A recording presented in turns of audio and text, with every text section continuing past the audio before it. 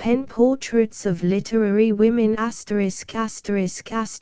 Pen Portraits of Literary Women by Themselves and Others, edited by Helen Gray Cohn and Jeanette L. Gilder, with biographical sketches by the former. Volume 2. Castle and Company, Limited, 739 and 741 Broadway, New York. Copyright, 1887, by O. M. Dunham. Press W. L. Machon and Company, Rahway, N.J. Contents. Page.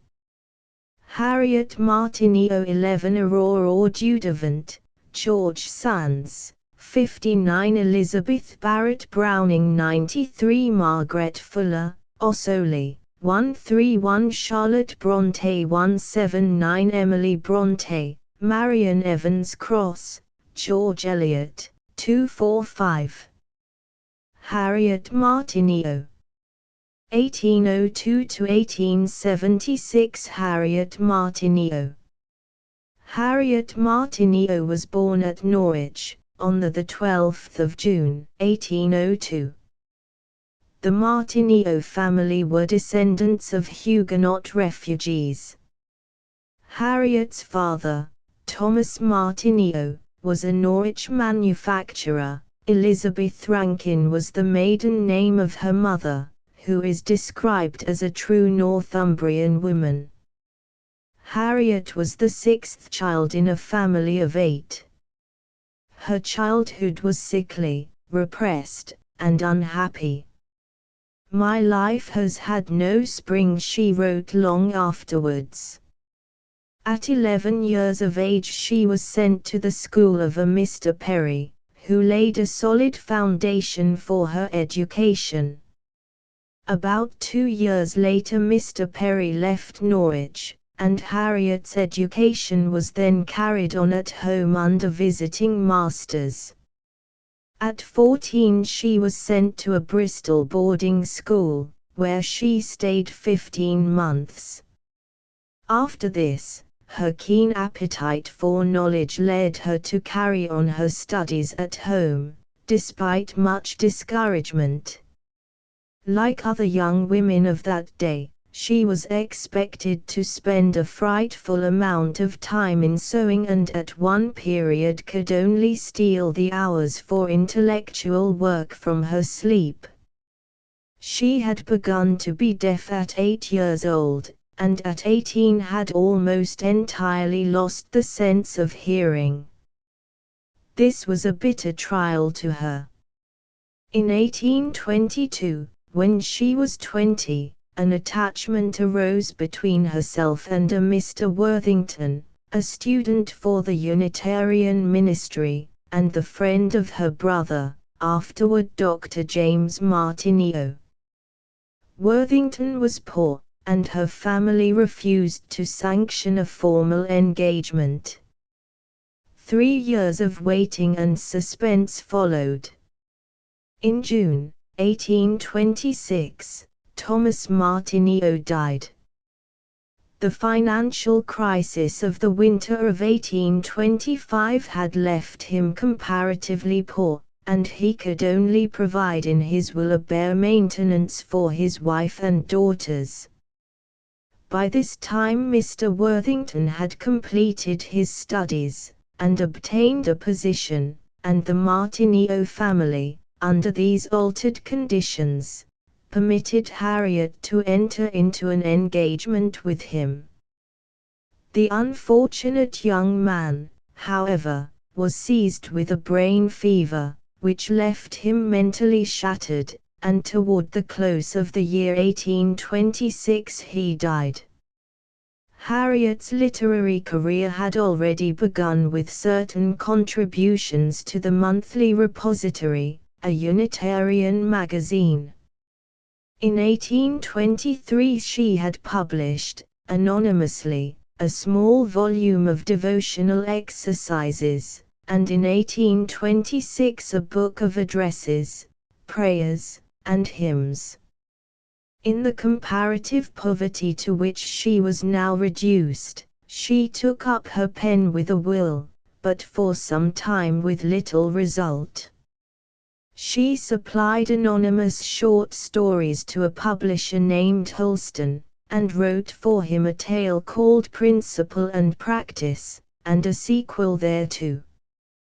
She contributed, without payment, to the repository and wrote, on commission, a Life of Howard, for which she never received the remuneration promised. In June 1829, the old Norwich house, in which, after their father's death, her brother Henry had remained a partner, became bankrupt. As Mrs. Martineau and her daughters had been dependent on the profits of the factory for the payment of their small income, they were now left utterly without support. The other sisters became teachers. Harriet worked with her needle by day, and wrote by night. She continued her contributions to the repository, for a compensation of £15 a year, and wrote for this periodical a story called The Hope of the Hebrews, which was so highly praised among the Unitarians that Mr. W. J. Fox, the editor, advised her to publish a volume of such stories. She did so, and it was moderately successful.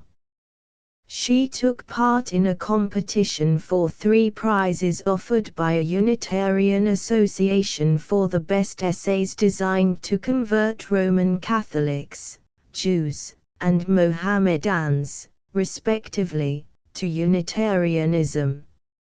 She won all 3 of the prizes, thus gaining 25 guineas, and much honor in the sect.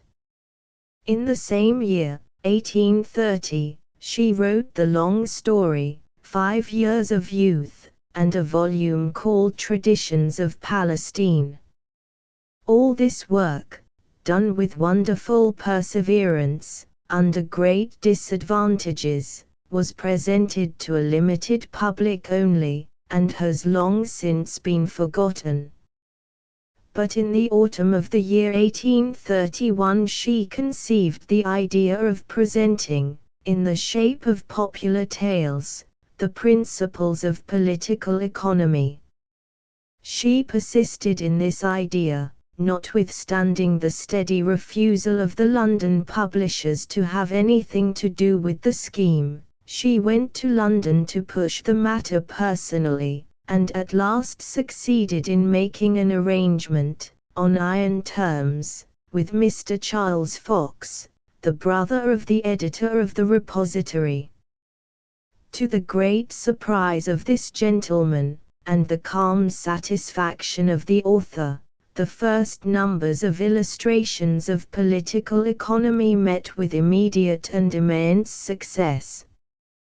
The first tale was published in February, 1832, and Harriet Martineau became famous at once. In November she came to live in London. She was received as a lion in society, but abated no jot of her labor, producing every month a number of from 120 to 150 pages. On the completion of her illustrations, 2 years after her coming to London, she travelled for 2 years in America, where she displayed, by her affiliation with the abolitionists, no little moral courage.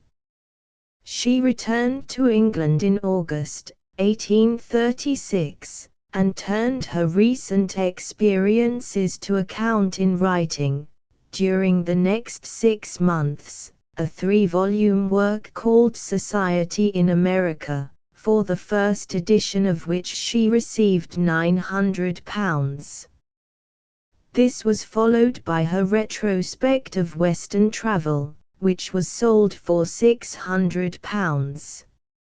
She contributed to various magazines, produced in 1838 a work called How to Observe in Morals and Manners, and also some little books ordered by the Poor Law Commissioners for a series of guides to service.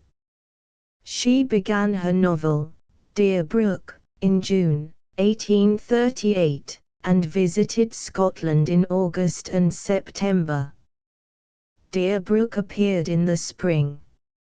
It is generally considered her weakest work. At this time Mrs. Martineau, who was becoming blind, Harriet's brother, Henry, and an invalid aunt, were all dependent upon Harriet for support. Her anxiety and overwork led to a serious illness. She started for a tour of the continent after publishing Deerbrook, but on reaching Venice, became so ill that she was obliged to return to England.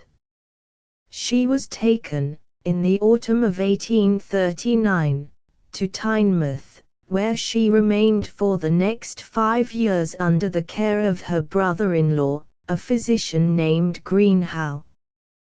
This was a period of great suffering, but her intellectual activity was not suspended.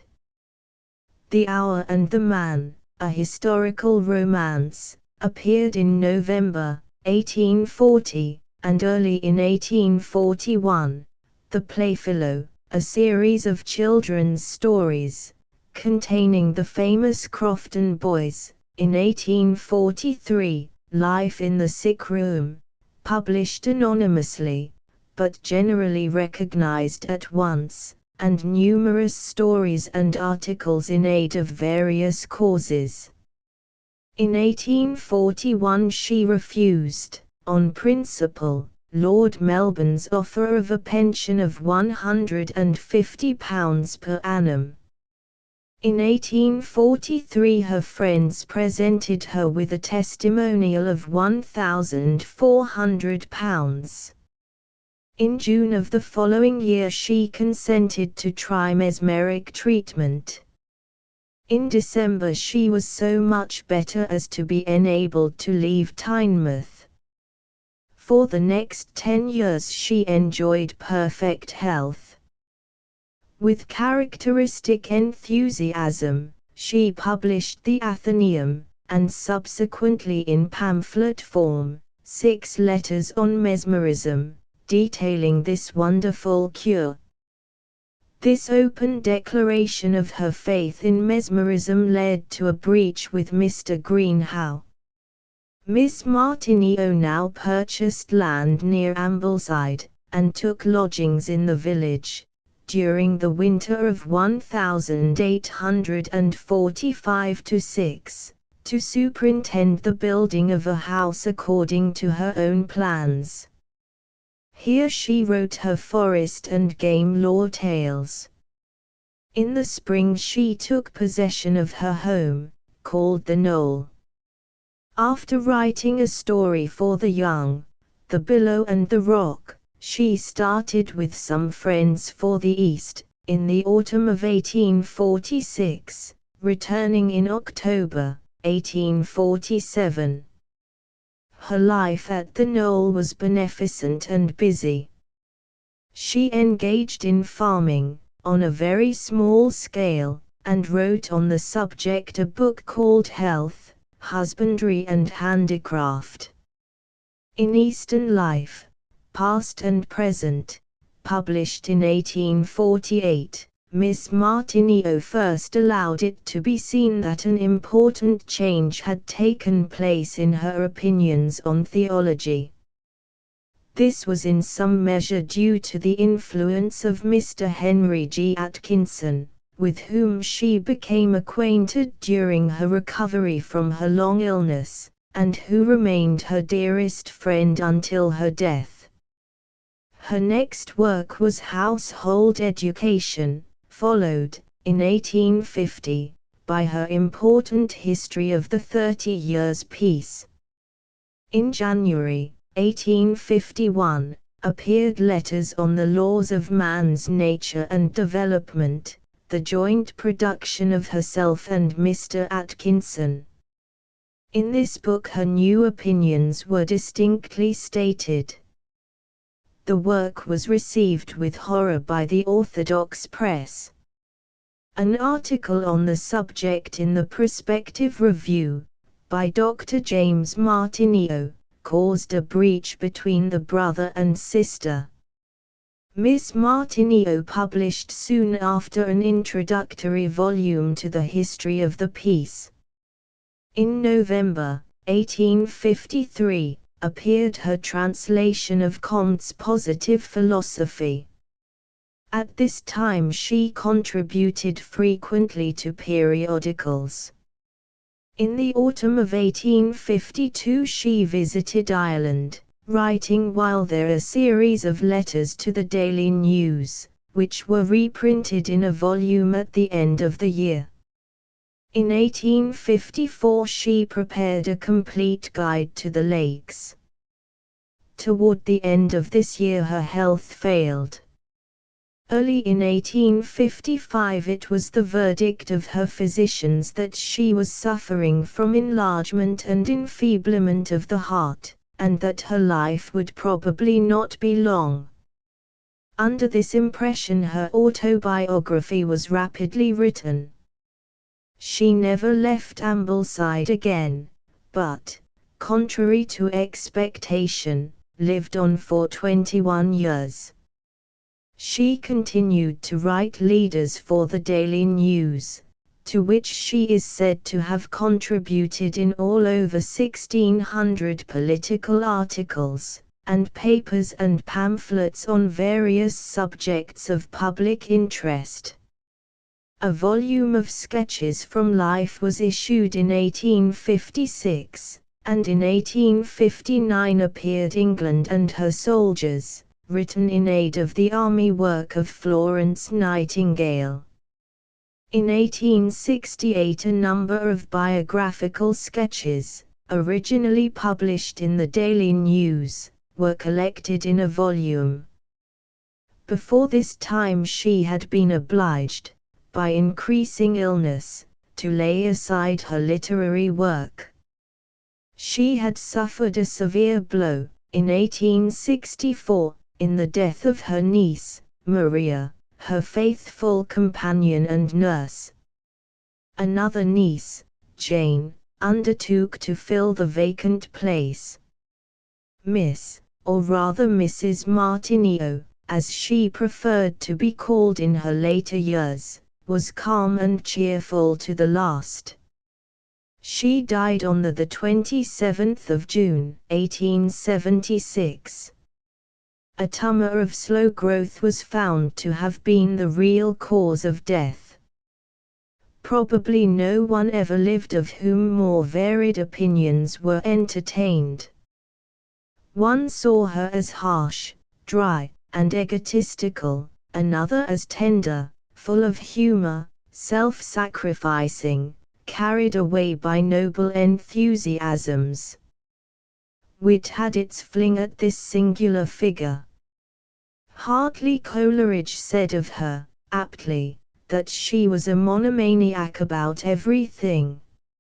After all, she is a trump, exclaims George Eliot.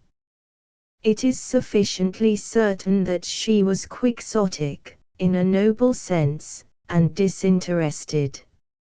In need, she refused a pension. She vaunted rather than suppressed unpopular opinions, a descendant of the Huguenots, and herself without religion. She gallantly broke a lance with Charlotte Brontë for the Roman Catholics, and he must be prejudiced indeed who could refuse the tribute of admiration to her dogged, steady, soldier-like determination. Hail to the steadfast soul, which, unflinching and keen, wrought to erase from its depth mist and illusion and fear. Hail to the spirit which dared trust its own thoughts, before yet echoed her back by the crowd. Hail to the courage which gave voice to its creed, ere the creed won consecration from time. 1. Repressed and morbid childhood. Never was poor mortal cursed with a more beggarly nervous system. The long hours of indigestion by day and nightmare terrors are mournful to think of now. Sometimes the dim light of the windows, in the night, seemed to advance till it pressed upon my eyeballs, and then the windows would seem to recede to an infinite distance. If I laid my hand under my head on the pillow, the hand seemed to vanish almost to a point, while the head grew as big as a mountain. Sometimes I was panic-struck at the head of the stairs, and was sure I could never get down, and I could never cross the yard to the garden without flying and panting, and fearing to look behind, because a wild beast was after me. The starlight sky was the worst. It was always coming down, to stifle and crush me, and rest upon my head. I do not remember any dread of thieves or ghosts in particular, but things as I actually saw them were dreadful to me, and it now appears to me that I had scarcely any respite from the terror. My fear of persons was as great as any other. Our house was in a narrow street, and all its windows, except 2 or 3 at the back, looked eastwards. It had no sun in the front rooms, except before breakfast in summer. One summer morning I went into the drawing room, which was not much used in those days, and saw a sight which made me hide my face in a chair, and scream with terror. The drops of the lustres on the mantelpiece, on which the sun was shining, were somehow set in motion, and the prismatic colors danced vehemently on the walls. I thought they were alive, imps of some sort, and I never dared go into that room alone in the morning, from that time forward. I am afraid I must own that my heart has beat, all my life long, at the dancing of prismatic colors on the wall. It is evident enough that my temper must have been very bad. It seems to me now that it was downright devilish, except for a placability which used to annoy me sadly. My temper might have been early made a thoroughly good one, by the slightest indulgence shown to my natural affections, and any rational dealing with my faults, but I was almost the youngest of a large family, and subject, not only to the rule of severity to which all were liable, but also to the rough and contemptuous treatment of the elder children, who meant no harm, but injured me irreparably. I had no self-respect, and an unbounded need of approbation and affection. My capacity for jealousy was something frightful. I tried for a long course of years, I should think from about 8 to 14, to pass a single day without crying. I was a persevering child, and I know I tried hard, but I failed. Harriet Martineau, Autobiography. Boston, Houghton, Mifflin and Company, 1877. Spartan Training. The first words of encouragement she ever received, came to her in the guise of severity. She was suffering from a fly having got into her eye. "Harriet," said the mother, firmly grasping her for the operation, "I know that you have resolution, and you must stand still till I get it out." Thus conjured, the startled, nervous little creature never stirred till the obstruction was removed. And was she, the trembling little one, with cheeks pale as clay, flat white forehead, over which the hair grew low, eyes hollow, eyes light, large, and full, generally red with crying, a thoroughly scared face, was she, then, resolute. She ran to the great gateway, near the street, and beckoned to a playmate, to tell her what her mother had said. "Is that all you have made me come to hear?" It was the first encouraging word she had ever heard, and she could find no one with whom to share the new joy. Till now she had never thought herself worth anything whatever. Maria Weston Chapman, Memorials of Harriet Martineau. Autobiography Volume 2. Early religious feeling. Intensely religious I certainly was from a very early age. The religion was of a bad sort enough, as might be expected from the urgency of my needs, but I doubt whether I could have got through without it. I pampered my vainglorious propensities by dreams of divine favor, to make up for my utter deficiency of self-respect, and I got rid of otherwise incessant remorse by a most convenient confession and repentance, which relieved my nerves without at all, I suspect, improving my conduct. While I was afraid of everybody I saw, I was not in the least afraid of God. The Sundays began to be marked days, and pleasantly marked, on the whole. I do not know why crocuses were particularly associated with Sunday at that time, but probably my mother might have walked in the garden with us some early spring Sunday. My idea of heaven was of a place gay with yellow and lilac crocuses.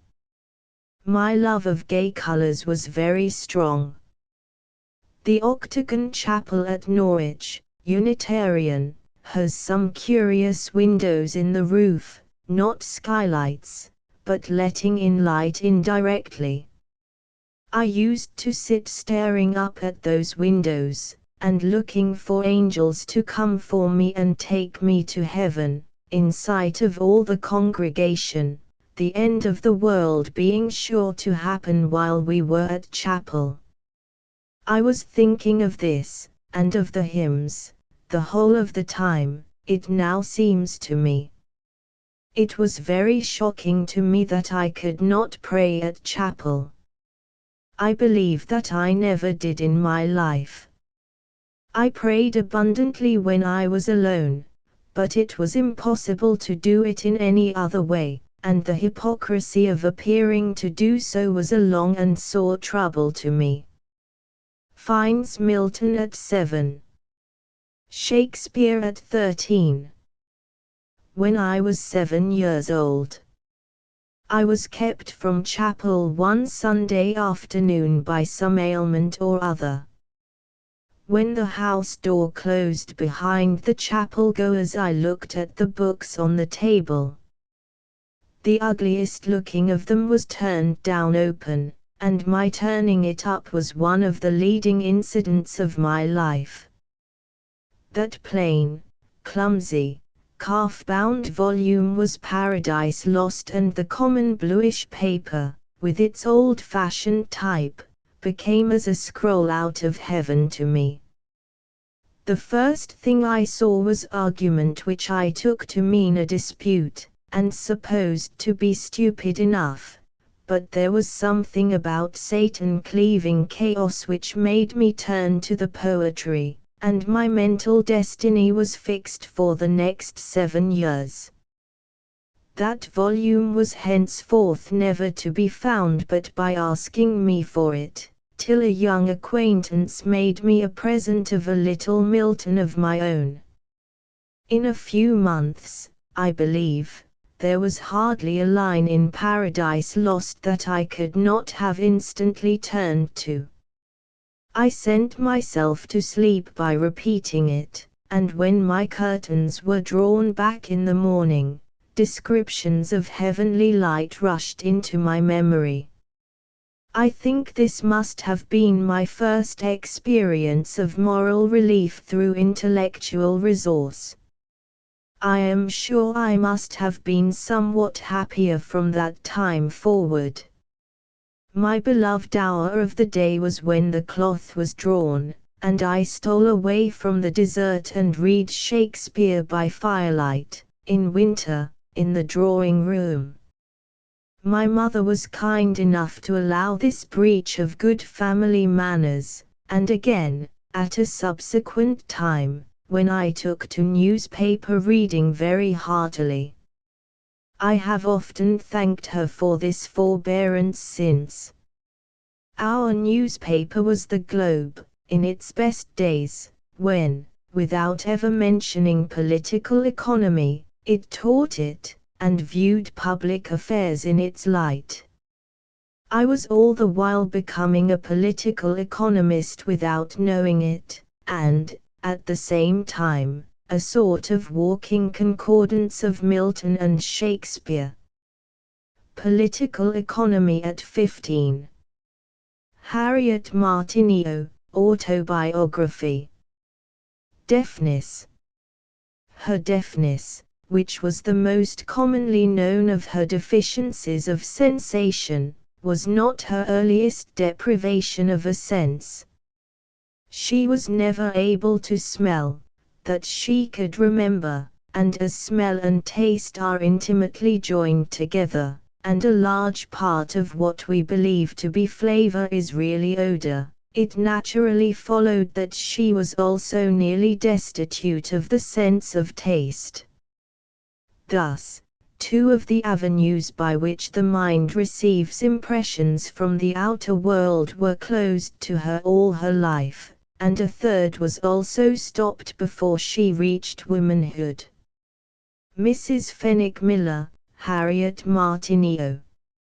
Famous Women Series. Boston, Roberts Brothers, 1885. Lack of the sense of taste. She had no sense of taste whatever. Once she told me, when I was expressing my pity for this deprivation of hers, I tasted a leg of mutton, and it was delicious. I was going out, as it happened, that day, to dine, and, I am ashamed to say, that I looked forward to the pleasures of the table with considerable eagerness, but nothing came of it, the gift was withdrawn as suddenly as it came. The sense of smell was also denied her, as it was to Wordsworth, in his case, too, curiously enough. It was vouchsafed to him, she told me, upon one occasion only. He once smelled a bean field and thought it heaven. James Payn, Some Literary Recollections. New York, Harper and Brothers, 1884. Practical Education. I could make shirts and puddings, she declares, and iron, and mend, and get my bread by my needle, if necessary, as it was necessary, for a few months, before I won a better place and occupation with my pen. During the winter which followed the failure of the old Norwich house, she spent the entire daylight hours poring over fancy work, by which alone she could with certainty earn money. But she did not lay aside the sterner implement of labor for that bright little breadwinner, the needle. After dark she began a long day's literary labor in her own room. Mrs. Fenwick Miller, Harriet Martineau. Happy result of family loss of income. In a very short time, my two sisters at home and I began to feel the blessing of a wholly new freedom. I, who had been obliged to write before breakfast, or in some private way, had henceforth liberty to do my own work in my own way, for we had lost our gentility. Many and many a time since have we said that, but for that loss of money, we might have lived on in the ordinary provincial method of ladies with small means, sewing and economizing, and growing narrower every year, whereas, by being thrown, while it was yet time, on our own resources, we have worked hard and usefully, won friends, reputation and independence, seen the world abundantly, abroad and at home, and, in short, have truly lived instead of vegetated. Manner of life during period immediately following. Every night that winter, I believe, I was writing till 2, or even 3, in the morning, obeying always the rule of the house of being present at the breakfast table as the clock struck 8. Many a time I was in such a state of nervous exhaustion and distress that I was obliged to walk to and fro in the room before I could put on paper the last line of a page, or the last half sentence of an essay or review. Yet I was very happy. The deep-felt sense of progress and expansion was delightful, and so was the exertion of all my faculties, and, not least, that of will, to overcome my obstructions, and force my way to that power of public speech of which I believed myself more or less worthy. Harriet Martineau, Autobiography. Discouragement in regard to political economy tales. Her singular resolution. When Harriet called upon Mr. W. J. Fox to show him her circular inviting subscribers for the series, she found that Mr. Charles Fox had decided to say that he would not publish more than 2 numbers, unless 1,000 copies of number 1 were sold in the first fortnight. Mr. Fox lived at Dalston. When Harriet left his house, after receiving this unreasonable and discouraging ultimatum, she set out to walk the 4 miles and a half to the brewery, i.e., to a house attached to Whitbread's establishment, where she was a guest. I could not afford to ride, more or less, but, weary already, I now felt almost too ill to walk at all. On the road, not far from Shoreditch, I became too giddy to stand without some support, and I leaned over some dirty palings, pretending to look at a cabbage bed, but saying to myself, as I stood with closed eyes, "My book will do yet." That very night she wrote the long, thoughtful, and collected preface to her work. After she had finished it she sat over the fire in her bedroom, in the deepest depression. She cried, with her feet on the fender, till 4 o'clock, and then she went to bed and cried there till 6, when she fell asleep.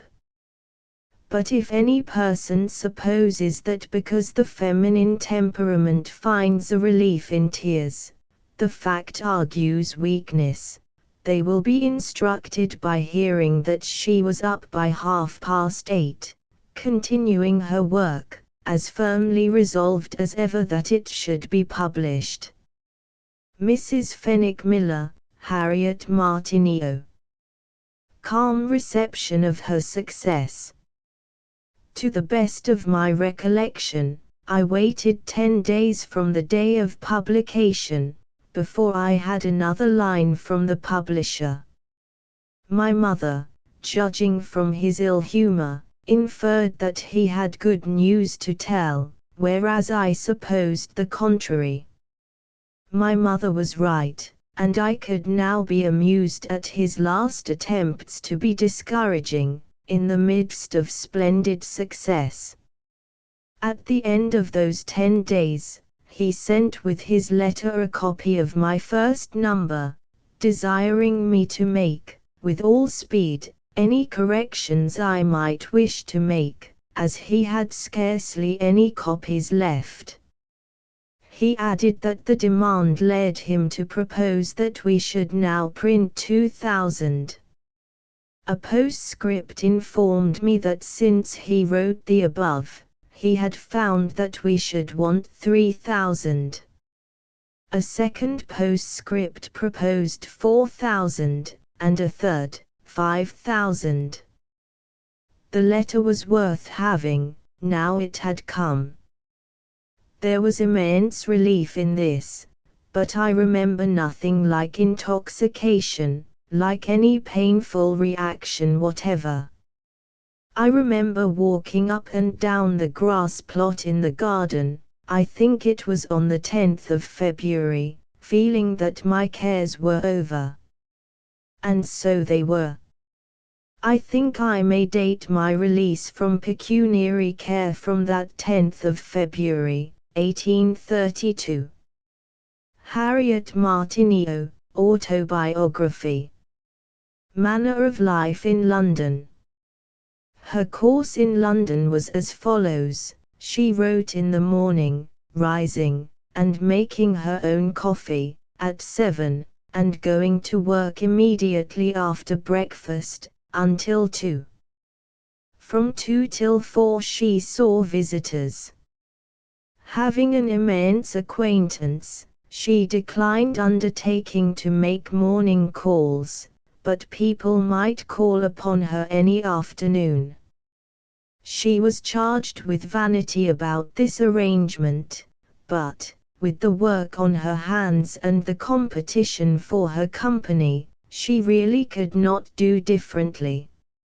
Still, Sidney Smith suggested a better plan. He told her she should hire a carriage and engage an inferior authoress to go round in it and drop the cards. After any visitors left, she went out for her daily duty walk and returned to glance over the newspapers, and to dress for dinner. Almost invariably she dined out, her host's or some other friend's carriage being commonly sent to fetch her.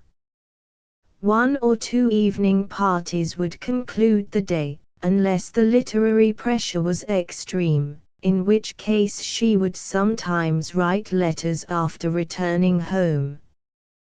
During the whole time of writing her series, she was satisfied with from 5 to 6 hours sleep out of the 24, and though she was not a teetotaler, but drank wine at dinner, still she took no sort of stimulant to help her in her work. Mrs. Fenwick Miller, Harriet Martineau. Carlyle's first impression of her. 2 or 3 days ago, there came to call on us a Miss Martineau, whom you have, perhaps, often heard of in the Examiner. A hideous portrait was given of her in Fraser 1 month. 2. She is a notable literary woman of her day, has been traveling in America these 2 years, and is now come home to write a book about it. She pleased us far beyond expectation. She is very intelligent looking, really of pleasant countenance, was full of talk, though, unhappily, deaf almost as a post, so that you have to speak to her through an ear trumpet. She must be some 35. As she professes very favorable sentiments towards this side of the street, I mean to cultivate her a little. Thomas Carlyle, Letter to his Mother. Thomas Carlyle, A History of His Life in London by James Anthony Froude, M.A. New York, Charles Scribner's Sons, 1884. Personal appearance. How well I remember the first sight of her, so long ago. We first saw her at church, Dr. Channing's.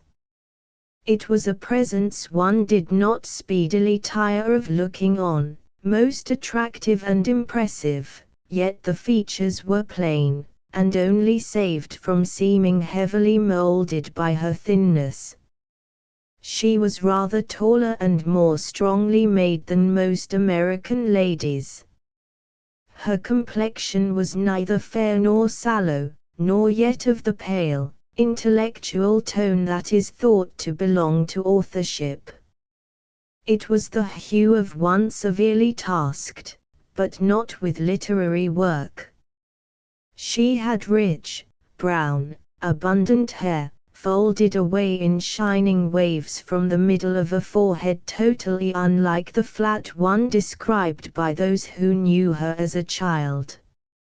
It was now low over the eyes, like the Greek brows, and embossed rather than graven by the workings of thought. The eyes themselves were light and full, of a grayish-greenish blue, varying in color with the time of day, or with the eye of the beholder, les yeux of the old French Romance writers. They were steadily and quietly alert, as if constantly seeing something where another would have found nothing to notice. Her habitual expression was one of serene and self-sufficing dignity, the look of perfect and benevolent repose that comes to them whose long, unselfish struggle to wring its best from life has been crowned with complete victory. You might walk the livelong day, in any city streets, and not meet such a face of simple, cheerful strength, with so much light and sweetness in its play of feature. Maria Weston Chapman, Memorials of Harriet Martineau. Her best portrait described. It was while she was in the United States that the first portrait of her which I have seen was painted. She herself did not like it, calling the attitude melodramatic, but her sister Rachel, I am told, always declared that it was the only true portrait of Harriet that was ever taken. At this point, then, some idea of her person may be given. She was somewhat above the middle height, and at this time had a slender figure. The face in the portrait is oval, the forehead rather broad, as well as high, but not either to a remarkable degree.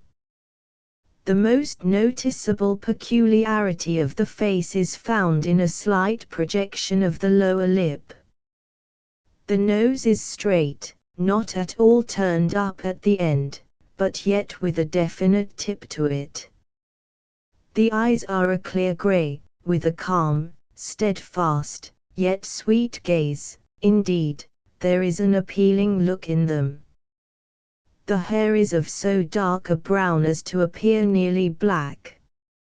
A tress of it, cut off 20 years later than this American visit, when it had turned snow white, has been given to me, and I find the treasured relic to be of exceptionally fine texture, a sure sign of a delicate and sensitive nervous organization. Her hands and feet were small. She was certainly not beautiful. Besides the slight projection of the lower lip, the face has the defect of the cheeks sloping in too much towards the chin. But she was not strikingly plain, either. The countenance in this picture has a look both of appealing sweetness and of strength in reserve, and one feels that with such beauty of expression, it could not fail to be attractive to those who looked upon it with sympathy. Mrs. Fenwick Miller, Harriet Martineau. A Strange Phenomenon. Miss Martineau's book on America is out. I have read it for the good authoress's sake, whom I love much. She is one of the strangest phenomena to me. A genuine little poetess, buckrammed, swathed like a mummy into Socinian and political economy formulas, and yet verily alive in the inside of that God has given a prophet to every people in its own speech, say the Arabs. Even the English Unitarians were one day to have their poet, and the best that could be said for them, too, was to be said. I admire this good lady's integrity, sincerity, her quick, sharp discernment to the depth it goes. Her love also is great, nay, in fact it is too great. The host of illustrious obscure mortals whom she produces on you, of preachers, pamphleteers, anti-slavers, able editors, and other atlases bearing, unknown to us, the world on their shoulder, is absolutely more than enough. Thomas Carlyle, Letter to Emerson, June, 1837. Correspondence of T. Carlyle and R. W. Emerson.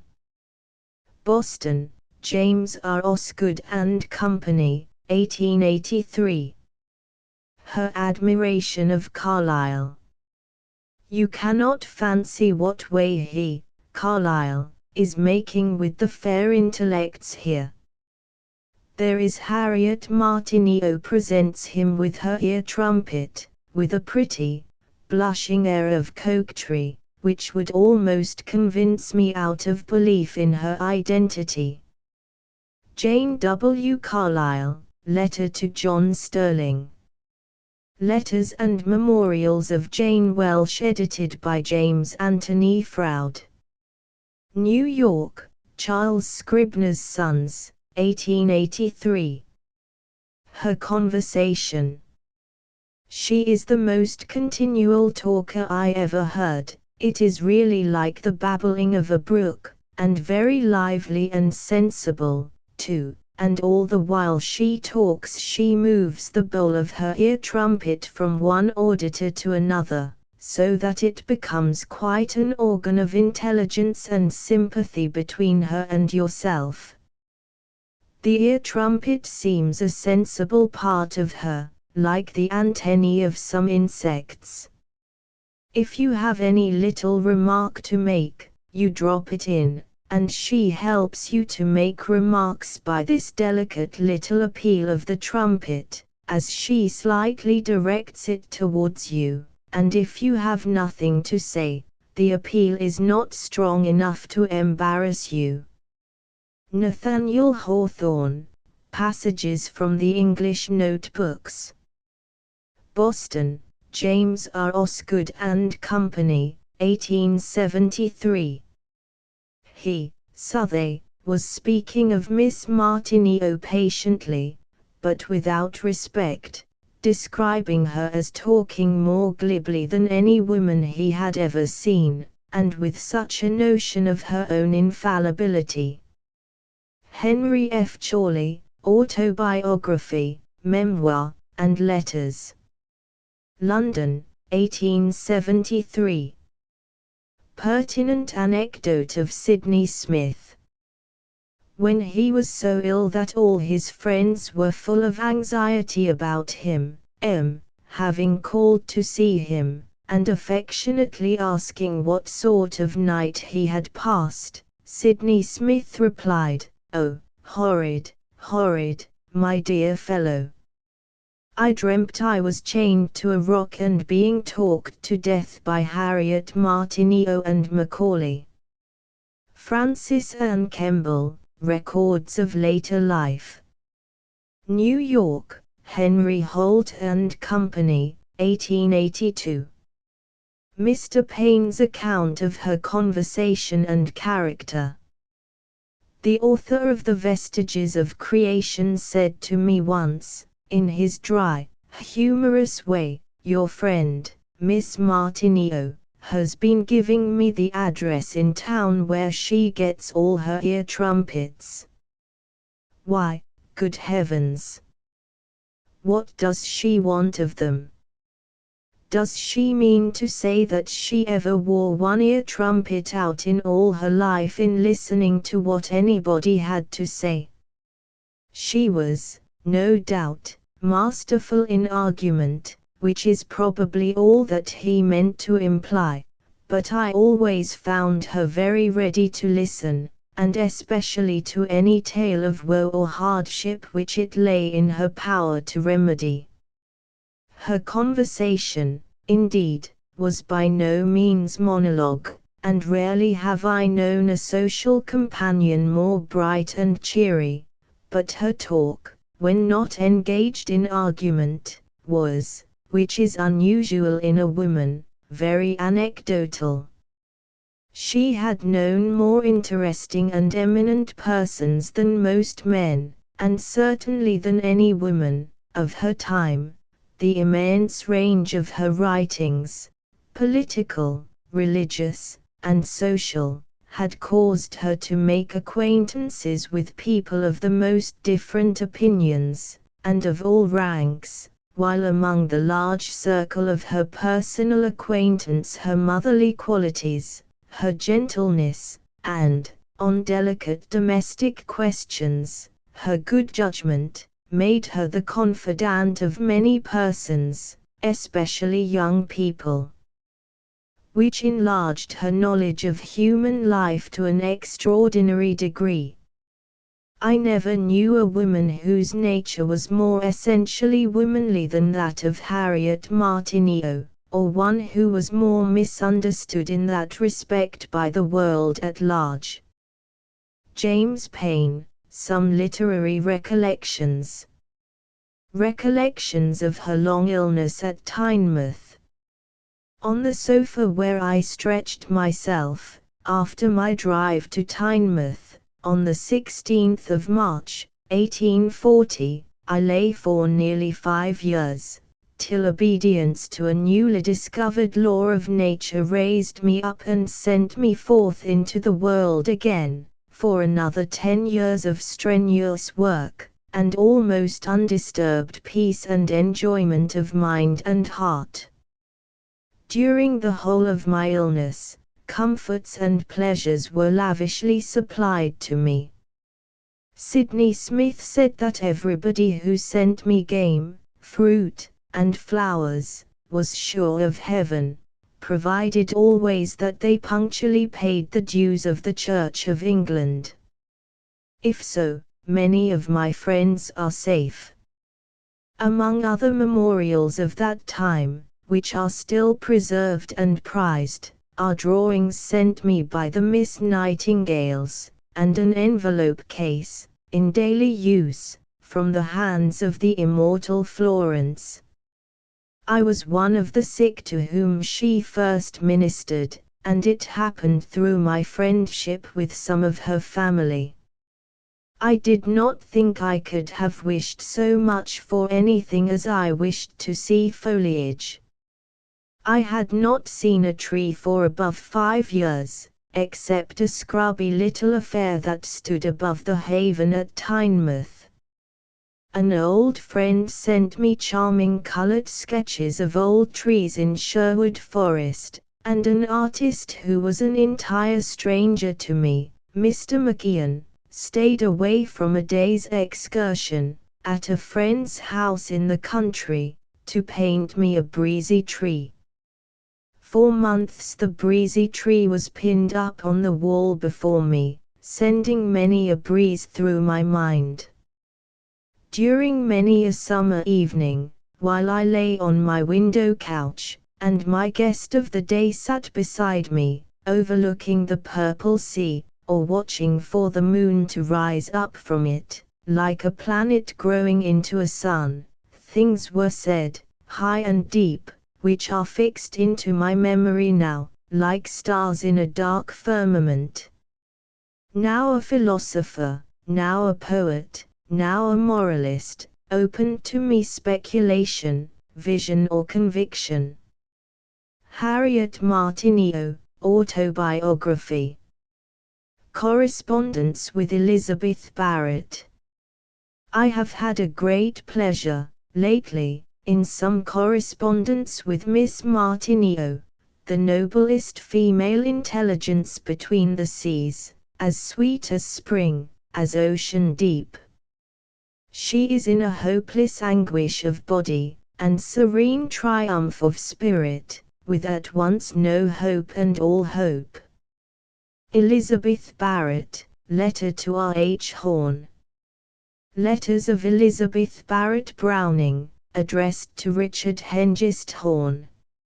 New York, James Miller, 1877. Prompt relief by mesmerism.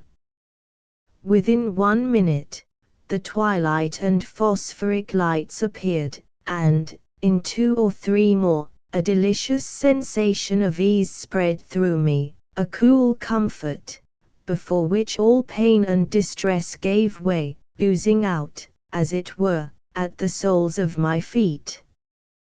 During that hour, and almost the whole evening, I could no more help exclaiming with pleasure than a person in torture crying out with pain.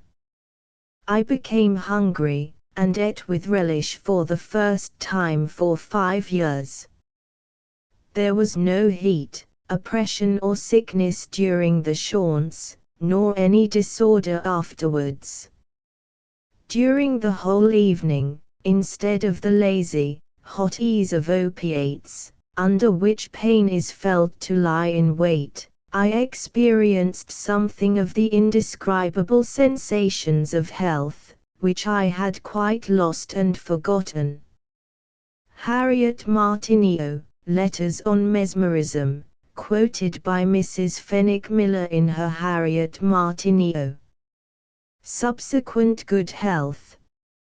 Saw a brown-faced looking woman watching for the coach, thought I knew the face, looked out of window, it was Miss Martineau. Walked with her to her newly built, or building house, a most commodious, beautifully situated and desirable residence in all respects.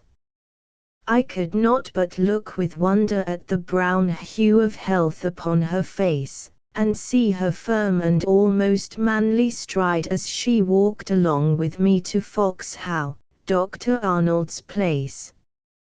W. C. Macready, Diary, 1846. Macready's reminiscences and selections from his diaries and letters edited by Sir Frederick Pollock, Bart.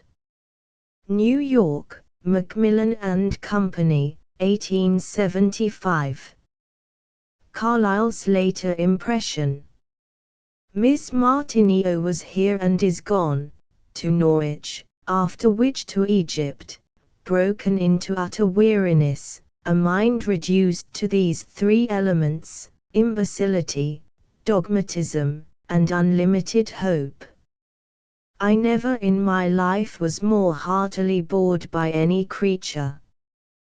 Thomas Carlyle, Letter in Thomas Carlyle, A History of His Life in London. Change of opinions harshly stated. On Wednesday, Mr. Henry Bright came over to dine. He visited Miss Martineau, at Ambleside, and found her very entertaining, and in a very singular state of doctrine, for she now professes to believe and declare that there is no God and no future life. He says it is wholly impossible to argue with her, because she is so opinionative and dogmatical, and has such a peculiar advantage in putting down her ear trumpet when she does not choose to hear any reply to her assertions. She has been making some beautiful designs for the windows of her brother's church, in Liverpool, which are accepted and to be painted thereupon, but she is at enmity with her brother, and has no intercourse with him. Mrs. Hawthorne, Letter to her father. Among the drawbacks of this wretched weather is that I have not yet been able to get to Ambleside to see Miss Martineau. When she has dined with us, or been at all to Liverpool, I have always missed her by being at Cambridge, and I own myself a little curious to hear from her, viva voce, some of her experiences. Her latest craze, to use a word of De Quincey's, is the establishment of a shop in London for the sale of, in plain English, infidel literature. She complained most bitterly, the other day, to my brother-in-law, that whenever her book on man's nature and development is inquired for, the shopman pulls it stealthily out from under the counter, as if ashamed of selling it, and fearful lest some bystander be scandalized.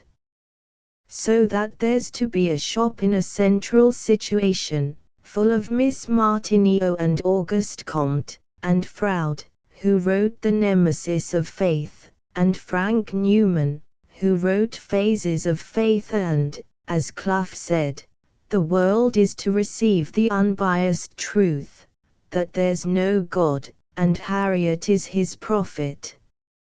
Henry Bright, Letter to Nathaniel Hawthorne. Nathaniel Hawthorne and His Wife, a biography by Julian Hawthorne. Boston, James R. Osgood and Company, 1885. Stated by herself. I have no objection to words, when, as you do, people understand things, but I am not an atheist, according to the settled meaning of the term. An atheist is one who rests in second causes, who supposes things that he knows to be made or occasioned by other things that he knows. This seems to me complete nonsense, and this Bacon condemns as the stupidity of atheism. I cannot conceive the absence of a first cause, but then, I contend, that it is not a person, i.e., that it is to the last degree improbable, and that there is no evidence of its being so. Now, though the superficial, ignorant and prejudiced will not see this distinction, you will, and it will be clear to you what scope is left for awe and reverence under my faith. Harriet Martineau, Letter to Charlotte Brontë, in Memorials of Harriet Martineau by Maria Weston Chapman. Florence Nightingale's testimony to Martineau's religious feeling. I think, contradictory as it may seem, she had the truest and deepest religious feeling I have ever known.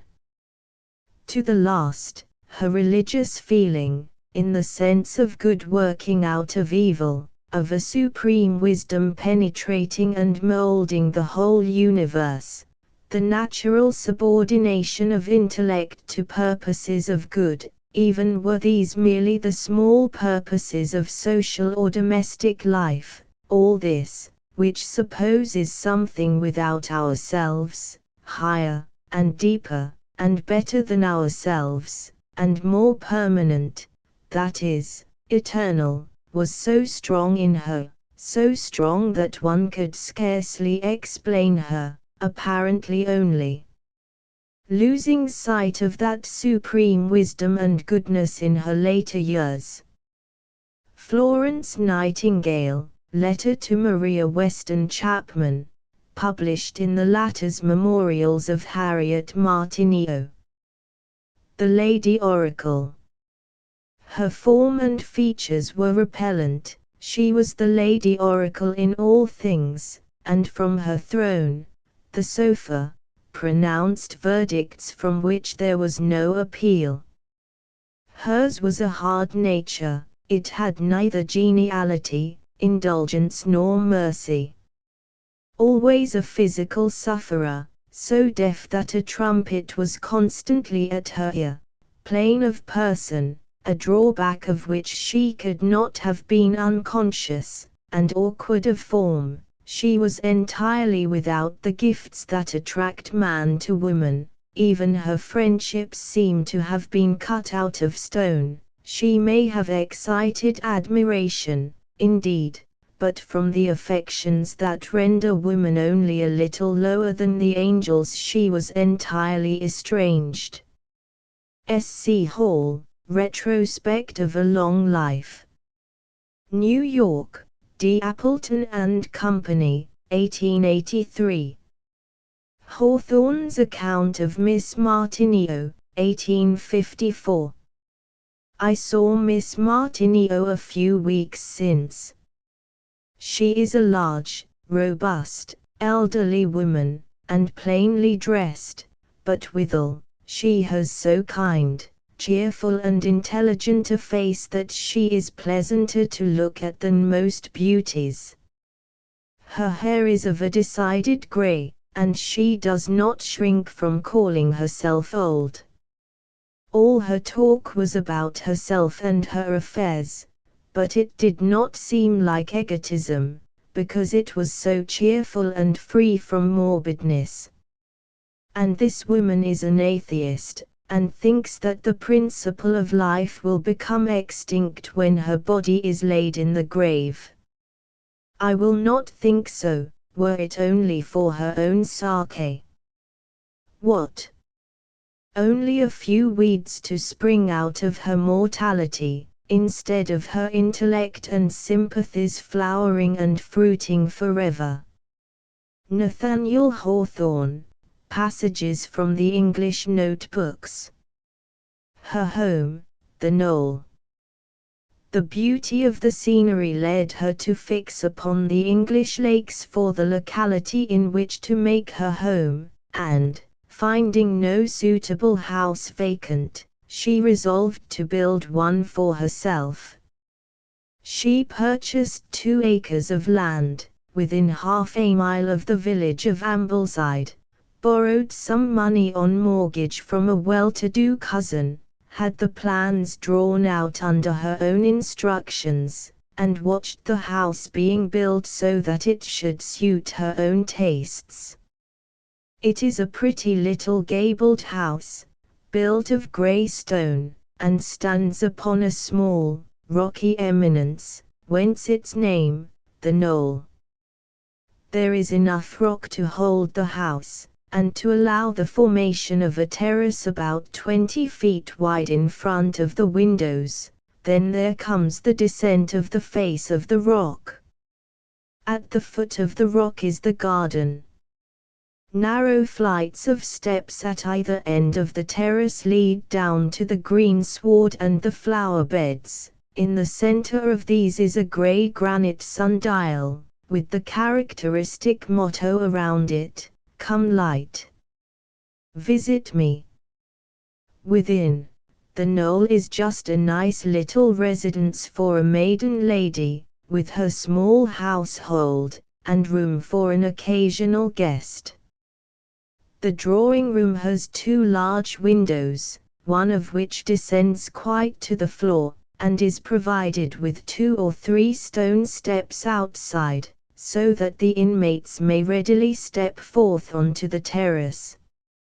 Hunters of celebrities were wont, in the tourist season, not merely to walk round her garden and terrace without leave, but even to mount the steps and flatten the tips of their noses against her window.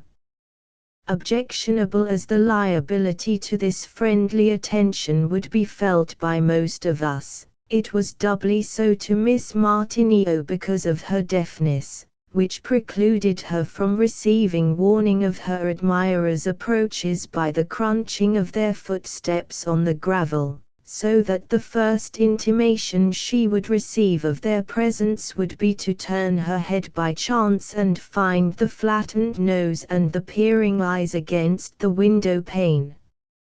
Her principles and her practice went hand in hand in her domestic arrangements, as in her life generally, and her kitchen was as airy, light and comfortable for her maids as her drawing room was for herself. The kitchen, too, was provided with a bookcase for a servant's library. There lingers no small interest about the guest chamber, where Harriet Martineau received such guests as Charlotte Brontë, George Eliot, Emerson, and Douglas Jerrold. Climbing plants soon covered the knoll on every side. The ivy kept it green through all the year, The porch was embowered in honeysuckle, clematis, passion flower and Virginia creeper. Wordsworth, Macca-Eddy, and other friends of note planted trees for Harriet below the terrace. A capable housewife. Her housekeeping was always well done. Her own hands, indeed, as well as her head, were employed in it on occasion. When in her home, she daily filled her lamp herself. She dusted her own books, too, invariably. Sometimes she did more. Soon after her establishment at the Lakes, a lady who greatly reverenced her for her writings, called upon her in her new home, accompanied by a gentleman friend. As the visitors approached the house by the carriage drive, they saw someone perched on a set of kitchen steps, cleaning the drawing-room windows. It was the famous authoress herself. She calmly went for her trumpet, to listen to their business, and, when they had introduced themselves, she asked them in, and entered into an interesting conversation on various literary topics. Before they left, she explained, with evident amusement at having been caught at her housemaid's duties, that the workmen had been long about the house, that this morning, when the dirty windows might for the first time be cleaned, one of her servants had gone off to marry a carpenter, and the other to see the ceremony, and so the mistress, tired of the dirt, had set to work to wash and polish the windows for herself. Life at the Knoll. She rose very early, not infrequently, in the winter, before daylight, and immediately set out for a good long walk. Sometimes, I am told, she would appear at a farmhouse, 4 miles off, before the cows were milked. The old postmistress recollects how, when she was making up her early letter bags, in the grey of the morning mists, Miss Martineau would come down with her large bundle of correspondence, and never failed to have a pleasant nod and smile, or a few kindly inquiries. "I always go out before it is quite light," writes Miss Martineau to Mr. Atkinson. "And in the fine mornings I go up to the hill behind the church, the Kirkstone Road. When the little shred of moon that is left, and the morning star, hang over Wansfell, among the amber clouds of the approaching sunrise, it is delicious." Returning home, she breakfasted at 7:30, filled her lamp ready for the evening, and arranged all household matters, and by 8:30 was at her desk, where she worked undisturbed till 2, the early dinner time. These business hours were sacred, whether there were visitors in the house or not.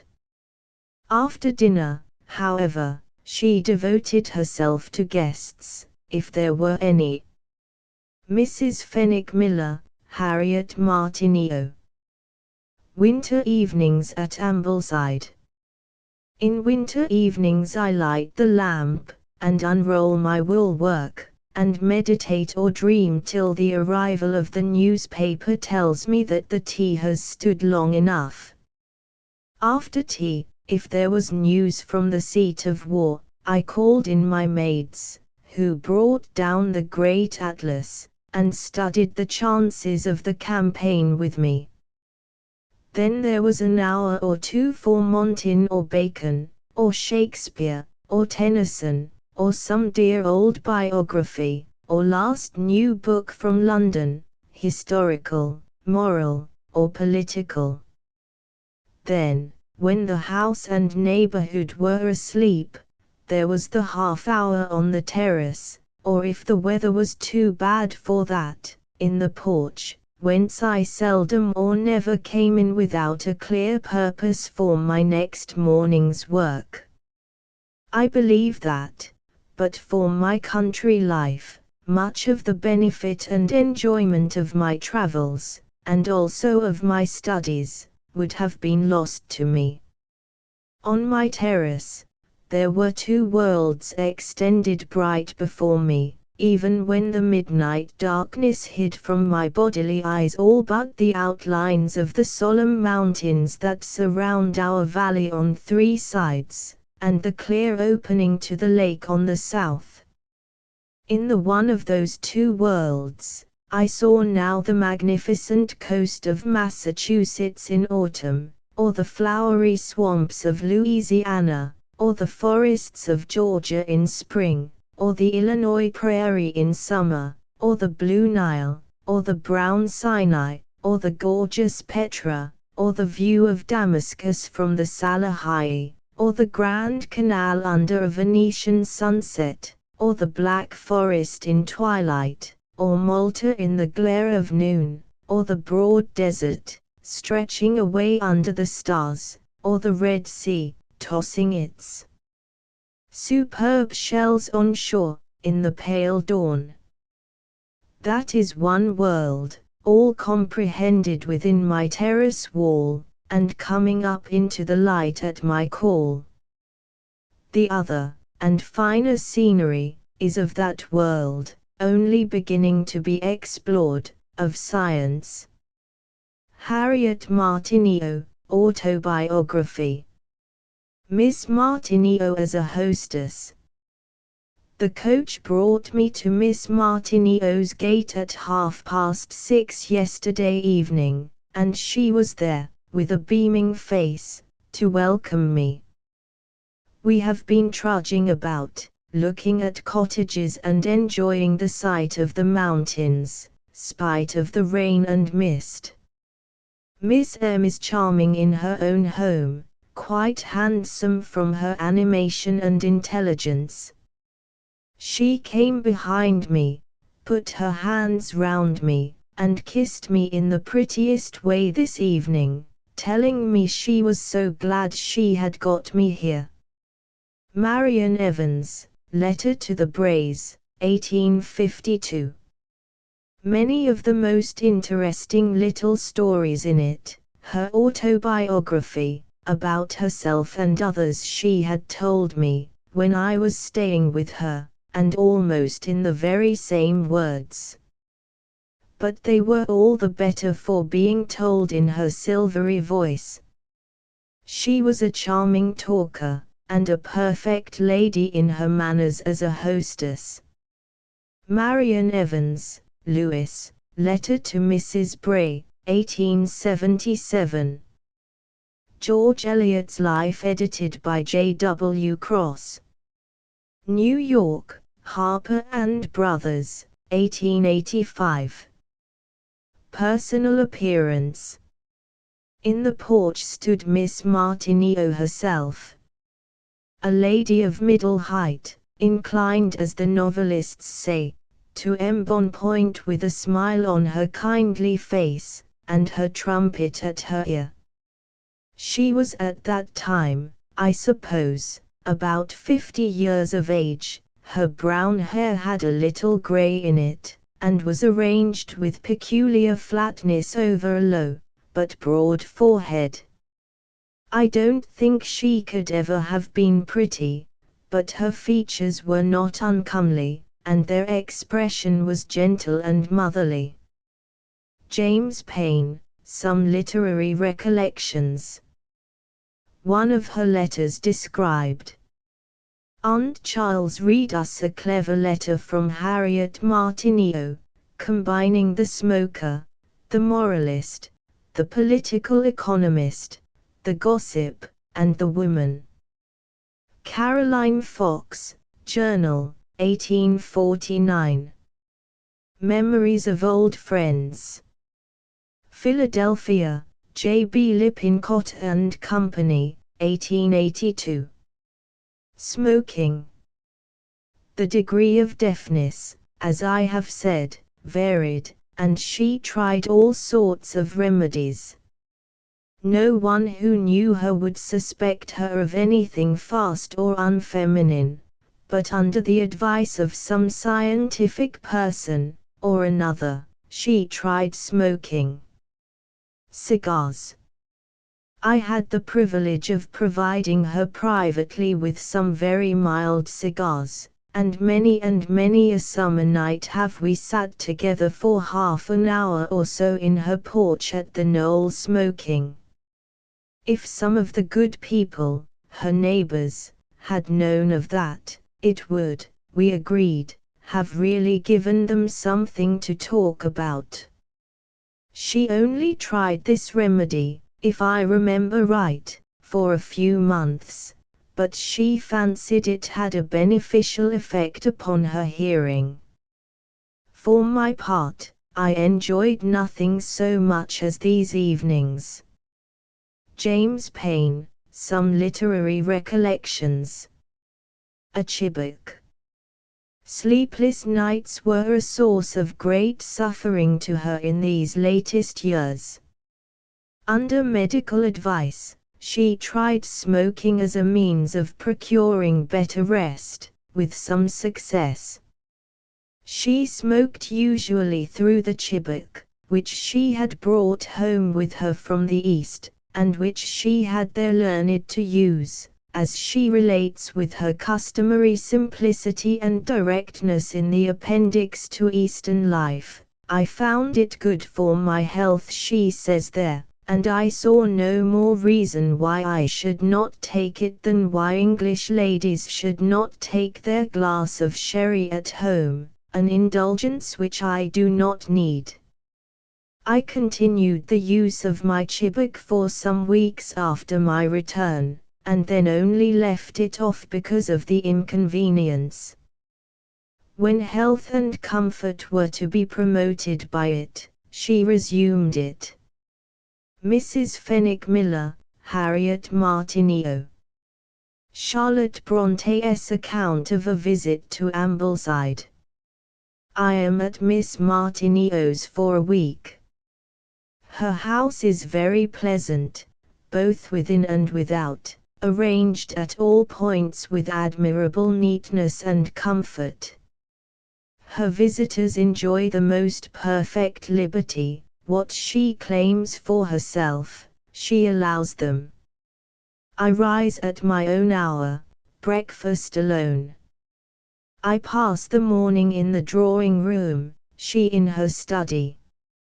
At 2 o'clock we meet, talk and walk till 5, her dinner hour, spend the evening together, when she converses fluently and abundantly, and with the most complete frankness.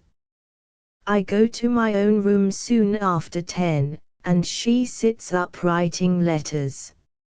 She appears exhaustless in strength and spirits, and indefatigable in the faculty of labor. She is a great and good woman, of course not without peculiarities, but I have seen none as yet that annoy me. She is both hard and warm-hearted, abrupt and affectionate. I believe she is not at all conscious of her own absolutism. When I tell her of it, she denies the charge, warmly, then I laugh at her. Charlotte Bronte, letter in Mrs. Gaskell's Life of Charlotte Bronte. London, Smith, Elder and Company, 1857. Her ear trumpet. Sense of humor. Owing to her keen intelligence, I found it difficult to realize her extreme deafness, and used often to address her when she was not prepared for it. She never lost her sense of the absurdity of this practice, and I can see the laughter in her kind eyes now, as she snatched up her trumpet. She loved a good-natured pleasantry, even at her own expense. A ludicrous incident happened. I had got so well accustomed to her ear trumpet that I began to look upon it as a part of herself. It was lying on the table, a good distance away from her, and having some remark to make to her, I inadvertently addressed it to the instrument, instead of her ear. Heavens, how we laughed! She had a very keen sense of fun, of which, however, she was quite unconscious. James Payn, Some Literary Recollections. Not to be judged by writings alone. Of my kind hostess, I cannot speak in terms too high. Without being able to share all her opinions, philosophical, political, or religious, I yet find a worth and greatness in herself, and a consistency, and benevolence, and perseverance in her practice, such as win the sincerest esteem and affection. She is not a person to be judged by her writings alone, but rather by her own deeds and life, than which nothing can be more exemplary or noble. The government of her household is admirably administered, all she does is well done, from the writing of a history down to the quietest feminine occupation. No sort of carelessness or neglect is allowed under her rule, and yet she is not over strict, or too rigidly exacting. Her servants and her poor neighbors love as well as respect her. Charlotte Brontë, letter in Mrs. Gaskell's Life of Charlotte Brontë. Proud, not vain. Proud, I think she was, but not in the least vain, and the pride was rather the consciousness of power, and the unconscious sense, so to speak, of absolute rectitude and truthfulness.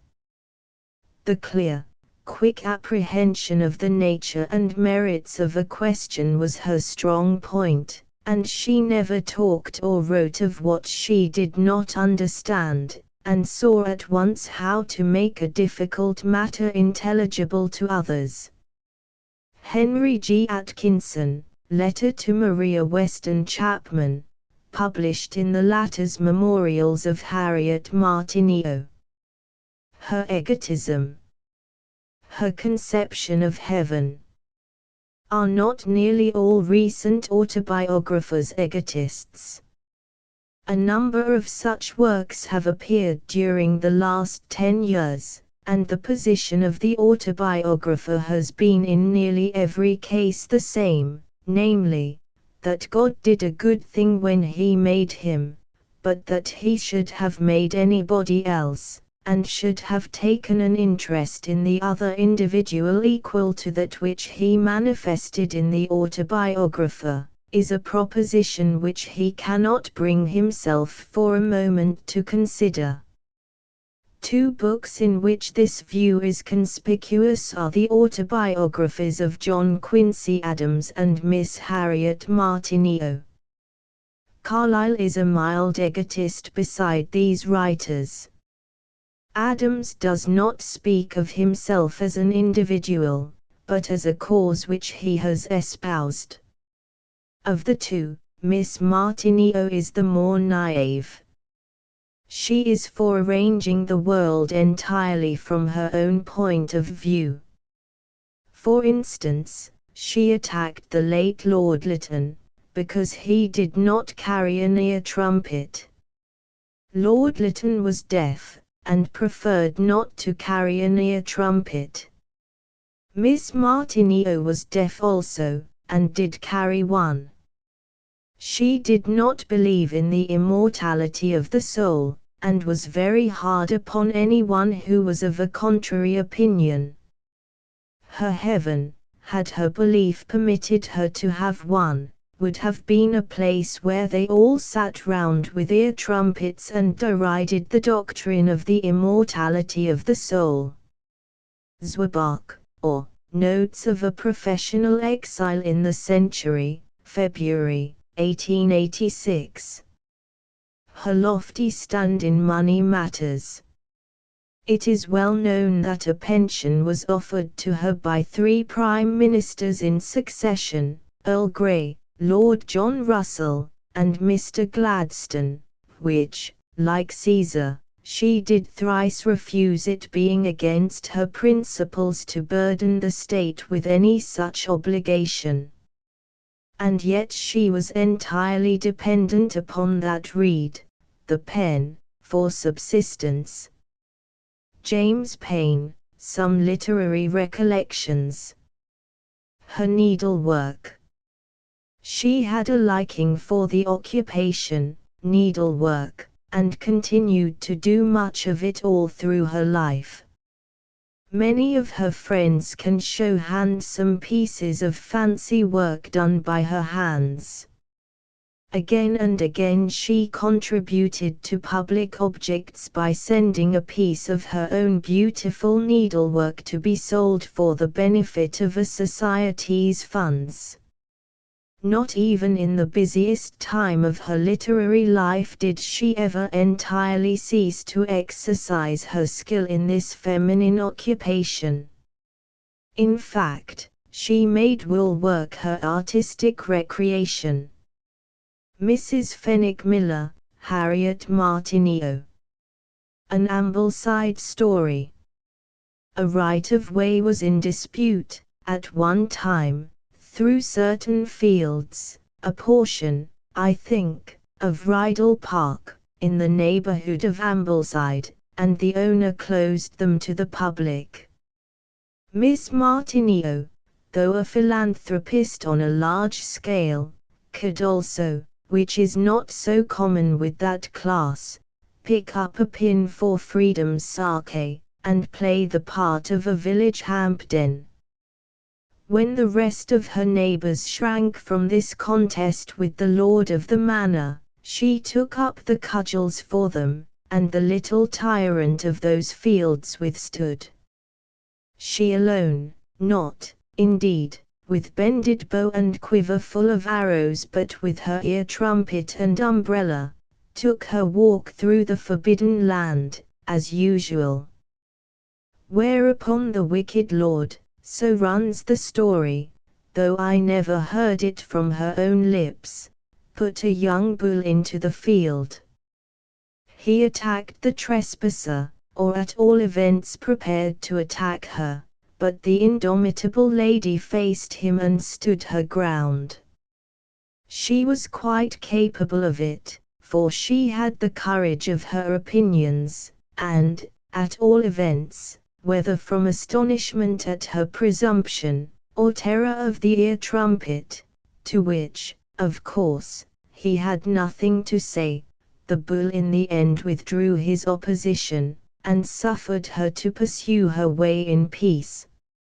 I wish I could add that she had the good fortune of another patriotic lady, to take the tax away, but I am afraid the wicked lord succeeded in his designs. More than once, however, I have had pointed out to me over the wall, for the bull was still there, the little eminence wary from, with no weapon but her ear trumpet, for she had her umbrella over her head all the time to keep the sun off, this dauntless lady withstood the horrid foe. James Payn, Some Literary Recollections. A Good Neighbour. I was pleased to find that, notwithstanding her heresies, the common people in Ambleside held her in gentle and kindly remembrance. She was a good neighbour, charitable to all, considerate toward the unlettered, never cynical or ill-tempered, always cheerful and happy as the roses and ivy of the knoll she so much loved. Moncure D. Conway, in Harper's Magazine, January, 1881. Her manner of working. I wrote a vulgar, cramped, untidy scrawl till I was past 20, till authorship made me forget manner in matter, and gave freedom to my hand. After that I did very well, being praised by compositors for legibleness first, and in course of time for other qualities. I found that it would not do to copy what I wrote, and discontinued the practice forever, thus saving an immense amount of time which, I humbly think, is wasted by other authors. There was no use in copying it. I did not alter, and if ever I did alter, I had to change back again, and I, once for all, committed myself to a single copy. I have always used the same method in writing. I have always made sure of what I meant to say, and then written it down without care or anxiety, glancing at it again only to see if any words were omitted or repeated, and not altering a single phrase in a whole work. I mention this because I think I perceive that great mischief arises from the notion that botching in the second place will compensate for carelessness in the first. It has always been my practice to devote my best strength to my work, and the morning hours have therefore been sacred to it, from the beginning. I never pass a day without writing, and the writing is always done in the morning. I have seldom written anything more serious than letters by candlelight. While at work on the political economy tales, on an average I wrote 12 pages a day on large letter paper, quarto, I believe it is called, the page containing 33 lines. Desk, etc. The impending war, 1853, rendered desirable an article on England's foreign policy, for the Westminster Review, and I agreed to do it. I went to the editor's house for the purpose.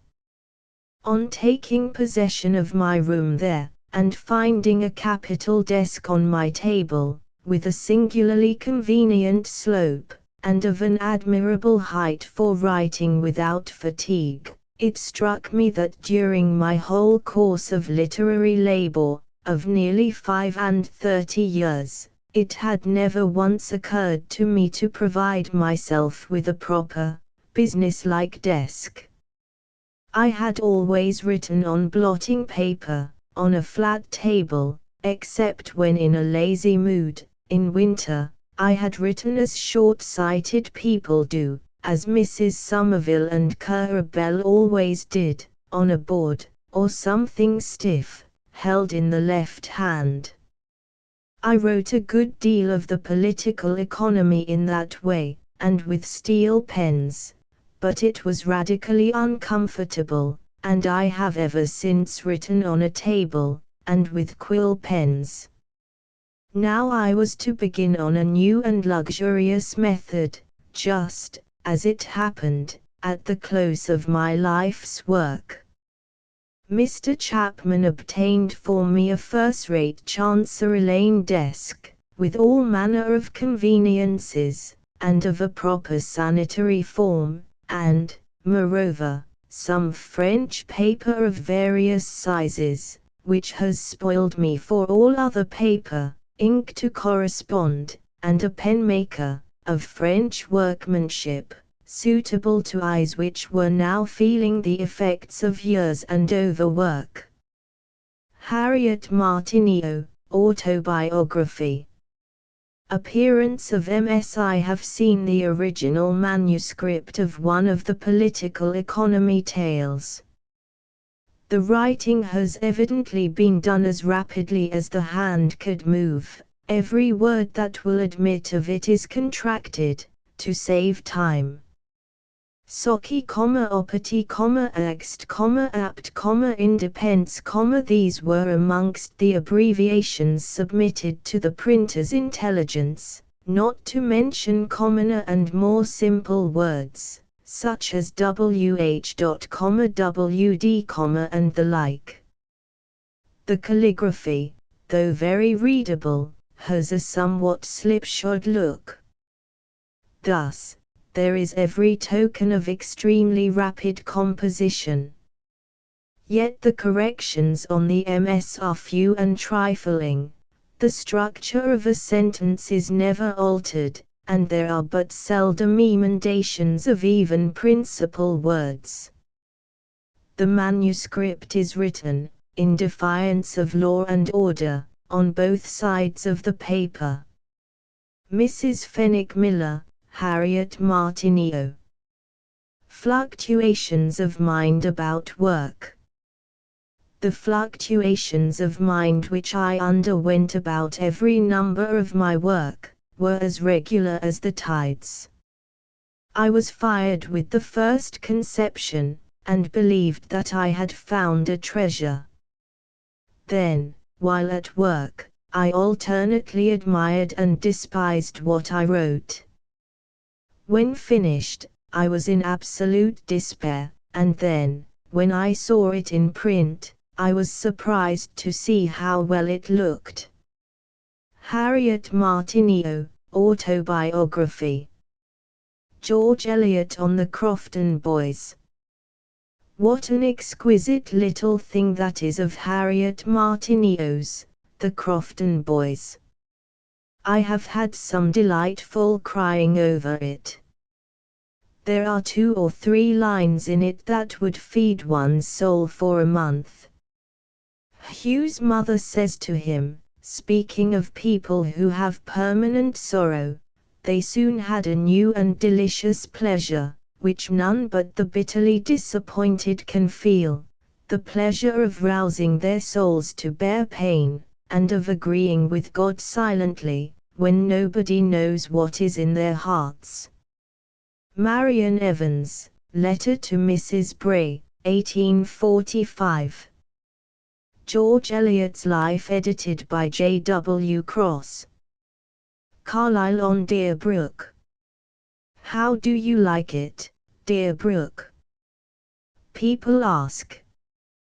To which there are serious answers returnable, but few so good as none. Thomas Carlyle, Letter to Emerson, the 17th of April, 1839. On the Hour and the Man. The good Harriet is not well, but keeps a very courageous heart. She lives by the shore of the beautiful blue Northumbrian Sea, a many-sounding solitude which I often envy her. She writes unweariedly.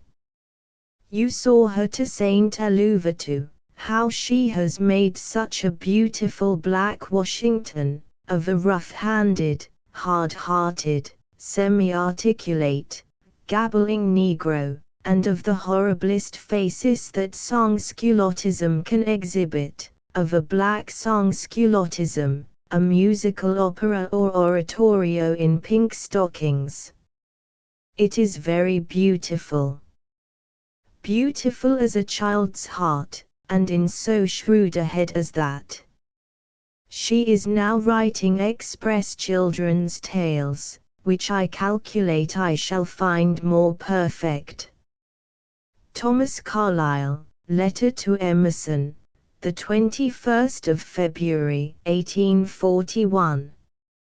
Correspondence of T. Carlyle and R. W. Emerson. Footnotes: 1. Haworth Churchyard, by Matthew Arnold. 2. The portrait alluded to is probably the caricature by Democles, representing Miss Martineau seated, with a cat perched upon her shoulder, before a cooking stove. Aurore Dupin, Dudevant. George Sand. 1804 to 1876. Aurore Dupin, Dudevant. George Sand. Aurore Dupin was born in Paris, the 5th of July, 1804. Her father, Maurice Dupin de Francuil, was the son of an illegitimate daughter of Marshal Saxe. His wife, Sophie de Laborde, was a child of the people. The death of Captain Dupin, in 1808, left little Aurora a bone of contention between her plebeian mother and her patrician grandmother. Most of her youth was passed with the latter, at Nohant, in Berry. Her education was irregularly carried on under an old tutor named Deschates. At 13, she was sent to the Convent des Anglaises, at Paris. Here a strong religious enthusiasm took possession of her, and she desired to become a nun. But, her grandmother having removed her from the convent, her lonely study of the works of philosophers and metaphysicians wrought a change, and she became a Protestant without knowing it. In 1821 the grandmother died. Aurora lived unhappily with her mother, a woman of violent temper, to whom she was nevertheless deeply attached, and this fact may have influenced her in accepting the hand of M. Casimir Dudevant, to whom she was married in 1822. The disparity in age was not great, M. Dudevant being 27, but the marriage proved a most uncongenial one. In 1823, Aurora's beloved son, Maurice, was born. In 1828, her daughter, Solange. In 1831 she made an arrangement with her husband by which she was free to spend every alternate 3 months, in Paris, working with her pen. He allowed her 3,000 francs a year. The education of the children was carefully provided for in their compact. And now Aurora's career really began. In 1832 she published, under the pseudonym, George Sand, her first novel, Indiana. This created a sensation and established her fame. It was followed during her long life by Valentine, 1832, 3, Lelia, 1833, Jacques, 1834, Le Secrétaire Intime, 1834, André, 1835, Léonie, 1835, Simon, 1836, Mauprat, 1837, Lardinière Aldini, 1837, Les Maîtres Mazastes, 1837, Spiridion, 1840, Le Compagnon du Tour de France, 1840, Horace, 1842, Consuelo, 1842–1843, La Comtesse de Rudolstadt, 1843–4, Jeannie, 1844, Le Meunier d'Angers, 1845, La Mère au Diable, 1846, La Pêche d'Antoine, 1847, Lucrezia Floriani, 1847, La Petite Favette. 1849, François Le Champi, 1850, Le Château des Deserts, 1851, Les Maîtres Sonneurs, 1853, Les Beaux Messieurs de Bordeaux, 1858, Elit Louis, 1859, El Homme de Neige, 1859, Constance Verrier, 1860, Jean de la Roche, 1860, Le Marquis de Villemaur, 1861, Valvidra, 1861, La Villenois, 1861, Mademoiselle La Quintanie, 1863, La Confession d'un jeune fille, 1865, Cadillo, 1868, Malgré-tout, 1870, Pierre Quiroule, 1870, Nanon, 1872, Contes d'un Grand Mère, 1873, and numerous other novels and tales. Cosima, 1840, Claudie, 1851, Le Mariage de Victorine, 1851, Le Pressoir, 1853, Maître Favilla, 1855, and other plays. Letters d'un Voyageur, written 1834–6, Un Hiver à Majorque, 1842, Histoire de ma vie, 1854–5, Journal d'un Voyageur pendant le siège, 1872, Impressions et Souvenirs, 1873, and other records of experience. In 1836, M and Mme Dudevant finally separated, and the latter was known henceforward as Mme Sand. She had from this time full control of her children, to whom she was devoted. Her intimacy with Alfred de Musset, broken off after their journey to Italy, in 1834, is well known and variously commented upon. Chopin was also her ardent admirer. She took to the end a deep interest in public affairs. The last years of her life were passed quietly at Nohant, where she died, the 8th of June, 1876. The Brief Remarks on George Sand, by Charlotte Brontë and Mrs. Browning, have interest, as the words of sister authors who, as well as George Eliot, are sometimes classed with her. The immense vibration of George Sand's voice upon the ear of Europe, says Mr. Arnold, will not soon die away. Her passions and her errors have been abundantly talked of. She left them behind her, and men's memory of her will leave them behind also.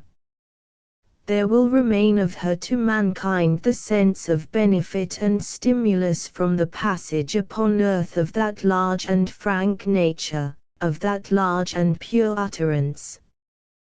There will remain an admiring and ever-widening report of that great and ingenuous soul, simple, affectionate, without vanity, without pedantry, human, equitable, patient, kind. Reminiscences of her childhood. While I was yet very young, my mother commenced the cultivation of my intellectual faculties. My mind was neither particularly sluggish nor particularly active. Left to itself it might have developed but slowly. I was rather backward in talking, but having once begun to speak I learned words very rapidly, and, when but 4 years old, I could read fluently. I was brought up with my cousin Clotilde.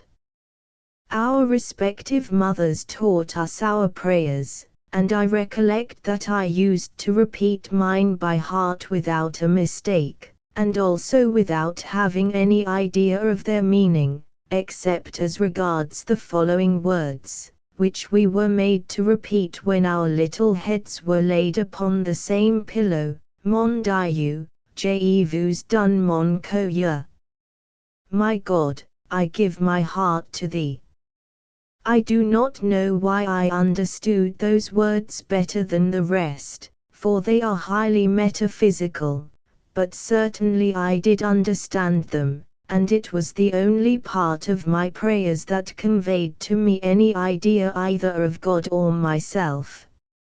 My mother used to sing to me a rhyme on Christmas Eve, but as that only occurred once a year, I do not recollect it. What I have not forgotten is the absolute belief which I had in the descent down the chimney of old Father Christmas, a good old man with a snowy beard, who, during the night, as the clock struck 12, was to come and place in my little shoe a present which I should find upon awaking. 12 o'clock at night. That mysterious hour unknown to children, and which is represented to them as the impossible limit to which they can keep awake. What incredible efforts did I not make to resist my tendency to sleep before the appearance of the little old man. I felt anxious yet afraid to see him. But I could never keep awake long enough, and the following morning my first anxiety was to go and examine my shoe in the fireplace. What emotion did I not feel at sight of the white paper parcel? For Father Christmas was extremely clean in his ways, and never failed to carefully wrap up his offering. I used to jump out of bed and run barefooted to seize my treasure. It was never a very magnificent affair, for we were not wealthy. It used to be a little cake, an orange, or simply a nice rosy apple. But, nevertheless, it seemed so precious to me that I scarcely dared to eat it. George Sand, Histoire de ma vie quoted by Raphael Lados de Beaufort, in Letters of George Sand. Early education. Imaginativeness. Activity. There seems to have been little or no method about her early education. The study of her own language was neglected, and the time spent less profitably, she considered, in acquiring a smattering of Latin.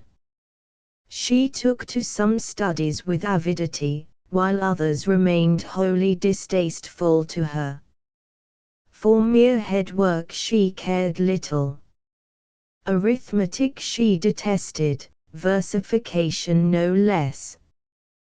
The dry technique in music was a stumbling block of which she was impatient.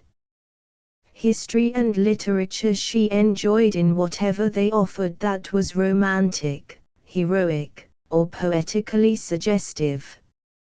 In her no-hand surroundings there was nothing to check, and much to stimulate this dominant imaginative faculty. Such a visionary life might have been most dangerous and mentally enervating had her organization been less robust, and the tendency to reverie not been matched by lively external perception and plentiful physical activity.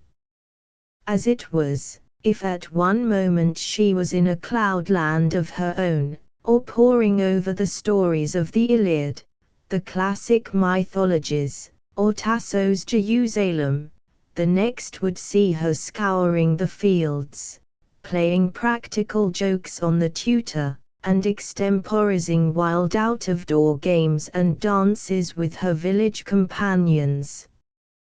A curious development. Of serious religious education she received none at all. Her mother was pious in a primitive way, though holding aloof from priestly influences. The grandmother was a disciple of Jean-Jacques Rousseau and of Voltaire. On both sides what was offered her to worship was too indefinite to satisfy her strong religious instincts. She filled in the blank with her imagination, which was forthwith called upon to picture a being who should represent all perfections, human and divine, something that her heart could love, as well as her intelligence approve. Corymbe. This ideal figure, for whom she devised the name Corymbe, was to combine all the spiritual qualities of the Christian ideal with the earthly grace and beauty of the mythological deities of Greece. It is hardly too much to say that the Christianity which had been expressly left out in her teaching she invented for herself. She erected a woodland altar in the recesses of a thicket to this imaginary object of her adoration, and it is a characteristic trait that the sacrifices she chose to offer there were the release of birds and butterflies that had been taken prisoners, as a symbolical oblation most welcome to a divinity whose essential attributes were infinite mercy and love. Bertha Thomas, George Sand. Famous Women Series. Boston, Roberts Brothers, 1883. Unhappy married life. Her husband seems to have gradually neglected her, to satisfy his tastes as a sportsman. An excellent shot, a daring horseman, an indefatigable huntsman, he often left her at 2 and 3 in the morning to indulge in his favorite sport, hunting. The young wife, delicate in health and ardent in her affection, deeply resented the frequent absence of her husband. She at first meekly remonstrated with M. Dudevant, who would then stay at home for a few days, soon again to disappear. Months and years thus elapsed. When not out hunting, M. Dudevant indulged in feasting with his friends, eating enormously and drinking more, and almost forsaking his wife for the pleasures of the field and the table. Raphael Lados de Beaufort, Biographical Sketch, in Letters of George Sand. The Crisis. I must inform you that in spite of my inertia, indifference, unsteadiness of purpose, the facility with which I forgive and forget sorrows and injury, I have just taken a rash and extreme resolution. You are acquainted with my home life, you are able to judge whether it is tolerable. You, scores of times, wondered how I could display so much courage and equanimity when my pride was being constantly crushed. But there is a limit to everything. There has been no scandal. While looking for something in my husband's desk, I simply found a parcel addressed to me. That parcel had a kind of solemn appearance which struck me. It bore the inscription, "To be opened only at my death." I could not find the patience to wait until I became a widow. With health like mine I cannot expect to survive anyone. At any rate, I supposed my husband dead, and felt rather anxious to know what he might think of me while still alive. The parcel being directed to me, I had a right to open it without being thought indiscreet, and, as my husband is in the full enjoyment of health, I could read his will without emotion. Good heavens! What a will! Curses for me and nothing else. He had collected therein all his impulses of temper and ill humor against me, all his reflections respecting my perverseness, all his feelings of contempt for my character. And that is what he had left me as a token of his affection. I fancied that I was dreaming, I who, until now, was obstinately shutting my eyes and refusing to see that I was scorned. The perusal of that will has at last aroused me from my slumber. I said to myself that to live with a man who feels neither esteem for nor confidence in his wife, would be equivalent to trying to revive a corpse. My mind was made up, and, I dare say so, irrevocably. Aurore Dudevant, Letter to M. Jules Buchanan, December, 1830. Letters of George Sand translated by Raphael Lados de Beaufort. London, Ward and Downey, 1886. Her Life in Paris. The beginning of her life in Paris was one of considerable poverty and privation. She lived au cinquième in a lodging which cost her a yearly rent of £12. She had no servant, and got in her food from an eating-house close by for the sum of 2 francs a day. Her washing and needlework she did herself. Notwithstanding this rigid economy, it was impossible to keep within the limits of her husband's allowance of £120 a year, especially as far as her dress was concerned. After some hesitation, therefore, she took the resolution, which caused so much scandal then and afterwards, of adopting male attire. Adoption of male attire.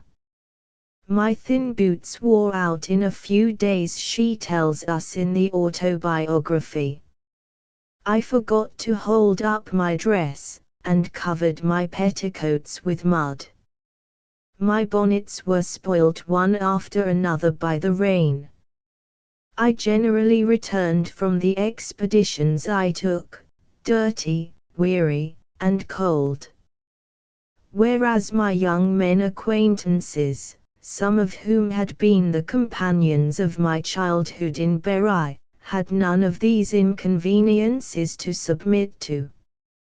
I therefore had a long grey cloth coat made, with a waistcoat and trousers to match. When the costume was completed by a grey felt hat and a loose woolen cravat, no one could have guessed that I was not a young student in my first year. My boots were my particular delight. I should like to have gone to bed with them. On their little iron heels I wandered from one end of Paris to the other. No one took any notice of me, or suspected my disguise.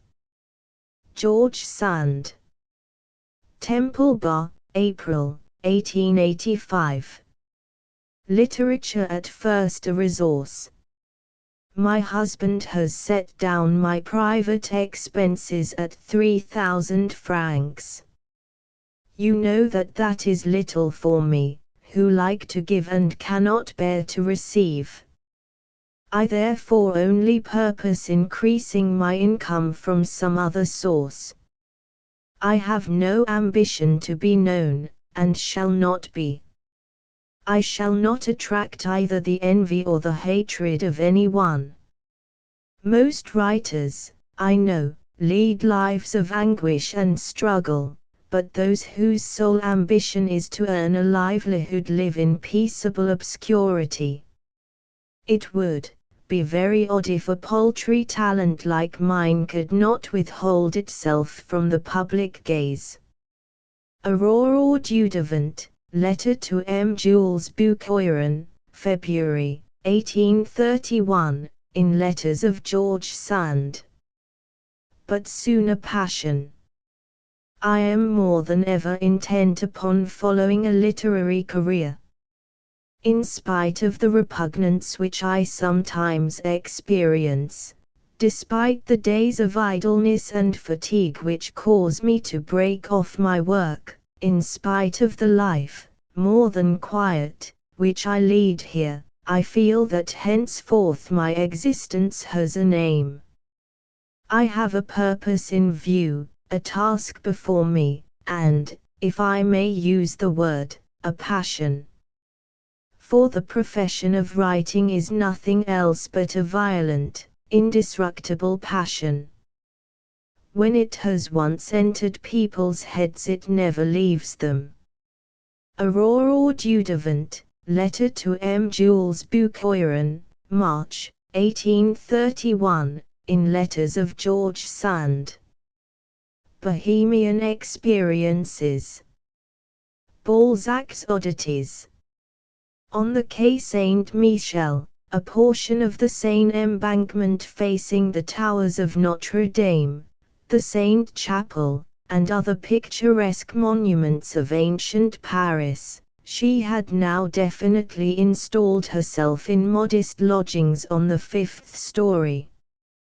accepted and treated as a comrade by a little knot of fellow literati and colleagues on the Figaro, two of whom, Jules Sandeau and Félix Piat, were from Berry, like herself, and with Delatoche, also a Berrican, for their headmaster. She served thus singularly her brief apprenticeship to literature and experience, sharing with the rest both their studies and their relaxations, dining with them at cheap restaurants, frequenting clubs, studios, and theatres of every degree. The youthful effervescence of her student friends venting itself in such collegians' pranks as parading deserted quarters of the town by moonlight, in the small hours, chanting lugubrious strains to astonish the shopkeepers.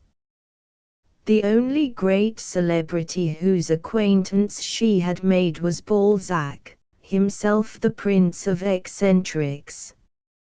Although he did not encourage Madame Dudevant's literary ambition, he showed himself kindly disposed towards her and her young friends, and she gives some amusing instances that came under her notice of his oddities. Thus once, after a little bohemian dinner at his lodgings in the Rue Cassini, he insisted on putting on a new and magnificent dressing gown, of which he was exceedingly vain, to display to his guests, of whom Madame Dudevant was one, and not satisfied therewith, must needs go forth, thus accoutred, to light them on their walk home. All the way he continued to hold forth to them about 4 Arab horses, which he had not got yet, but meant to get soon, and of which, though he never got them at all, he firmly believed himself to have been possessed for some time. Bertha Thomas, George Sand. Famous Women Series. Boston, Roberts Brothers, 1883. An Artist's Life. I must live. For that purpose I am doing the meanest of work. I write articles for the Figaro. If you only knew what it is. But they pay 7 francs for a column, besides which it enables me to eat and drink and even go to the play. It affords me the opportunity of making most useful and amusing observations. When intending to write, people must see and know everything and laugh at everything. Ah, upon my word, there is nothing like an artist's life. Our motto is liberty. That is, however, a rather exaggerated boast. We do not precisely enjoy liberty at the Figaro. M. Delatoche, our worthy director, you ought to know the fellow, is always hanging over us, cutting, pruning, right or wrong, imposing upon us his whims, his aberrations, his fancies, and we have to write as he bids, for, after all, that is his affair. We are but his working tools. Aurore Dudevant, Letter to M. Jules Boucoiron, March, 1831, in Letters of George Sand. Origin of her pseudonym.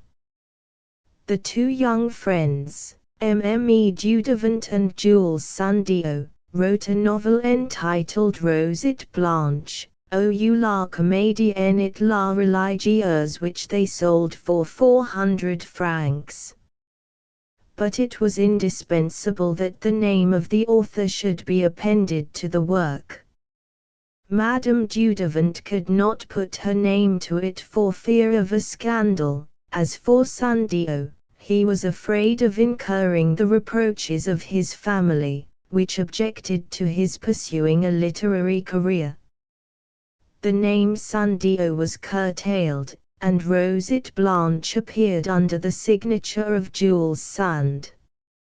Shortly before the departure of Madame Dudevant for Nohant, where she was about to spend 3 months, it was arranged between herself and Sandio that they should each contribute a portion of a novel, whose title was to be Indiana. On her return to Paris, our heroine called upon Sandio in order to submit to him what she had done, and found that he had not yet written a single line of his allotted share of the work. He began to read the work of his collaborator, but had not proceeded beyond a few lines when he gave vent to enthusiastic expressions. "You have written a masterpiece. So much the better, let us go off at once to the publishers." "Wait a moment, you wrote that work alone, you alone must sign it." "Never, we will continue to sign Jules Sand." "Not at all," replied Sandio, "I am too honest to rob you of your glory. My conscience would never fail to reproach me with such an action." The young man was firm in his decision, and, in spite of the protests of M. de Latouche, declined to alter it. At last an idea struck the director of the Figaro. "You wrote Rosette Blanche and gave the name of its author as Jules Sand. Sand is, therefore, your common property. Madame needs only to select another Christian name. Now, Madame, today is Saint George's Day.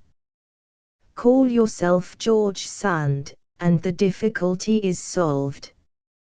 Madame Dudevant assented, and thus assumed a name upon which her genius conferred more imperishable titles of nobility than had been bestowed upon her either by birth or marriage.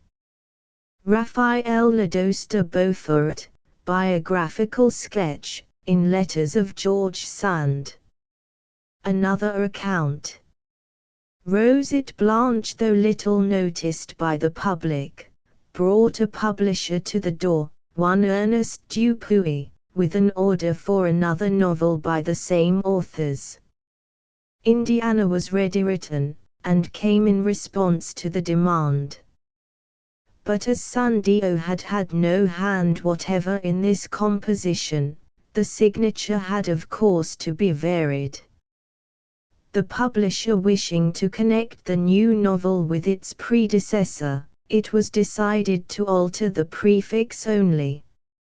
She fixed on George, as representative of Berry, the land of husbandmen, and George Sand thus became the pseudonym of the author of Indiana, a pseudonym whose origin imaginative critics have sought far afield.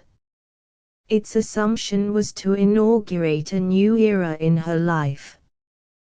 Bertha Thomas, George Sand. Appearance at this time.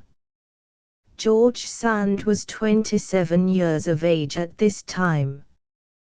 Without being beautiful, she was striking and sympathetic looking.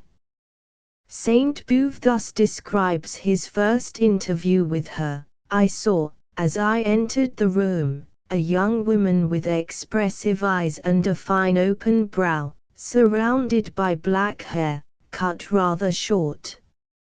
She was quiet and composed in manner, speaking little herself, but listening attentively to all I had to say. Her features were large but regular, her eyes magnificent, and her face distinguished by an expression of strength and calm that was very remarkable." George Sand. Temple Bar. Her characteristics. Love of liberty. You strongly suspect me of a love of pleasure, of a thirst for amusement and diversion, of which I am far from being possessed. I do not crave for society, the bustling of cities, theatres, dresses, or jewelry, you alone are mistaken respecting me. What I long for is liberty. Being alone in the streets, and saying to myself, I shall dine at 4 or at 7, if I please. I shall pass through the Luxembourg Gardens instead of through the Champs-Élysées on my way to the Tuileries, if I feel so inclined. That is what amuses me a great deal more than the insipidity of men or the stiffness of drawing rooms. Aurore Dudevant, letter to her mother, May, 1831, in letters of George Sand. Of work. Love of work is a great boon. I bless the memory of my grandmother for having compelled me to acquire the habit of it. That habit has become a faculty, which itself is for me a necessity. I have now reached such a point that I can, without injuring my health, work for 13 hours in succession, although the average is from 7 to 8 hours a day, whether the work be difficult or easy. Work brings me plenty of money, and takes up much time which, had I nothing to do, would be devoted to melancholy and depression of spirits, the natural consequences of my bilious temperament. George Sand, letter to M. Hippolyte Chatillon, March, 1834, in letters of George Sand. Of the country. I am passionately fond of the country. I have, like yourself, all household tastes, home tastes. I love dogs, cats and children above all things. George Sand, letter to M. Jules Janin, February, 1857, in letters of George Sand. Maternal affection. Make haste then, and tell me that my family is, in good health, and, above all, my little Maurice, the little rogue, whom, however, I love more than anything in this world, and but for whom there would be no happiness for me. Does he sleep and eat well? Is he cheerful? Is he quite well? Do not be too indulgent to him, and yet, as much as you can, make him fond of his studies. I know full well that that is no easy task. When I am with him to wipe his eyes, and see him fall asleep in his cot, I do not much mind, but afar, my weakness as a mother is roused, and I am only grieved when I think that he is perhaps crying over his lesson book. Aurore Dudevant, letter to M. Jules Bucoiron, November, 1829, in letters of George Sand. I long to go back to Berry, for I have children whom I love more than anything else. But for the hope of being some day more useful to them with the scribe's pen than with the housewife's needle, I should not part from them so long. Aurore Dudevant, letter to M. Charles Duvernay, March, 1831, in letters of George Sand. Life in Paris with Solange. I am living here like a hermit. My apartment is so nice and warm, it is so light and quiet that I never care to leave it. But, on the other hand, I am all day long bothered with visitors, who are not all very entertaining. It is one of the drawbacks of my calling, and I am obliged to put up with them, but in the evening I shut myself up with my pen and ink, Solange, my piano, and my fire. In their midst I spend some very pleasant hours. The only sounds I hear are the notes of a harp, proceeding I know not whence, and the plashing of a jet of water which plays in the garden under my windows. It is most poetic. Do not laugh about it. I must tell you that I am coining money. I receive proposals from all directions. I shall sell my next novel for 4,000 francs. George Sand, Letter to M. Jules Bucoiron, December, 1832, in Letters of George Sand. In Venice after de Musset's departure. She had taken apartments for herself in the interior of the city, in a little, low-built house, along the narrow, green, and yet limpid canal, close to the Ponte dei Barcaroli. There she tells us, alone all the afternoon, never going out except in the evening for a breath of air, working at night as well, to the song of the tame nightingales that people all Venetian balconies. I wrote André, Jacques, Matter, and the first Lettres d'un Voyageur. Bertha Thomas, George Sand. At L'archita. As regards my suit, I am still in statu quo. My husband has appealed against the decision of the court. I am still at L'archita, staying with some friends, who spoil me like a child 5 years old. I live in a suburb composed of terraces, built on a rocky slope. Below is an admirably pretty valley. A garden of 4 square yards, full of roses, and a terrace just spacious enough to move in, do duty for a drawing room, a study and a gallery. My bedroom is large enough. It is furnished with a bed adorned with curtains of red cotton stuff, a regular peasant's bed, hard and flat, 2 straw-bottomed chairs, and a deal table. My window opens 6 feet above the terrace.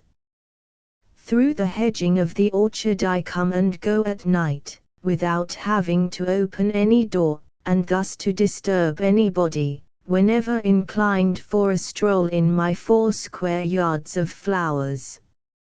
I sometimes go alone for a ride at dusk. I return home at midnight. My cloak, my bark hat, and the melancholy trot of my steed, cause the people to take me in the dark for a peddler or for a farmer's boy. George Sand, Letter to the Countess d'Agoult, May, 1836, in Letters of George Sand. At Majorca with Chopin. We were delighted to meet in an old Carthusian convent a Spanish family whom political reasons had compelled to seek a hiding place there, and who possessed a tolerably decent suite of peasant furniture. The refugees intended to pass over to France. We, therefore, bought the furniture for 3 times its value, and installed ourselves in the convent of Valdemasa, a poetical name, a poetical abode, charming scenery, grand and wild, with the sea bordering on the horizon, formidable heights around us, eagles pursuing their prey even into the orange groves of our garden, a path planted with cypresses and winding its way from the top of the mountain to the bottom of the ravine, under our feet. Torrents, overhung by myrtles and palms. We were unable to procure servants, because we were not Christians, and besides, nobody cared to wait upon a consumptive person. We scarcely ever met a soul, nothing disturbed our occupations. After waiting for 2 months, and having to pay a duty of 300 francs, Chopin at last obtained his piano, and the vaults of the convent cells were enlivened by its melody. Maurice visibly improved every day in health and strength. As for me, I used to perform the duties of a tutor 7 hours a day.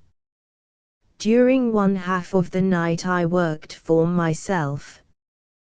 Chopin composed some of his masterpieces, and we were in hopes of swallowing our vexations by the aid of these compensating influences. But, owing to the elevated position of the convent, the climate eventually became unbearable.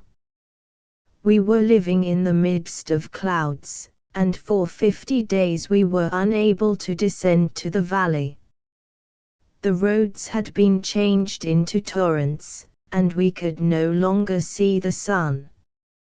All that would have seemed very well to me if poor Chopin could have endured it. While battering our rocks, the wind and the sea sang in a sublime tone. The immense and deserted cloisters were cracking overhead. Had I written there that part of Lelia which is enacted in a monastery, I could have made it better and more real. But my poor friend's chest was daily growing worse. Fine weather did not return. A chambermaid whom I had brought with me from France, and who until then had resigned herself, thanks to a large salary, to do our cooking and keep our rooms tidy, was beginning to consider her work too fatiguing. The moment had arrived when, having wielded the broom and boiled the saucepan myself, I too must have given way to fatigue, for, besides my tutor's work, my literary pursuits, the continuous care demanded by the state of my patient, and the mortal anxiety he caused me, I was eaten up with rheumatism. In Majorca the use of chimneys is unknown. By paying an exorbitant price we succeeded in getting somebody to build a grotesque stove for us, a sort of iron cauldron which gave us the headache and parched our chests. In spite of that, the humidity of the convent was such that our clothing grew moldy on our backs. We at last decided to go away, at whatever cost, although Chopin had not even strength enough to drag himself along.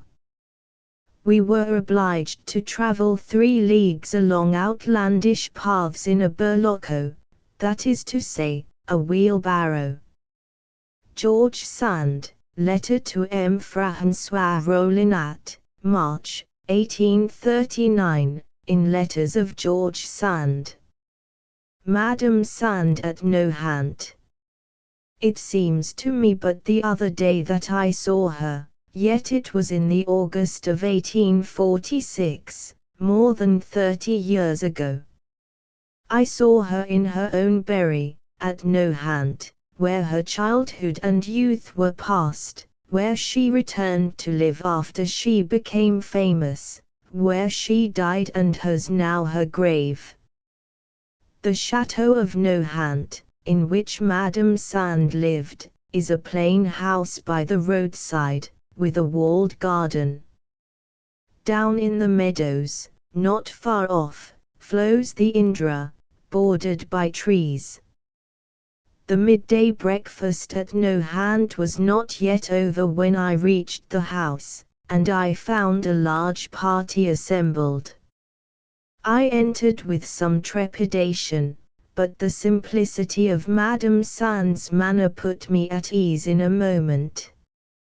She named some of those present, amongst them were her son and daughter, the Maurice and Solange so familiar to us from her books, and Chopin with his wonderful eyes. There was at that time nothing astonishing in Madame Sand's appearance.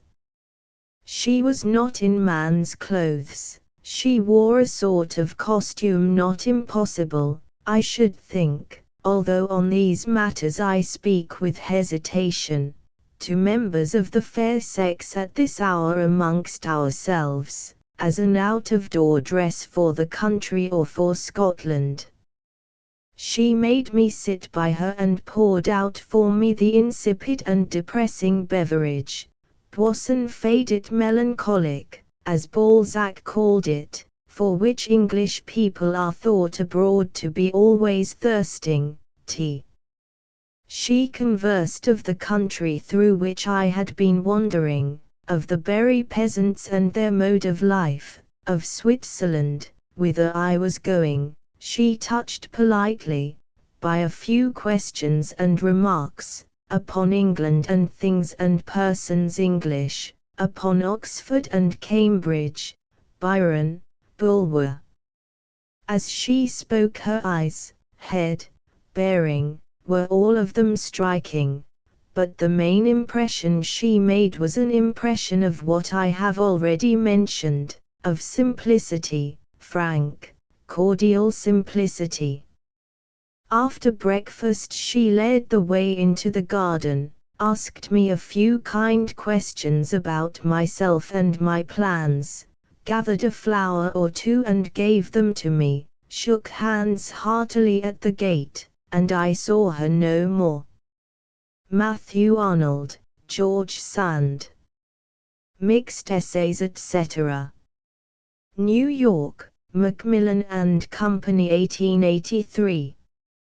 Margaret Fuller's account of her in 1847. Appearance.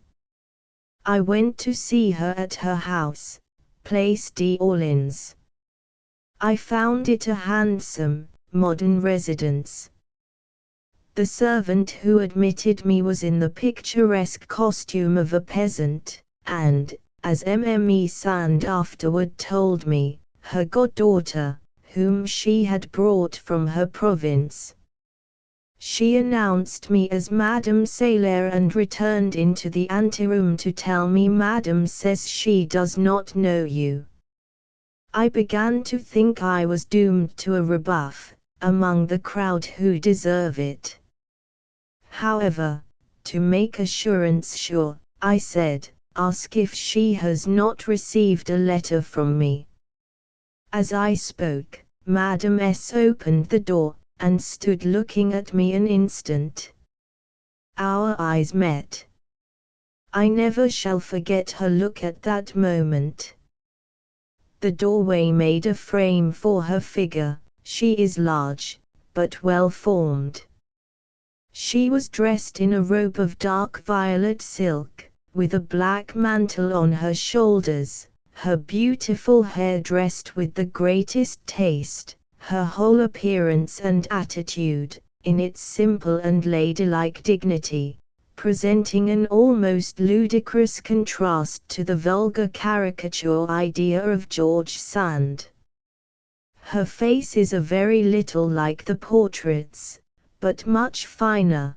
The upper part of the forehead and eyes are beautiful, the lower, strong and masculine, expressive of a hardy temperament and strong passions, but not in the least coarse, the complexion olive, and the air of the whole head Spanish.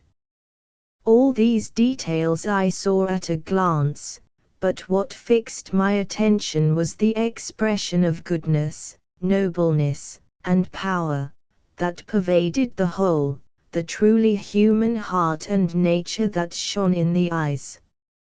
As our eyes met, she said, "Savez-vous," and held out her hand. I took it, and went into her little study. I stayed a good part of the day, and was very glad afterward, for I did not see her again, uninterrupted. Another day I was there, and saw her in her circle. Her daughter and another lady was present, and a number of gentlemen.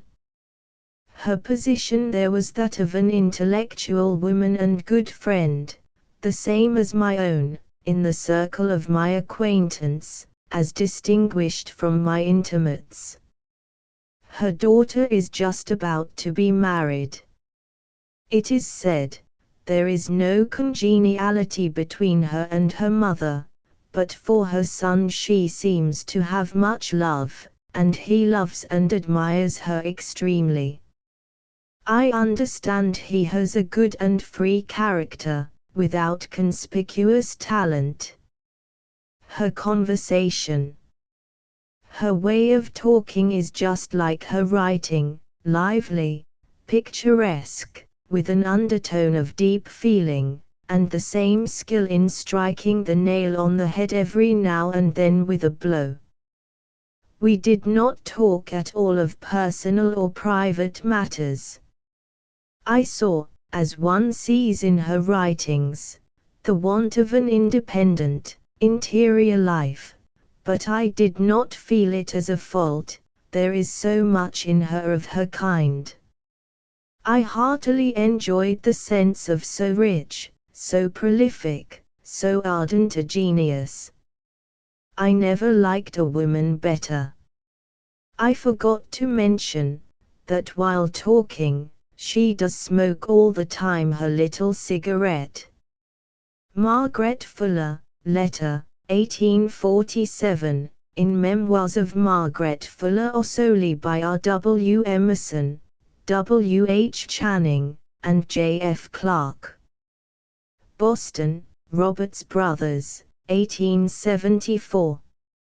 Sensation caused by her Villimer in dramatic form. Villimer still goes splendidly.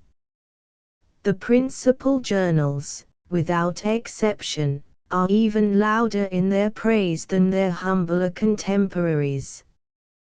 The Odeon is taking 4,000 francs for seats booked in advance, and from 500 to 600 at the door every night.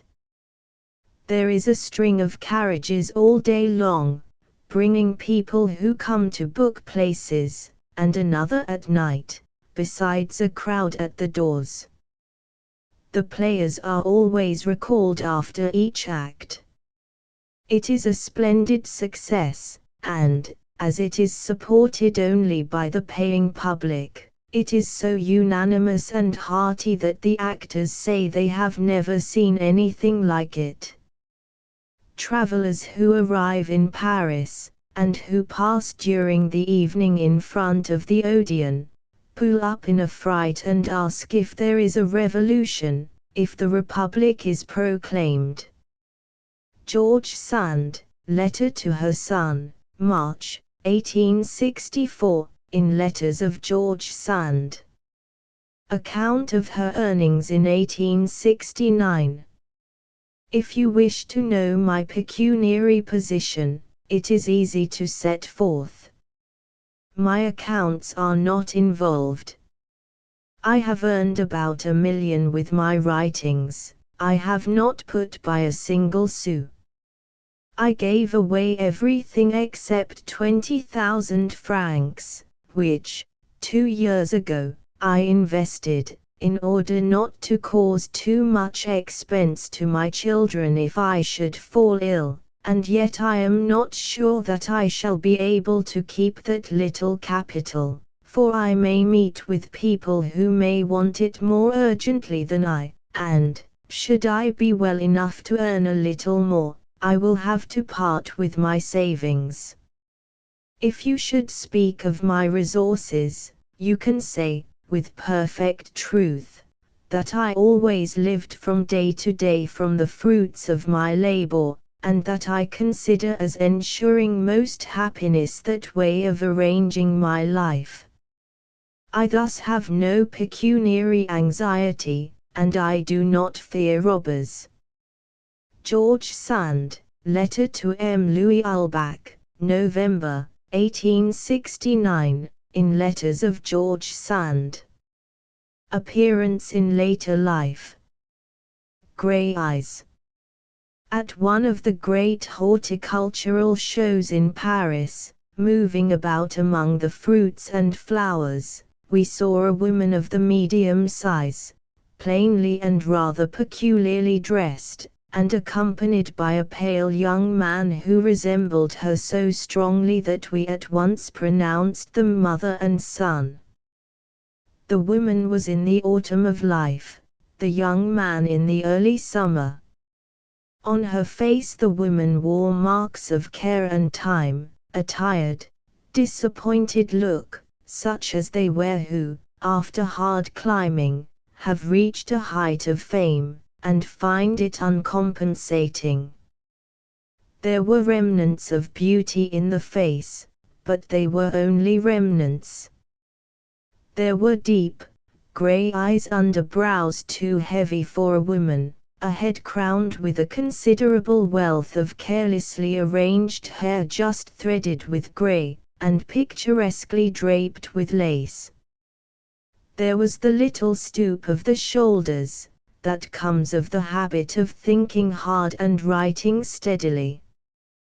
Wherever this woman and her companion went, the spectators turned to look at them. The face and figure are clear-cut in my memory today, and there is nothing commonplace in it. You would have known that this was a distinguished person. It was a face with a soul behind it. The movements were those of a person accustomed to be looked at and accustomed to homage. One looked at this woman, almost an aged woman, and felt the magnetism of genius. We asked of a bystander who it was, and were told that it was George Sand and her son. Paul Vevey, quoted in the Record of the Year. Published by G. W. Carleton, September, 1876. Her own account of her character.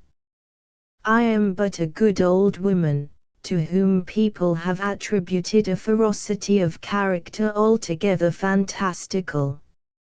I have also been accused of having proved unable to love with passion. It seems to me I have lived a life of tenderness, and that ought to have satisfied people. Now, thank God, nothing except affection is expected from me, and those who are good enough to love me, in spite of the want of lustre in my life and the dullness of my wit, do not complain of me. My disposition has remained inclined to gaiety. Though devoid of initiative for amusing others, I am efficient in helping them to enjoy themselves. I must possess some great defects, but, like everybody else, mine do not strike me. I am also ignorant of the existence of any quality or virtue in me. I much pondered over truth, and when one is so engaged the sentiment of self vanishes more and more daily. George Sand, Letter to M. Louis Ulbach, November, 1869, in Letters of George Sand. Her life at Nohant. Not silent in her own circle. M. Plautchut, a literary friend and a visitor at Nohant, during the last decade of her lifetime, gives a picture of the order of her day. It is simplicity itself. 9 o'clock, in summer and in winter alike, was her hour of waking. Letters and newspapers would occupy her until noon, when she came down to join the family déjeuner. Afterwards she would stroll for an hour in the garden and the wood, visiting and tending her favorite plants and flowers. At 2 o'clock she would come indoors to give a lesson to her grandchildren, in the library, or work there on her own account, undistracted by the romps around her. Dinner at 6 was followed by a short evening walk, after which she played with the children, or set them dancing indoors. She liked to sit at the piano, playing over to herself bits of music by her favorite Mozart, or old Spanish and Barracanez. After a game of dominoes or cards, she would still sit up so late, occupying herself with watercolor painting or otherwise, that sometimes her son was obliged to take away the lights. These long evenings, the same writer bears witness, sometimes afforded rare opportunities of hearing Madame Sand talk of the events and the men of her time. In the absolute quiet of the country, among a small circle of responsive minds, she, so silent otherwise, became expansive. Those who have never heard George Sand at such hours, he concludes, have never known her. She spoke well, with great elevation of ideas, charming eloquence, and a spirit of infinite indulgence.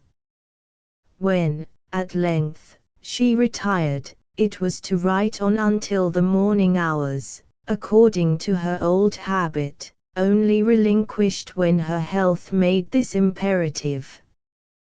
Bertha Thomas, George Sand. Not brilliant in general conversation. Her cigarette. George Sand had none of the brilliancy and repartee in general conversation one would have expected, and as the years went on she became more silent and reserved. Her greatest happiness was to sit in her armchair, smoking cigarettes.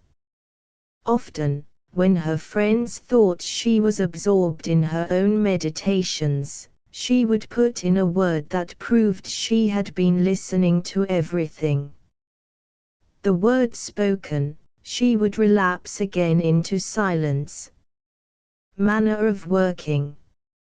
It was only when she sat down to her desk that she became eloquent, and the expressions that halted on her lips rushed abundantly from her pen. Her characters grew beneath her hand, and she went on writing, with that perfect style which is like the rhythmic cadence of a great river, large, calm, and regular. George Sand worked all night long, after all her guests were in bed, sometimes remaining up until 5 o'clock in the morning. She generally sat down to the old bureau in the hall at Nohant, with pen, ink, and foolscap paper sewn together, and began, without notes or a settled scheme of any kind. George Sand. Temple Bar. Vigor at 68. Today, my 68th birthday, I will write to you. My health is perfect, in spite of a whooping cough, which, however, does not longer disturb my rest, since I daily plunge myself in a foaming, ice-cold little torrent, winding its way among the pebbles, the flowers, and the grass, under a delightful shade. I walk all the way to the river, and, quite hot with perspiration, plunge myself in the ice-cold water. The doctor says I am mad. I let him talk and cure myself, whilst his patients nurse themselves and croak. I am like the grass in the fields, water and sun are all I require. George Sand, letter to M. Gustave Flaubert, the 5th of July, 1872, in Letters of George Sand. Still later. I am still discharging the duties of assiduous and patient teacher, and I have little time left for professional writing, seeing that I spend the evening with my family, and can now no longer work after midnight, yet my being pinched for time acts like a stimulant upon me, and causes me to find much pleasure in hard work. It is to me like secretly relishing some forbidden fruit. George Sand, letter to M. Gustave Flaubert, December, 1875, in Letters of George Sand. George Sand's Creed. There is for me but one creed and one refuge, faith in God and our own immortality. My secret is not new, but there is no other. George Sand, Letter to Mademoiselle Leroy de Chantepie, August, 1836, in Letters of George Sand. I see future and eternal life before me as a certainty, as a light in the glimmer of which everything is only dimly seen, but that light is there, and that is all I wish for. I know full well that my Jeanie, her granddaughter, is not dead. I know well that I shall meet her again, and that she will recognize me, even though she should not recollect or I either. She was part of my own self, and that fact will always remain. George Sand, Letter to Aimée Edouard Charton, February, 1855, in Letters of George Sand. Her last words. Up to her last hour she preserved consciousness and lucidity. The words, "Any touche pas la verdure," among the last that fell from her lips, were understood by her children, who knew her wish that the trees should be undisturbed under which, in the village cemetery, she was soon to find a resting place. Bertha Thomas, George Sand. We have seen a photograph done of George Sand, shortly before she died. The face is massive, but lit up by the wonderful eyes, through which the soul still shines. An expression of tenderness and gentle philosophy hovers round the lips, and we feel almost as though they would break into a smile as we gaze. She became, latterly, like one of those grand old trees of her own valley, lopped and maimed by the storms and struggles of life, but ever to the last putting forth tender shoots and expanding into fresh foliage, through which the soft winds of heaven whisper, making music in the ears of those weary wayfarers who pause to rest beneath their shade. George Sand. Temple Bar. Two notable opinions of George Sand's works. Though I never saw any of her works which I admired throughout, even Consuelo, which is the best, or the best that I have read, appears to me to couple strange extravagance with wondrous excellence, yet she has a grasp of mind, which, if I cannot fully comprehend, I can very deeply respect. She is sagacious and profound. It is poetry, as I comprehend the word, which elevates that masculine George Sand, and makes out of something coarse, something godlike. Charlotte Brontë, Letters to G. H. Lewis, 1848, in Mrs. Gaskell's Life of Charlotte Brontë. London, Smith, Elder and Company, 1857. George Sand is the greatest female genius the world ever saw, at least, since Sappho, who broke off a fragment of her soul to be guessed by, as creation did by its fossils. And George Sand, it is remarkable, precisely like her prototype, has suffered her senses to leaven her soul, to permeate it through and through, and make a sensual soul of it. She is a wonderful woman, and, I hope, rising into a purer atmosphere by the very strength of her wing. Elizabeth Barrett, Letters of Elizabeth Barrett Browning to R. H. Horne.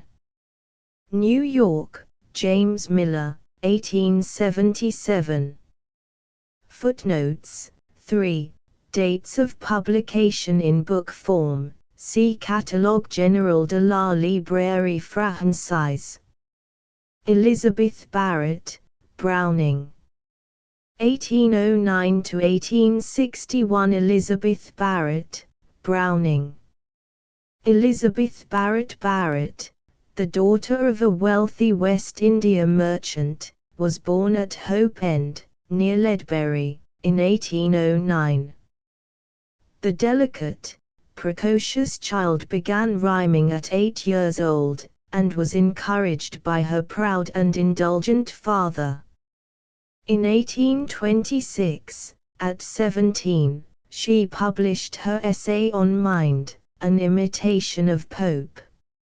She was an omnivorous reader, and early became a hard student of Greek. When she was 24 or 5, her family removed from Hope End to Sidmouth, thence to London. In 1835 she published a translation from Miss Shiloh's Prometheus Bound, and other poems. The Prometheus was subsequently rewritten. In 1837, Miss Barrett's health broke down.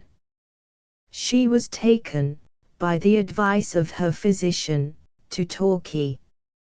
During her sojourn there her favorite brother was drowned. She had the horror of seeing his boat go down.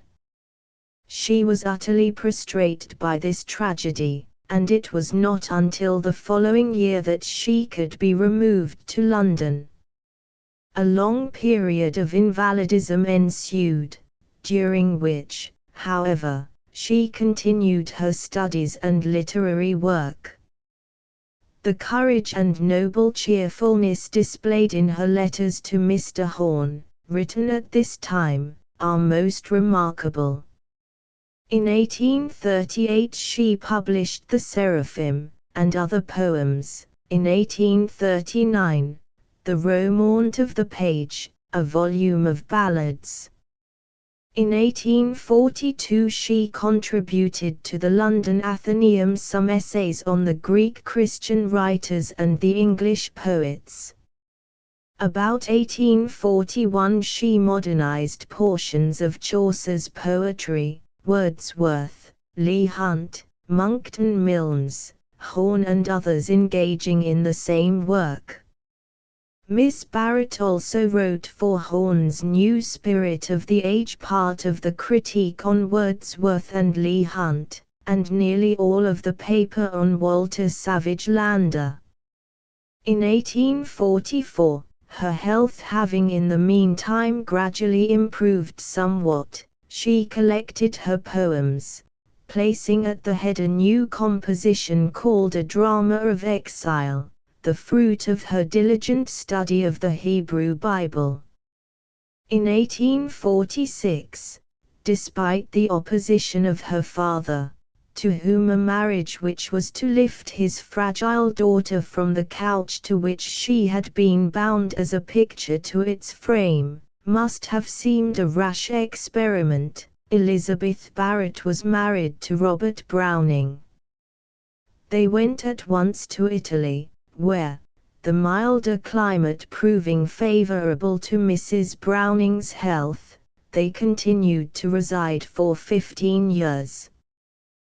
They were in the habit of spending their summers in Florence, where their son, Robert Barrett Browning, was born, and their winters in Rome, and occasionally they visited England. Under favorable conditions, Mrs. Browning now produced her greatest works. Casa Guidi Windows was published in 1851, the sonnets from the Portuguese being included in the same volume. In 1856 Aurora Leigh appeared. Poems before Congress were put forth in 1860. Her last poems, written in 1860 and 61, were collected after her death, which took place at Florence on the 29th of June, 1861. A strange and beautiful life, with its cloistered maidenhood, its pathetic wavering between death and love, to fall at last into love's most gracious hands, its sequel of perfect wifehood. She was like the insect that weaves itself a shroud, yet by some inward force, after a season, is impelled to break through its covering, and come out a winged tiger moth, emblem of spirituality in its birth, and of passion in the splendor of its tawny dyes. 4. Browning's By the Fireside undoubtedly contains a sketch of her own fireside. We recognize at once the tiny figure of the woman reading by firelight, that great brow and the spirit small hand propping it. No line other than loving has ever been written of Elizabeth Barrett Browning. But from all that friends and appreciative critics can say, we must ever turn for the last touch to the one word more of him who knew the silent silver lights and darks undreamed of his own moon of poets. Her education and development described by herself. As to stories, my story amounts to the Knife Grinders, with nothing at all for a catastrophe. A bird in a cage would have as good a story. Most of my events, and nearly all my intense pleasures, have passed in my thoughts. I wrote verses, as I dare say many have done who never wrote any poems, very early, at 8 years old and earlier. But, what is less common, the early fancy turned into a will, and remained with me, and from that day to this, poetry has been a distinct object with me, an object to read, think, and live for.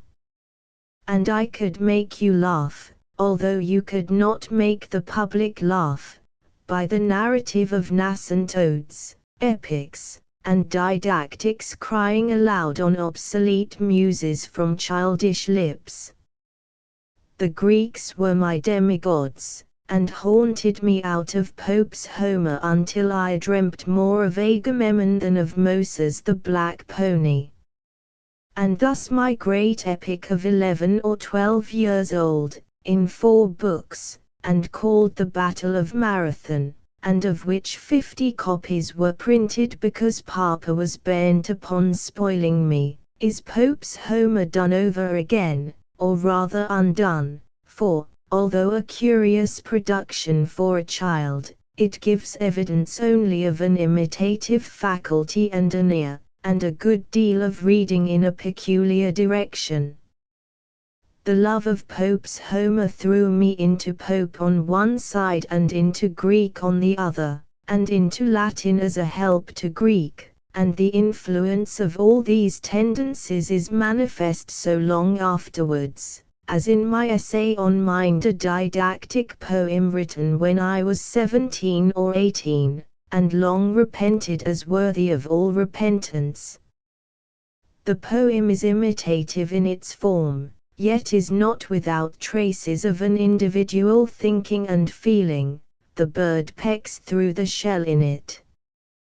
With this, it has a pertness and pedantry, which did not even then belong to the character of the author, and which I regret now more than I do the literary defectiveness.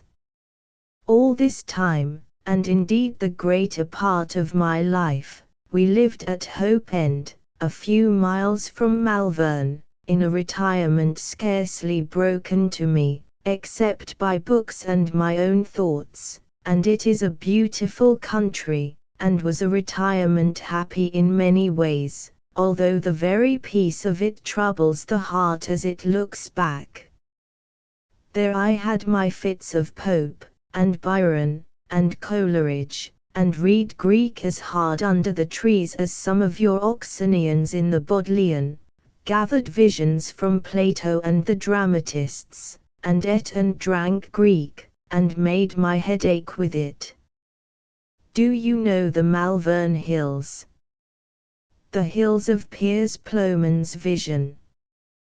They seem to me my native hills, for, although I was born in the county of Durham, I was an infant when I went first into their neighborhood, and lived there until I had passed 20 by several years.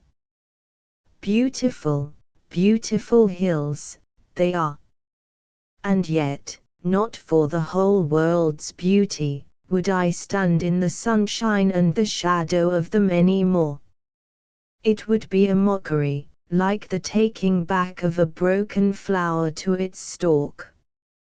From thence we went to Sidmouth for 2 years, and there I published my translation of Aeschylus, which was written in 12 days, and should have been thrown into the fire afterwards, the only means of giving it a little warmth.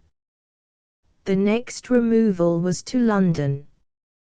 And then came the failure in my health, which never had been strong. At 15 I nearly died, and the publication of the Seraphim, the only work I care to acknowledge, and then the enforced exile to Torquay, with prophecy in the fear, and grief, and reluctance of it, a dreadful dream of an exile, which gave a nightmare to my life forever, and robbed it of more than I can speak of here. Do not speak of that anywhere. Do not speak of that, dear Mr. Horne, and for the rest, you see that there is nothing to say. It is a blank, my lord. Elizabeth Barrett, Letter to R. H. Horne, 1843. Letters of Elizabeth Barrett Browning, addressed to Richard Hengist Horne. New York, James Miller, 1877. Early friendship with Hugh Stuart Boyd. Among her friends at this time, 1826, and for years afterward, in fact, until his death in 1848, was Hugh Stuart Boyd, favorably known by his translations from the Greek. They read their favorite authors together, or, rather, the young student read to her old master, for he was blind. A reminiscence of the happy hours they passed together, communing with the mighty minds of old, may be found in Mrs. Browning's beautiful poem, Wine of Cyprus, dedicated to Mr. Boyd, to whom she was indebted for her knowledge of that dainty vintage. I think of those long mornings which my thought goes far to seek, when, betwixt the folios' turnings, solemn flowed the rhythmic Greek. Past the pane the mountains spreading swept the sheep bells' tinkling noise, while a girlish voice was reading, somewhat low for R's and O's. R. H. Stoddard, Prefatory Memoir to Letters of Elizabeth Barrett Browning addressed to Richard H. Horne. Her Learning. I have her essay on Mind, which, and the notes to it, contain allusions to books, as if known by everybody, which Henry Carey declared to me no young man of his day at Oxford had ever looked into. Mary Russell Mitford, Letter to Reverend Mr. Harness. Her Shyness. She is a delightful young creature, shy and timid and modest. She is so sweet and gentle, and so pretty, that one looks at her as if she were some bright flower. Mary Russell Mitford, Letter to her Father, May, 1836. L. Estrange's Life of M. R. Mitford. London, R. Bentley and Sons, 1870. Her personal appearance in 1836. My first acquaintance with Elizabeth Barrett commenced about 15 years ago. 5. She was certainly one of the most interesting persons that I had ever seen. Everybody who then saw her said the same, so that it is not merely the impression of my partiality or my enthusiasm. Of a slight, delicate figure, with a shower of dark curls falling on either side of a most expressive face, large tender eyes richly fringed by dark eyelashes, a smile like a sunbeam, and such a look of youthfulness that I had some difficulty in persuading a friend, in whose carriage we went together to Chiswick, that the translatress of the Prometheus of Aeschylus, the authoress of the essay on mind, was old enough to be introduced into company, in technical language was out. Through the kindness of another invaluable friend, I saw much of her during my stay in town. We met so constantly and so familiarly that in spite of the difference of age, intimacy ripened into friendship, and after my return into the country, we corresponded freely and frequently, her letters being just what letters ought to be, her own talk put upon paper. Her illness. The tragedy at Torquay. The next year was a painful one to herself and to all who loved her. She broke a blood vessel in the lungs, which did not heal. After attending her for above a 12-month at her father's house in Wimpole Street, Dr. Chambers, on the approach of winter, ordered her to a milder climate. Her eldest brother, a brother in heart and in talent worthy of such a sister, together with other devoted relatives, accompanied her to Torquay, and there occurred the fatal event which saddened her bloom of youth, and gave a deeper hue of thought and feeling, especially of devotional feeling, to her poetry. Nearly a 12-month had passed, and the invalid, still attended by her affectionate companions, had derived much benefit from the mild sea breezes of Devonshire. One fine summer morning her favourite brother, together with 2 other fine young men, his friends, embarked on board a small sailing vessel, for a trip of a few hours. Excellent sailors all, and familiar with the coast, they sent back the boatmen and undertook themselves the management of the little craft. Danger was not dreamt of by any one. After the catastrophe, no one could divine the cause, but in a few minutes after their embarkation, and in sight of their very windows, just as they were crossing the bar, the boat went down, and all who were in her perished. Even the bodies were never found. This tragedy nearly killed Elizabeth Barrett. She was utterly prostrated by the horror and the grief, and by a natural but a most unjust feeling, that she had been in some sort the cause of this great misery. It was not until the following year that she could be removed in an invalid carriage, and by journeys of 20 miles a day, to her afflicted family and her London home. The house that she occupied at Torquay had been chosen as one of the most sheltered in the place. It stood at the bottom of the cliffs, almost close to the sea, and she told me herself that during that whole winter the sound of the waves rang in her ears like the moans of one dying. Anecdote of her reading. Still she clung to literature and to Greek. In all probability she would have died without that wholesome diversion to her thoughts. Her medical attendant did not always understand this. To prevent the remonstrances of her friendly physician, she caused a small edition of Plato to be so bound as to resemble a novel.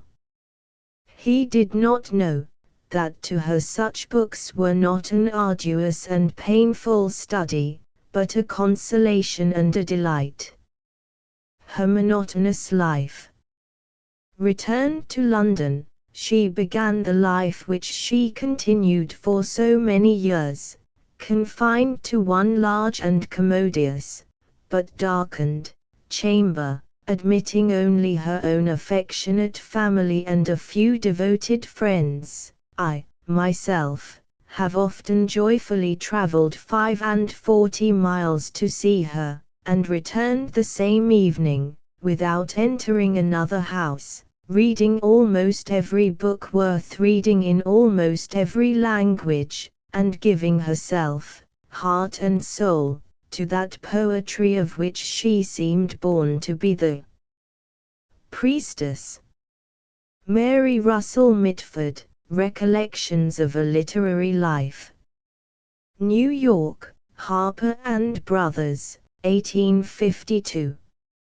Omnivorous reading. I read without principle. I have a sort of unity indeed, but it amalgamates instead of selecting, do you understand? When I had read the Hebrew Bible, from Genesis to Malachi, right through, and was never stopped by the Chaldee, and the Greek poets, and Plato, right through from end to end, I passed as thoroughly through the flood of all possible and impossible British and foreign novels and romances, with slices of metaphysics laid thick between the sorrows of the multitudinous Celestiners. It is only useful knowledge and the multiplication table I never tried hard at. And now, what now? Is this matter of exultation? Alas, no. Do I boast of my omnivorousness of reading, even apart from the romances? Certainly, no, never, except in joke. It's against my theories and ratiocinations, which take upon themselves to assert that we all generally err by reading too much, and out of proportion to what we think. I should be wiser, I am persuaded, if I had not read half as much, should have had stronger and better exercised faculties, and should stand higher in my own appreciation. The fact is, that the ne plus ultra of intellectual indolence is this reading of books. It comes next to what the Americans call whittling. Elizabeth Barrett, Letter to R. H. Horne, 1843. Letters of E. B. Browning to R. H. Horne. Her letters. Her letters ought to be published. In power, versatility, liveliness, and finesse, in perfect originality of glance, and vigor of grasp at every topic of the hour, in their enthusiastic preferences, prejudices, and inconsistencies, I have never met with any, written by men or by women, more brilliant, spontaneous, and characteristic. This was her form of conversation. Henry F. Chorley, Autobiography, Memoir, and Letters. London, Bentley, 1873. Her letters make Cowper's poor. In a hurried note, whose hurry is evident in the handwriting, she drops, incidental, but brilliant words, just as if the jewels in her rings, jarred by her rapid fingers, had been suddenly unset and fallen out on the paper. Handwriting. No other handwriting is like hers. It is strong, legible, singularly un-English, that is, not a slanted or running hand, and more like a man's than a woman's. Theodore Tilton, Memorial Preface to Last Poems of Mrs. Browning. New York, James Miller, 1862. Characteristic fragments from her letters. More of us, you will admit, do harm by groping along the pavement with blind hands for the beggar's brass coin, than do folly by clutching at the stars from the misty mountain top. And if the would-be star-catchers catch nothing, they keep at least clean fingers. As to poetry, they are all sitting, in mistake, just now, upon Caucasus for Parnassus, and wondering why they don't see the Muses. It comes to this. If poetry, under any form, be exhaustible, nature is, and if nature be, we are near a blasphemy. I, for one, could not believe in the immortality of the soul. Elizabeth Barrett, Letters of Elizabeth Barrett Browning to R. H. Horne. Her character sketched by a friend. I have never seen one more nobly simple, more entirely guiltless of the feminine propensity of talking for effect, more earnest in assertion, more gentle, yet pertinacious in difference, than she was.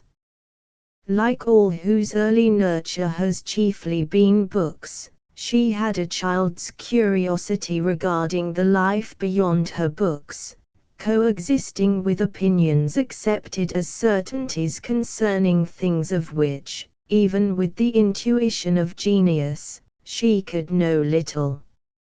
She was at once forbearing and dogmatic, willing to accept differences, resolute to admit no argument, without any more practical knowledge of social life than a nun might have, when, after long years, she emerged from her cloister and her shroud.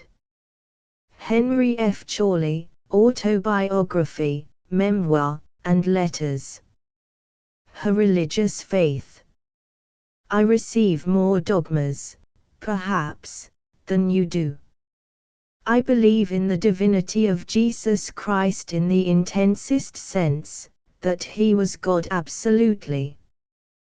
But for the rest, I am very unorthodox about the spirit, the flesh, and the devil, and if you would not let me sit by you, a great many churchmen wouldn't. In fact, churches, all of them, as at present constituted, seem too narrow and low to hold true Christianity in its proximate developments. Elizabeth Barrett Browning, Letter to Leigh Hunt. Correspondence of Leigh Hunt edited by his son. London, Smith, Elder and Company, 1862. May I say of myself that I hope there is nobody in the world with a stronger will and aspiration to escape from sectarianism in any sort or sense, when I have eyes to discern it, and that the sectarianism of the national churches, to which I do not belong, and of the dissenting bodies, to which I do, stand together before me on a pretty just level of detestation.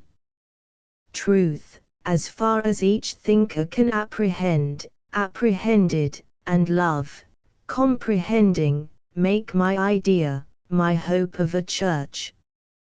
But the Christianity of the world is apt to wander from Christ and the hope of him.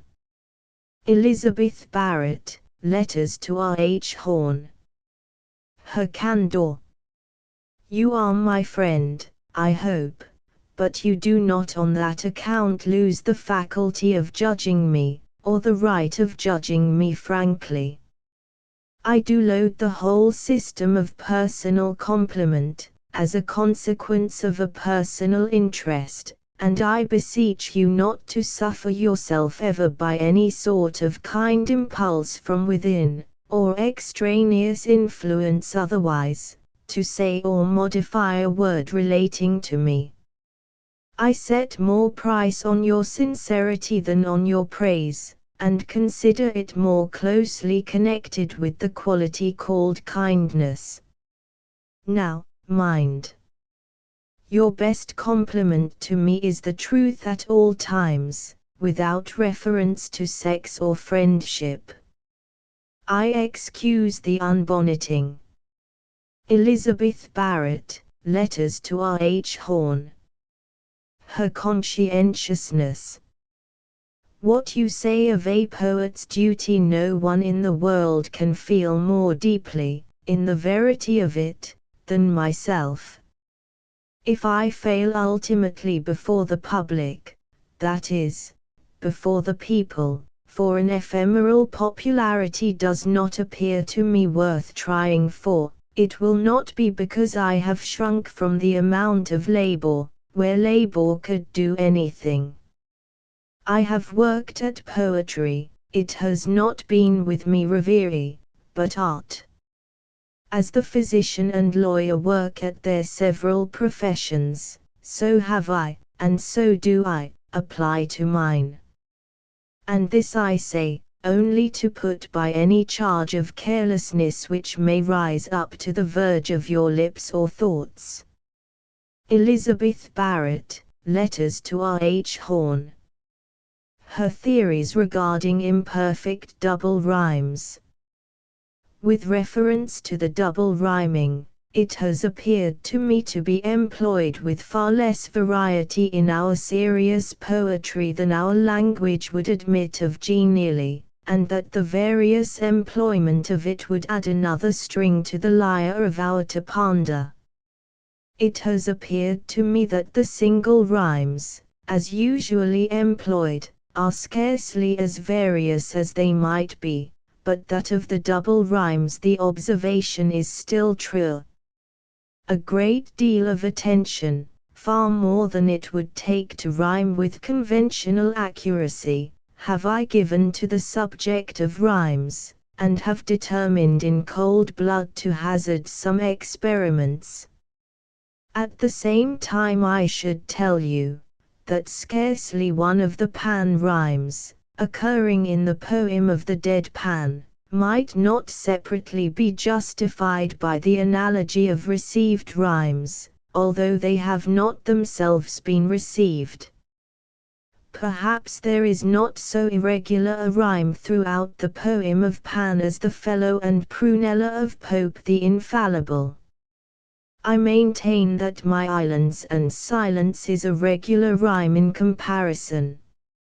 A reader of Spanish poetry must be aware how soon the ear may be satisfied even by a recurring vowel. I mean to try it. At any rate, there are so few regular double rhymes in the English language that we must either admit some such trial or eschew the double rhymes generally, and I, for one, am very fond of them, and believe them to have a power not yet drawn out to its length, and capable of development, in our lyrical poetry especially. Elizabeth Barrett, Letters to R. H. Horne. Browning's Praise of the Dead Pan.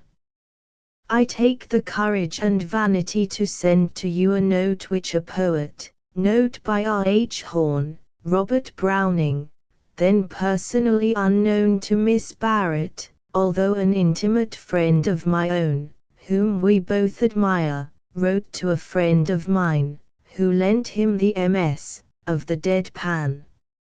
Mark. No opinion was asked about the rhymes, the satisfaction was altogether impulsive, from within. Send me the note back, and never tell anybody that I showed it to you, it would appear too vain. Also, I have no right to show it. It was sent to me as likely to please me, and pleased me so much and naturally on various accounts, that I begged to be allowed to keep it. Elizabeth Barrett, Letters to R. H. Horne. Lady Geraldine. A pleasing myth. Suddenly, one day, as the product of one day's work, she astonished her friends with the rhapsody of Lady Geraldine's courtship. This poem had all the faultiness which one might expect of 103 stanzas forced by greenhouse heat into full bloom in 12 hours, this too by a weak invalid lying on a sofa. But must we spoil the pretty story that the sweet ballad had all the merit of winning for its writer the hand of Robert Browning? Yet the story is only a fiction of the gossip writers. Nor is it true that the poet with whom she was to mate was then known to her only by his little book of bells and pomegranates. She had more than a stranger's reasons for making the wooer of Lady Geraldine speak in this wise. At times a modern volume, Wordsworth's solemn-thoughted idyll, Howitt's ballad verse, or Tennyson's enchanted reverie, or from Browning some pomegranate which if cut deep down the middle, showed a heart within, blood tinctured, of a veined humanity. Theodore Tilton, Memorial Preface to Last Poems of Mrs. Browning. Surprise of Miss Barrett's friends at her marriage. When I was ill at Tynemouth, a correspondence grew up between the then bedridden Elizabeth Barrett and myself, and a very intimate correspondence it became. In one of the later letters, in telling me how much better she was, and how grievously disappointed at being prevented going to Italy, she wrote of going out, of basking in the open sunshine, of doing this and that. In short, said she, finally, there is no saying what foolish thing I may do. The foolish thing evidently in view in this passage, was marrying Robert Browning, and a truly wise act did the foolish thing turn out to be. Harriet Martineau, Autobiography. Boston, Houghton, Mifflin and Company, 1877. It was more like a fairy tale than anything in real life I have ever known, to read, one morning, in the papers, of her marriage with the author of Paracelsus, and to learn, in the course of the day, that not only was she married, but that she was absolutely on her way to Italy. The energy and resolution implied were amazing on the part of one who had long, as her own poems tell us, resigned herself to lie down and die. Henry F. Chorley, Autobiography, Memoir, and Letters.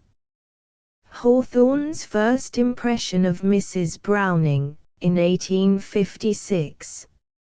She is a small, delicate woman, with ringlets of dark hair, a pleasant, intelligent, and sensitive face, and a low, agreeable voice. She looks youthful and comely, and is very gentle and ladylike. She is of that quickly appreciative and responsive order of women, with whom I can talk more freely than with any man, and she has, besides, her own originality, wherewith to help on conversation, though, I should say, not of a loquacious tendency. We talked of Miss Bacon, and I developed something of that lady's theory respecting Shakespeare, greatly to the horror of Mrs. Browning. On the whole, I like her the better for loving the man Shakespeare with a personal love. We talked, too, of Margaret Fuller, who spent her last night in Italy with the Brownings. I like her very much. Nathaniel Hawthorne, Passages from the English Notebooks. Boston, James R. Osgood and Company, 1873. The Brownings in Italy. Mrs. Browning is, in many respects, the correlative of her husband. As he is full of manly power, so she is a type of the most sensitive and delicate womanhood. She has been a great sufferer from ill health, and the marks of pain are stamped upon her person and manner. Her figure is slight, her countenance expressive of genius and sensibility, shaded by a veil of long, brown locks, and her tremulous voice often flutters over her words, like the flame of a dying candle over the wick. I have never seen a human frame which seemed so nearly a transparent veil for a celestial and immortal spirit. She is a soul of fire, enclosed in a shell of pearl. Her rare and fine genius needs no setting forth at my hands. She is, also, what is not so generally known, a woman of uncommon, nay, profound learning. Nor is she more remarkable for genius and learning, than for sweetness of temper, tenderness of heart, depth of feeling, and purity of spirit. It is a privilege to know such beings, singly and separately, but to see their powers quickened, and their happiness rounded, by the sacred tie of marriage, is a cause for peculiar and lasting gratitude. A union so complete as theirs, in which the mind has nothing to crave nor the heart to sigh for, is cordial to behold and soothing to remember. George Stillman Hillard, 6 Months in Italy. Boston, James R. Osgood and Company, 1871. Mignon. She is little, hard-featured, with long, dark ringlets, a pale face, and plaintive voice, something very impressive in her dark eyes and her brow. Her general aspect puts me in mind of Mignon, what Mignon might be in maturity and maternity. Sarah Coleridge, Letter in Memoir and Letters of Sarah Coleridge edited by her daughter. New York, Harper and Brothers, 1874. The Mother of the Beautiful Child. It is a pleasant story, told of the street beggars who walk through Via Maggio, under the windows of Casa Guidi, that they always spoke of the English woman who lived in that house, not by her well-known English name, nor by any softer Italian word, but simply and touchingly as the mother of the beautiful child. This was pleasanter to that woman's ears than to hear the nations praising her far off. Theodore Tilton, Memorial Preface to Last Poems of Mrs. Browning. Bayard Taylor's description. She was slight and fragile in appearance, with a pale, wasted face, shaded by masses of soft, chestnut curls, which fell on her cheeks, and serious eyes of bluish-gray. Her frame seemed to be altogether disproportionate to her soul.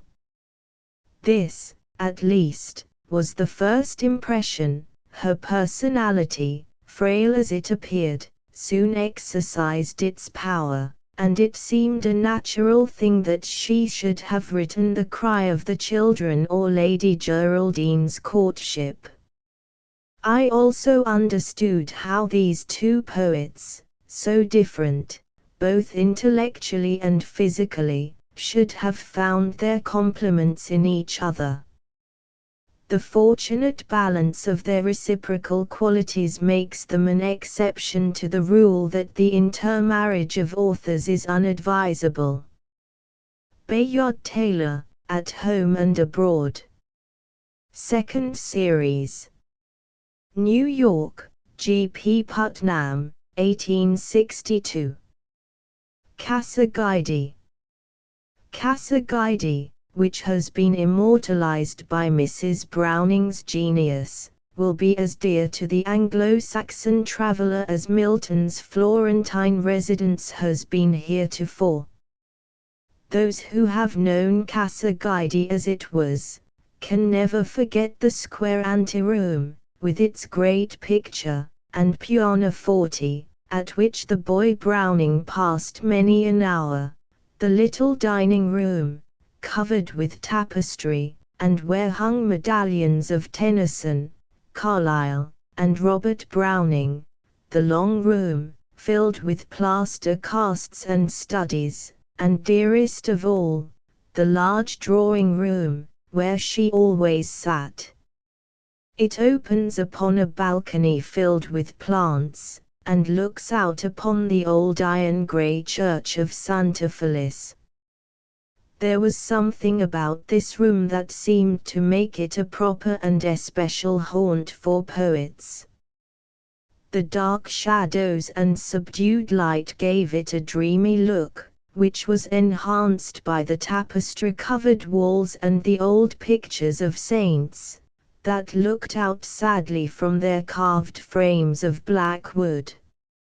Large bookcases, constructed of specimens of Florentine carving, selected by Mr. Browning, were brimming over with wise-looking books. Tables were covered with more gayly-bound volumes, the gifts of brother authors. Dante's grave profile, a cast of Keats's face and brow, taken after death, a pen-and-ink sketch of Tennyson, the genial face of John Kenyon, Mrs. Browning's good friend and relative, little paintings of the boy Browning, all attracted the eye in turn, and gave rise to 1,000 musings.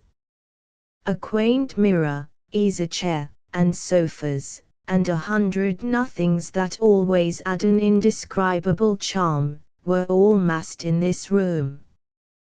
But the glory of all, and that which sanctified all, was seated in a low armchair, near the door. A small table, strewn with writing materials, books and newspapers, was always by her side. Elizabeth Barrett Browning. Atlantic Monthly, September, 1861. An Evening with the Brownings, 1858. We went last evening, at 8 o'clock, to see the Brownings, and after some search and enquiry, we found the Casa Guidi, which is a palace in a street not very far from our own. It being dusk, I could not see the exterior.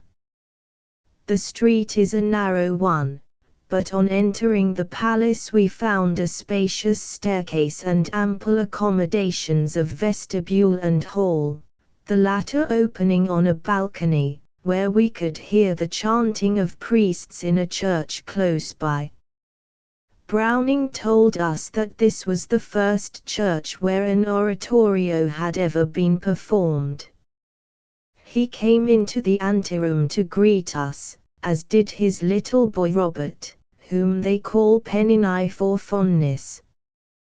The latter cognomen is a diminutive of Apennino, which was bestowed upon him at his first advent into the world because he was so very small, there being a statue in Florence of colossal size called Apennino.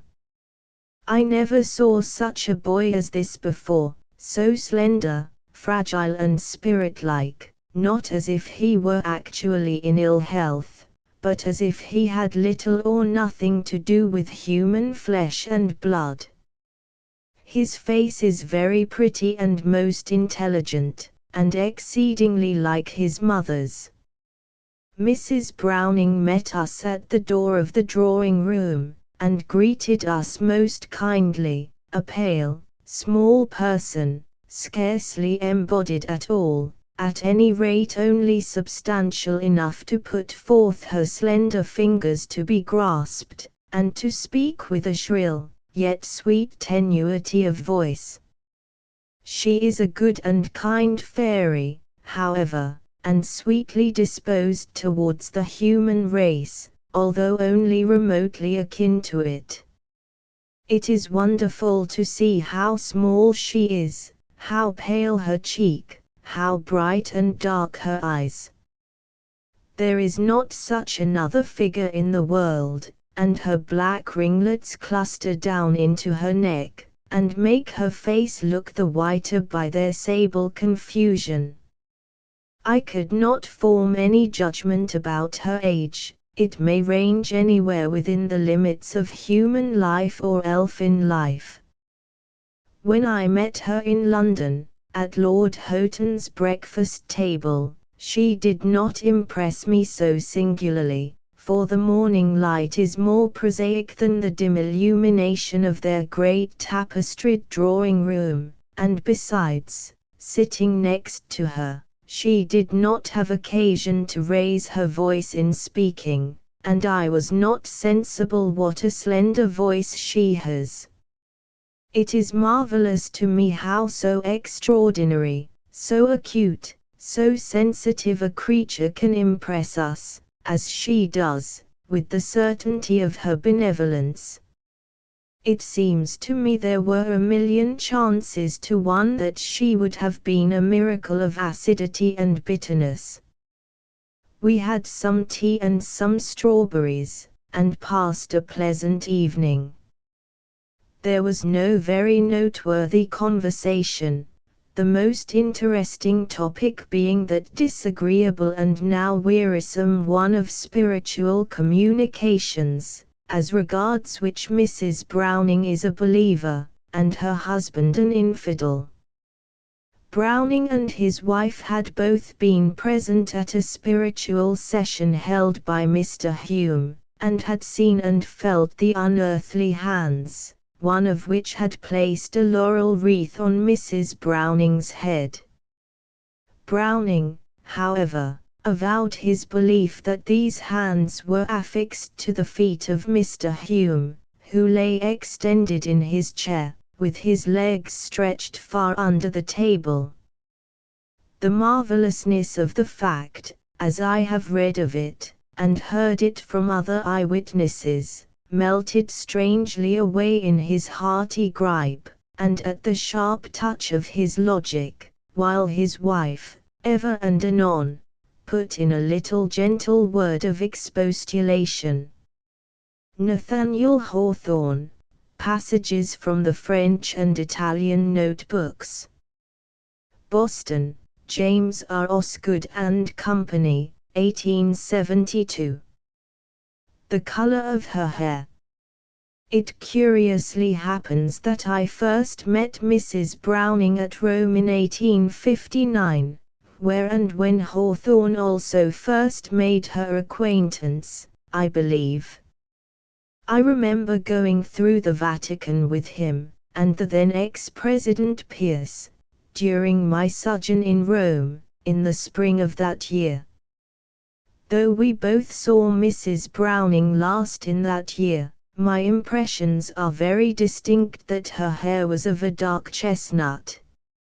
It did not curl naturally, but, by one of those artifices of the toilet which all of her sex and some of mine understand, it was worn, as it has usually been painted, inside ringlets.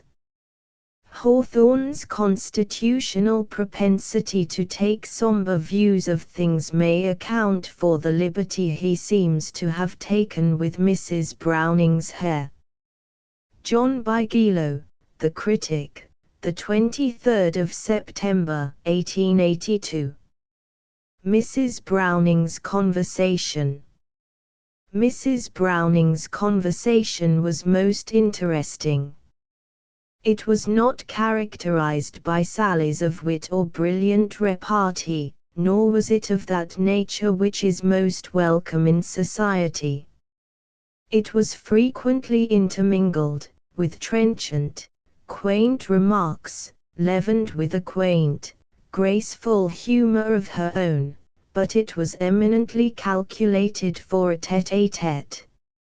Mrs. Browning never made an insignificant remark. All that she said was always worth hearing, a greater compliment could not be paid her. She was a most conscientious listener, giving you her mind and heart, as well as her magnetic eyes. Though the latter spoke an eager language of their own, she conversed slowly, with a conciseness and point which, added to a matchless earnestness that was the predominant trait of her conversation as it was of her character, made her a most delightful companion. Persons were never her theme, unless public characters were under discussion, or friends who were to be praised, which kind office she frequently took upon herself.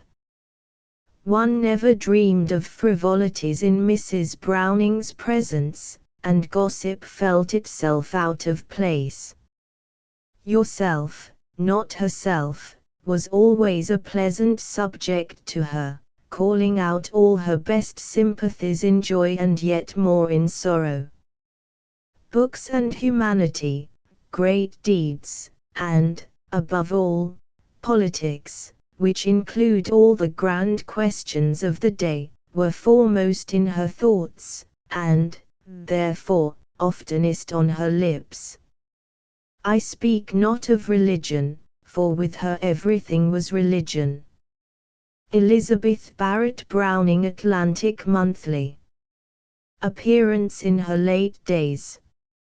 Miss Mitford's description of 25 years ago, 6, is true, every word, of a photograph now lying on our table, copied from Mackaye's original, made at Havre in 1856, and which Robert Browning esteems a faithful likeness of his wife.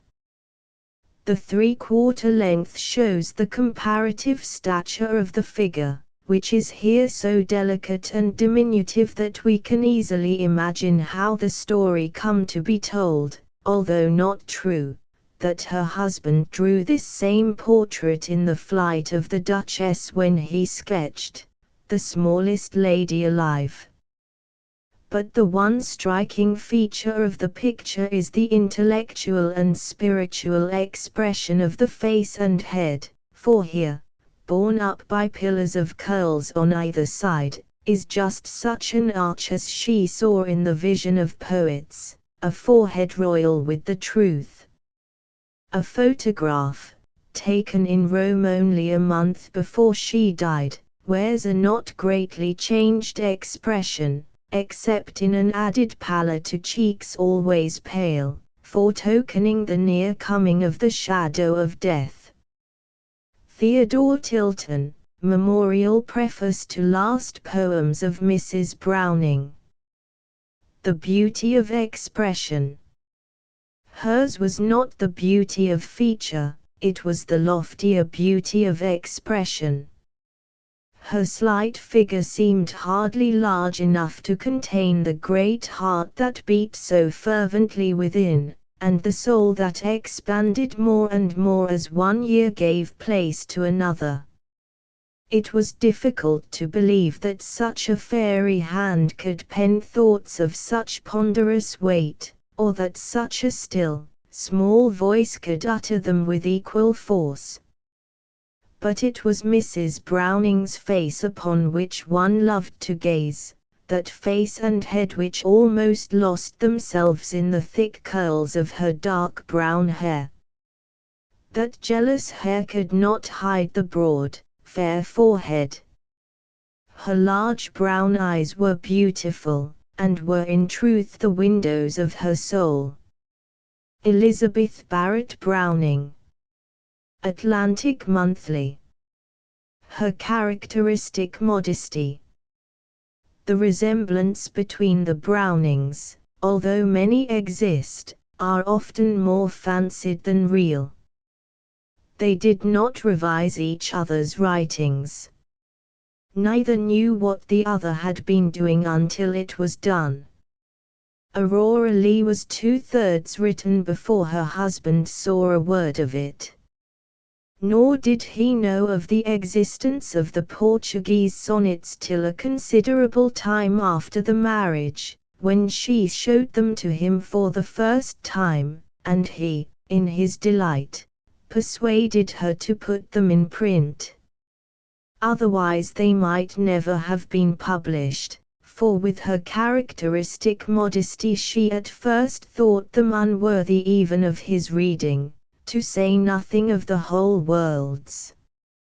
She felt so doubtful of the merit of Aurora Leigh that at one time she laid even that aside with the idea never to publish it.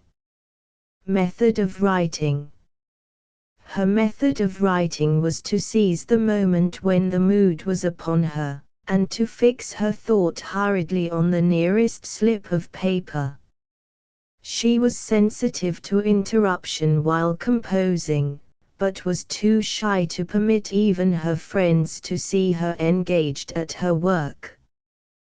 When the servant announced a visitor, the busy poet suddenly hid her paper and pen, and received her guest as if in perfect leisure for the visit. Giving her mornings to the instruction of her little son, and holding herself ready after 12 o'clock to give welcome to any comer, it was a wonder to many how she could find the needed time to study or write. Her revisions. She made many and marked changes in her poems in successive editions. These show her fastidious taste. She was never satisfied to let a stanza remain as it was. Most of these amendments are for the better, but some for the worse, as orators who correct their printed speeches sometimes spoil the best parts. In many cases she substituted not only new rhymes but new thoughts, turning the verses far out of their old channels. In others she struck out whole lines and passages as superfluous, in others she made fit a choice of single words, so adding vividness to the expression. Theodore Tilton, Memorial Preface to Last Poems of Mrs. Browning. How Aurora Leigh was written. I am still too near Aurora Leigh to be quite able to see it all. My wife used to write it, and lay it down to hear our child spell, or when a visitor came, it was thrust under a cushion then.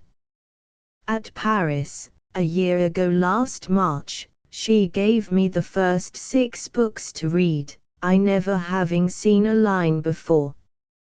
She then wrote the rest, and transcribed them in London, where I read them also. I wish, in one sense, that I had written and she had read it. Robert Browning, Letter to Leigh Hunt. Correspondence of Leigh Hunt edited by his son. Landa's delight in Aurora Leigh. I am reading a poem full of thought and fascinating with fancy, Mrs. Browning's Aurora Leigh. In many pages there is the wild imagination of Shakespeare. I had no idea that anyone in this age was capable of so much poetry. I am half drunk with it. Never did I think I should have a good hearty draught of poetry again. The distemper had got into the vineyard that produced it. Here are indeed, even here, some flies upon the surface, as there always will be upon what is sweet and strong. Walter Savage Landor, Letter to J. Foster, 1857. Walter Savage Landor, A Biography by John Forster. Boston, Fields, Osgood and Company, 1869. George Eliot's Enjoyment. We are reading Aurora Leigh for the 3rd time, with more enjoyment than ever. I know no book that gives me a deeper sense of communion with a large as well as beautiful mind. Marian Evans Lewis, Letter to Sarah Hennell, 1857. George Eliot's Life edited by J. W. Cross. New York, Harper and Brothers, 1885. Sympathetic criticism of the Portuguese sonnets. I am disposed to consider the sonnets from the Portuguese as, if not the finest, a portion of the finest subjective poetry in our literature. Their form reminds us of an English prototype, and it is no sacrilege to say that their music is showered from a higher and purer atmosphere than that of the Swan of Avon.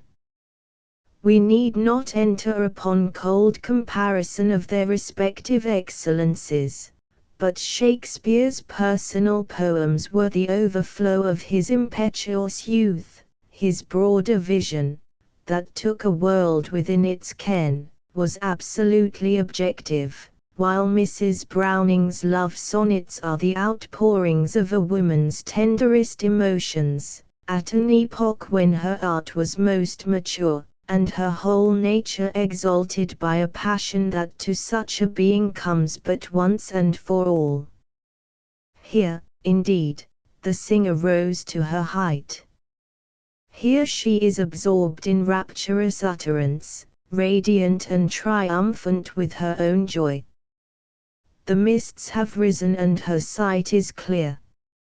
Her mouthing and affectation are forgotten, her lips cease to stammer, the lyrical spirit has full control.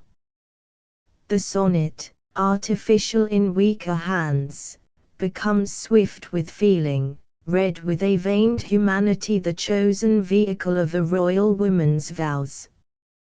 Graces, felicities, vigor, glory of speech, here are so crowded as to tread each upon the other's sceptred pall.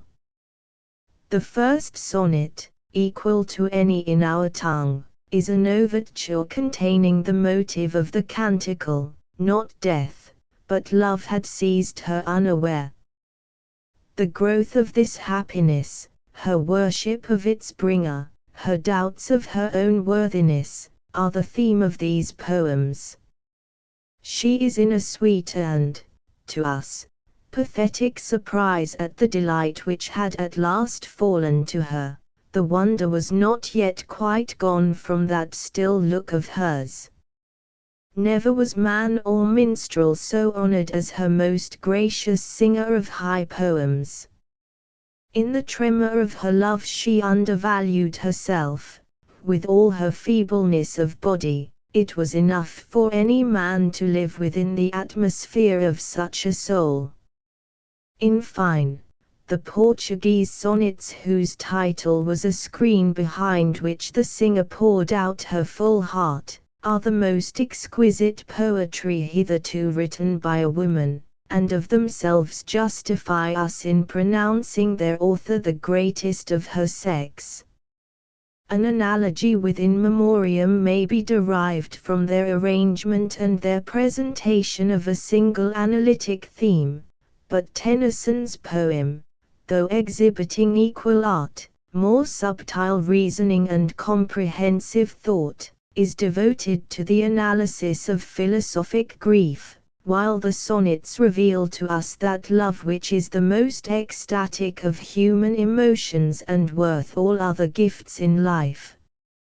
E. C. Stedman, Victorian Poets. Boston, Houghton, Mifflin and Company, 1881. Her timidity.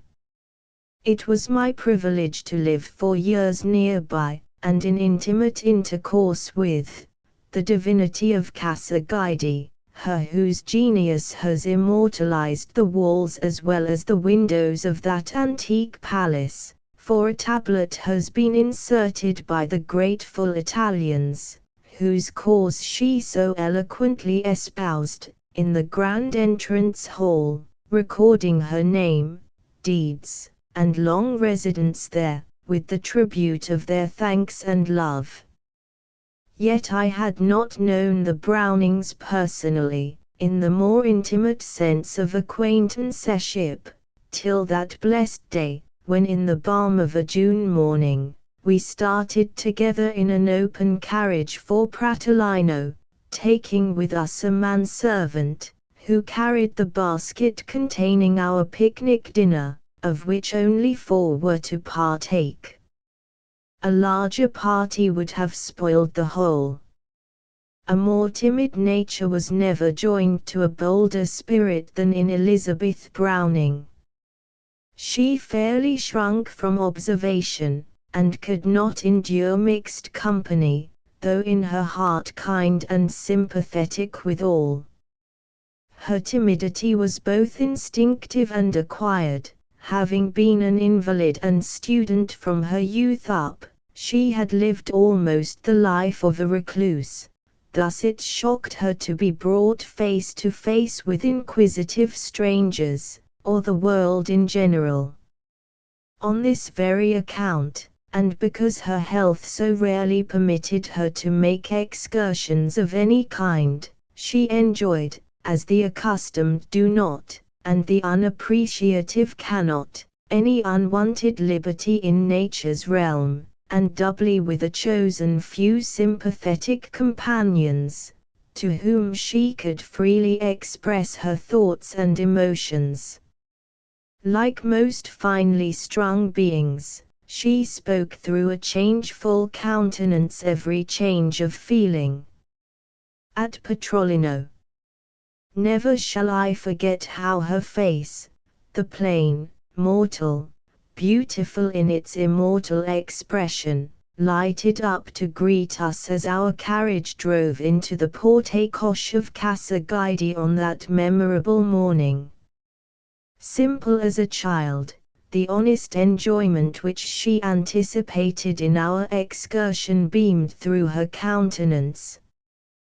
Those large, dark, dreamy eyes, usually like deep wells of thought, sparkled with delight, while her adored Robert's generous capacity for pleasure showed even a happier front than ordinary, reflecting her joy, as we turned into the street and out of the city gate towards Petrolino.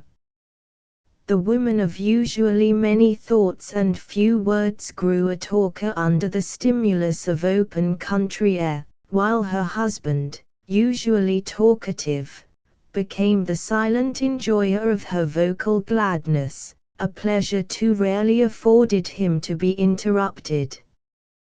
We, of choice, only talked enough to keep our improvisatrice in the humor of utterance.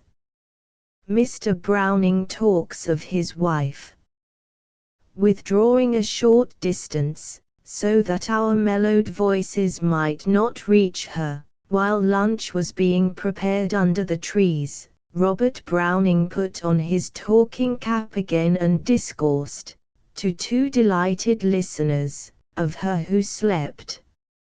After expressing his joy at her enjoyment of the morning, the poet's soul took fire by its own friction, and glowed with the brilliance of its theme. Knowing well that he was before fervent admirers of his wife, he did not fear to speak of her genius, which he did almost with awe, losing himself so entirely in her glory that one could see that he did not feel worthy to unloose her shoe latchet, much less to call her his own. This led back to the birth of his first love for her, and then, without reserve, he told us the real story of that romance, the course of which true love never did run smooth. There have been several printed stories of the loves of Elizabeth and Robert Browning, and we had read some of these, but as the poet's own tale differed essentially from the others, and as the divine genius of the heroine has returned to its native heaven, whilst her life on earth now belongs to posterity, it cannot be a breach of confidence to let the truth be known. The true story of her marriage. Mr. Barrett, the father of Elizabeth, though himself a superior man, and capable of appreciating his gifted child, was, in some sense, an eccentric. He had an unaccountable aversion to the idea of marrying off any of his children. Having wealth, a sumptuous house, and being a widower, he had somehow made up his mind to keep them all about him. Elizabeth, the eldest, had been an invalid from her early youth, owing partly to the great shock which her exquisite nervous organization received when she saw an idolized brother drown before her eyes, without having the power to save him. Grief at this event naturally threw her much within herself, while shattered health kept her confined for years to her room. There she thought, studied, wrote, and from her sick chamber went forth the winged inspiration of her genius. These came into the heart of Robert Browning, nesting there, awakened love for the great unknown, and he sought her out. Finding that the invalid did not receive strangers, he wrote her a letter, intense with his desire to see her. She reluctantly consented to an interview. He flew to her apartment, was admitted by the nurse, in whose presence only could he see the deity at whose shrine he had long worshipped. But the golden opportunity was not to be lost. Love became oblivious to any save the presence of the real of its ideal. Then and there Robert Browning poured out his impassioned soul into hers, though his tale of love seemed only an enthusiast's dream. Infirmity had hitherto so hedged her about, that she deemed herself forever protected from all assaults of love.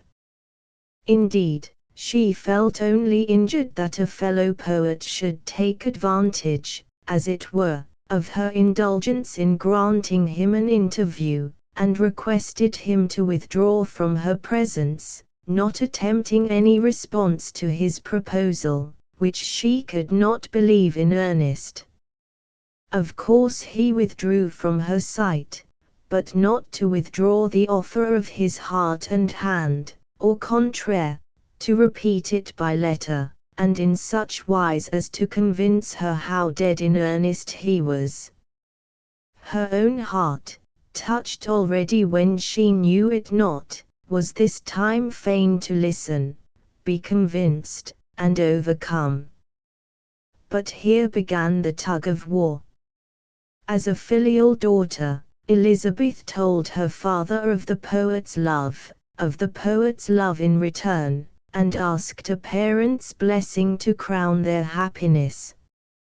At first, incredulous of the strange story, he mocked her, but when the truth flashed on him, from the new fire in her eyes, he kindled with rage, and forbade her ever seeing or communicating with her lover again, on the penalty of disinheritance and banishment forever from a father's love.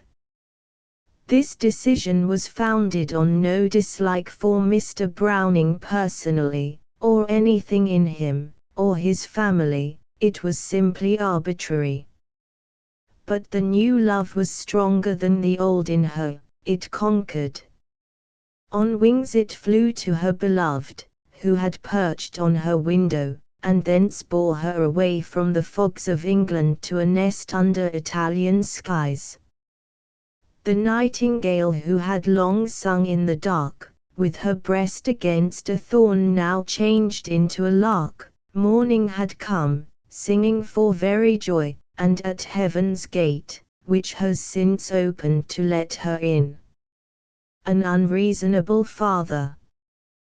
The unnatural father kept his vow, and would never be reconciled to his daughter, of whom he was not worthy, though she ceased not her endearing efforts to find her way to his heart again, ever fearing that he, or she, might die without the bond of forgiveness having reunited them. Always cherishing an undiminished love for her only parent, this banishment from him wore on her, notwithstanding the rich compensation of such a husband's devotion, and the new maternal love which their golden-haired boy awakened. What she feared came upon her. Her father died without leaving her even his pardon, and her feeble physique never quite recovered from the shock. few witnessed the strong grief of that morally strong woman. I saw her after her first wrestling with the angel of sorrow, and perceived that with the calm token of his blessing, still she dragged a maimed life. Elizabeth C. Kinney, A Day with the Brownings at Petrolino in Scribner's Magazine, Now the Century, December, 1870. Her death. A life of suffering ended in peace. A frail body, bearing the burden of too great a brain, broke at last under the weight. After 6 days' illness, the shadows of the night fell upon her eyes for the last time, and half an hour after daybreak she beheld the eternal vision. Like the pilgrim in the dream, she saw the heavenly glory before passing through the gate. "It is beautiful," she exclaimed, and died, sealing these last words upon her lips as the fittest inscription that could ever be written upon her life, her genius, and her memory. In the English burial ground at Florence lie her ashes. Theodore Tilton, Memorial Preface to Last Poems of Mrs. Browning. The memory and career of Elizabeth Barrett Browning appear to us like some beautiful ideal. Nothing is earthly, though all is human, a spirit is passing before our eyes, yet of like passions with ourselves, and encased in a frame so delicate that every fibre is alive with feeling and tremulous with radiant thought. Her genius certainly may be compared to those sensitive, palpitating flames, which harmonically rise and fall in response to every sound vibration near them. Her whole being was rhythmic, and, in a time when art is largely valued for itself alone, her utterances were the expression of her inmost soul. E. C. Stidman, Victorian Poets. Footnotes 4. Victorian Poets by E. C. Stidman. 5. Miss Mitford writes in 1851. 6. Mr. Tilton writes in 1862. Margaret Fuller, Ossoli. 1810 to 1850. Margaret Fuller, Ossoli. Sarah Margaret Fuller was born at Cambridge Airport, Mass., the 23rd of May, 1810. She was the eldest child of Timothy Fuller, a lawyer and a politician, and Margaret Crane, his wife. Her education was begun at home by her father, a somewhat severe teacher. In an autobiographical fragment she relates the influence upon her young mind of the study of the Latin language and of Roman history, and of her readings in Shakespeare, Servants, and Molière. Another formative influence was her romantic attachment to a beautiful and accomplished English lady who spent a few months in the neighborhood, and whose companionship lifted her, she says, into just that atmosphere of European life to which I had before been tending. When about 13 years old, Margaret was sent to the boarding school of the Misses Preston, in Groton, Mass., where she remained until 1825. It is stated that she was at one time a pupil in Dr. Park's Boston School. That she was an indefatigable student is shown by the record of her reading during the subsequent years passed at home. Her studies in German were especially deep. In the spring of 1833, the family removed from Cambridge to Groton. Margaret was at this time much occupied in the tuition of the younger children. In 1835, she made the acquaintance of Miss Martineau, then traveling in America. Margaret had in this year a severe illness, from which it was feared that she could not recover. In October, her father died of cholera. This death, says Mrs. Howe, besides the sorrow and perplexity which followed it, brought to Margaret a disappointment which seemed to her to bar the fulfillment of her highest hopes.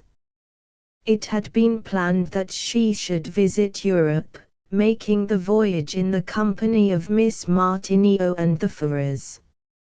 It now seemed to her a duty to remain with her mother, and not to encroach upon the fund necessary for the education of her brothers and sisters. Her undeniable egotism only throws this act of self-sacrifice into higher relief. In the autumn of 1836, she left Groton, to take a position in Mr. Alcott's school, in Boston, at the same time teaching private classes. She worked hard this winter, giving instruction in German, Italian, Latin, and French, and reading with her pupils such books as Faust and the Divina Commedia. In the spring of 1837, she went to teach in the Green Street School, Providence, a salary of $1,000 per annum being offered her. She remained there 2 years, doing valuable work, which added to her reputation, but Mr. Greeley, in his autobiography, states that she was not remunerated for her services. In 1839, the Fuller family left Groton for Jamaica Plain, and in November of the same year returned to Cambridge. In this year was published Margaret's translation of Eckermann's Conversations with Gertie. In 1840, she became the editor of the Dial, which she managed for 2 years, receiving $200 the first year, after which her salary was discontinued on account of the lack of funds. She contributed to this periodical, besides various critical papers, the article on the great lawsuit, Man versus Men, Women versus Women, which was afterwards expanded into Her Woman in the 19th Century. It was in the autumn of 1839 that Margaret began her famous Boston Conversations, with a class of 25. These classes were renewed in November of each year until 1844. In 1841, she translated the letters of Gundrode and Bettine, but their publication does not appear to have been completed. In 1843, a trip to Lake Superior furnished her with material for her Summer on the Lakes, originally published in the Dial. A general impression exists that Miss Fuller connected herself with the Brook Farm experiment. It is an error. She was a visitor, not a resident, at Brook Farm. In 1844, Margaret went to New York, to live with the Greeleys at Turtle Bay, becoming a constant contributor to the New York Tribune. In this year she published Women in the 19th Century, and the next, collected her papers on art and literature in a volume. On the 1st of August, 1846, Margaret Fuller sailed for Europe, in the company of her friends Mr. and Mrs. Marcus Spring, of Eagleswood, New Jersey. She went first to England, visited the Lake Country, meeting Wordsworth and renewing her acquaintance with Harriet Martineau, travelled in Scotland, making the ascent of Ben Lomond with but one companion, and without a guide, an imprudence which cost her a night of dangerous exposure, returned to London, where she met Joanna Baillie, the Carlyles, and Mazzini, and went thence to Paris. There she saw George Sand, Chopin, and Rachel. She proceeded to Lyons, to Avignon, where she waded through the snow to visit the tomb of Laura, and to Marseilles, whence she sailed for Genoa, going next to Naples and to Rome. It was during this first stay in Rome, in the spring of 1847, that she became acquainted with the Marquis Ossoli, an officer of the Civic Guard. She continued her travels, visiting Florence, Ravenna, Venice, Milan, the Italian lakes, and Switzerland. She returned to Rome in October 1847. In December she was married to Ossoli, but for reasons involving the security of his paternal inheritance, it was agreed that the marriage should be a secret. In the following May, Margaret left Rome for the summer, passing a month at Aquila, and the rest of the time, until November, at Rieti, where it was possible for her husband to visit her occasionally. In September 1848, their son, Angiolino, was born.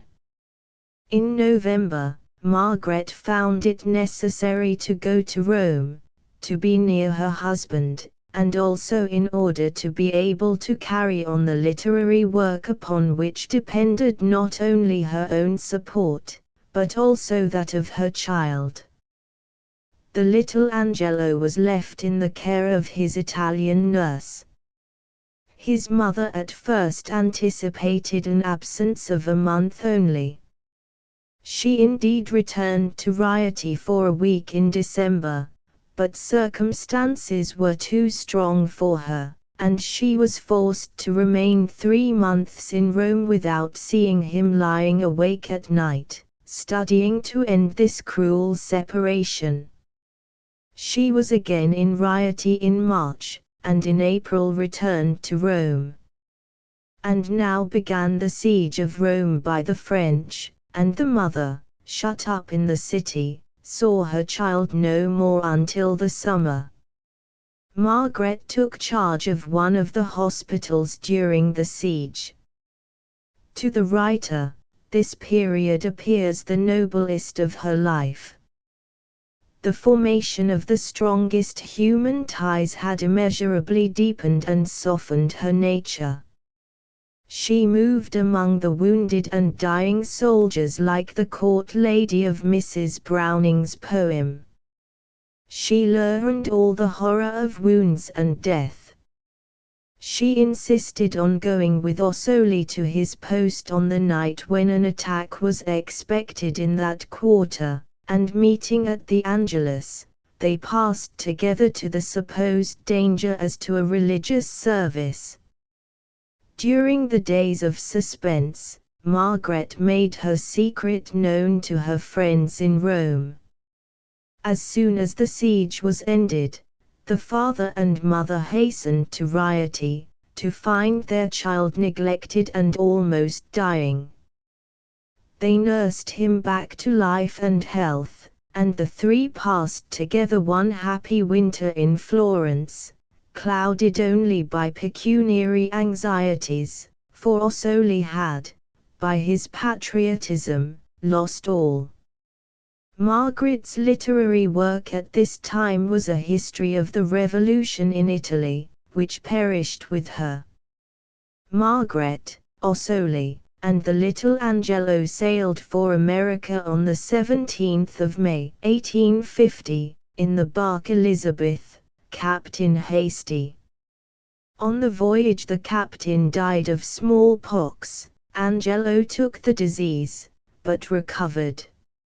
On the morning of the 19th of July, the Elizabeth was wrecked in a sudden storm, striking on Fire Island Beach. The sea never gave back Margaret and Ossoli. The baby Angelo was washed ashore, and lies buried at Mount Auburn. Margaret's works, collected after her death, are in 4 volumes: Women in the 19th Century, Art, Literature, and the Drama, Abroad and at Home, and Life Without and Life Within. A Remarkable Estimate of Margaret, by Nathaniel Hawthorne, published, among other extracts from his papers, by his son, has lately attracted much attention. The testimony of Hawthorne as to Margaret's Italian life, of which he had no personal knowledge, has little value. But the conclusions of so keen a mind as to her character cannot be so easily dismissed, and this passage has been included among our extracts, that both sides of the shield may be seen. Certain of Hawthorne's expressions go far to confirm the popular belief that Margaret's character, as he saw it, furnished him with the hint or starting point for his creation of Zenobia in the Blithedale romance. Lowell, in his stinging lines on Miranda, in A Fable for Critics, speaks of her, "I turn the crank of the universe ere," and pronounces that the whole of her being's a capital I. She is too often remembered thus, and only thus. Let us also picture her ministering in that house of misery where, to quote lines written of another famous woman, slow, as in a dream of bliss, the speechless sufferer turns to kiss her shadow, as it falls upon the darkening walls. Her early training, premature development, spectral illusions, somnambulism. My father instructed me himself. The effect of this was so far good that, not passing through the hands of many ignorant and weak persons, as so many do at preparatory schools, I was put at once under discipline of considerable severity, and, at the same time, had a more than ordinarily high standard presented to me. My father was a man of business, even in literature. He had been a high scholar at college, and was warmly attached to all he had learned there, both from the pleasure he had derived in the exercise of his faculties and the associated memories of success and good repute. He was, beside, well read in French literature, and in English, a Queen Anne's man. He hoped to make me the heir of all he knew, and of as much more as the income of his profession enabled him to give me means of acquiring. At the very beginning, he made one great mistake, more common, it is to be hoped, in the last generation, than the warning of physiologists will permit it to be with the next. He thought to gain time by bringing forward the intellect as early as possible. Thus, I had tasks given me, as many and various as the hours would allow, and on subjects beyond my age, with the additional disadvantage of reciting to him in the evening, after he returned from his office.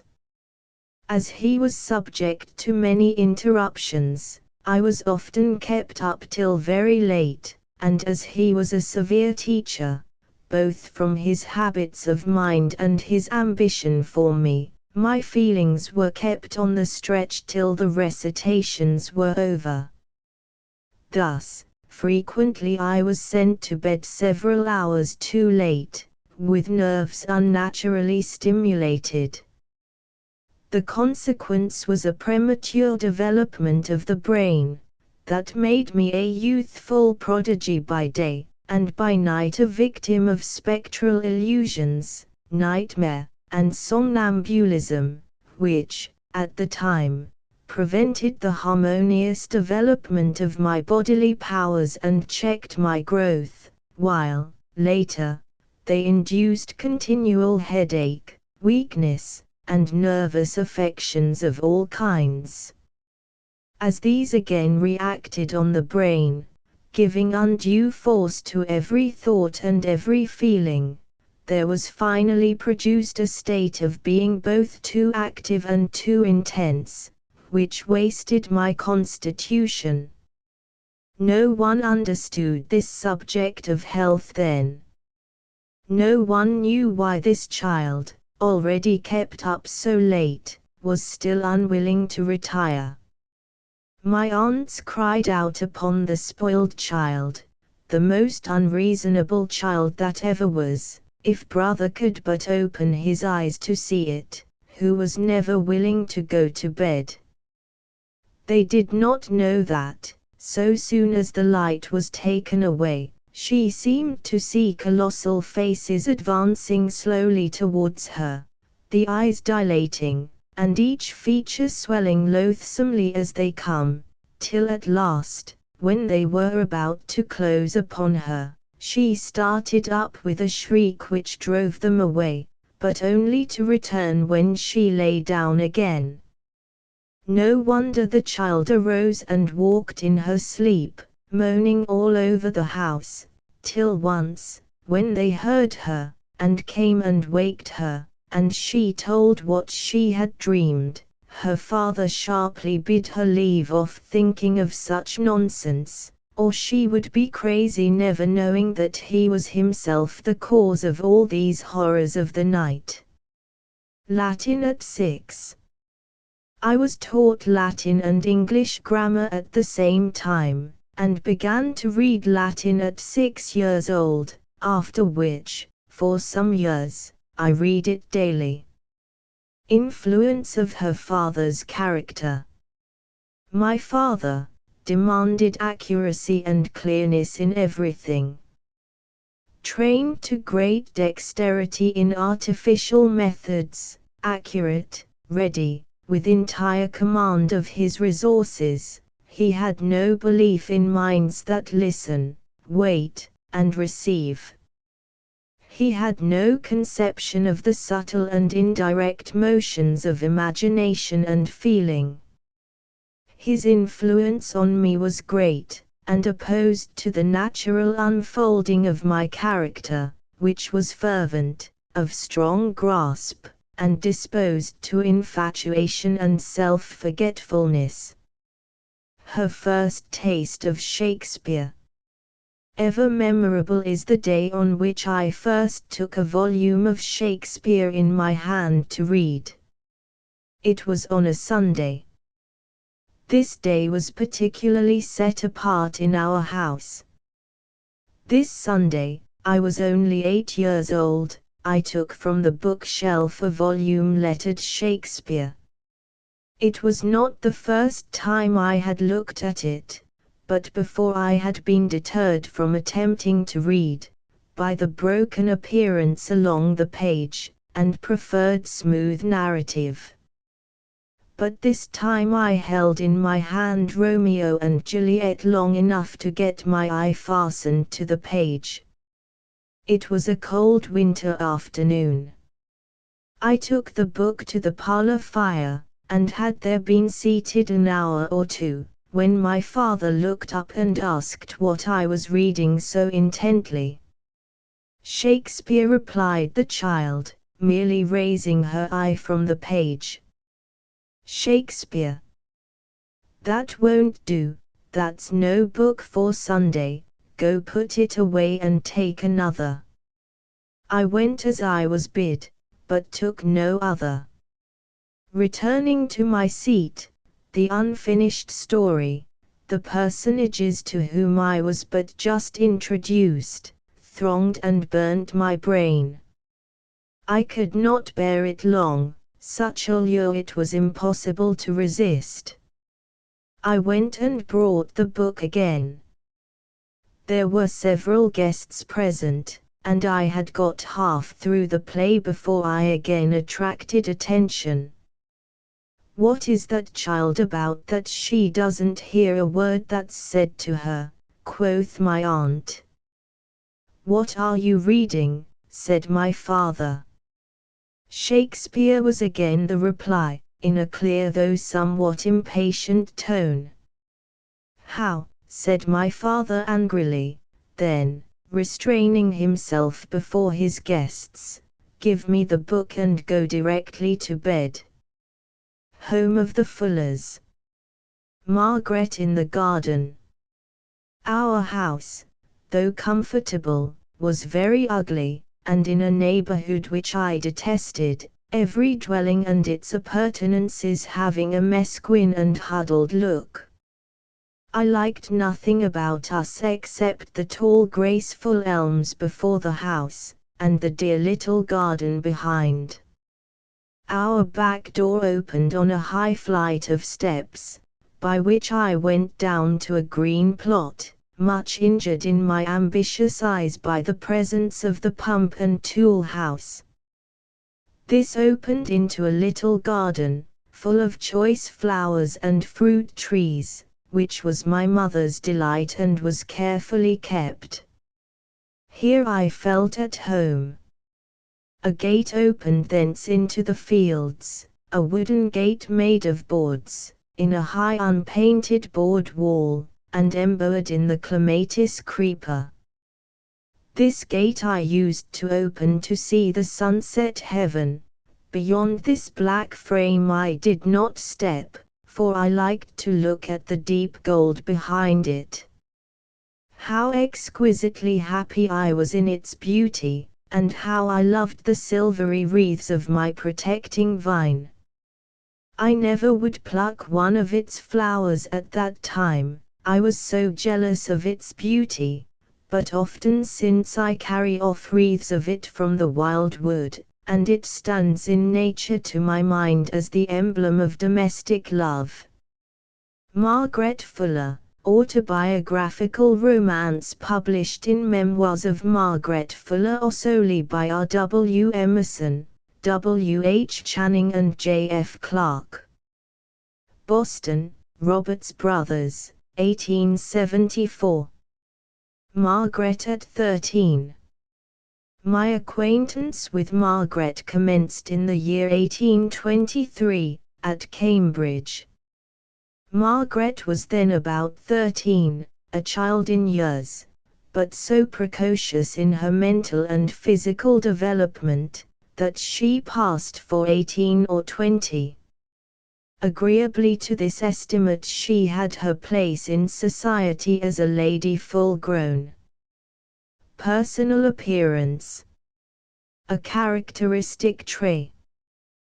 When I recall her personal appearance, as it was then and for 10 or 12 years subsequent to this, I have the idea of a blooming girl of a florid complexion and vigorous health, with a tendency to robustness, of which she was painfully conscious, and which, with little regard to hygienic principles, she endeavored to suppress or conceal, thereby preparing for herself much future suffering.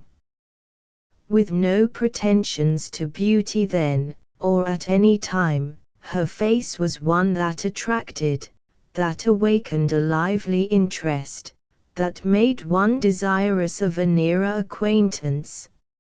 It was a face that fascinated, without satisfying. Never seen in repose, never allowing a steady perusal of its features, it baffled every attempt to judge the character by physiognomical induction. I said she had no pretensions to beauty. Yet she was not plain.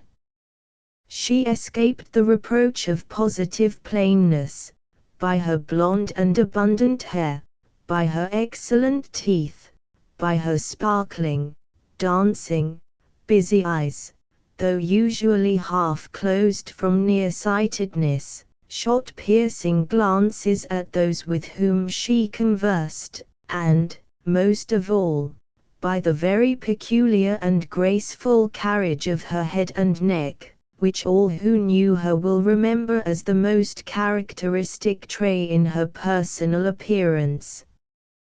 Conversation. In conversation she had already, at that early age, begun to distinguish herself, and made much the same impression in society that she did in after years, with the exception that as she advanced in life, she learned to control that tendency to sarcasm, that disposition to quiz, which was then somewhat excessive.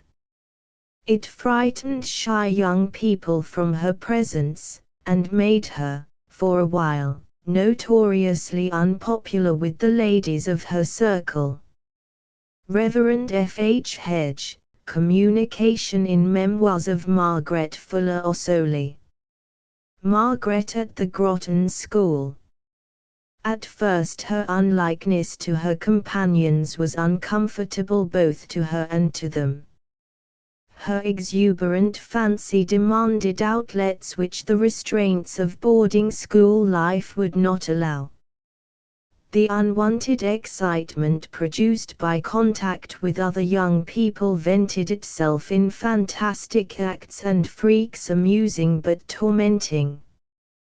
The art of living with one's kind had not formed a part of Margaret's home education. Her nervous system had already, no doubt, been seriously disturbed by overwork. Some plays were devised for the amusement of the pupils, and in these Margaret found herself entirely at home. In each of these the principal part was naturally assigned her, and the superiority in which she delighted was thus recognized.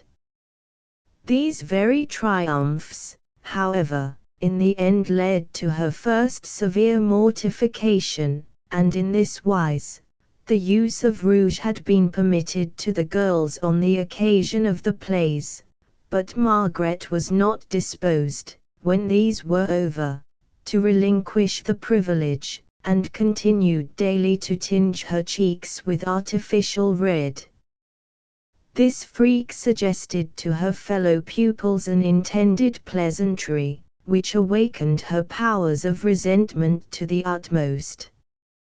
Margaret came to the dinner table, one day, to find on the cheeks of pupils and preceptress the crimson spot with which she had persisted in adorning her own. Suppressed laughter, in which even the servants joined, made her aware of the intended caricature. Deeply wounded, and viewing the somewhat personal joke in the light of an inflicted disgrace, Margaret's pride did not forsake her. She summoned to her aid the fortitude which some of her Romans, Margaret's love of Roman history is here alluded to, had shown in trying moments, and ate her dinner quietly without comment. When the meal was over she hastened to her own room, locked the door, and fell on the floor in convulsions. Here teachers and schoolfellows sorrowfully found her, and did their utmost to soothe her wounded feelings, and to efface by affectionate caresses the painful impression made by their inconsiderate fun. Margaret recovered from this excitement, and took her place among her companions, but with an altered countenance and embittered heart. She had given up her gay freaks and amusing inventions, and devoted herself assiduously to her studies. But the offense which she had received rankled in her breast. As not one of her fellow pupils had stood by her in her hour of need, she regarded them as all alike perfidious and ungrateful. This morbid condition of mind led to a result still more unhappy. Masking her real resentment beneath a calm exterior, Margaret received the confidences of her schoolfellows and used their unguarded speech to promote discord among them. This state of things probably became unbearable. Its cause was inquired into and soon found. A tribunal was held, and before the whole school assembled, Margaret was accused of calumny and falsehood, and, alas, convicted of the same. At first she defended herself with self-possession and eloquence, but when she found that she could no more resist the truth, she suddenly threw herself down, dashing her head with all her force against the iron hearth, and was taken up senseless. 7. All present were, of course, greatly alarmed at this crisis, which was followed, on the part of Margaret, by days of hopeless and apathetic melancholy. In the pain which she now felt, her former resentment against her schoolmates disappeared. She saw only her own offense, and saw it without hope of being able to pass beyond it. A single friend was able to reach the seat of Margaret's distemper, and to turn the currents of her life once more into a healthful channel. This lady, a teacher in the school, with the tact of true affection, drew the young girl from the contemplation of her own failure. Julia Ward Howe, Margaret Fuller. Famous Women's Series. Boston, Roberts Brothers, 1883. An intolerable girl at 19. She told me what danger she had been in from the training her father had given her, and the encouragement to pedantry and rudeness which she derived from the circumstances of her youth. She told me that she was at 19 the most intolerable girl that ever took a seat in a drawing room. Her admirable candor, the philosophical way in which she took herself in hand, her genuine heart, her practical insight, and, no doubt, the natural influence of her attachment to myself, endeared her to me, while her powers, and her confidence in the use of them, led me to expect great things from her. Harriet Martineau, Autobiography. Boston, Houghton, Mifflin and Company, 1877. Her home at this time. Margaret's home at this time was in the mansion house formerly belonging to Judge Dana, a large, old-fashioned building, since taken down, standing about a quarter of a mile from the Cambridge colleges, on the main road to Boston. The house stood back from the road, on rising ground which overlooked an extensive landscape. It was always a pleasure to Margaret to look at the outlines of the distant hills beyond the river, and to have before her this extent of horizon and sky. In the last year of her residence in Cambridge, her father moved to the old Brattle Place, a still more ancient edifice, with large, old-fashioned garden and stately rows of linden trees. Here Margaret enjoyed the garden walks, which took the place of the extensive view. Reverend James Freeman Clarke, Memoirs of Margaret Fuller Ossoli. Mr. Channing's First Impression. Margaret Too Intense. Imperiousness. Sentimentality. I call to mind seeing, at the commencements and exhibitions of Harvard University, a girl, plain in appearance, but of dashing air, who was invariably the center of a listening group, and kept their merry interest alive by sparkles of wit and incessant small talk. About 1830, we often met in the social circles about Cambridge, and I began to observe her more nearly. At first her vivacity, decisive tone, downrightness and contempt of conventional standards, continued to repel. She appeared too intense in expression, action, emphasis, to be pleasing, and wanting in that retenue which we associate with delicate dignity. Occasionally, also, words flashed from her of such scathing satire, that prudence counselled the keeping at safe distance from a body so surcharged with electricity. Then again, there was an imperial, shall it be said imperious, air, exacting deference to her judgments and loyalty to her behests, that prompted pride to retaliatory measures. She paid slight heed, moreover, to the trim palings of etiquette, but swept through the garden beds and into the doorway of one's confidence so cavalierly that a reserved person felt inclined to lock himself up in his sanctum. Finally, to the cooler scanning eye, her friendship wore such a look of romantic exaggeration, that she seemed to walk enveloped in a shining fog of sentimentalism. But soon I was charmed, unaware, with the sagacity of her sallies, the profound thoughts carelessly dropped by her on transient topics, the breadth and richness of culture manifested in her allusions or quotations, her easy comprehension of new views, her just discrimination, and, above all, her truthfulness. Truth at all cost was plainly her ruling maxim.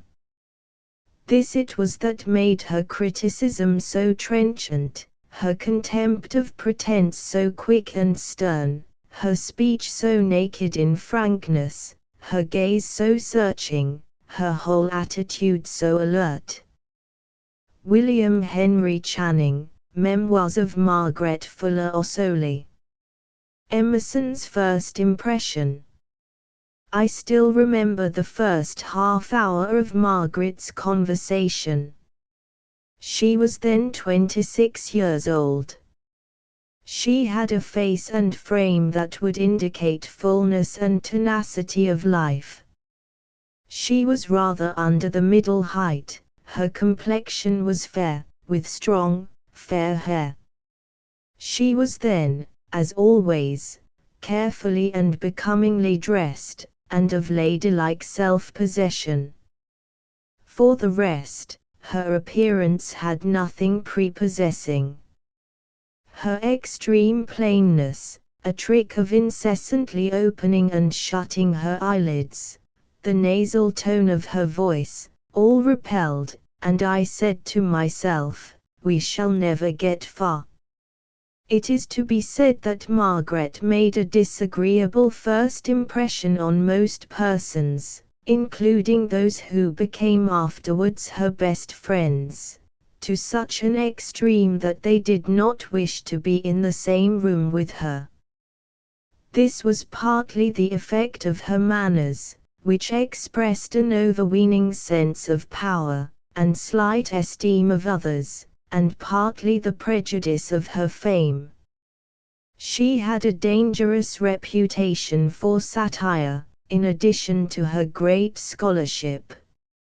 I believe I fancied her too much interested in personal history, and her talk was a comedy in which dramatic justice was done to everybody's foibles. I remember that she made me laugh more than I liked.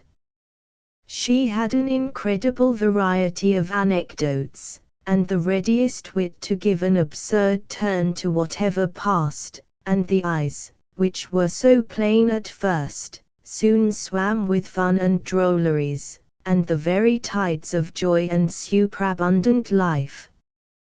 This rumour was much spread abroad, that she was sneering, scoffing, critical, disdainful of humble people, and of all but the intellectual. It was a superficial judgment. Her satire was only the pastime and necessity of her talent, the play of superabundant animal spirits. Her mind presently disclosed many moods and powers, in successive platforms or terraces, each above each, that quite effaced this first impression, in the opulence of the following pictures. Ralph Waldo Emerson, Memoirs of Margaret Fuller Ossoli. Her circle of friends. She was the center of a group very different from each other, and whose only affinity consisted in their all being polarized by the strong attraction of her mind, all drawn toward herself. Some of her friends were young, gay, and beautiful, some old, sick, or studious. Some were children of the world, others pale scholars. Some were witty, others slightly dull. But all, in order to be Margaret's friends, must be capable of seeking something, capable of some aspiration for the better. And how did she glorify life to all? All that was tame and common vanishing away in the picturesque light thrown over the most familiar things by her rapid fancy, her brilliant wit, her sharp insight, her creative imagination, by the inexhaustible resources of her knowledge, and the copious rhetoric which found words and images always apt and always ready. Even then she displayed almost the same marvelous gift of conversation, which afterwards dazzled all who knew her, with more, perhaps, of freedom, since she floated on the flood of our warm sympathies. Those who know Margaret only by her published writings, know her least. Her notes and letters contain more of her mind, but it was only in conversation that she was perfectly free and at home. Conversation. Reverend James Freeman Clarke, Memoirs of Margaret Fuller Ossoli. Her friends. Passionate friendships. She wore this circle of friends, when I first knew her, as a necklace of diamonds about her neck. They were so much to each other that Margaret seemed to represent them all, and to know her, was to acquire a place with them. The confidences given her were their best, and she held them to them. She was an active, inspiring companion and correspondent, and all the art, the thought, and the nobleness in New England, seemed at that moment related to her, and she to it. I am to add, that she gave herself to her friendships with an entireness not possible to any but a woman, with a depth possible to few women. Her friendships, as a girl with girls, as a woman with women, were not unmingled with passion, and had passages of romantic sacrifice and of ecstatic fusion, which I have heard with the ear, but could not trust my profane pen to report. There were also the ebbs and recoils from the other party, the mortal unequal to converse with an immortal, ingratitude, which was more truly incapacity, the collapse of overstrained affections and powers. At all events, it is clear that Margaret, later, grew more strict, and values herself with her friends on having the tie now redeemed from all search after eros. R. W. Emerson, Memoirs of Margaret Fuller Ossoli. Personal appearance. 2 prominent traits.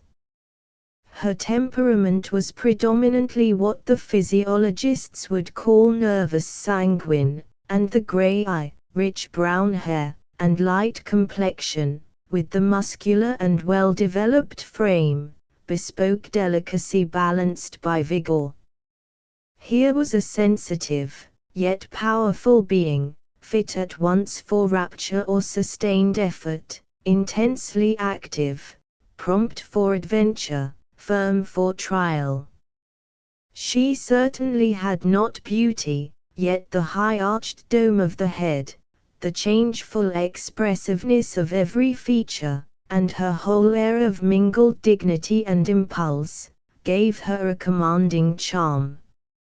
Especially characteristic were two physical traits. The first was a contraction of the eyelids almost to a point, a trick caught from nearsightedness, and then a sudden dilatation, till the iris seemed to emit flashes, an effect, no doubt, dependent on her highly magnetized condition. The second was a singular pliancy of the vertebrae and muscles of the neck, enabling her by a mere movement to denote each varying emotion. In moments of tenderness, or pensive feeling, its curves were swan-like in grace, but when she was scornful or indignant, it contracted, and made swift turns like that of a bird of prey. Finally, in the animation yet abandon of Margaret's attitude and look, were rarely blended the fiery force of northern, and the soft languor of southern races. William Henry Channing, Memoirs of Margaret Fuller Ossoli. Her liberality. With a limited income and liberal wants, she was yet generous beyond the bounds of reason. Had the gold of California been all her own, she would have disbursed 9/10 of it in eager and well-directed efforts to stay, or at least diminish, the flood of human misery. And it is but fair to state that the liberality she evinced was fully paralleled by the liberality she experienced at the hands of others. Had she needed thousands, and made her wants known, she had friends who would have cheerfully supplied her. I think few persons, in their pecuniary dealings, have experienced and evinced more of the better qualities of human nature than Margaret Fuller. She seemed to inspire those who approached her with that generosity which was a part of her nature. Horace Greeley, Communication in Memoirs of Margaret Fuller Ossoli. Self-esteem. Margaret at first astonished and repelled us by a complacency that seemed the most assured since the days of Scaliger. She spoke, in the quietest manner, of the girls she had formed, the young men who owed everything to her, the fine companions she had long ago exhausted. In the coolest way she said to her friends, "I now know all the people worth knowing in America, and I find no intellect comparable to my own." I have heard that from the beginning of her life, she idealized herself as a sovereign. She told, she early saw herself to be intellectually superior to those around her, and that for years she dwelt upon the idea, until she believed that she was not her parents' child, but an European princess confided to their care. She remembered that when a little girl, she was walking one day under the apple trees with such an air and step that her father pointed her out to her sister, saying, "Incidit Regina." A mountainous me. It is certain that Margaret occasionally let slip, with all the innocence imaginable, some phrase betraying the presence of a rather mountainous me, in a way to surprise those who knew her good sense. She could say, as if she were stating a scientific fact, in enumerating the merits of somebody, "He appreciates me." There was something of hereditary organization in this, and something of unfavorable circumstance in the fact that she had in early life no companion, and few afterwards, in her finer studies, but there was also an ebullient sense of power, which she felt to be in her, which as yet had found no right channels. R. W. Emerson, Memoirs of Margaret Fuller Ossoli. Humor. Those who think of this accomplished woman as a mere bass blue, a pedant, a solemn Minerva, should have heard the peals of laughter which her profuse and racy humor drew from old and young. The Easy Chair remembers stepping into Noah Jerish's West Roxbury omnibus one afternoon in Cornhill, in Boston, to drive out the 9 miles to Brook Farm. The only other passenger was Miss Fuller, then freshly returned from her summer on the lakes, and never was a long, jolting journey more lightened and shortened than by her witty and vivid sketches of life and character. Her quick and shrewd observation is shown in the book, but the book has none of the comedy of the croquis of persons which her sparkling humor threw off, and which she too enjoyed with the utmost hilarity, joining heartily in the laughter, which was only increased by her sympathy with the amusement of her auditor. Geo. W. M. Curtis, Easy Chair, Harper's Magazine, March, 1882. Ill health. Alleged second sight. She was all her lifetime the victim of disease and pain. She read and wrote in bed, and believed that she could understand anything better when she was ill. Pain acted like a girdle to give tension to her powers. A lady who was with her one day during a terrible attack of nervous headache, which made Margaret totally helpless, assured me that Margaret was yet in the finest vein of humor, and kept those who were assisting her in a strange, painful excitement, between laughing and crying, by perpetual brilliant sallies. There were other peculiarities of habit and power. When she turned her head on one side, she alleged she had second sight, like Saint Francis. These traits or predispositions made her a willing listener to all the uncertain science of mesmerism and its goblin brood, which have been rife in recent years. It was soon evident that there was somewhat a little pagan about her, that she had some faith more or less distinct in a fate, and in a guardian genius, that her fancy or her pride had played with her religion. She had a taste for gems, ciphers, talismans, omens, coincidences, and birthdays. She had a special love for the planet Jupiter, and a belief that the month of September was inauspicious to her. She never forgot that her name, Margarita, signified a pearl. She chose carbuncle for her own stone, and when a dear friend was to give her a gem, this was the one selected. She was wont to put on her carbuncle a bracelet or some selected gem, to write letters to certain friends. One of her friends she coupled with the onyx, another in a decided way with the amethyst. Coincidences, good and bad, contretemps, seals, ciphers, mots, omens, anniversaries, names, dreams, are all of a certain importance to her. She soon surrounded herself with a little mythology of her own. She had a series of anniversaries, which she kept. Her seal ring of the Flying Mercury had its legend. R. W. Emerson, Memoirs of Margaret Fuller Ossoli. Her love of children. Her love of children was one of her most prominent characteristics. The pleasure she enjoyed in their society was fully counterpoised by that she imparted.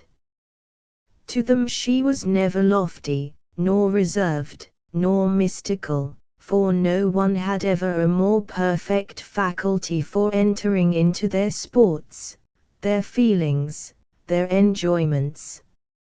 She could narrate almost any story in language level to their capacities, and in a manner calculated to bring out their hearty, and often boisterously expressed delight.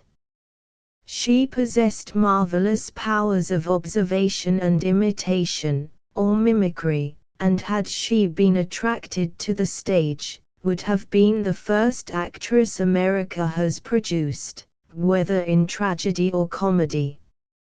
Her faculty of mimicking was not needed to commend her to the hearts of children, but it had its effects in increasing the fascinations of her genial nature and heartfelt joy in their society.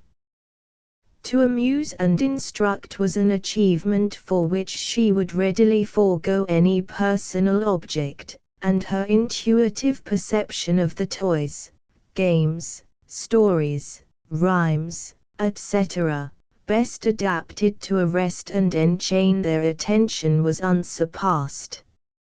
Horace Greeley, Communication in Memoirs of Margaret Fuller Ossoli. A welcome guest. She was everywhere a welcome guest. The houses of her friends in town and country were open to her, and every hospitable attention eagerly offered. Her arrival was a holiday, and so was her abode. She stayed a few days, often a week, more seldom a month, and all tasks that could be suspended were put aside to catch the favorable hour, in walking, riding, or boating, to talk with this joyful guest, who brought wit, anecdotes, love stories, tragedies, oracles with her, and with her broad web of relations to so many fine friends, seemed like the queen of some parliament of love, who carried the key to all confidences, and to whom every question had been finally referred. The day was never long enough to exhaust her opulent memory, and I, who knew her intimately from July, 1836, till August, 1846, when she sailed for Europe, never saw her without surprise at her new powers. R. W. Emerson, Memoirs of Margaret Fuller Ossoli. Margaret's account of her Boston conversation class. My class is prosperous. I was so fortunate as to rouse, at once, the tone of simple earnestness, which can scarcely, when once awakened, cease to vibrate. All seem in a glow, and quite as receptive as I wish. There are about 25 members, and every one, I believe, full of interest. The first day's topic was, the genealogy of heaven and earth, then the will, Jupiter, the understanding, Mercury, the second day's, the celestial inspiration of genius, perception and transmission of divine law, Apollo, the terrain of inspiration, the impassioned abandonment of genius, Bacchus. Of the thunderbolt, the caduceus, the ray, and the grape, having disposed as well as might be, we came to the wave, and the seashell it moulds to beauty, and love her parent and her child. I assure you, there is more Greek than Bostonian spoken at the meetings, and we may have pure honey of Hymettus to give you yet.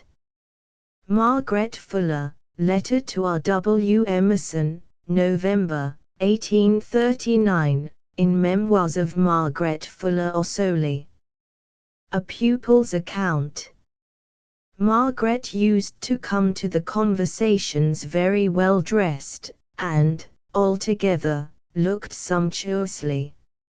She began them with an exordium, in which she gave her leading views, and those exordiums were excellent, from the elevation of the tone, the ease and flow of discourse, and from the tact with which they were kept aloof from any excess, and from the gracefulness with which they were brought down, at last, to a possible level for others to follow. She made a pause, and invited the others to come in. Of course, it was not easy for everyone to venture her remark, after an eloquent discourse, and in the presence of 20 superior women, who were all inspired. But whatever was said, Margaret knew how to seize the good meaning of it with hospitality, and to make the speaker feel glad, and not sorry, that she had spoken. Communication quoted in Memoirs of Margaret Fuller Ossoli. Miss Martineau's view of the Boston class. While she was living and moving in an ideal world, talking in private and discoursing in public about the most fanciful and shallow conceits which the transcendentalists took for philosophy, she looked down upon persons who acted instead of talking finely, and devoted their fortunes, their peace, their repose, and their very lives to the preservation of the principles of the Republic.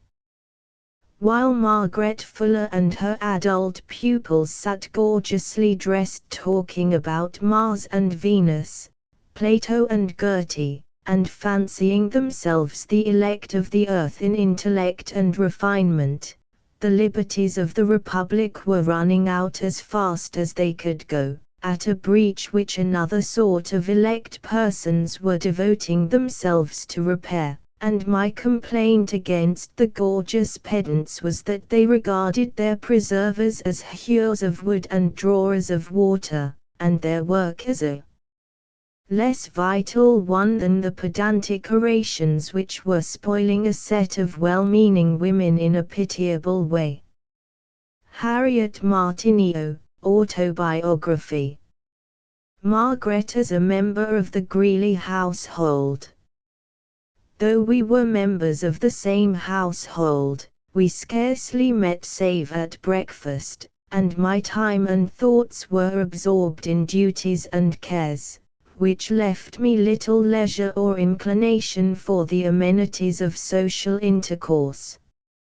Fortune seemed to delight in placing us two in relations of friendly antagonism, or rather, to develop all possible contrasts in our ideas and social habits. She was naturally inclined to luxury and a good appearance before the world. My pride, if I had any, delighted in bare walls and rugged fare. She was addicted to strong tea and coffee, both which I rejected and contemned, even in the most homeopathic dilutions, while, my general health being so sound, and hers sadly impaired, I could not fail to find in her dietetic habits the causes of her almost habitual illness, and once, while we were still barely acquainted, when she came to the breakfast table with a very severe headache, I was tempted to attribute it to her strong potations of the Chinese leaf the night before.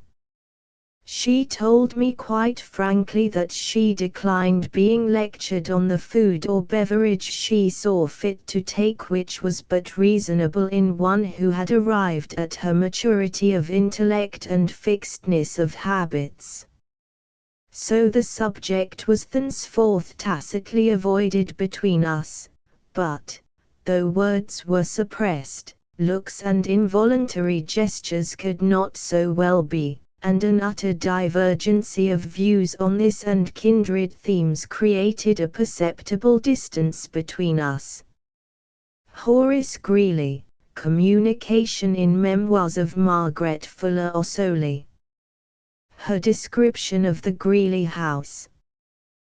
This place is, to me, entirely charming. It is so completely in the country, and all around is so bold and free.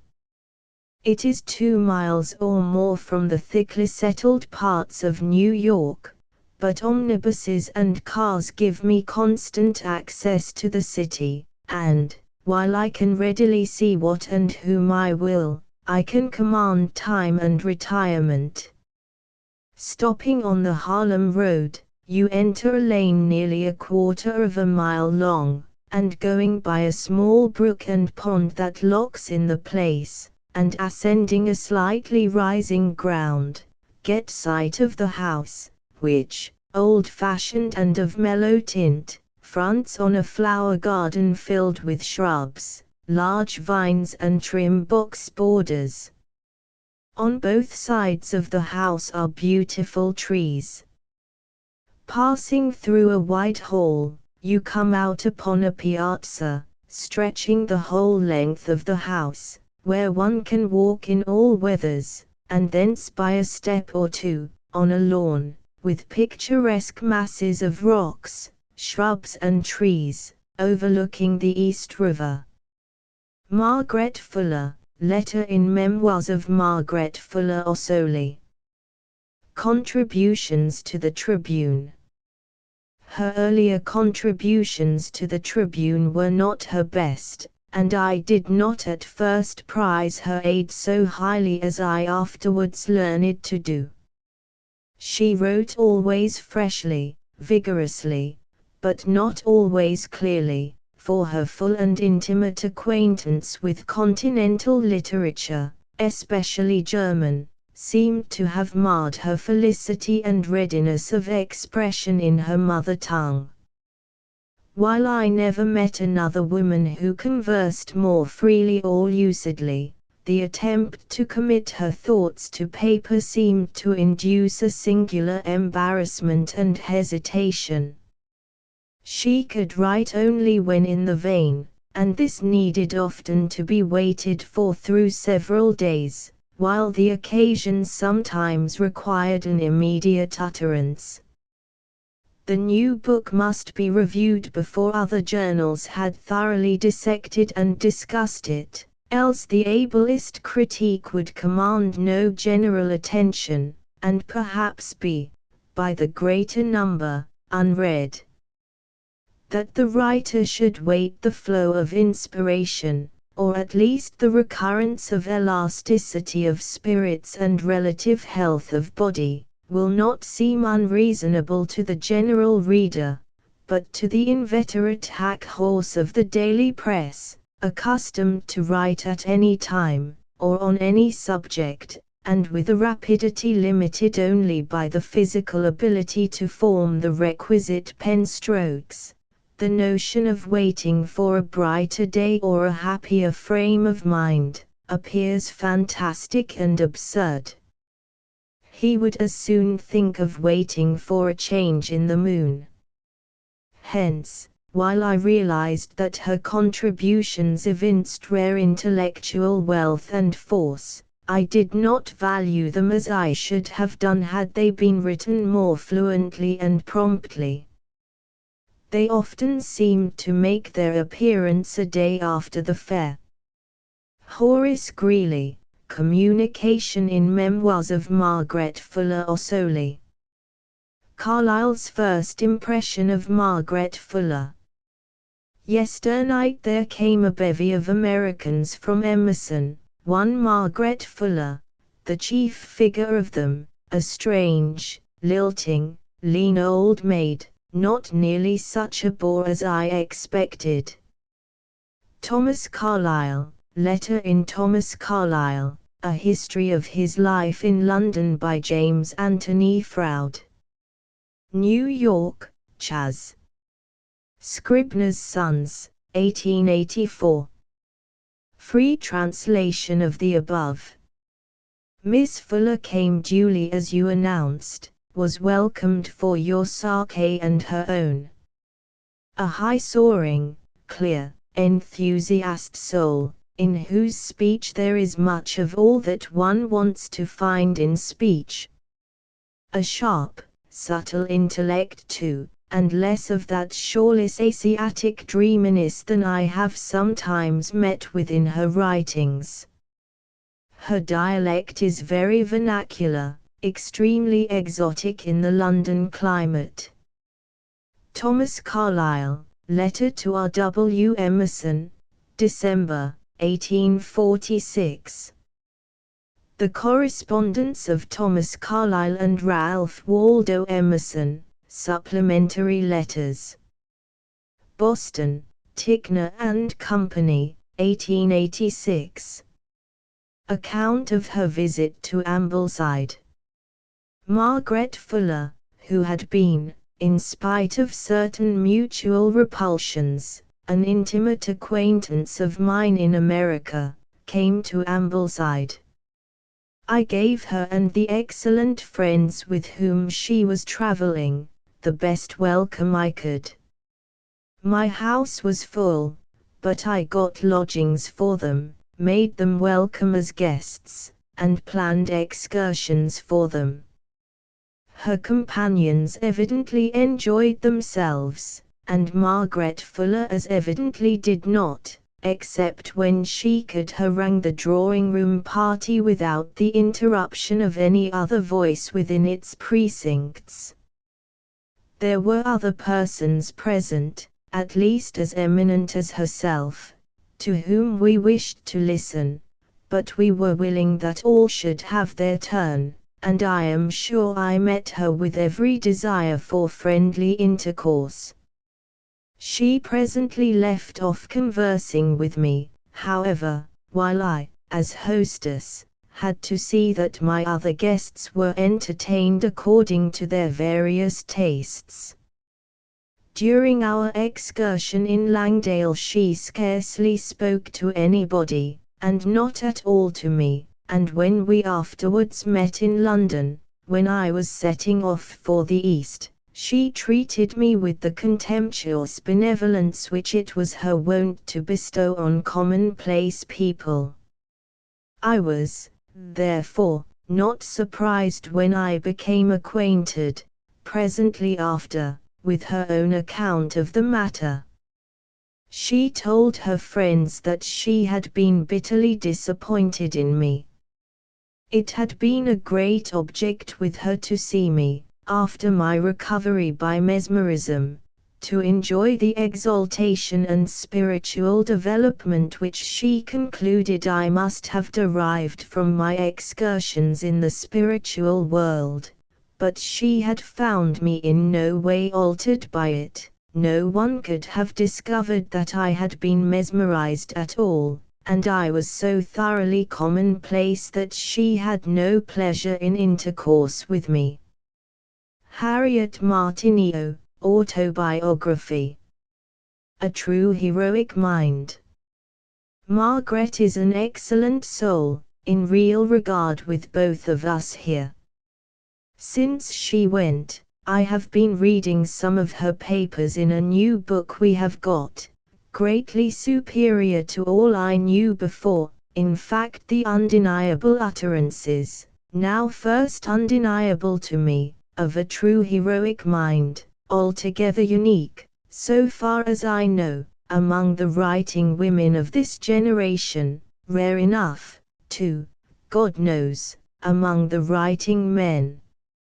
She is very narrow, sometimes, but she is truly high. Thomas Carlyle, Letter to Emerson, 2d March, 1847. Correspondence of T. Carlyle and R. W. Emerson 1834–1872. Boston, James R. Osgood and Company, 1883. Margaret in Italy. Not the same person.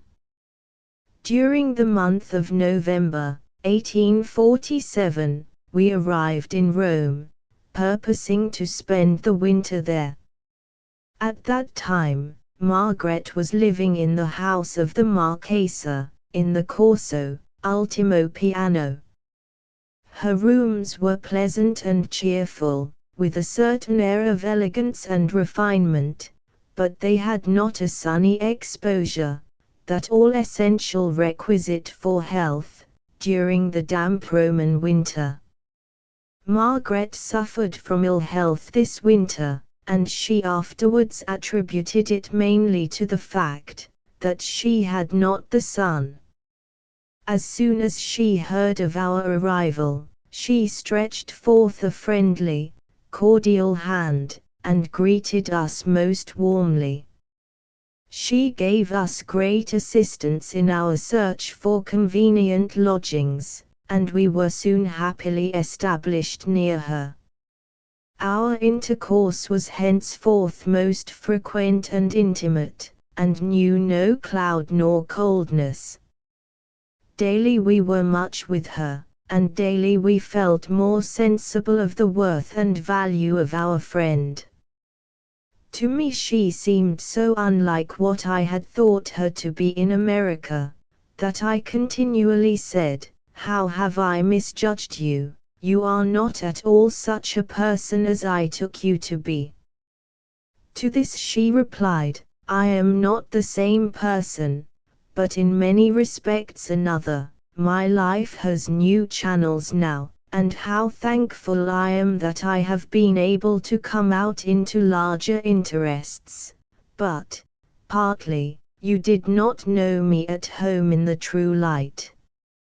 It was true that I had not known her much personally, when in Boston, but through her friends, who were mine also, I had learned to think of her as a person on intellectual stilts, with a large share of arrogance, and little sweetness of temper. How unlike to this was she now! So delicate, so simple, confiding and affectionate, with a true womanly heart and soul, sensitive and generous, and, what was to me a still greater surprise, possessed of so broad a charity, that she could cover with its mantle the faults and defects of all about her. The Marquise Ossoli. We soon became acquainted with the young Marquise Ossoli, and met him frequently at Margaret's rooms. He appeared to be of a reserved and gentle nature, with quiet, gentlemanlike manners, and there was something melancholy in the expression of his face, which made one desire to know more of him. In figure, he was tall, and of slender frame, with dark hair and eyes. We judged that he was about 30 years of age, possibly younger. Mrs. Story, Communication in Memoirs of Margaret Fuller Ossoli. The meeting of Margaret and Ossoli. Our meeting was singular, fateful, I may say. Very soon he offered me his hand through life, but I never dreamed I should take it. I loved him, and felt very unhappy to leave him, but the connection seemed so every way unfit, I did not hesitate a moment. He, however, thought I should return to him, as I did. I acted upon a strong impulse, and could not analyze at all what passed in my mind. I neither rejoice nor grieve, for bad or for good, I acted out my character. Her suffering during the siege of Rome. During the siege of Rome, I could not see my little boy. What I endured at that time, in various ways, not many would survive. I went, every day, to wait, in the crowd, for letters about him. Often they did not come. I saw blood that had streamed on the wall where Ossoli was. I have a piece of a bomb that burst close to him.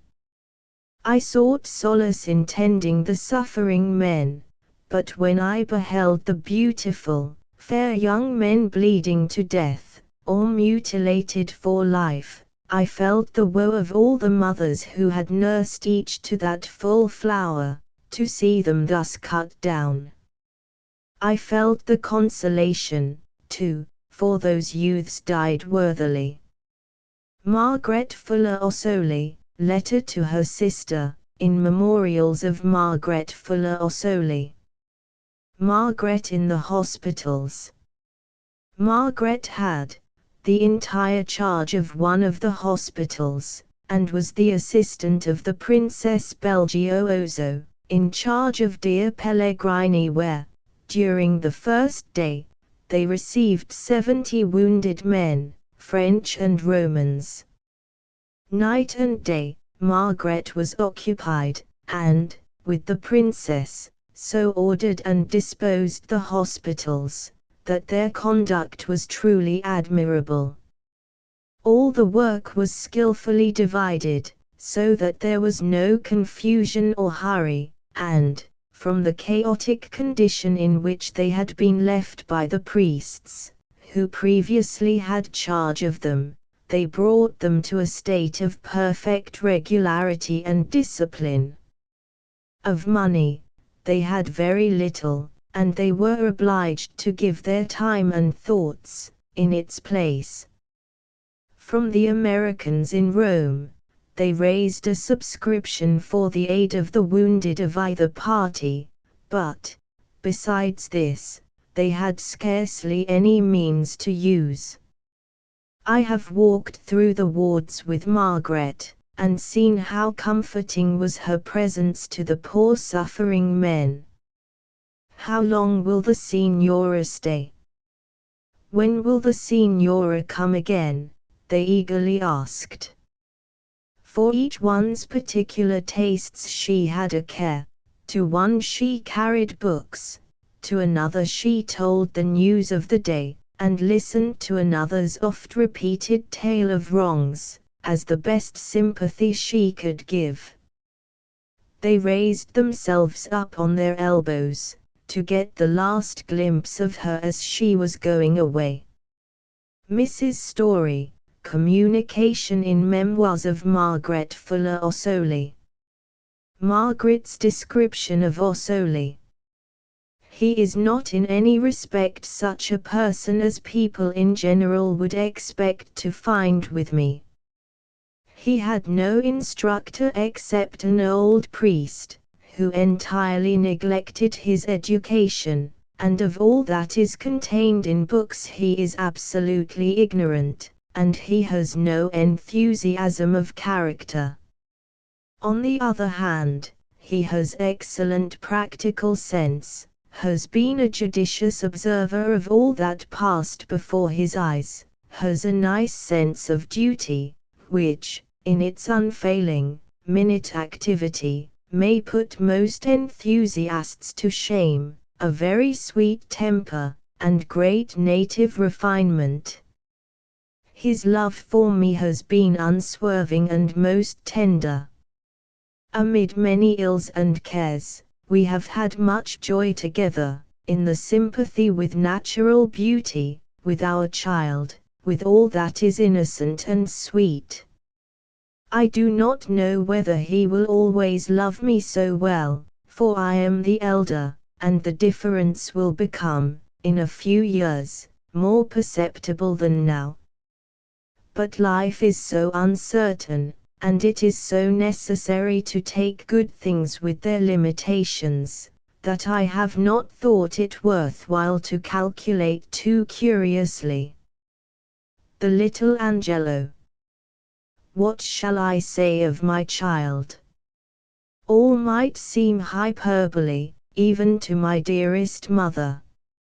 In him I find satisfaction, for the first time, to the deep wants of my heart. He is a fair child, with blue eyes and light hair, very affectionate, graceful, and sportive. He was baptized, in the Roman Catholic Church, by the name of Angelo Eugene Philip, for his father, grandfather, and my brother. Margaret Fuller Ossoli, Letter to her mother, in Memoirs of Margaret Fuller Ossoli. Their last spring in Florence. I passed about 6 weeks in the city of Florence, during the months of March and April, 1850. During the whole of that time Madame Ossoli was residing in a house at the corner of the Via della Misericordia and the Piazza Santa Maria Novella. This house is one of those large, well-built, modern houses that show strangely in the streets of the stately Tuscan city. But if her rooms were less characteristically Italian, they were the more comfortable, and, though small, had a quiet, home-like air. I saw her frequently at these rooms, where, surrounded by her books and papers, she used to devote her mornings to her literary labors. Once or twice I called in the morning, and found her quite immersed in manuscripts and journals. Her evenings were passed usually in the society of her friends, at her own rooms, or at theirs. Ossoli seemed quite absorbed in his wife and child. I cannot remember ever to have found Madame Ossoli alone, on those evenings when she remained at home. Her husband was always with her. The picture of their room rises clearly on my memory. A small, square room, sparingly, yet sufficiently furnished, with polished floor and frescoed ceiling, and, drawn up closely before the cheerful fire, an oval table, on which stood a monkish lamp of brass, with depending chains that support quaint classic cups for the olive oil. There, seated beside his wife, I was sure to find the Marchese, reading from some patriotic book, and dressed in the dark brown, red-corded coat of the Guardia Civica, which it was his melancholy pleasure to wear at home. W. H. Hurlbut, Communication in Memoirs of Margaret Fuller Ossoli. The Homeward Voyage. Why did she choose a merchant vessel from Leghorn? Why one which was destined to carry in its hold the heavy marble of Powers's Greek slave? She was warned against this, was uncertain in her own mind, and disturbed by presages of ill. But economy was very necessary to her at the moment. The vessel chosen, the bark Elizabeth, was new, strong and ably commanded. Margaret had seen and made friends with the captain, Hasty by name, and his wife. Horace Sumner, Charles Sumner's youngest brother, of whom they had seen much in Florence during the winter, was to be their fellow passenger, and a young Italian girl, Celeste Paulini, engaged to help in the care of the little boy. These considerations carried the day. Margaret's forebodings. Just before leaving Florence, Margaret received letters, the tenor of which would have enabled her to remain longer in Italy. Ossoli remembered the warning of a fortune-teller, who in his childhood had told him to beware of the sea. Margaret wrote of omens which gave her a dark feeling. She had a vague expectation of some crisis, she knows not what.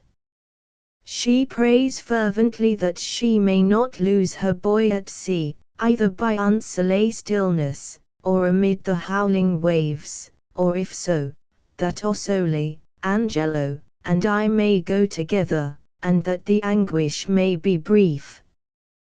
These presentiments, strangely prophetic, returned upon Margaret with so much force that on the very day appointed for sailing, the 17th of May, she stood at bay before them for an hour, unable to decide whether she should go or stay. But she had appointed a general meeting with her family in July, and had positively engaged her passage in the bark. Fidelity to these engagements prevailed with her. In spite of fears and omens, she went on board, and the voyage began in smooth tranquility. On Thursday, the 18th of July, the Elizabeth was off the Jersey coast, in thick weather, the wind blowing east of south. The former mate was now the captain. Captain Hasty had died on the voyage. Wishing to avoid the coast, he sailed east-northeast, thinking presently to take a pilot, and pass Sandy Hook by favor of the wind. At night he promised his passengers an early arrival in New York. They retired to rest in good spirits, having previously made all the usual preparations for going on shore. The wreck of the Elizabeth. By 9 o'clock that evening the breeze had become a gale, by midnight a dangerous storm. The commander, casting the lead from time to time, was without apprehension, having, it is supposed, mistaken his locality, and miscalculated the speed of the vessel, which, under close reefed sails, was nearing the sandbars of Long Island. Here, on Fire Island Beach, she struck, at 4 o'clock on the morning of the 19th of July. The main and mizzen masts were promptly cut away, but the heavy marble had broken through the hold, and the waters rushed in. The bow of the vessel stuck fast in the sand, her stern swung around, and she lay with her broadside exposed to the breakers, which swept over her with each returning rise, a wreck to be saved by no human power. The passengers sprang from their berths, aroused by the dreadful shock, and guessing but too well its import. Then came the crash of the falling masts, the roar of the waves, as they shattered the cabin skylight and poured down into the cabin, extinguishing the lights. These features of the moment are related as recalled by Mrs. Hasty, sole survivor of the passengers. The leeward side of the cabin was already under water, but its windward side still gave shelter, and here, for 3 hours, the passengers took refuge, their feet braced against the long table.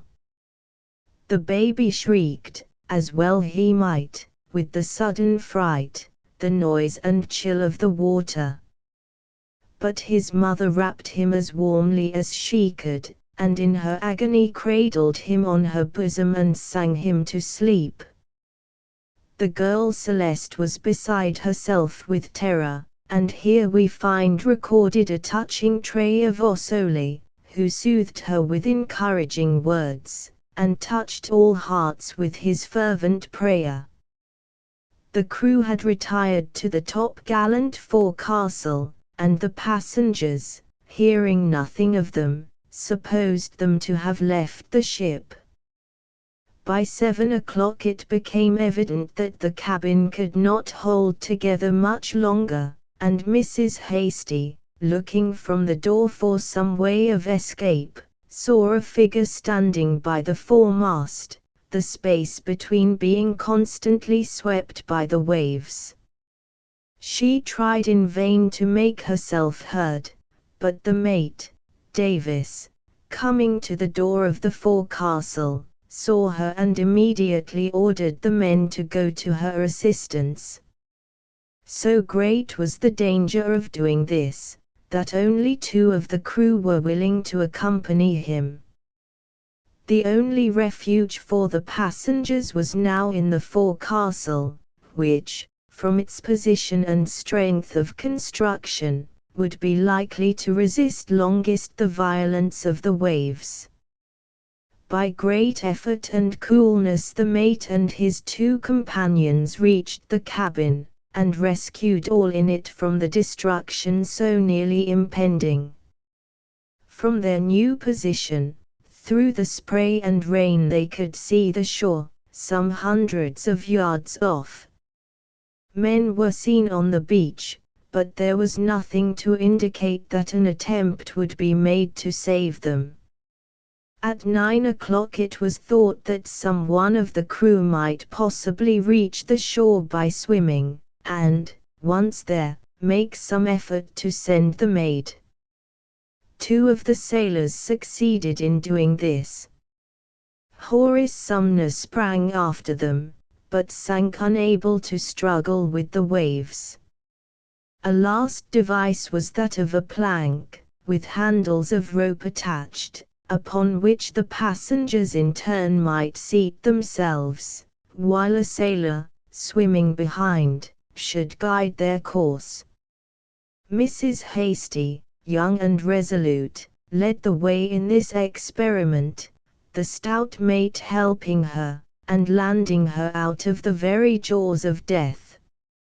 Oh, that Margaret had been willing that the same means should be employed to bring her and hers to land.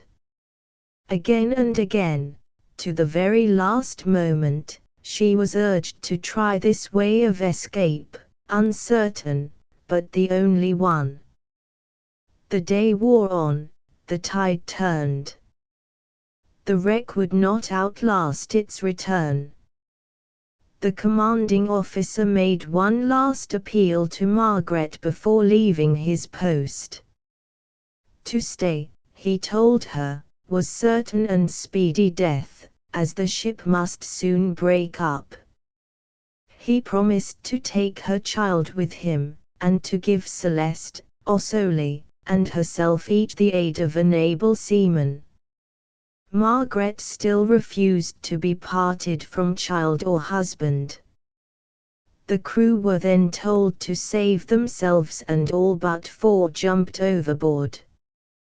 By 3 o'clock in the afternoon the breaking up was well in progress. Cabin and stern disappeared beneath the waves, and the forecastle filled with water. The little group now took refuge on the deck, and stood about the foremast. 3 able-bodied seamen remained with them, and 1 old sailor homeward bound for good and all.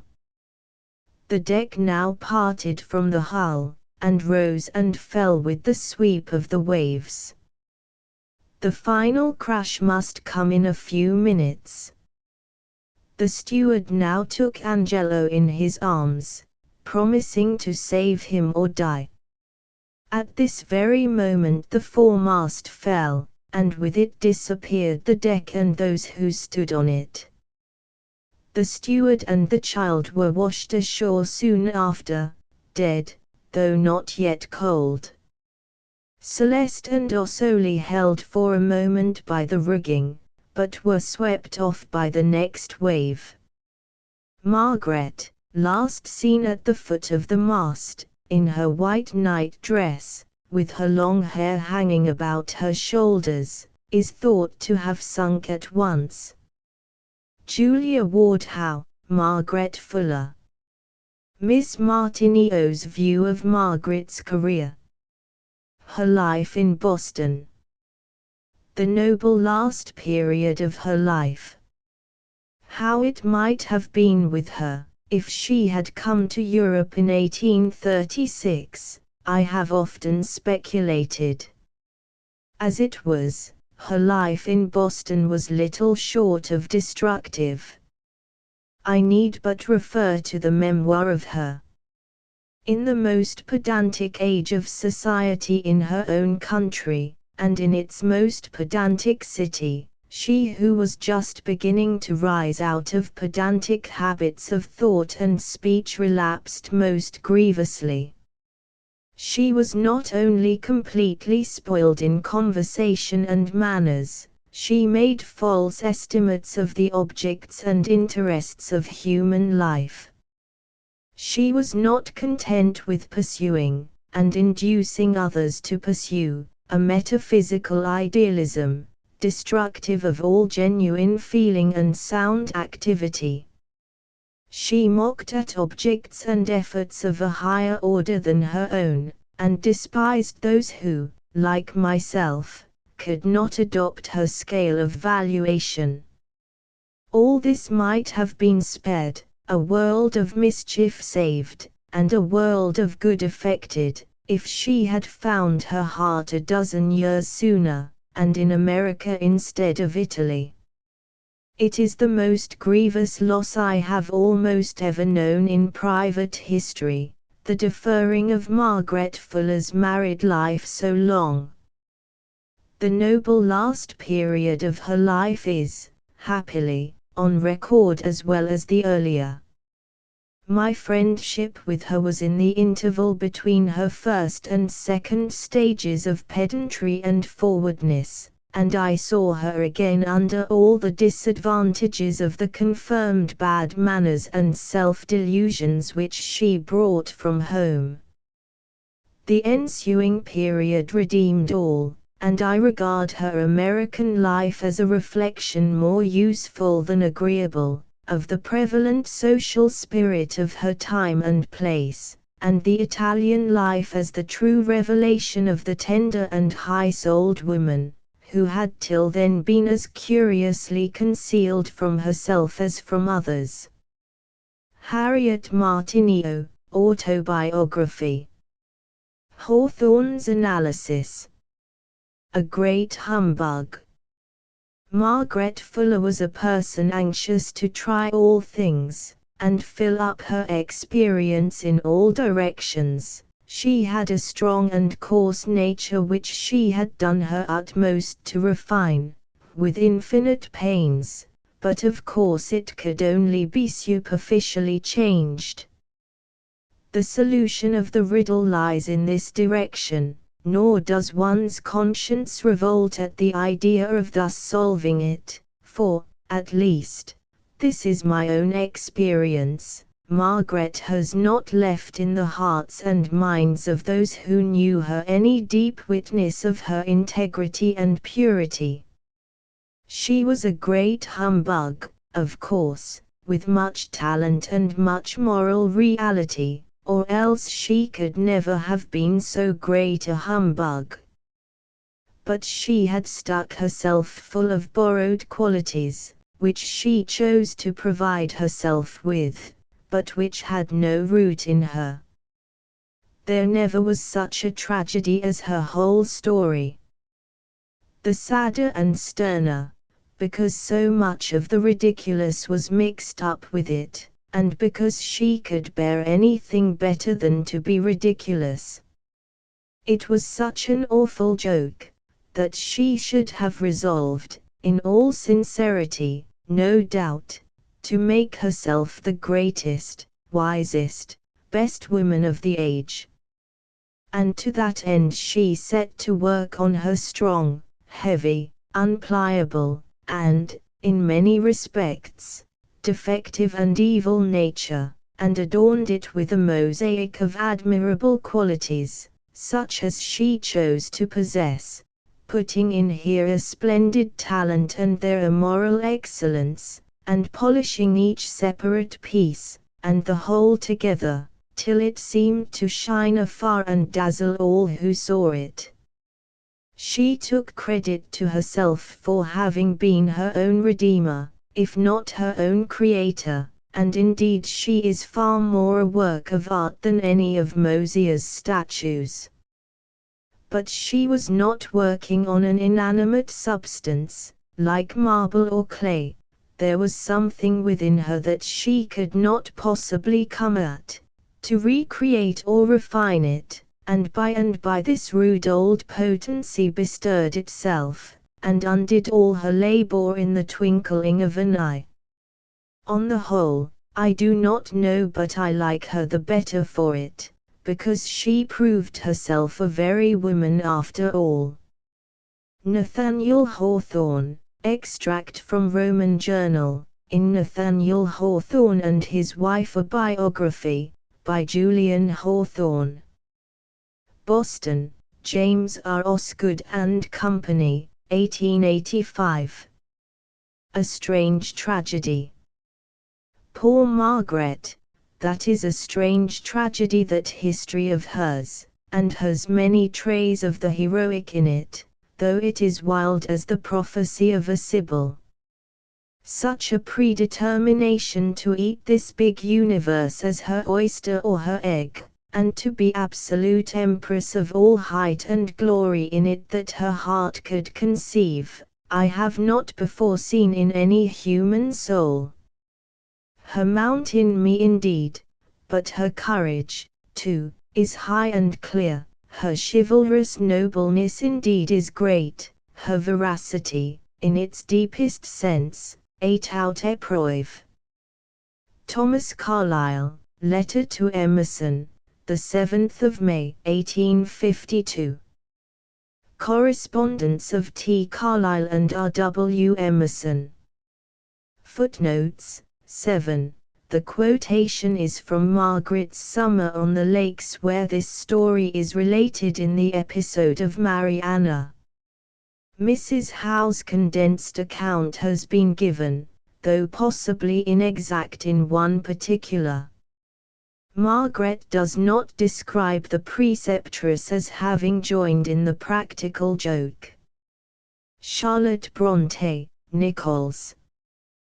Currer Bell. 1816–1855 Emily Brontë.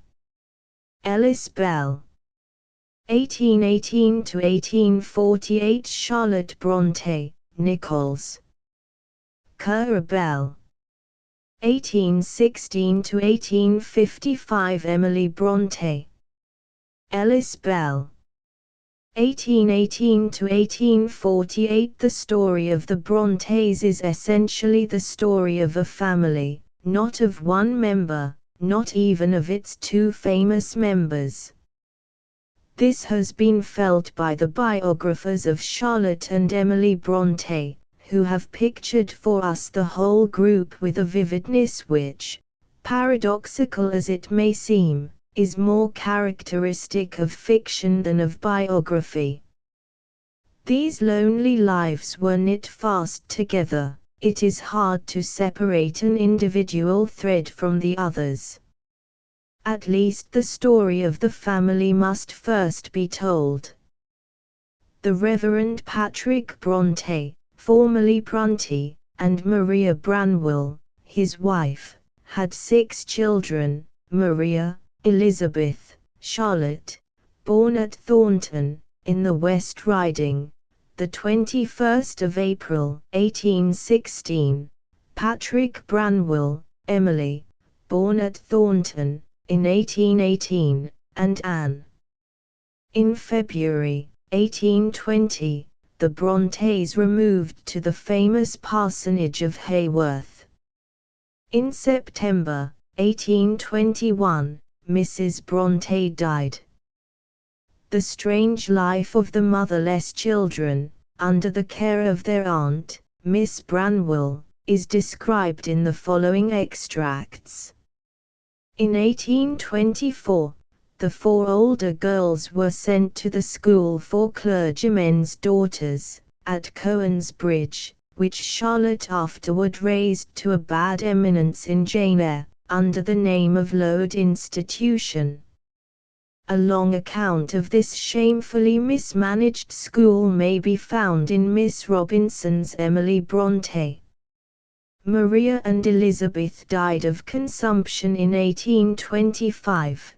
Their deaths were doubtless hastened by exposure and want of proper nourishment. In the autumn of the same year Charlotte and Emily were taken from the Cowan's Bridge School. Miss Branwell taught the children at home for some time. In 1831, Charlotte was again sent to school, this time to Miss Willer's, at Roe Head, on the road from Leeds to Huddersfield. She remained at this school a year and a half, and on returning taught her sisters what she had learned. At Roe Head began her lifelong friendship with Ellen Nussey. In 1835, Charlotte went to teach at Miss Willer's, and Emily also went as a pupil to Roe Head, but remained there only 3 months, when Anne took her place, afterward becoming a teacher in the school. All her life Emily was passionately attached to the dreary parsonage and the lonely moors, and became actually ill when forced to be absent from home. In September 1836, she obtained a hard position as teacher in a large school near Halifax, which she was obliged to leave the following spring. In the meantime Miss Wooler had removed to Dewsbury Moor. Anne Brontë continued teaching in her establishment until December 1837, Charlotte, until the following summer, when her health obliged her to return to Haworth. In 1839 both obtained positions as governess, Charlotte, however, leaving hers after a short time. Her second and more agreeable experience of this kind was in 1841, when she taught in a congenial family from March until Christmas. January 1842, found all three sisters at home. It was now determined that Charlotte and Emily should spend 6 months in Brussels, at the pensionnat of Monsieur and Madame Heger, preparatory to setting up a school for themselves, a plan which had long been discussed at the parsonage. Miss Branwell advanced the money for this undertaking, and the two sisters left home in February. Their stay in Brussels was prolonged beyond expectation, on the proposal of Mme. Heger that they should spend the next term with her as pupil teachers, Charlotte giving instruction in English, Emily in music. In October they were recalled to England by the news of Miss Branwell's death. Anne being now in an excellent position, Emily volunteered to remain at home as housekeeper. Charlotte, acting on the advice of M. Heger, returned to Brussels in January 1843, to complete her studies there, paying her way as before by teaching in the school, and receiving in addition a trifling salary. About this time Patrick, or Branwell, Brontë, who, during an idle life about the village, had fallen into evil ways, and had recently been dismissed in disgrace from his situation as station master at a small place on the line of the Lancashire and Yorkshire Railway, obtained employment as tutor in the house where Anne was governess. In January 1844, Charlotte returned to Haworth, and the sisters endeavoured to start the school of which they had long been dreaming. It was a complete failure. They were unable to secure a single pupil, and by November the cherished plan was relinquished. Charlotte and Emily lived down their failure together in the dreary parsonage. Their father was growing old, was losing his sight. Anne was out of health, they were troubled about Branwell. At last, in June 1845, a great blow fell upon them. Their brother had engaged in an intrigue with his employer's wife. He was discovered, denounced, sent home in shame, and from that time forth thought of little but stunning or drowning his agony of mind with drink or opium. The miserable state of things at Haworth for the next 3 years is almost inconceivable, yet it was out of this very field of nettles that the flower of immortality was plucked. In May 1846, a little volume of verse by Currer, Ellis, and Acton Bell was put forth, but failed as the school had failed. Meanwhile, in the winter of 1845–6 and the following spring, each of the three sisters had been at work upon a novel. Emily's was Wuthering Heights, Anne's, Agnes Grey, and Charlotte's, the Professor. They were dispatched to various publishers, at first together, afterwards singly. In August 1846, Mr. Bronte underwent an operation for cataract at Manchester, Charlotte being his companion and nurse. The operation was successful. At the end of September, father and daughter returned to Haworth. In August 1847, Jane Eyre was completed and sent to Messrs. Smith and Elder as the work of Currer Bell. It was accepted, and was published in October. In December, another publishing house brought out Wuthering Heights and Agnes Grey. Jane Eyre almost immediately created a great sensation. In the summer of 1848, a misunderstanding with their respective publishers led Charlotte and Anne to take a hurried journey to London, where they astonished Messrs. Smith and Elder with a call. They were very kindly received, and introduced to the friends of Mr. Smith as the Miss Browns. In September 1848, the unhappy Branwell died. Emily never left the house after the day of his funeral. A troublesome cough developed into consumption. After months of increasing weakness borne in a spirit of silent and stubborn resistance, in December 1848, Emily Bronte followed her brother. Anne, always delicate, did not linger long behind them. In the ensuing spring she died at Scarborough, whither Charlotte and Miss Nessy had brought her but a few days before for the benefit of the sea air. Charlotte and her father were left alone together. Shirley, began before Emily's death, was published in October 1849, and toward the end of the year Charlotte visited London. The mask of Currer Bell was dropped, and Miss Bronte made the acquaintance of Thackeray, Harriet Martineau and others. In June 1850, she was again in London. This year she took a flying trip to Scotland. She was Miss Martineau's guest at Ambleside in December.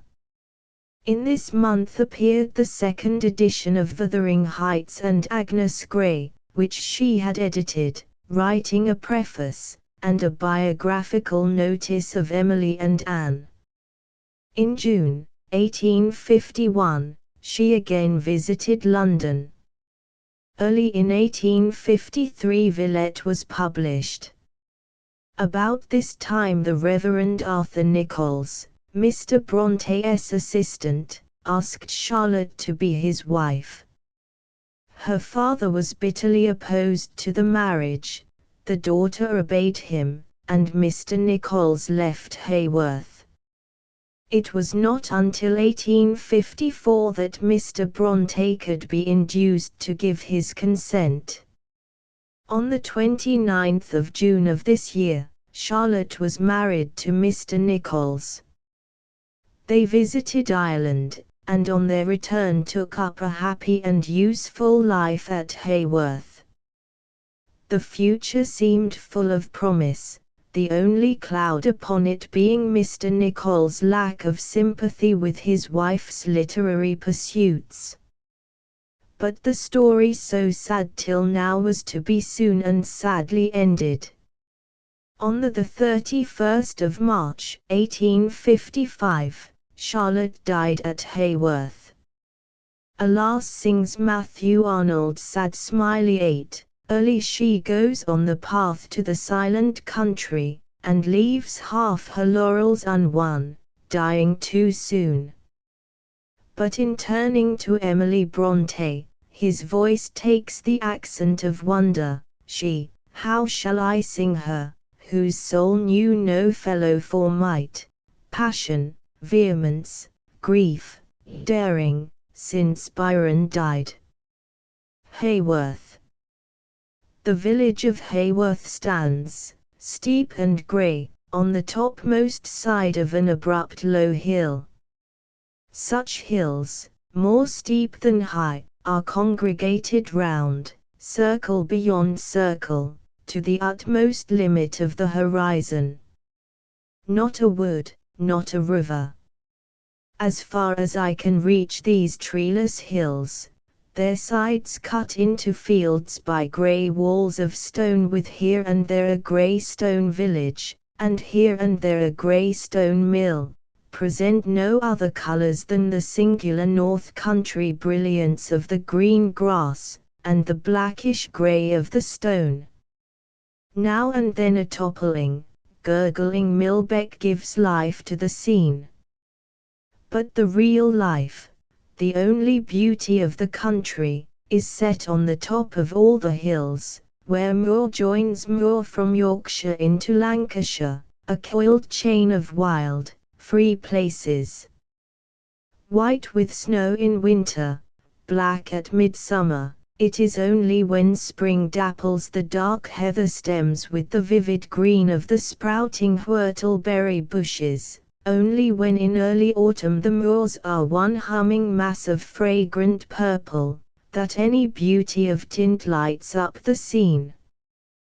But there is always a charm in the moors for hardy and solitary spirits. Between them and heaven nothing dares to interpose. The shadows of the coursing clouds alter the aspect of the place 100 times a day. 100 little springs and streams well in its soil, making spots of vivid greenness round their rise. 100 birds of every kind are flying and singing there. Larks sing, cuckoos call, all the tribe of linnets and finches twitter in the bushes, plovers moan, wild ducks fly past, more melancholy than all, on stormy days. The white sea mews cry, blown so far inland by the force of the gales that sweep irresistibly over the treeless and houseless moors. There in the spring you may take in your hands the weak, halting fledglings of the birds, rabbits and game multiply in the hollows. There in the autumn the crowds of bees, mad in the heather, send the sound of their humming down the village street. The winds, the clouds, nature and life, must be the friends of those who would love the moors. A Mary F. Robinson, Emily Bronte. Famous Women's Series. Boston, Roberts Brothers, 1883. The Parsonage. The parsonage stands at right angles to the road, facing down upon the church, so that, in fact, parsonage, church, and Belfrid schoolhouse, form 3 sides of an irregular oblong, of which the fourth is open to the fields and moors that lie beyond. The area of this oblong is filled up by a crowded churchyard, and a small garden or court in front of the clergyman's house. As the entrance to this from the road is at the side, the path goes round the corner into the little plot of ground. Underneath the windows is a narrow flower border, carefully tended in days of yore, although only the most hardy plants could be made to grow there.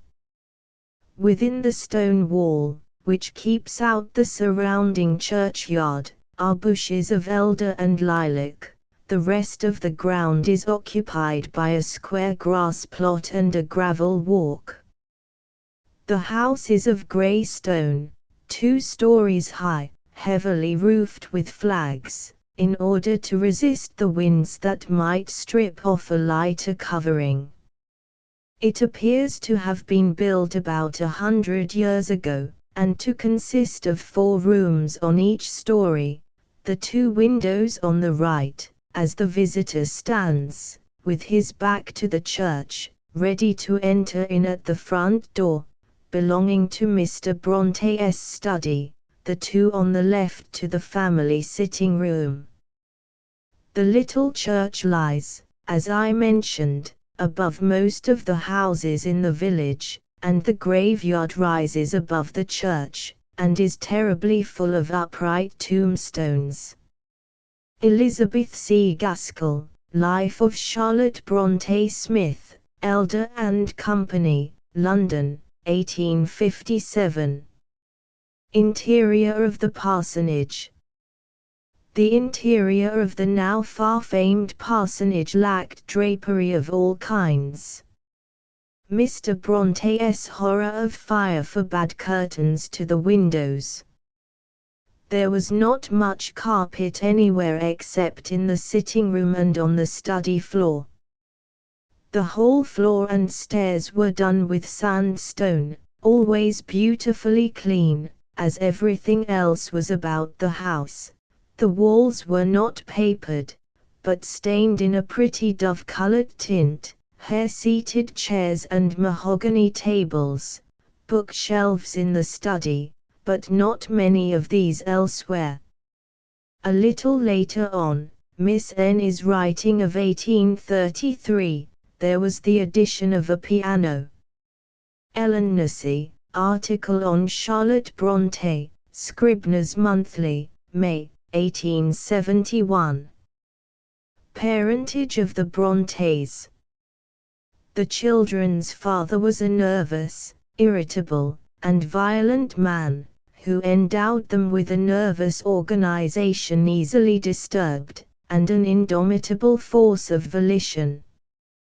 The girls, at least, showed both these characteristics. Patrick Branwell must have been a weaker, more brilliant, more violent, less tenacious, less upright copy of his father, and seems to have suffered no modification from the patient and steadfast moral nature of his mother. She was the model that her daughters copied, in different degrees, both in character and in health. Passion and will their father gave them. On both sides, the children got a Celtic strain, and this is a matter of significance, meaning a predisposition to the superstition, imagination, and horror that is a strand in all their work. Their mother, Maria Branwell, was of a good, middle-class Cornish family, long established as merchants in Penzance.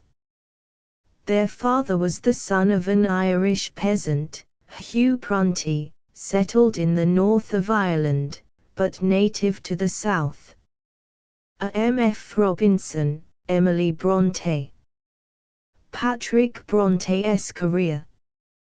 His change of name. His talents were early recognized by Mr. Tighe, the rector of Drumgooland. This gentleman undertook part, at least, of the cost of his education, which was completed at St. John's College, Cambridge. As to the change of name from Prunty to Bronte, many fantastic stories have been told.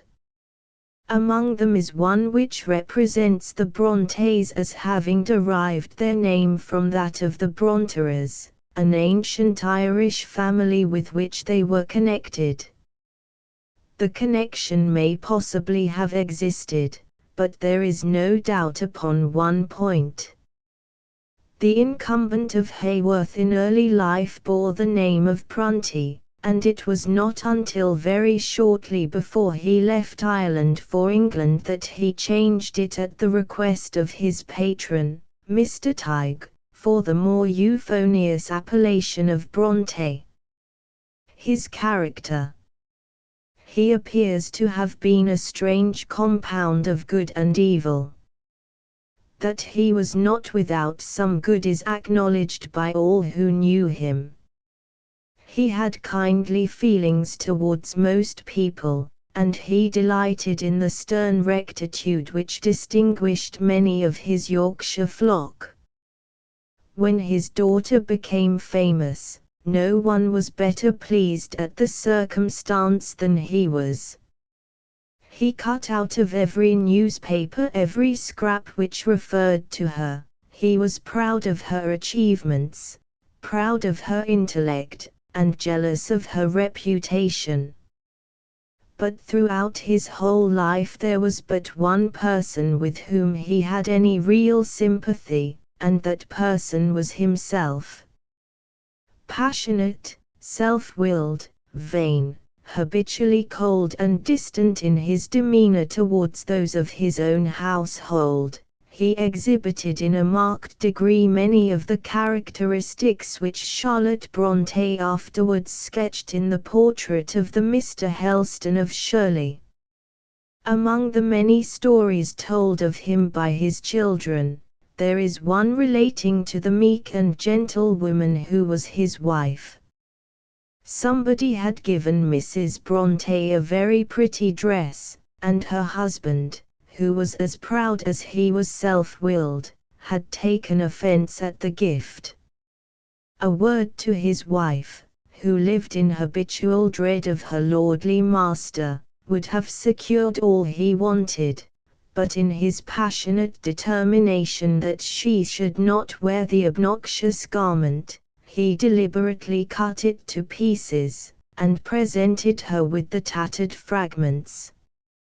Even during his wife's lifetime he formed the habit of taking his meals alone. He constantly carried loaded pistols in his pockets, and when excited he would fire these at the doors of the outhouses, so that the villagers were quite accustomed to the sound of pistol shots at any hour of the day in their pastor's house. It would be a mistake to suppose that violence was one of the weapons to which Mr. Brontë habitually resorted. However stern and peremptory might be his dealings with his wife, who soon left him to spend the remainder of his life in a dreary widowhood, his general policy was to secure his end by craft rather than by force. A profound belief in his own superior wisdom was conspicuous among his characteristics, and he felt convinced that no one was too clever to be outwitted by his diplomacy. He had also an amazing persistency, which led him to pursue any course on which he had embarked with dogged determination. It happened in later years, when his strength was failing, and when at last he began to see his daughter in her true light, that he quarrelled with her regarding the character of one of their friends, Mr. Nichols. The daughter, always dutiful and respectful, found that any effort to stem the torrent of his bitter and unjust wrath when he spoke of the friend who had offended him, was attended by consequences which were positively dangerous. The veins of his forehead swelled, his eyes glared, his voice shook, and she was fain to submit lest her father's passion should prove fatal to him. But when, wounded beyond endurance by his violence and injustice, she withdrew for a few days from her home, and told her father she would receive no letters from him in which this friend's name was mentioned, the old man's cunning took the place of passion. He wrote long and affectionate letters to her on general subjects, but accompanying each letter was a little slip of paper, which professed to be a note from Charlotte's dog, Flossie, to his much respected and beloved mistress, in which the dog, declaring that he saw a good deal of human nature that was hid from those who had the gift of language, was made to repeat the attacks upon the obnoxious person which Mr. Brontë dared no longer to make in his own character. Childhood of the Brontës. The parson's children were not allowed to associate with their little neighbours in the hamlet. Their aunt, who came to the parsonage after their mother's death, had scarcely more sympathy with them than their father himself. Their only friend was the rough but kindly servant Tabby, who pitied the bairns without understanding them. So they grew up strange, lonely, old-fashioned children, with absolutely no knowledge of the world outside, so quiet and demure in their habits, that years afterward, when they had invited some of their Sunday scholars up to the parsonage, and wished to amuse them, they found that they had to ask the scholars to teach them how to play. They had never learned. Carefully secluded from the rest of the world, the little Bronte children found out fashions of their own in the way of amusement, and curious fashions they were. While they were still in the nursery, when the oldest of the family, Maria, was barely 9 years old, and Charlotte, the third, was just 6, they had begun to take a quaint interest in literature and politics. Heaven knows who it was who first told these wonderful pygmies of the great deeds of a Wellington or the crimes of a Bonaparte, but at an age when other children are generally busy with their bricks or their dolls, and when all life's interests are confined for them within the walls of a nursery, these marvelous Brontes were discussing the life of the great Duke, and maintaining the Tory cause as ardently as the oldest and sturdiest of the village politicians in the neighbouring inn. Effect on Charlotte's work in later life. It may be well to bear in mind the frequency with which the critics have charged Charlotte Bronte with exaggerating the precocity of children. What we know of the early days of the Brontes proves that what would have been exaggeration in any other person was in the case of Charlotte nothing but a truthful reproduction of her own experiences. T. Wemyss Reid, Charlotte Bronte, a monograph. New York, Scribner, Armstrong and Company, 1877. Early reading. On their father's shelves were few novels, and few books of poetry. The clergyman's study necessarily boasted its works of divinity and reference. For the children there were only the wild romances of Southey, the poems of Sir Walter Scott, left by their Cornish mother, and some mad Methodist magazines full of miracles and apparitions and preternatural warnings, ominous dreams and frenzied fanaticism, and the equally mad letters of Mrs. Elizabeth Rowe from the dead to the living familiar to readers of Shirley. To counterbalance all this romance and terror, the children had their interest in politics and Blackwood's Magazine, the most able periodical there is, says 13-year-old Charlotte.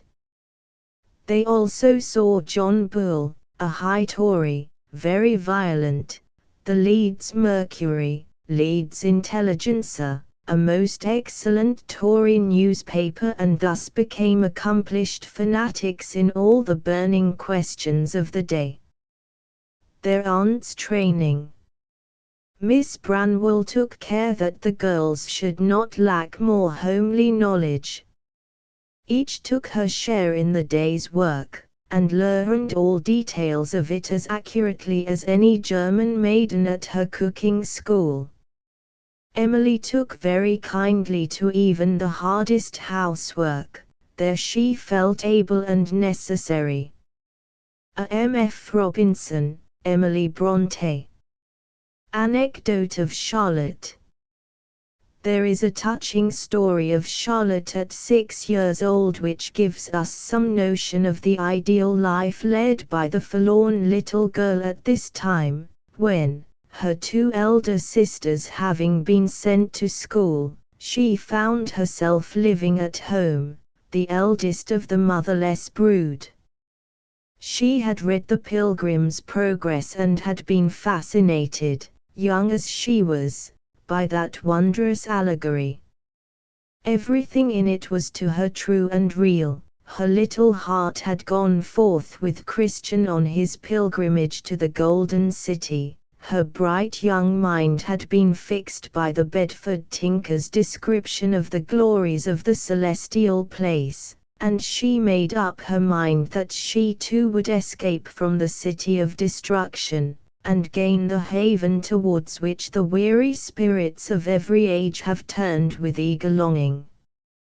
But where was this glittering city, with its streets of gold, its gates of pearl, its walls of precious stones, its stream of life and throne of light? Poor little girl! The only place which seemed to her to answer Bunyan's description of the celestial town was one which she had heard the servants discussing with enthusiasm in the kitchen, and its name was Bradford.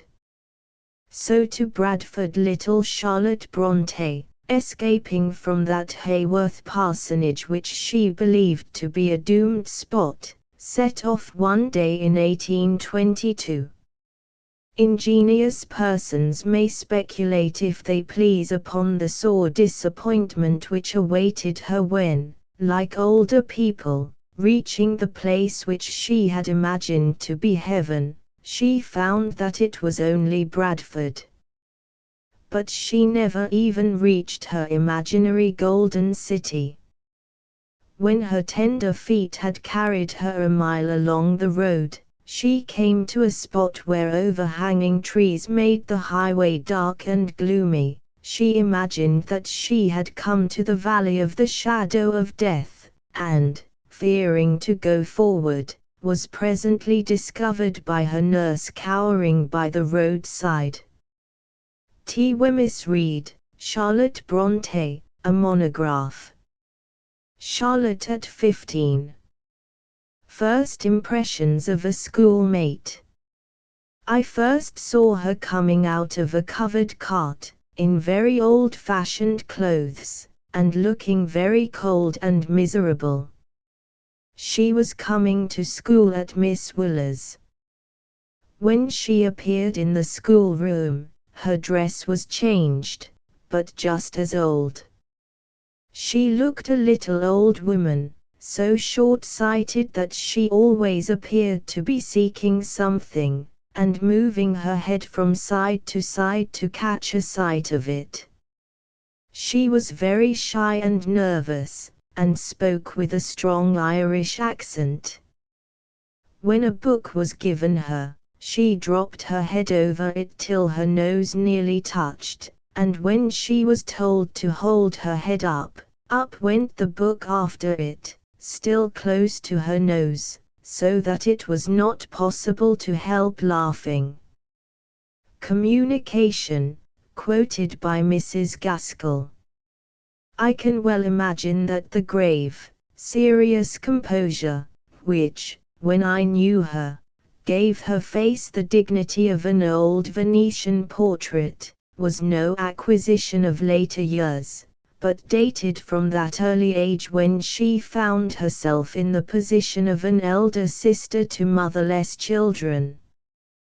But in a girl only just entered on her teens, such an expression would be called, to use a country phrase, old-fashioned, and in 1831, we must think of her as a little, set, antiquated girl, very quiet in manners, and very quaint in dress, for, besides the influence exerted by her father's ideas concerning the simplicity of attire befitting the daughters of a country clergyman, her aunt, on whom the duty of dressing her nieces principally devolved, had never been in society since she left Penzance, 8 or 9 years before, and the Penzance fashions of that day were still dear to her heart. Mrs. Gaskell, Life of Charlotte Brontë. Miss Nurse's account of Charlotte at this period combined ignorance and precocity. She never seemed to me the unattractive little person others designated her, but certainly she was at this time anything but pretty. Even her good points were lost, her naturally beautiful hair of soft silky brown being then dry and frizzy-looking, screwed up in tight curls, showing features that were all the plainer from her exceeding thinness and want of complexion. She looked dried in.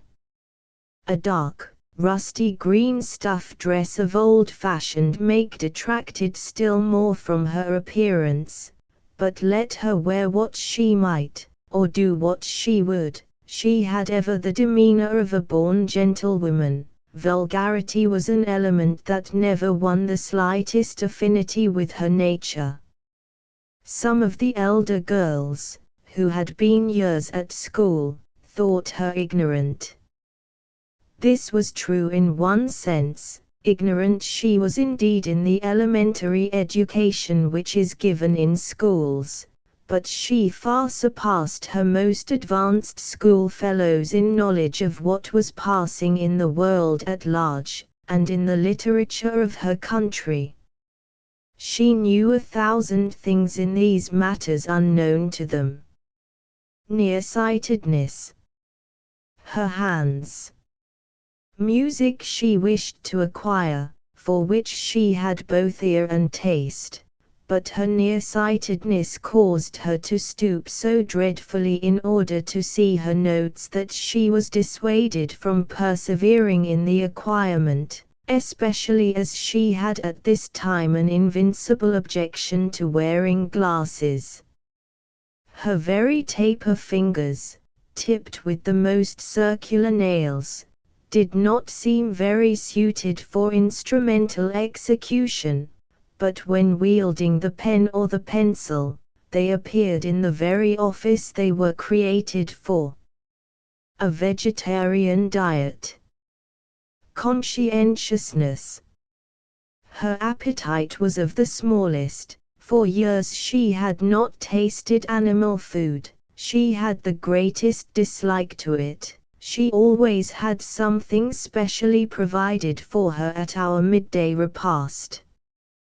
Toward the close of the first half-year she was induced to take, little by little, meat gravy with vegetables, and in the second half-year she commenced taking a very small portion of animal food daily.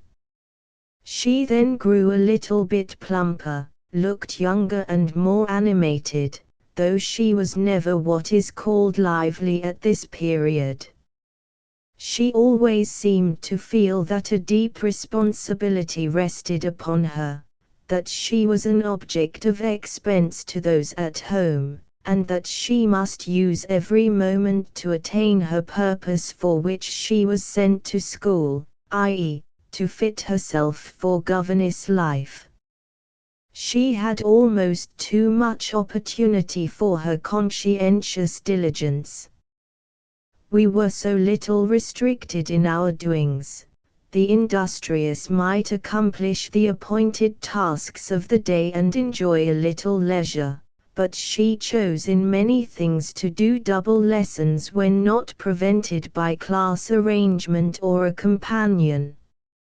A hard student. She did not play or amuse herself when others did.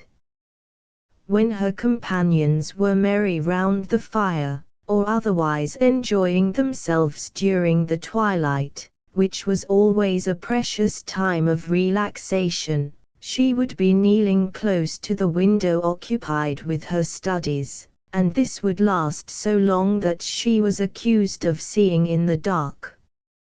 Ellen Nussey, article on Charlotte Brontë, Scribner's Monthly, now The Century. Life at home after Charlotte's return from Miss Wooler's. Emily on the Moors. Charlotte stayed a year and a half at school, and returned in the July of 1832 to teach Emily and Anne what she had learned in her absence. French, English and drawing was pretty nearly all the instruction she could give. Happily, genius needs no curriculum. Nevertheless, the sisters toiled to extract their utmost boon from such advantages as came within their range. Every morning from 9 till 12:30 they worked at their lessons, then they walked together over the moors, just coming into flower. The moors knew a different Emily to the quiet girl of 14 who helped in the housework and learned her lessons so regularly at home. On the moors she was gay, frolicsome, almost wild. She would set the others laughing with her quaint, humorous sallies and genial ways. She was quite at home there, taking the fledgling birds in her hands so softly that they were not afraid, and telling stories to them. A Mary F. Robinson, Emily Bronte. Emily's appearance in girlhood. Emily Bronte had a lithesome, graceful figure. She was the tallest person in the house, except her father. Her hair, which was naturally as beautiful as Charlotte's, was in the same unbecoming tight curl and frizz, and there was the same want of complexion. She had very beautiful eyes, kind, kindling, liquid eyes, but she did not often look at you. She was too reserved. Their color might be said to be dark gray, at other times dark blue, they varied so. She talked very little. She and Anne were like twins, inseparable companions, and in the very closest sympathy, which never had any interruption. Ellen Nussey, article on Charlotte Bronte, Scribner's Monthly, now The Century. All through her life her temperament was more than merely peculiar. She inherited not a little of her father's eccentricity untempered by her father's savoir-faire. Her aversion to strangers has been already mentioned. When the curates, who formed the only society of Haworth, found their way to the parsonage, she avoided them as though they had brought the pestilence in their train. On the rare occasions when she went out into the world, she would sit absolutely silent in the company of those who were unfamiliar to her. So intense was this reserve that even in her own family, where alone she was at ease, something like dread was mingled with the affection felt towards her. Love of animals. Her chief delight was to roam on the moors, followed by her dogs, to whom she would whistle in masculine fashion.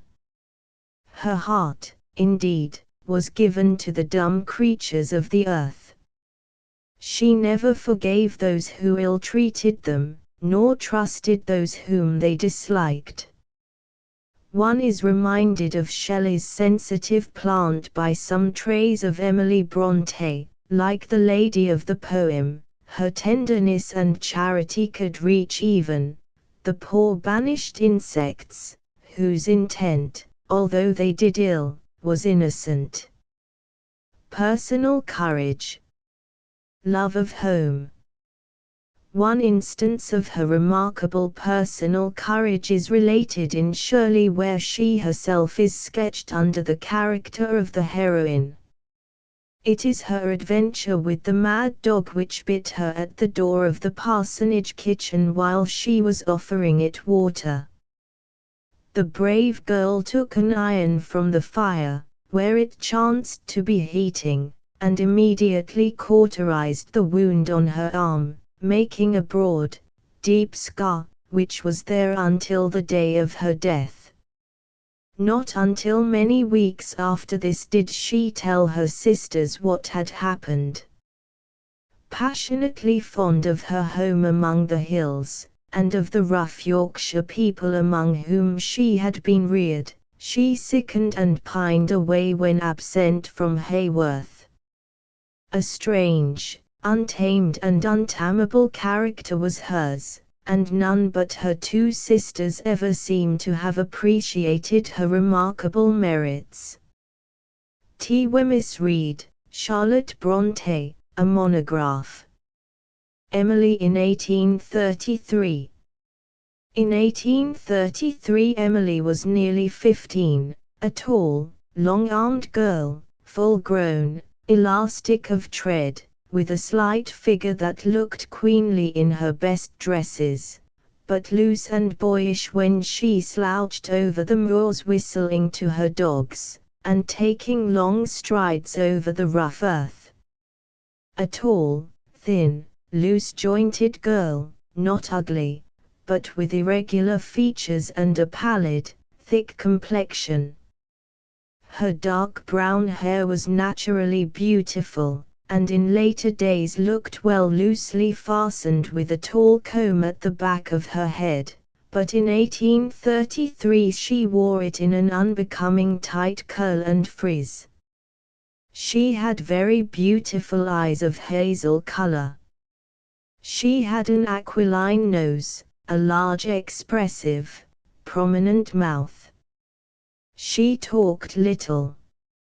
No grace or style in dress belonged to Emily, but under her awkward clothes her natural movements had the lithe beauty of the wild creatures that she loved. Never was a soul with a more passionate love of Mother Earth, of every weed and flower, of every bird, beast and insect that lived. She would have peopled the house with pets had not Miss Branwell kept her niece's love of animals in due subjection. Only one dog was allowed, who was admitted into the parlor at stated hours, but out of doors Emily made friends with all the beasts and birds. She would come home carrying in her hands some young bird or rabbit, and softly talking to it as she came. Miss Emily, the young servant would say, one would think the bird could understand you. I am sure it can, Emily would answer. Oh, I am sure it can. A dual life. Two lives went on side by side in her heart, neither ever mingling with or interrupting the other. Practical housewife with capable hands, dreamer of strange horrors, each self was independent of the companion to which it was linked by day and night. People in those days knew her but as she seemed, T. Vickers Emily, a shy, awkward girl, never teaching in the Sunday school like her sisters, never talking with the villagers like Mary Branwell, but very good and hearty in helping the sick and distressed, not pretty in the village estimation, a slinky lass, no prim, trim little body like pretty Anne, nor with Charlotte Bronte's taste in dress, just a clever lass with a spirit of her own. So the village judged her. At home they loved her with her strong feelings, untidy frocks, indomitable will and ready contempt for the commonplace. She was appreciated as a dear and necessary member of the household. Of Emily's deeper self, her violent genius, neither friend nor neighbor dreamed in those days. A Mary F. Robinson, Emily Brontë. The turning point in Charlotte's career.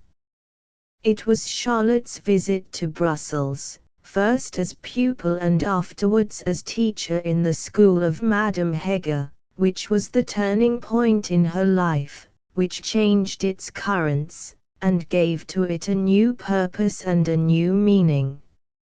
Up to the moment of that visit she had been the simple, kindly, truthful Yorkshire girl, endowed with strange faculties, carried away at times by burning impulses, moved often by emotions the nature of which she could not fathom, but always hemmed in by her narrow experiences, her limited knowledge of life and the world. Until she went to Belgium, her sorest troubles had been associated with her dislike to the society of strangers. Her heaviest burden had been the necessity under which she lay of tasting that cup of life as it is mixed for governesses which she detested so heartily. Under the belief that they could qualify themselves to keep a school of their own if they had once mastered the delicacies of the French and German languages, she and Emily set off for this sojourn in Brussels. One may be forgiven for speculating as to her future lot had she accepted the offer of marriage she received in her early governess days, and settled down as the faithful wife of a sober English gentleman. In that case Shirley perhaps might have been written, but Jane Eyre and Villette never. She learned much during her 2 years' sojourn in the Belgian capital, but the greatest of all the lessons she mastered while there was that self-knowledge the taste of which is so bitter to the mouth, though so wholesome to the life. T. Wemyss Reid, Charlotte Brontë, a monograph. The Sisters' Life in Brussels.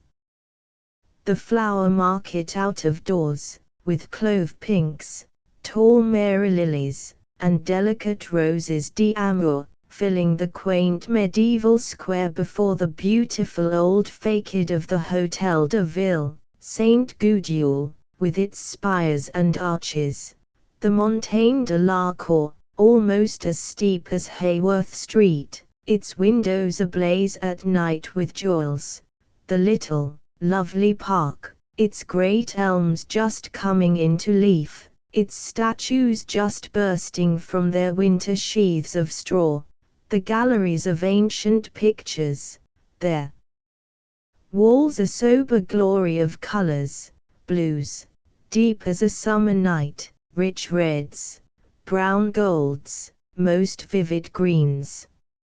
All this should have made an impression on the 2 home-keeping girls from Yorkshire, and Charlotte, indeed, perceived something of its beauty and strangeness.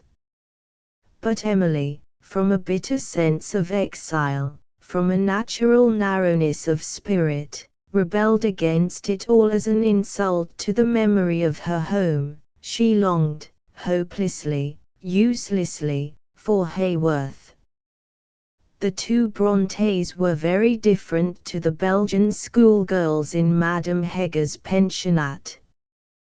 They were, for one thing, ridiculously old to be at school, 24 and 26, and they seemed to feel their position.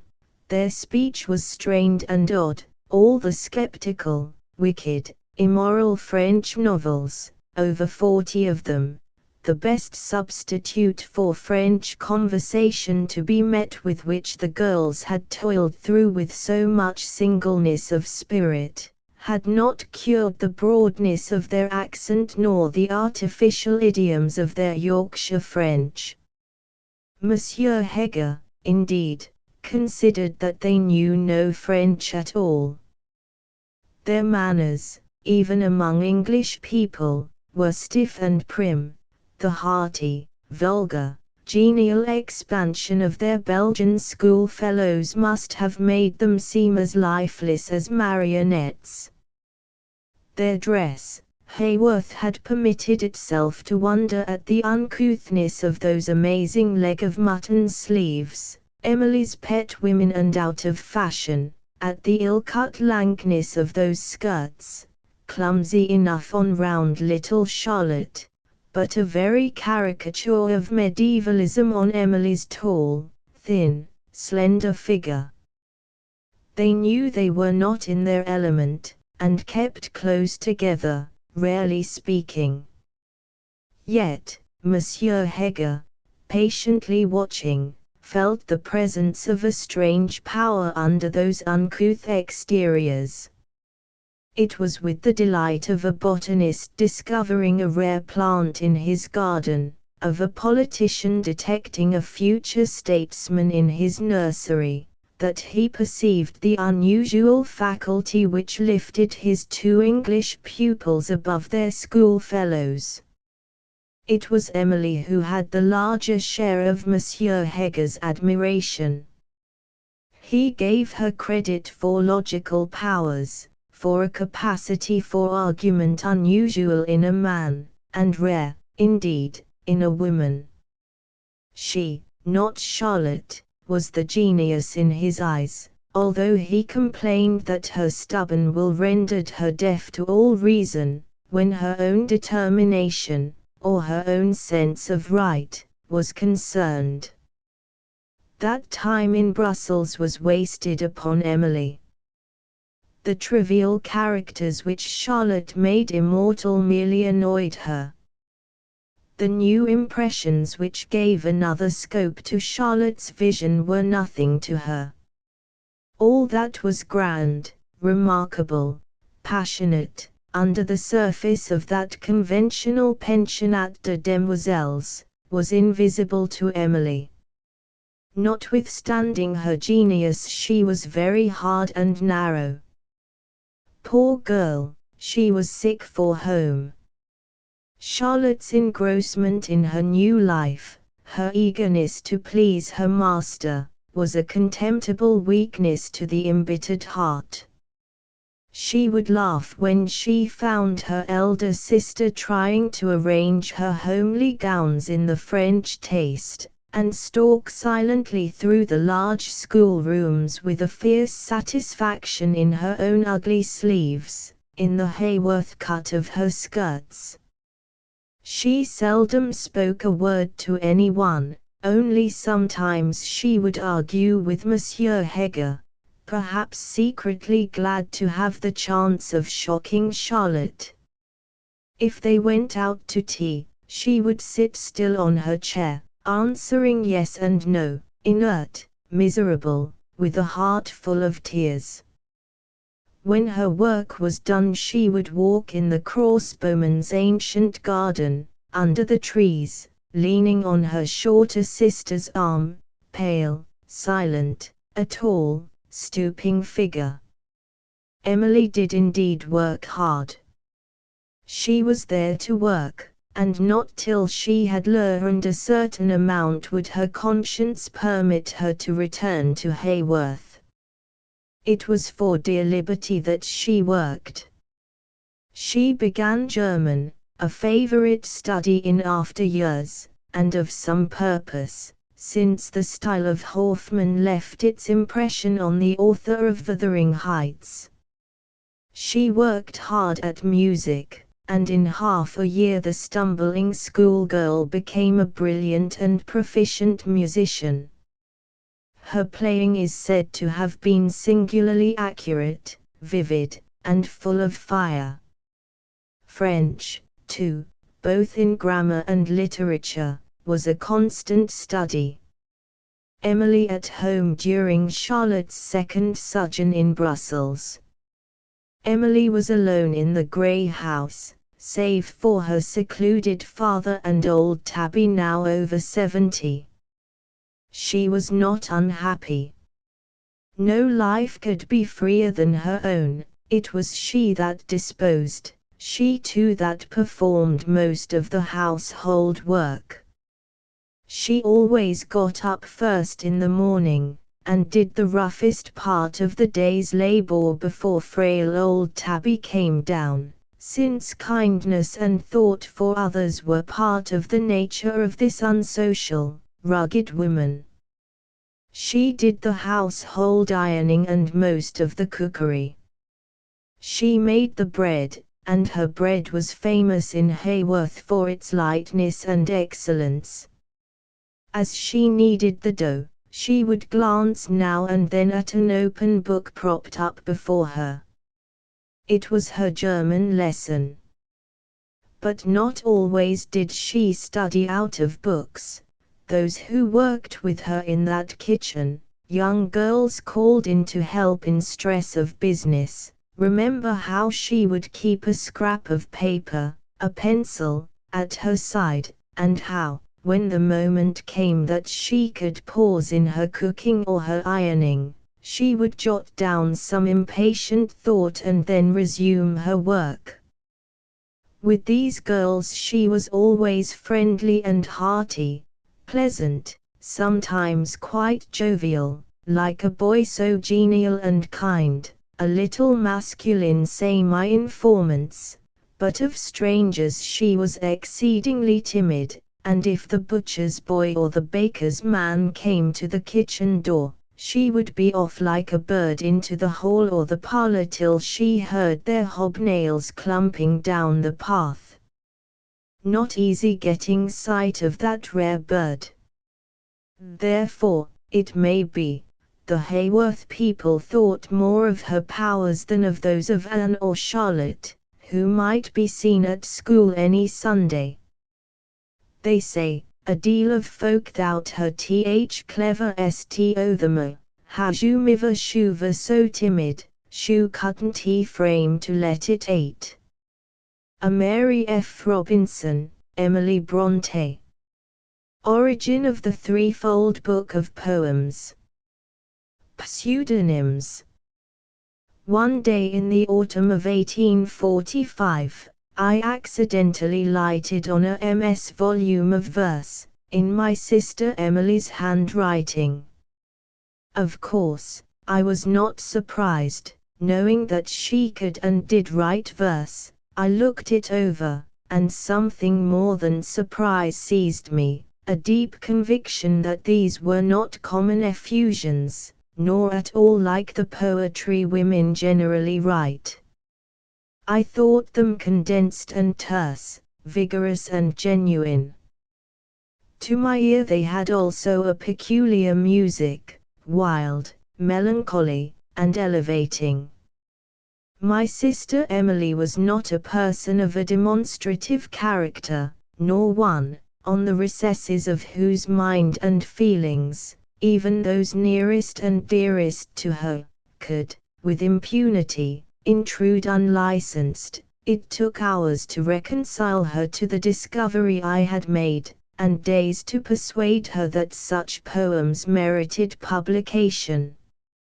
Meantime, my younger sister quietly produced some of her own compositions, intimating that since Emily's had given me pleasure, I might like to look at hers. I could not but be a partial judge, yet I thought that these verses too had a sweet sincere pathos of their own. We agreed to arrange a small selection of our poems, and, if possible, get them printed. Averse to personal publicity, we veiled our own names under those of Currer Ellis and Acton Bell, the ambiguous choice being dictated by a sort of conscientious scruple at assuming Christian names positively masculine, while we did not like to declare ourselves women, because, without at the time suspecting that our mode of writing and thinking was not what is called feminine, we had a vague impression that authoresses are likely to be looked on with prejudice. Charlotte Bronte, Biographical Preface to Wuthering Heights. London, 1850. Evenings at Haworth Novel Writing. The sisters retained the old habit, which was begun in their aunt's lifetime, of putting away their work at 9 o'clock, and beginning their study, pacing up and down their sitting room. At this time, they talked over the stories they were engaged upon, and described their plots. Once or twice a week, each read to the other what she had written, and heard what they had to say about it. Charlotte told me that the remarks made had seldom any effect in inducing her to alter her work, so possessed was she with the feeling that she had described reality, but the readings were of great and stirring interest to all, taking them out of the gnawing pressure of daily recurring cares, and setting them in a free place. It was on one of these occasions that Charlotte determined to make her heroine plain, small, and unattractive, in defiance of the accepted canon. Charlotte's firmness. The Three Tales, Wuthering Heights. Agnes Grey and the Professor had tried their fate in vain together. At length they were sent forth separately, and for many months with still continued ill success. I have mentioned this here, because, among the dispiriting circumstances connected with her anxious visit to Manchester, Charlotte told me that her tale came back upon her hands, curtly rejected by some publisher, on the very day when her father was to submit to his operation for cataract. But she had the heart of Robert Bruce within her, and failure upon failure daunted her no more than him. Not only did the Professor return again to try his chance among the London publishers, but she began, in this time of care and depressing inquietude, in those grey, weary, uniform streets where all faces, save those of her kind doctor, were strange and untouched with sunlight to her, there and then, did the brave genius begin Jane Eyre. Mrs. Gaskell, Life of Charlotte Brontë. Immediate success of Jane Eyre. Those who remember that winter, of 1847, know how something like a Jane Eyre fever raged among us. The story which had suddenly discovered a glory in uncomeliness, a grandeur in overmastering passion, moulded the fashion of the hour, and Rochester airs and Jane Eyre graces became the rage. The book, and its fame and influence, travelled beyond the seas with a speed which in those days was marvellous. In sedate New England homes the history of the English governess was read with an avidity which was not surpassed in London itself, and within a few months of the publication of the novel it was famous throughout 2 continents. No such triumph has been achieved in our time by any other English author, nor can it be said, upon the whole, that many triumphs have been better merited.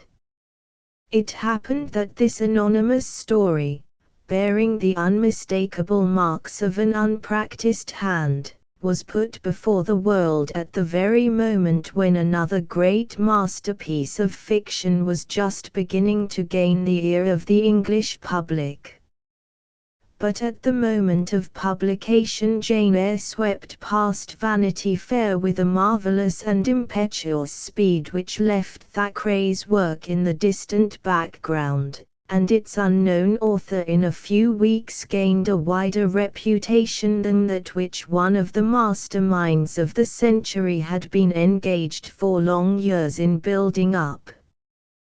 The reaction from this exaggerated fame of course set in, and it was sharp and severe.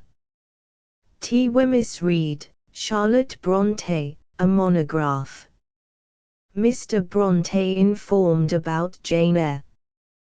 The sisters had kept the knowledge of their literary ventures from their father, fearing to increase their own anxieties and disappointment by witnessing his. Once, Charlotte told me, they overheard the postman, meeting Mr. Brontë, as the latter was leaving the house, and inquiring from the parson where one Cura Bell could be living, to which Mr. Brontë replied that there was no such person in the parish. Now, however, when the demand for the work had assured success to Jane Eyre, her sisters urged Charlotte to tell their father of its publication.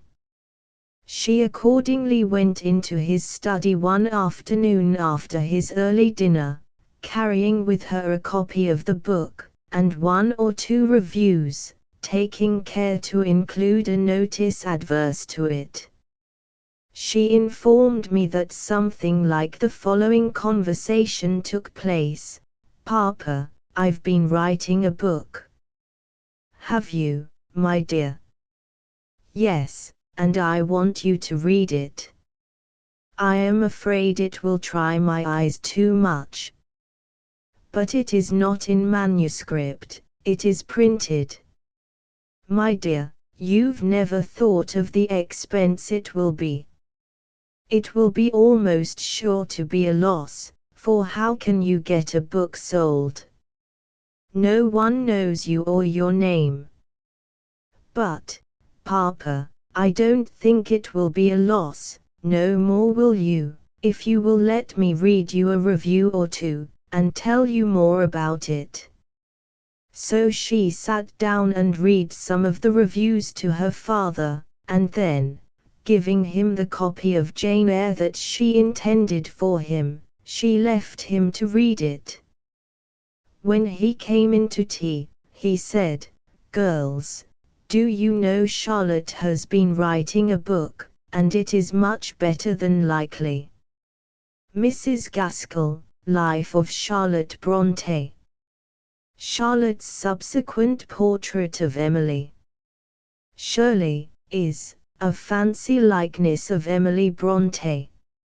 Emily Brontë, but under very different conditions. No longer poor, no longer thwarted, no longer acquainted with misery and menaced by untimely death, not thus, but as a loving sister would fain have seen her, beautiful, triumphant, the spoiled child of happy fortune. Yet in these altered circumstances Shirley keeps her likeness to Charlotte's hard-working sister. Under the pathetic finery so lovingly bestowed, under the borrowed splendors of 1,000 a year, a lovely face, an ancestral manor house, we recognize our hardy and headstrong heroine, and smile a little sadly at the inefficacy of this masquerade of grandeur, so indifferent and unnecessary to her. Through these years we discern the brilliant heiress to be a person of infinitely inferior importance to the ill-dressed and overworked vicar's daughter. Shirley is indeed the exterior Emily, the Emily that was to be met and known 35 years ago, only a little polished, with the angles a little smoothed, by a sister's anxious care. The nobler Emily, deeply suffering, brooding, pitying, creating, is only to be found in a stray word here and there, a chance memory, a happy answer, gathered from the pages of her work, and the loving remembrance of her friends. But to know how Emily Brontë looked, moved, sat and spoke, we still return to Shirley. A host of corroborating memories start up in turning the pages. Who but Emily was always accompanied by a rather large, strong, and fierce-looking dog, very ugly, being of a breed between a mastiff and a bulldog. It is familiar to us as Una's lion. Certainly Captain Kielder with her cavalier airs, her ready disdain, her love of independence, does bring back with vivid brilliance the memory of our old acquaintance, the Major. 9. We know her, too, by her kindness to her inferiors. 100 little stories throng our minds. Unforgotten delicacies made with her own hands for her servant's friend, yet remembered visits of Martha's little cousin to the kitchen, where Miss Emily would bring in her own chair for the ailing girl, anecdotes of her early rising through many years to do the hardest work, because the first servant was too old, and the second too young to get up so soon, and she, Emily, was so strong. 100 little sacrifices, dearer to remember than Shirley's open purse, awaken in our hearts and remind us that, after all, Emily was the nobler and more lovable heroine of the twain. And Shirley's love of picturesque and splendid arrayment is not without an echo in our memories.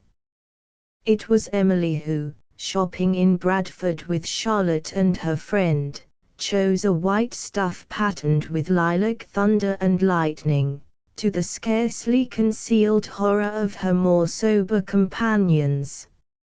She, too, had Shirley's taste for the management of business. A Mary F. Robinson, Emily Bronte. Keeper. The same tawny bulldog, called Tartar in Shirley, was keeper in Haworth Parsonage, a gift to Emily. With the gift came a warning. Keeper was faithful to the depths of his nature as long as he was with friends, but he who struck him with a stick or whip, roused the relentless nature of the brute, who flew at his throat forthwith, and held him there till one or the other was at the point of death. Now Keeper's household fault was this: he loved to steal upstairs, and stretch his square, tawny limbs on the comfortable beds, covered over with delicate white counterpanes. But the cleanliness of the parsonage arrangements was perfect, and this habit of Keeper's was so objectionable, that Emily, in reply to Tabby's remonstrances, declared that, if he was found again transgressing, she herself, in defiance of warning and his well-known ferocity of nature, would beat him so severely that he would never offend again. In the gathering dusk of an autumn evening, Tabby came, half triumphantly, half tremblingly, but in great wrath, to tell Emily that Keeper was lying on the best bed, in drowsy voluptuousness. Charlotte saw Emily's whitening face, and set mouth, but dared not speak to interfere. No one dared when Emily's eyes glowed in that manner out of the paleness of her face, and when her lips were so compressed into stone. She went upstairs, and Tabby and Charlotte stood in the gloomy passage below, full of the dark shadows of coming night. Down the stairs came Emily, dragging after her the unwilling Keeper, his hind legs set in a heavy attitude of resistance, held by the scaft of his neck but growling low and savagely all the time. The watchers would fain have spoken, but durst not, for fear of taking off Emily's attention, and causing her to avert her head for a moment from the enraged brute. She let him go, planted in a dark corner at the bottom of the stairs. No time was there to fetch stick or rod, for fear of the strangling clutch at her throat. Her bare clenched fist struck against his red fierce eyes, before he had time to make his spring, and in the language of the turf, she punished him till his eyes were swelled up, and the half-blind, stupefied beast was led to his accustomed lair, to have his swelled head fermented and cared for by the very Emily herself. The generous dog owed her no grudge, he loved her dearly ever after. He walked first among the mourners at her funeral, he slept moaning 4 nights at the door of her empty room, and never, so to speak, rejoiced, dog fashion, after her death. Mrs. Gaskell, Life of Charlotte Bronte. Emily saves Branwell's life. At last, Branwell grew ill, and would be content to go to bed early, and lie there half stupefied with opium and drink. One such night, their father and Branwell being in bed, the sisters came upstairs to sleep. Emily had gone on first into the little passage room where she still slept, when Charlotte, passing Branwell's partly opened door, saw a strange bright flare inside. "Oh, Emily," she cried, "the house is on fire." Emily came out, her fingers at her lips. She had remembered her father's great horror of fire. It was the one dread of a brave man. He would have no muslin curtains, no light dresses in his house. She came out silently and saw the flame, then, very white and determined, dashed from her room downstairs into the passage, where every night full pails of water stood. One in each hand she came upstairs. Anne, Charlotte, the young servant, shrinking against the wall, huddled together in amazed horror. Emily went straight on and entered the blazing room. In a short while the bright light ceased to flare. Fortunately the flame had not reached the woodwork. Drunken Branwell, turning in his bed, must have upset the light onto his sheets, for they and the bed were all on fire, and he unconscious in the midst, when Emily went in, even as Jane Eyre found Mr. Rochester. But it was no reasonable, thankful human creature with whom Emily had to deal. After a few long moments, those still standing in the passage saw her stagger out, white, with singed clothes, half carrying in her arms, half dragging, her besotted brother. She placed him in her bed, and took away the light, then assuring the hysterical girls that there could be no further danger, bade them go and rest. But where she slept herself that night no one remembers now. A. M. F. Robinson, Emily Brontë. Emily's personal resemblance to G. H. Lewis. I have seen Lewis. I could not feel otherwise to him than half sadly, half tenderly, a queer word that last. But I use it because the aspect of Lewis's face almost moves me to tears. It is so wonderfully like Emily, her eyes, her features, the very nose, the somewhat prominent mouth, the forehead, even, at moments, the expression. Charlotte Brontë, letter, 1850, quoted by Mrs. Gaskell. Death of Emily Brontë. The days drew on towards Christmas. It was already the middle of December, and still Emily was about the house, able to wait upon herself, to sew for the others, to take an active share in the duties of the day. She always fed the dogs herself. One Monday evening, it must have been about the 14th of December, she rose as usual to give the creatures their supper. She got up, walking slowly, holding out in her thin hands an apron full of broken meat and bread. But when she reached the flagged passage the cold took her, she staggered on the uneven pavement and fell against the wall. Her sisters, who had been sadly following her, unseen, came forward much alarmed and begged her to desist, but, smiling wanly, she went on and gave Floss and Keeper their last supper from her hands. The next morning she was worse. Before her waking, her watching sisters heard the low, unconscious moaning that tells of suffering continued even in sleep, and they feared for what the coming year might hold in store. Of the nearness of the end they did not dream. Charlotte had been out to the moors, searching every glen and hollow for a sprig of heather, however pale and dry, to take to the moor-loving sister.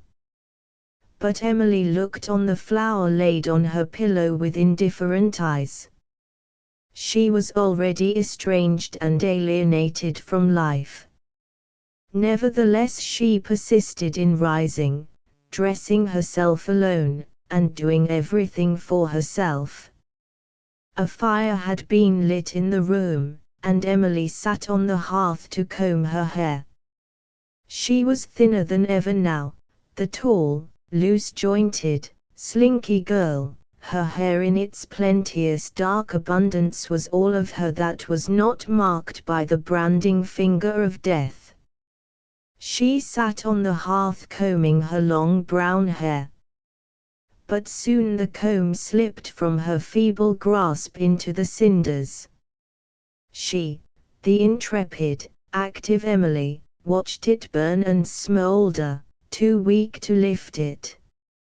At last the servant came in. "Martha," she said, "my comb's down there, I was too weak to stoop and pick it up." She finished her dressing, and came very slowly, with dizzy head and tottering steps, downstairs into the little, bare parlor where Anne was working and Charlotte writing a letter. Emily took up some work and tried to sew. Her catching breath, her drawn and altered face, were ominous of the end. But still a little hope flickered in those sisterly hearts. "She grows daily weaker," wrote Charlotte, on that memorable Tuesday morning, seeing surely no portent that this was to be the last of the days and the hours of her weakness.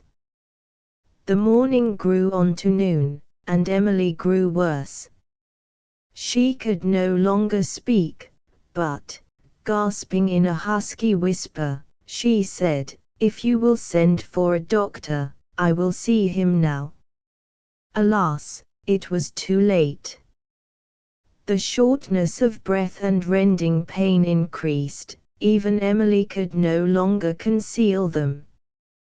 Towards 2 o'clock her sisters begged her, in an agony, to let them put her to bed. "No, no," she cried, tormented with the feverish restlessness that comes before the last, most quiet peace. She tried to rise, leaning with one hand upon the sofa. And thus the cord of life snapped. She was dead. She was 29 years old. They buried her, a few days after, under the church pavement, under the slab of stone where the mother lay, and Maria and Elizabeth and Branwell. And though no wind ever rustles over the grave on which no scented heather springs, nor any bilberry bears its sprigs of greenest leaves and purple fruit, she will not miss them now, she who wondered how any could imagine unquiet slumbers for them that sleep in the quiet earth. A. M. F. Robinson, Emily Bronte. Charlotte alone on the moors. I am free to walk on the moors, but when I go out there alone, everything reminds me of the times when others were with me, and then the moors seem a wilderness, featureless, solitary, saddening.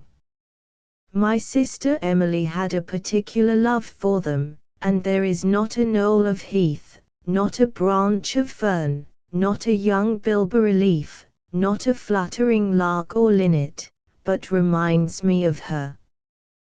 The distant prospects were Anne's delight, and when I look round, she is in the blue tints, the pale mists, the waves and shadows of the horizon.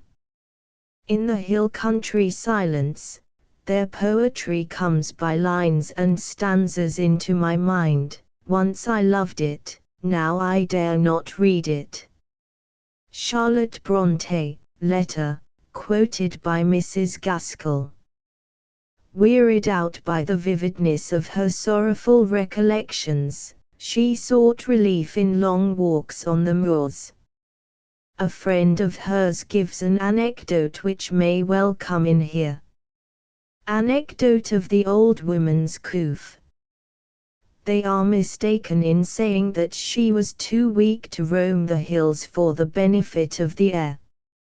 I do not think anyone, Certainly not any woman in this locality went so much on the moors as she did, when the weather permitted. Indeed, she was so much in the habit of doing so, that people, who live quite away on the edge of the common, knew her perfectly well. I remember on one occasion an old woman saw her at a little distance, and she called out, "How, Miss Bronte! Hey ya, have you seen aught o' my calf?" Miss Bronte told her she could not say, for she did not know it.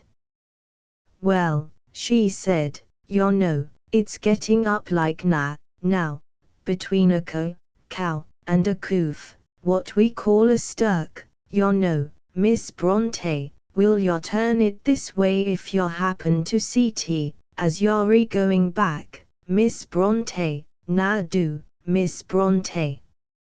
Mrs. Gaskell, Life of Charlotte Bronte. Mrs. Gaskell's first impression. A little lady in a black silk gown, whom I could not see at first for the dazzle in the room. She came up and shook hands with me at once.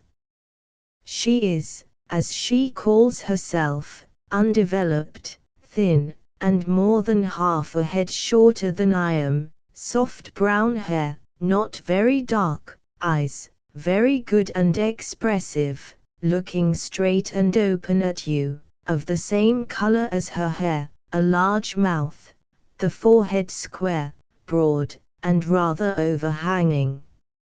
She has a very sweet voice, rather hesitates in choosing her expressions, but when chosen they seem without an effort admirable, and just befitting the occasion. There is nothing overstrained, but perfectly simple. Mrs. Gaskell, letter, published in Life of Charlotte Bronte. Charlotte at home. Miss Bronte put me in mind of her own Jane Eyre. She looked smaller than ever, and moved about so quietly and noiselessly, just like a little bird, as Rochester called her, barring that all birds are joyous, and that joy can never have entered that house since it was first built. There is something touching in the sight of that little creature entombed in such a place, and moving about herself like a spirit, especially when you think that the slight still frame encloses a force of strong fiery life, which nothing has been able to freeze or extinguish. Letter from a visitor, quoted by Mrs. Gaskell. The Reverend Patrick Bronte. Charlotte's appearance and manner. Her eyes.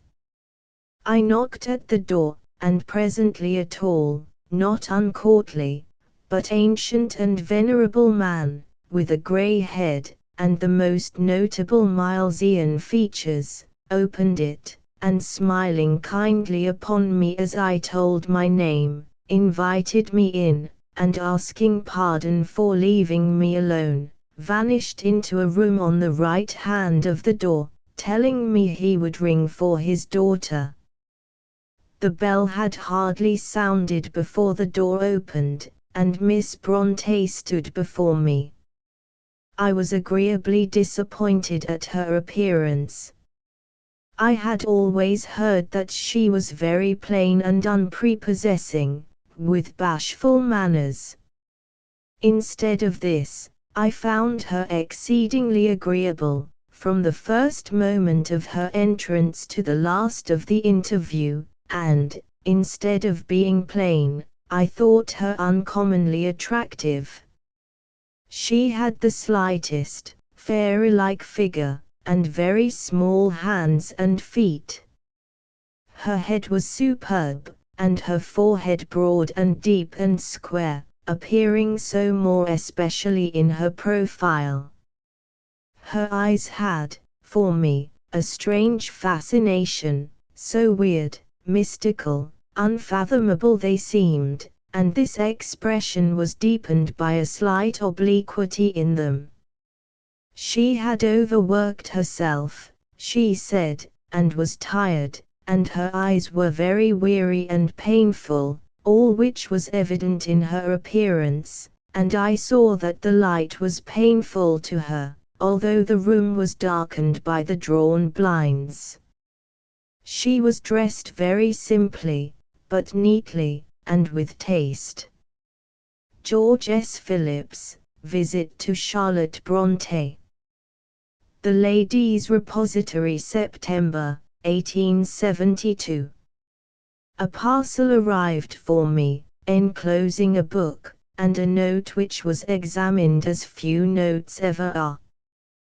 The book was Shirley, and the note was from Currer Bell. Here it is, Charlotte's first meeting with Harriet Martineau.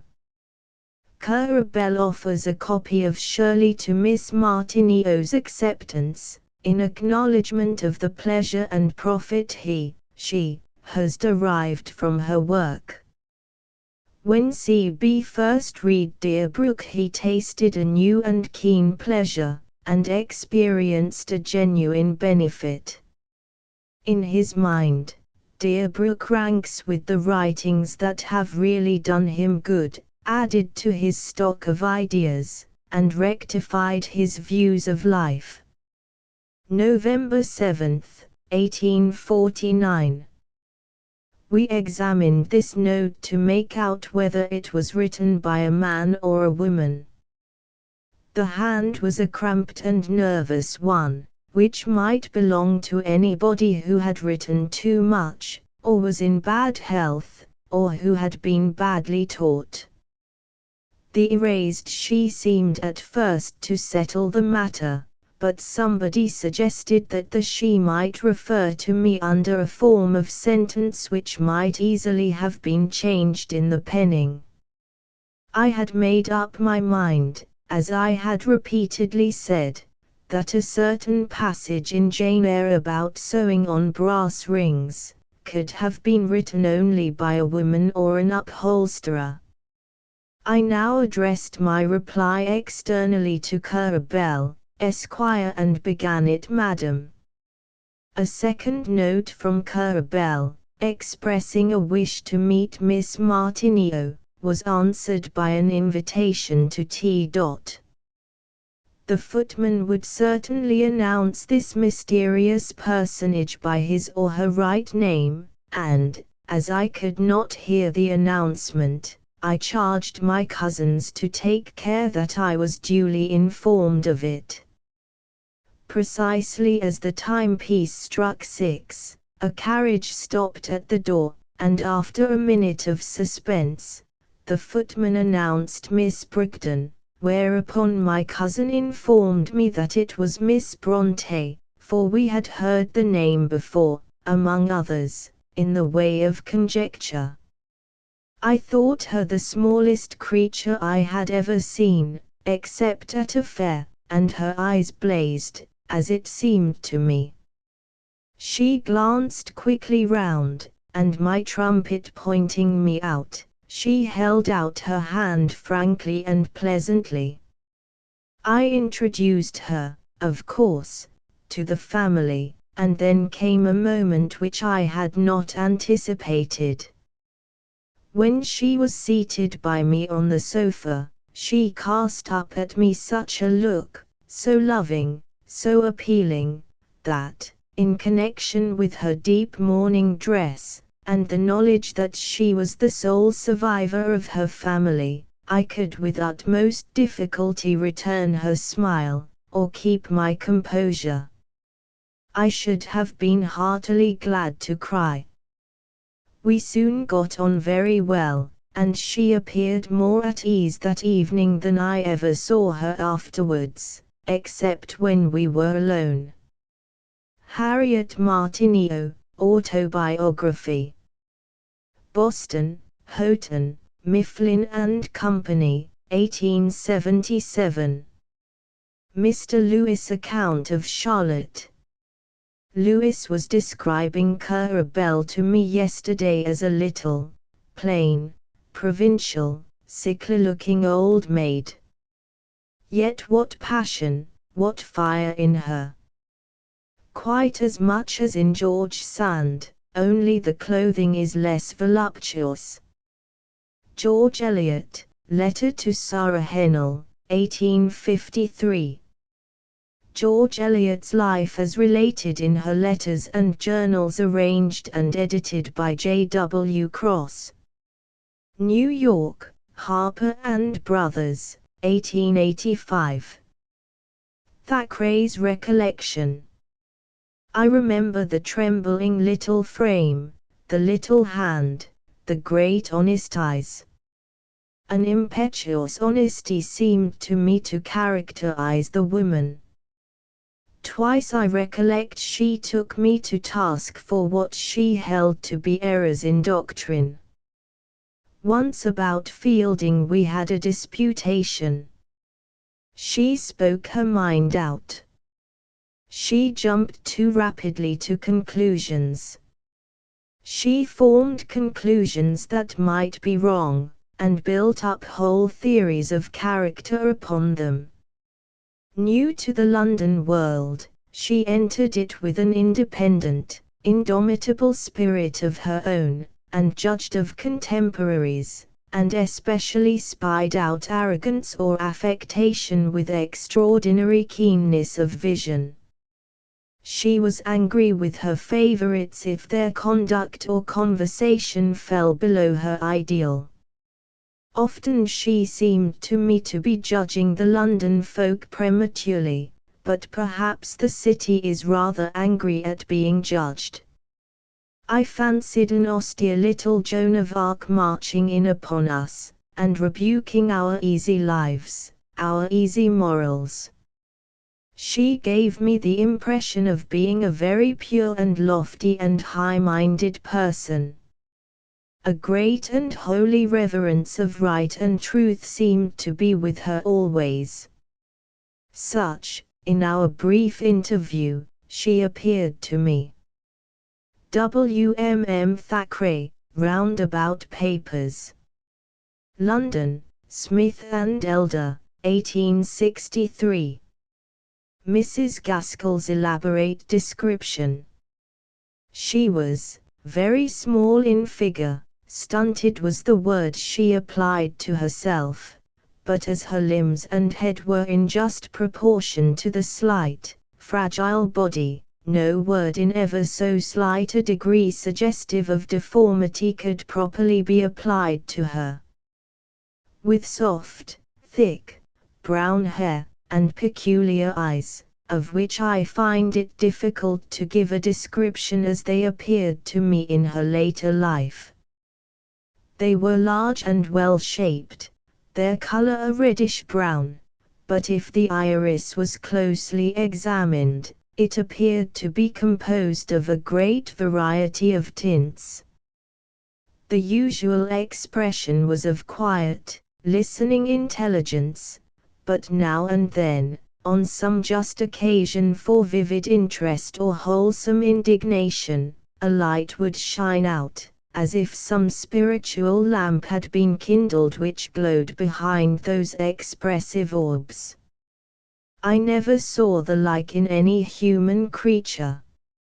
As for the rest of her features, they were plain, large, and ill-set, but, unless you began to catalogue them, you were hardly aware of the fact, for the eyes and power of the countenance overbalanced every physical defect. The crooked mouth and the large nose were forgotten, and the whole face arrested the attention, and presently attracted all those whom she herself would have cared to attract. Her hands and feet were the smallest I ever saw. When one of the former was placed in mine, it was like the soft touch of a bird in the middle of my palm. The delicate long fingers had a peculiar fineness of sensation, which was one reason why all her handiwork of whatever kind, writing, sewing, knitting, was so clear in its minuteness. She was remarkably neat in her whole personal attire, but she was dainty as to the fit of her shoes and gloves. Mrs. Gaskell, Life of Charlotte Brontë. A caricature. Redeeming features. There is a little caricature sketched by herself lying before me as I write. In it all the more awkward of her physical points are ingeniously exaggerated. The prominent forehead bulges out in an aggressive manner, suggestive of hydrocephalus, the nose, tip-tilted like the petal of a flower, and the mouth are made unnecessarily large, while the little figure is clumsy and ungainly. But though she could never pretend to beauty, she had redeeming features, her eyes, hair, and massive forehead all being attractive points. T. Wemyss Reid, Charlotte Brontë, a monograph. Charlotte's well-known portrait. The engraving. Mr. Nichols asked me to step into the parlour and look at Charlotte's portrait. It is the one from which the engraving in the Life, Mrs. Gaskell's, is made, but the latter does no justice to the picture, which Mr. Nichols said was a perfect likeness of the original. I remarked that the engraving gives to the face, and especially to the eyes, a weird, sinister and unpleasant expression which did not appear in the portrait. He said he had observed it, and that nothing could be more unjust, for Charlotte's eyes were as soft and affectionate in their expression as could possibly be conceived. Account of an interview with Mr. Brontë and Mr. Nichols, quoted by T. W. Reid. Personal traits, Miss Martineau's notes. Slightly morbid. Between the appearance of Shirley and that of Villette she came to me, in December, 1850. Our intercourse then confirmed my deep impression of her integrity, her noble conscientiousness about her vocation, and her consequent self-reliance in the moral conduct of her life. I saw at the same time tokens of a morbid condition of mind, in one or two directions, much less than might have been expected, or than would have been seen in almost anyone else under circumstances so unfavorable to health of body and mind as those in which she lived. Unspoilable. She was not only unspoiled by her sudden and prodigious fame, but obviously unspoilable. She was somewhat amazed by her fame, but oftener annoyed, at least when obliged to come out into the world to meet it, instead of its reaching her in her secluded home in the wilds of Yorkshire. Passionate love of truth. I know, she wrote, that you will give me your thoughts upon my book, Villette, as frankly as if you spoke to some near relative whose good you preferred to her gratification. I wince under the pain of condemnation, like any other weak structure of flesh and blood, but I love, I honor, I kneel to truth. Let her smite me on one cheek, good. The tears may spring to the eyes, but courage. There is the other side, hit again, hit sharply. This was the genuine spirit of the woman. She might be weak for once, but her permanent temper was one of humility, candor, integrity and conscientiousness. Harriet Martineau, Autobiography. Mrs. Gaskell's record, Charlotte's dread of a strange face. I had several opportunities of perceiving how this nervousness was ingrained in her constitution, and how acutely she suffered in striving to overcome it. One evening we had, among other guests, 2 sisters who sang Scottish ballads exquisitely. Miss Brontë had been sitting quiet and constrained till they began The Bonny House of Airlie, but the effect of that and Carlisle Yeats which followed was as irresistible as the playing of the Piper of Hamelin. The beautiful clear light came into her eyes, her lips quivered with emotion, she forgot herself, rose, and crossed the room to the piano, where she asked eagerly for song after song. The sisters begged her to come and see them the next morning, when they would sing as long as ever she liked, and she promised gladly and thankfully. But on reaching the house her courage failed. We walked some time up and down the street, she upbraiding herself all the while for folly, and trying to dwell on the sweet echoes in her memory, rather than on the thoughts of a third sister who would have to be faced if we went in.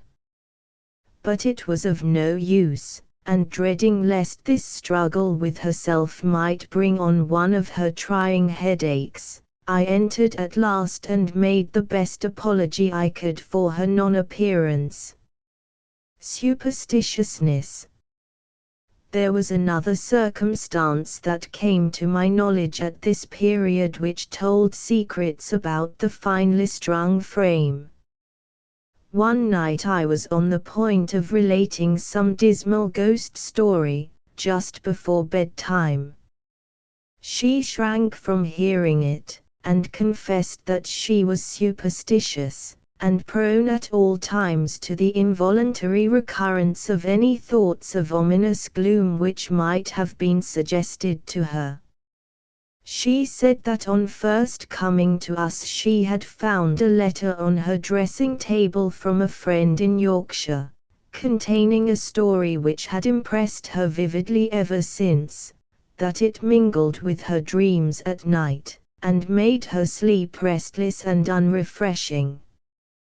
The Brontës not fond of children. Neither Charlotte nor her sisters were naturally fond of children.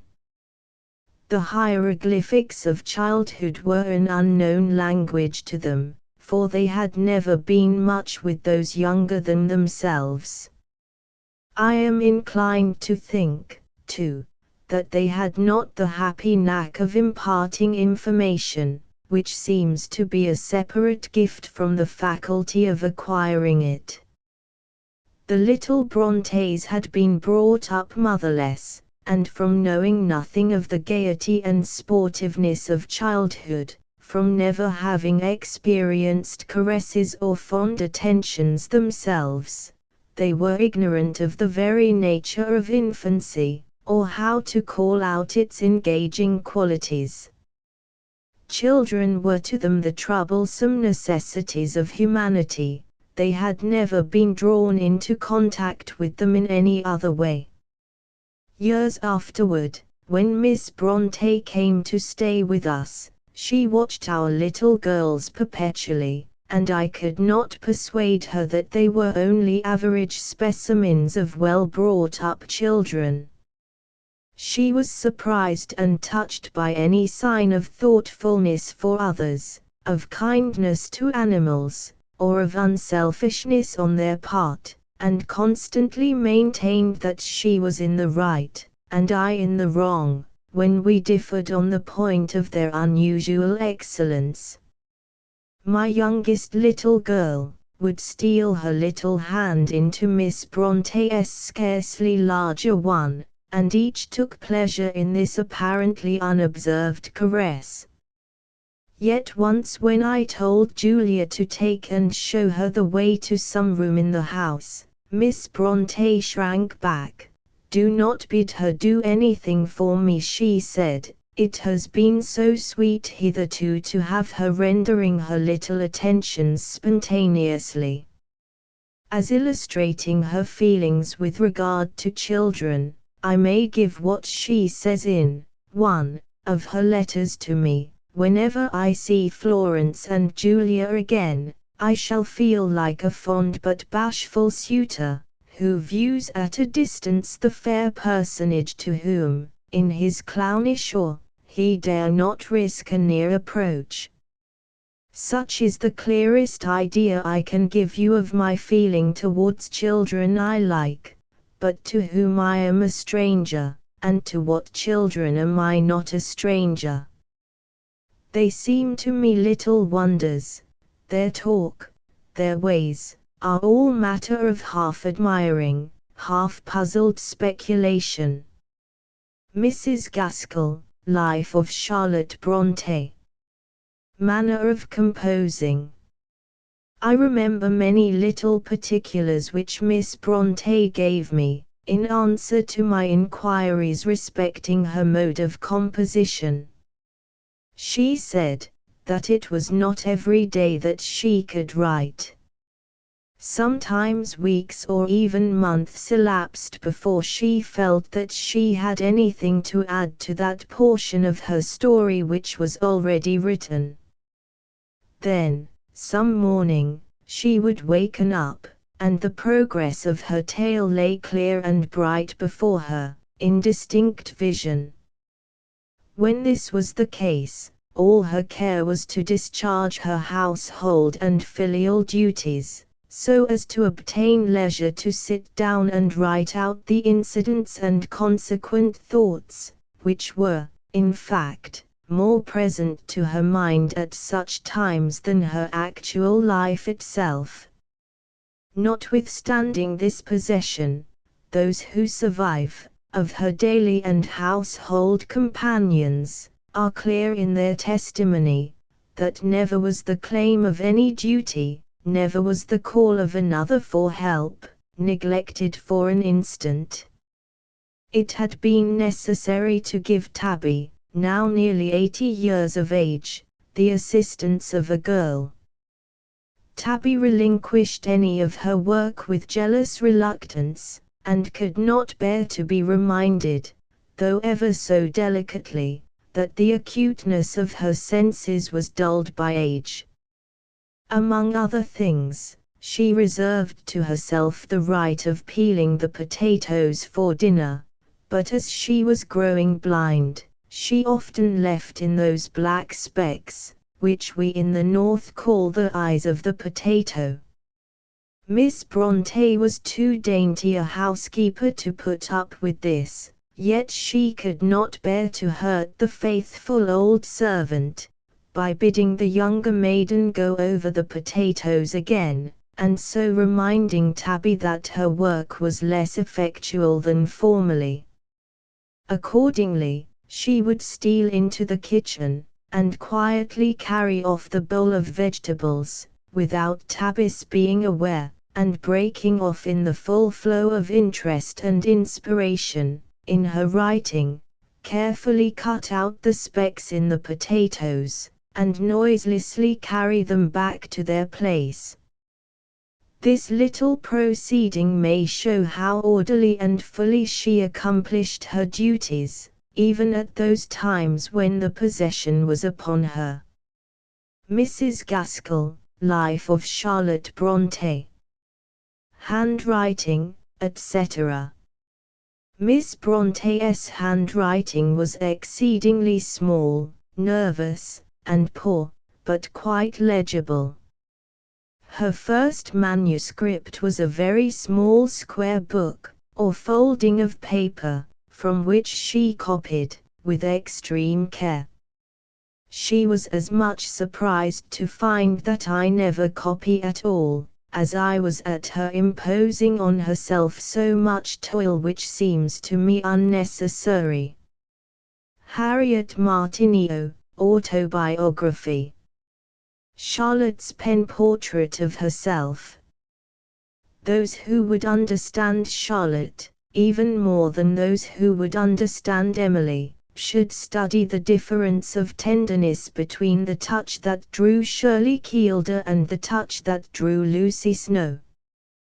This latter figure, as Mr. Wemyss Reid has observed with indisputable accuracy of insight, was, doubtless, if never meant to win liking or made to find favor in the general reader's eyes, yet none the less evidently on that account the faithful likeness of Charlotte Brontë, studied from the life, and painted by her own hand with the sharp austere precision of a photograph rather than a portrait. But it is herself with the consolation and support of her genius withdrawn, with the strength of her spiritual arm immeasurably shortened, the cunning of her right hand comparatively cancelled, and this it is that makes the main undertone and ultimate result of the book somewhat mournfuller even than the literal record of her mournful and glorious life. A C. Swinburne, A Note on Charlotte Brontë. London, Chatto and Windus, 1877. A Chat with Mrs. Gaskell. The parlour at Haworth in Charlotte's last days. We talked over the clear, bright fire. It is a cold country, and the fires were a pretty warm dancing light all over the house. The parlour has been evidently refurnished within the last few years, since Miss Bronte's success has enabled her to have a little more money to spend. Everything fits into, and is in harmony with, the idea of a country parsonage, possessed by people of very moderate means. The prevailing colour of the room is crimson, to make a warm setting for the cold, grey landscape without. There is her likeness by Richmond, and an engraving from Lawrence's picture of Thackeray, and two recesses on each side of the high, narrow, old-fashioned mantelpiece, filled with books, books given to her, books she has bought, and which tell of her individual pursuits and tastes, not standard books. Charlotte's weak sight. She cannot see well, and does little beside knitting. The way she weakened her eyesight was this: when she was 16 or 17, she wanted much to draw, and she copied Nyman Epiphany copperplate engravings out of annuals, stippling don't the artists call it, till at the end of 6 months she had produced an exquisitely faithful copy of the engraving. She wanted to learn to express her ideas by drawing. After she had tried to draw stories, and not succeeded, she took the better mode of writing, but in so small a hand that it is almost impossible to decipher what she wrote at this time. Habits of Order. Emilia Tyton. A picture by Branwell. I soon observed that her habits of order were such that she could not go on with the conversation if a chair was out of its place. Everything was arranged with delicate regularity. I told her of S. admiration of Shirley which pleased her, for the character of Shirley was meant for her sister Emily, about whom she is never tired of talking, nor I of listening. Emily must have been a remnant of the Titans, great-granddaughter of the giants who used to inhabit the earth. One day Miss Brontë brought down a rough, common-looking oil painting, done by her brother, of herself, a little, rather prim-looking girl of 18, and the two other sisters, girls of 16 and 14, with cropped hair, and sad, dreamy-looking eyes. Mrs. Gaskell, Life of Charlotte Brontë. Charlotte's lifelong friendship with Ellen Nussey. In the sombre web of Charlotte's existence there shone one thread of silver, all the brighter and more blessed for the contrast. It was the warm, steady, unfailing friendship of her schoolfellow Ellen Nussey. Ma bien aimée, ma précieuse, Mon amie Chere, it's Sherry she calls her in one of her earlier letters. If we had but a cottage and a competency of our own, I do think we might live and love until death, without being dependent on any third person for happiness.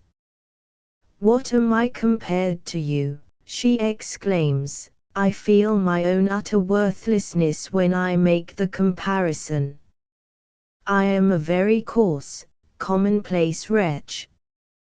But the affection that overflowed in such loving extravagance was no passing sentiment. As life deepened and grew more and more intense, and fuller of pain, for each, the closer became their attachment, the more constantly Charlotte turned for sympathy and support to her faithful companion. In her, indeed, she found all the greater rest and refreshment because of the difference in their natures. Her individuality colors the Caroline Helston of Shirley. R. W. Gilder, in the old cabinet in Scribner's Monthly, now The Century, May, 1871. Charlotte's marriage. It was fixed that the marriage was to take place on the 29th of June, 1854. Her two friends, Ellen Nussey and Miss Wooler, arrived at Haworth Parsonage the day before, and the long summer afternoon and evening were spent by Charlotte in thoughtful arrangements for the morrow, and for her father's comfort during her absence from home.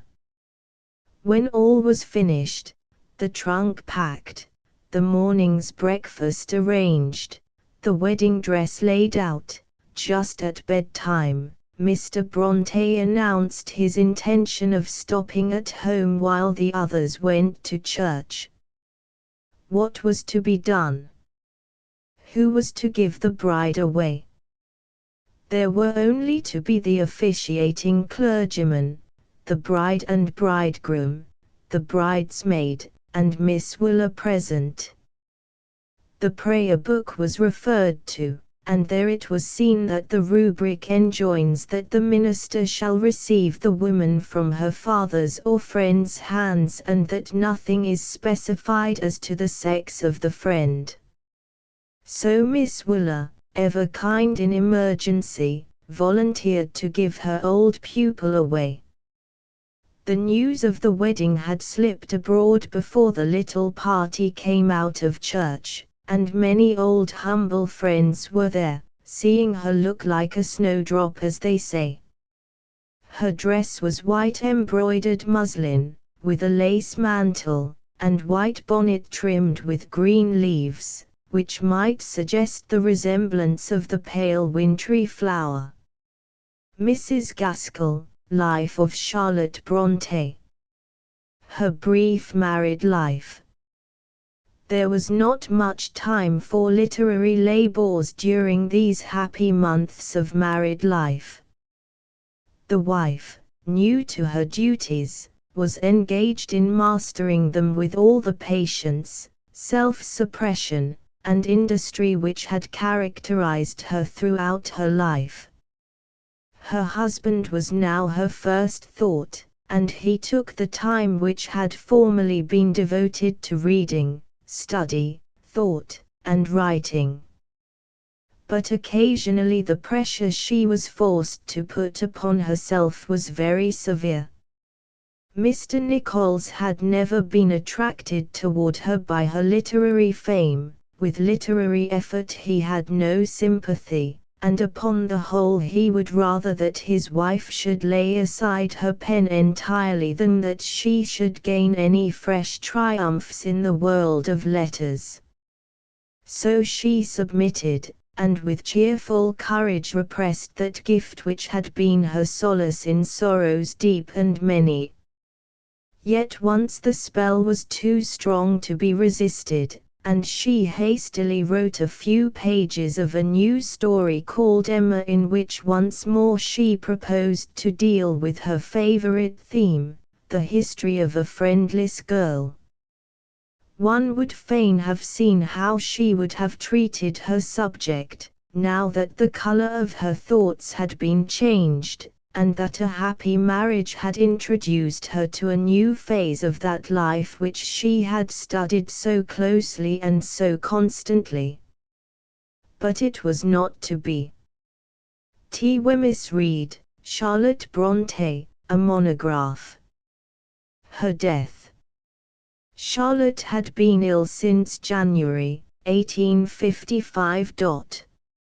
About the third week in March there was a change, a low wandering delirium came on, and in it she begged constantly for food and even for stimulants. She swallowed eagerly now, but it was too late. Wakening for an instant from this stupor of intelligence, she saw her husband's woe-worn face, and caught the sound of some murmured words of prayer, that God would spare her. "Oh," she whispered forth, "I am not going to die, am I? He will not separate us, we have been so happy." Early on Saturday morning, the 31st of March, the solemn tolling of Haworth church bells spoke forth the fact of her death to the villagers who had known her from a child, and whose hearts shivered within them as they thought of the two sitting desolate and alone in the old grey house. Mrs. Gaskell, Life of Charlotte Brontë. Charlotte's and Emily's work contrasted. Emily tells us what she saw, and what she saw and what she was incapable of seeing are equally characteristic.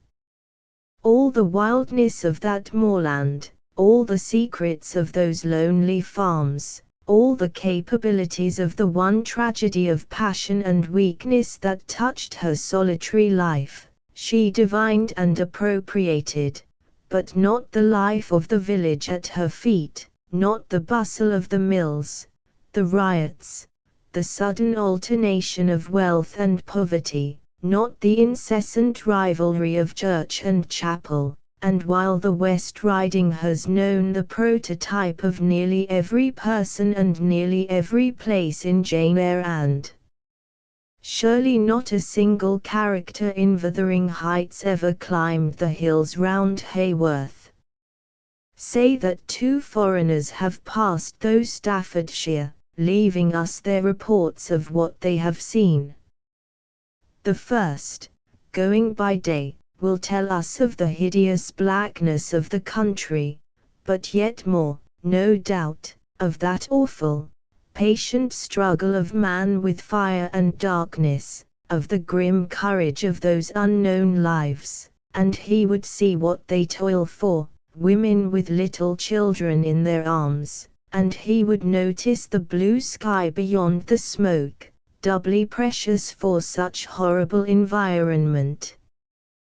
But the second traveller has journeyed through the night, neither squalor nor ugliness, neither sky nor children, has he seen, only a vast stretch of blackness shot through with flaming fires, or here and there burned to a dull red by heated furnaces, and before these, strange toilers, half naked, scarcely human, and red in the leaping flicker and gleam of the fire. The meaning of their work he could not see, but a fearful and impressive phantasmagoria of flame and blackness and fiery energies at work in the encompassing night. So differently did the black country of this world appear to Charlotte, clear-seeing and compassionate, and to Emily Brontë, a traveller through the shadows. A. M. F. Robinson, Emily Brontë. Their opposite methods. Charlotte's studies from the life. The habit of direct study from life which has given us, among its finest and most precious results, these two contrasted figures of Shirley Kielder and Lucy Snowe, affords yet another point of contrast or distinction between the manner and motive of work respectively perceptible in the design of either sister. Emily Brontë, like William Blake, would probably have said, or at least would presumably have felt, that such study after the model was to her impossible, an attempt but too certain to diminish her imaginative insight and disable her creative hand, while Charlotte evidently never worked so well as when painting more or less directly from nature. Almost the only apparent exception, as far as we, the run of her readers, know, is the wonderful and incomparable figure of Rochester. In most cases probably the design begun by means of the camera was transferred for completion to the canvas. The likeness of Mr. Helston to Mr. Brontë, for example, was thus at once enlarged and subdued, heightened and modified, by the skillful and noble instinct which kept it always within the gracious and natural bounds prescribed and maintained by the fine tact of filial respect. The gift of the Brontë sisters. The gift of which I would speak is that of a power to make us feel in every nerve, at every step forward which our imagination is compelled to take under the guidance of another's, that thus and not otherwise, but in all things altogether even as we are told and shown, it was and it must have been with the human figures set before us in their action and their suffering, that thus and not otherwise they absolutely must and would have felt and thought and spoken under the proposed conditions. It is something for a writer to have achieved if he has made it worth our fancies while to consider by the light of imaginative reason whether the creatures of his own fancy would in actual fact and life have done as he has made them do or not. It is something, and by comparison it is much. But no definite terms of comparison will suffice to express how much more than this it is to have done what the youngest of capable readers must feel on first opening Jane Eyre, that the writer of its very first pages has shown herself competent to do. Even in the best and greatest works of our best and greatest we do not find this one great good quality so innate, so immanent as in hers. At most we find the combination of event with character, the coincidence of action with disposition, the coherence of consequences with emotions, to be rationally credible and acceptable to the natural sense of a reasonable faith.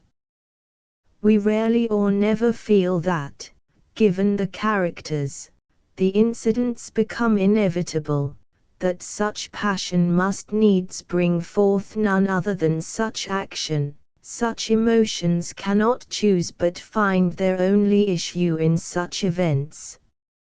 And certainly we do not feel, what it seems to me the highest triumph of inspired intelligence and creative instinct to succeed in making us feel, that the mainspring of all, the central relation of the whole, the very pulse of the machine has in it this occult inexplicable force of nature. But when Catherine Earnshaw says to Nelly Dean, "I am Heathcliff," and when Jane Eyre answers Edward Rochester's question, whether she feels in him the absolute sense of fitness and correspondence to herself which he feels himself in her, with the words which close and crown the history of their twin-born spirits, "To the finest fibre of my nature, sir, we feel to the finest fibre of our own that these are no mere words." On this ground at least it might for once be not unpardonable to borrow their standing reference or illustration from the comparative school of critics, and say, as was said on another score of Emily Brontë in particular by Sidney Dobell, that either sister in this single point has done no less than Shakespeare. As easily might we imagine a change of the mutual relations between the characters of Shakespeare as a corresponding revolution or reversal of conditions among theirs. Emily a true poet. There was a dark unconscious instinct as of primitive nature worship in the passionate great genius of Emily Brontë, which found no corresponding quality in her sisters. It is possible that to take full delight in Emily Bronte's book one must have something by natural inheritance of her instinct and something by earliest association of her love for the same special points of earth, the same lights and sounds and colors and odors, and sights and shapes of the same fierce free landscape of tenantless and fenceless moor. But however that may be, it was assuredly with no less justice of insight and accuracy of judgment than humility of self-knowledge and fidelity of love that Charlotte in her day of solitary fame assigned to her dead sister the crown of poetic honor which she has rightfully disclaimed for herself. Full of poetic quality as her own work is throughout, that quality is never condensed or crystallized into the proper and final form of verse. But the pure note of absolutely right expression for things inexpressible in full by prose at its highest point of adequacy, the formal inspiration of sound which at once reveals itself, and which can fully reveal itself by metrical embodiment alone, in the symphonies and antiphonies of regular word music and definite instinctive modulation of corresponsive tones. This is what Emily had for her birthright as certainly as Charlotte had it not. The final expression in verse of Emily's passionate and inspired intelligence was to be uttered from lips already whitened though not yet chilled by the present shadow of unterrifying death. No last words of poet or hero or sage or saint were ever worthy of longer or more reverent remembrance than that appeal which is so far above and beyond a prayer, at once fiery and solemn, full alike of resignation and of rapture, as wholly stripped and cleared and lightened from all burdens and all bandages and all incrustations of creed as it is utterly pervaded and possessed by the sublime and irrefutable passion of belief. A C. Swinburne, A Note on Charlotte Brontë. George Eliot on Jane Eyre and Villette. I have read Jane Eyre and shall be glad to know what you admire in it.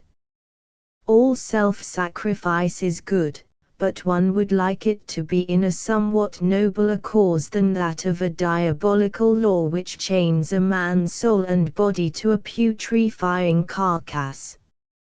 However, the book is interesting, only I wish the characters would talk a little less like the heroes and heroines of police reports. George Eliot, Letter to Charles Bray, 1848. I am only just returned to a sense of the real world about me, for I have been reading Villette, a still more wonderful book than Jane Eyre. There is something almost preternatural in its power. George Eliot, Letter to Mrs. Bray, in George Eliot's Life 1853. Thackeray on Charlotte Bronte's works and life. Which of her readers has not become her friend? Who that has known her books has not admired the artist's noble English, the burning love of truth, the bravery, the simplicity, the indignation at wrong, the eager sympathy, the pious love and reverence, the passionate honor, so to speak, of the woman? What a story is that of that family of poets in their solitude yonder on the gloomy northern moors! as one thinks of that life so noble, so lonely, of that passion for truth, of those nights and nights of eager study, swarming fancies, invention, depression, elation, prayer, as one reads the necessarily incomplete, though most touching and admirable, history of the heart that throbbed in this one little frame, of this one among the myriads of souls that have lived and died on this great earth, this little speck in the infinite universe of God, with what wonder do we think of to-day, with what awe await tomorrow, when that which is now but darkly seen shall be clear. W. M. Thackeray, Roundabout Papers. Footnotes 8. Haworth Churchyard. 9. A name playfully applied to Emily by her sisters. Marian Evans, Lewis, Cross. George Eliot. 1819 to 1880. Marian Evans, Lewis, Cross. George Eliot. Mary Ann Evans was born at Arbury Farm, in the parish of Chilvers Cotton, on the 22nd of November, 1819. She was the third and youngest child of Robert Evans and his second wife Christiana Pearson. In 1820 the family removed to Griff House, on the Arbury estate, where Mary Ann's happy childhood was passed. At 5 years of age she was sent with her sister to Miss Latham's boarding school at Attleborough, in her 8th or 9th year, to Miss Wallington's at Nuneaton, where Miss Lewis, the principal governess, and an ardent evangelical churchwoman became her intimate friend, exercising great influence over her. In her 13th year she was transferred to the school of the Miss Franklins at Coventry.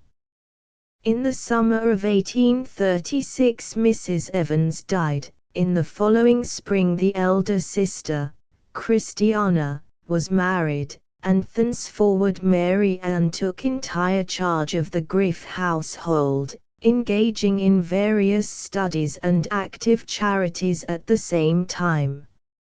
In March, 1841, Mr. Robert Evans and his daughter removed to a house on the Foleshill Road, near Coventry, Griff being given up to Isaac, the brother, who had recently married.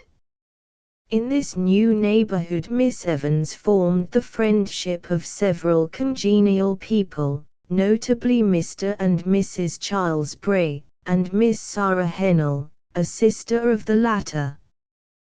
The impressible young woman, who had till now held her eager nature buckrammed in formalities, adopted the tone of her friends' thought the more rapidly and easily because of the inevitable reaction from artificial restraints. She became an agnostic, though neither this nor any other single word fully explains her position. In the spring of 1844 she took up the translation of Strauss's Life of Jesus, which had already been begun by Mrs. Charles Hennell. Miss Evans did not complete the work until April, 1846. On the 31st of May, 1849, Mr. Robert Evans died, after a long illness. The Brays persuaded his daughter, who was worn out by anxiety and hard work, to accompany them in a trip to the continent. At Geneva, where they arrived in July, she decided to remain a while, living at a pension, and carrying on various studies. In October she left the pension to board in the family of M. D. Albert Durad, an artist. He and his wife became her fast friends. M. Durad painted her portrait, and subsequently translated some of her works into French.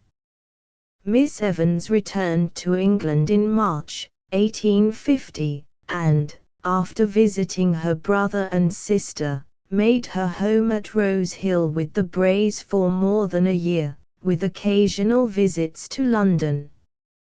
At the end of September 1851, she accepted the position of assistant editor of the Westminster Review, and went to board with the family of the publisher, Mr. Chapman, in the Strand. She now became acquainted with Herbert Spencer, George Henry Lewes, and other leading thinkers and writers. In 1854 was published her translation of Feuerbacher's Essence of Christianity with her name, now written Marian Evans, on the title page. This, Mr. Cross informs us, was the only time her real name ever appeared in connection with her work. In July 1854, Marian Evans consented to become the wife of George Henry Lewes, though a formal and legal marriage was impossible. They at once went abroad, where they remained until March 1855, spending the greater part of the time at Weimar and Berlin. After their return to England they lived for over 3 years in lodgings at Richmond, both working hard, though the health of neither was good. Mrs. Lewes contributed at this time to the Leader and the Westminster Review. She also finished a translation of Spinoza's Ethics which she had commenced abroad. In September 1856, she began, as an experiment, to write fiction. In November The Sad Fortunes of the Reverend Amos Barton was forwarded to the Blackwoods by Mr. Lewes as the work of a friend of his. It was published in Blackwood's Magazine early in 1857, and 50 guineas paid for it. An arrangement was made by which George Eliot was to supply further scenes from clerical life. Mr. Gilfil's love story came next, followed by Janet's Repentance. In December these stories were issued in a volume by the Blackwoods, and the author received £120 for the first edition. Adam Bede, her first novel, was published in 1859. She received £800 for the copyright during 4 years. The book was received with enthusiasm. It was followed by The Mill on the Floss, 1860, Silas Marner, 1861, Romola, 1863, Felix Holt, 1866, The Spanish Gypsy, a drama, 1868, Middlemarch, 1871-2, Poems, collected 1874 Daniel Deronda, 1876, and The Impressions of Theophrastus Such, 1879. The short story called The Lifted Veil was published in Blackwoods, July, 1859. Brother Jacob appeared in the Cornhill Magazine, July, 1864. Romola also made its appearance in the Cornhill, the publishers paying for it the sum of £7,000.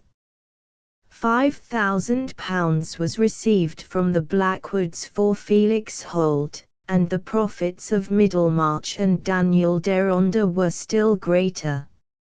In February 1859, Mr. and Mrs. Lewes removed to Holly Lodge, Wandsworth. In December 1860, to 16 Blandford Square, and in November 1863, to their permanent home, the Priory 21 North Bank, Regent's Park. They purchased in 1876 a country house at Whiteley, near Godalming, Surrey. They were both fond of travelling, and the record of their many continental journeys is full of interest. It was their custom to leave town at once as soon as George Eliot had finished a book. In November 1878, occurred the death of Mr. Lewis. For some time George Eliot remained in seclusion, broken down by grief. She edited Mr. Lewis MSS. And established as a memorial the George Henry Lewis Studentship at Cambridge. In May 1880, she was married to Mr. John Walter Cross, who had long been the dear friend of herself and Mr. Lewis. Her marriage created general surprise. It may best be understood by those who have become acquainted, through Mr. Cross's delicate and conscientious work, George Eliot's life with the needs of her singularly sensitive nature. Mr. and Mrs. Cross immediately left England for the Continent, returning in July to Whiteley. Mrs. Cross had a long illness in the autumn, which left her much weakened. On the 22nd of December, 1880, she died at No. 4 Cheyne Walk, Chelsea, having been confined to the house only 4 days. Her husband concludes her biography with the words, "Her spirit joined, that choir invisible whose music is the gladness of the world." Nor can any other words be so fit as these of her own, words wherein the precious life-blood of a master spirit is embalmed and treasured up on purpose to a life beyond life. Early home. An anecdote of her childhood. The road ascends through a deep cutting overhung by trees which cling to the rocky bank wherever they can find root-hold, while festoons of ivy catch every ray of sunlight on their glossy leaves. Past the wood, green fields stretch away on the right of the road, and beyond them, through the branches of fir, elm, oak and birch trees, a glint of red brick tells us we have reached our goal, for there stands Griff House. It is a pleasant, substantial house, built of warm red brick, with old-fashioned, small-paned casement windows. The walls are almost hidden by creepers, a glorious old pear tree, roses and jessamine, and over one end a tangle of luxuriant ivy. Across the smooth green lawn and its flower beds an old stone vase covered with golden lichen made a point of color beneath the silver stems of a great birch tree. Outside the light iron fence a group of sheep were bleating below a gnarled and twisted oak. Behind them rose the rich purple-brown wood we had come through, and beyond the wood we caught glimpses of faraway blue distance, swelling uplands and wide-stretching valleys, with here and there a huge chimney sending up a column of black smoke or white puff of steam. On the house roof pigeons were cooing forth their satisfaction at the sunshine. From the yew tree close by, a concert of small chirping voices told that spring was coming. Within, the house is much in the same state as in the days of Mary Ann Evans's girlhood. She went for a short time to school at Nuneaton, coming home from Saturday till Monday, but one week, in spite of her love of learning, the little maiden's heart failed her, and when the time came to start for school she had disappeared. After hours of search, she was at last discovered hiding under the great four-post mahogany bed, which was shown us in its original place in the spare room. Rose G. Kingsley, George Eliot's County in the Century, July, 1885. Her father. The father was a remarkable man, and many of the leading traits in his character are to be found in Adam Bede and in Caleb Garth, although, of course, neither of these is a portrait. Her mother. Not a precocious child. A large slow-growing nature, Mr. Cross's important characterization. His second wife was a woman with an unusual amount of natural force, a shrewd, practical person, with a considerable dash of the Mrs. Palliser vein in her. Hers was an affectionate, warm-hearted nature, and her children, on whom she cast the benediction of her gaze, were thoroughly attached to her. She came of a race of yeomen, and her social position was, therefore, rather better than her husband's at the time of their marriage. Her family are, no doubt, prototypes of the Dodsons in the Mill on the Floss.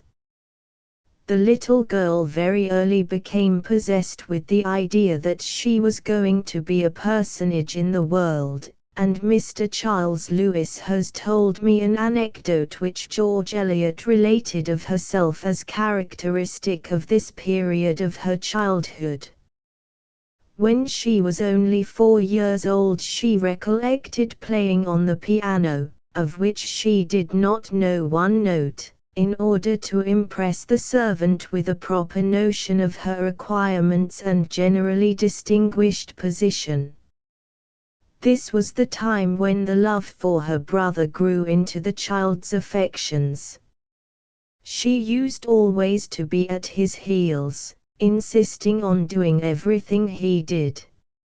She was not, in these baby days, in the least precocious in learning.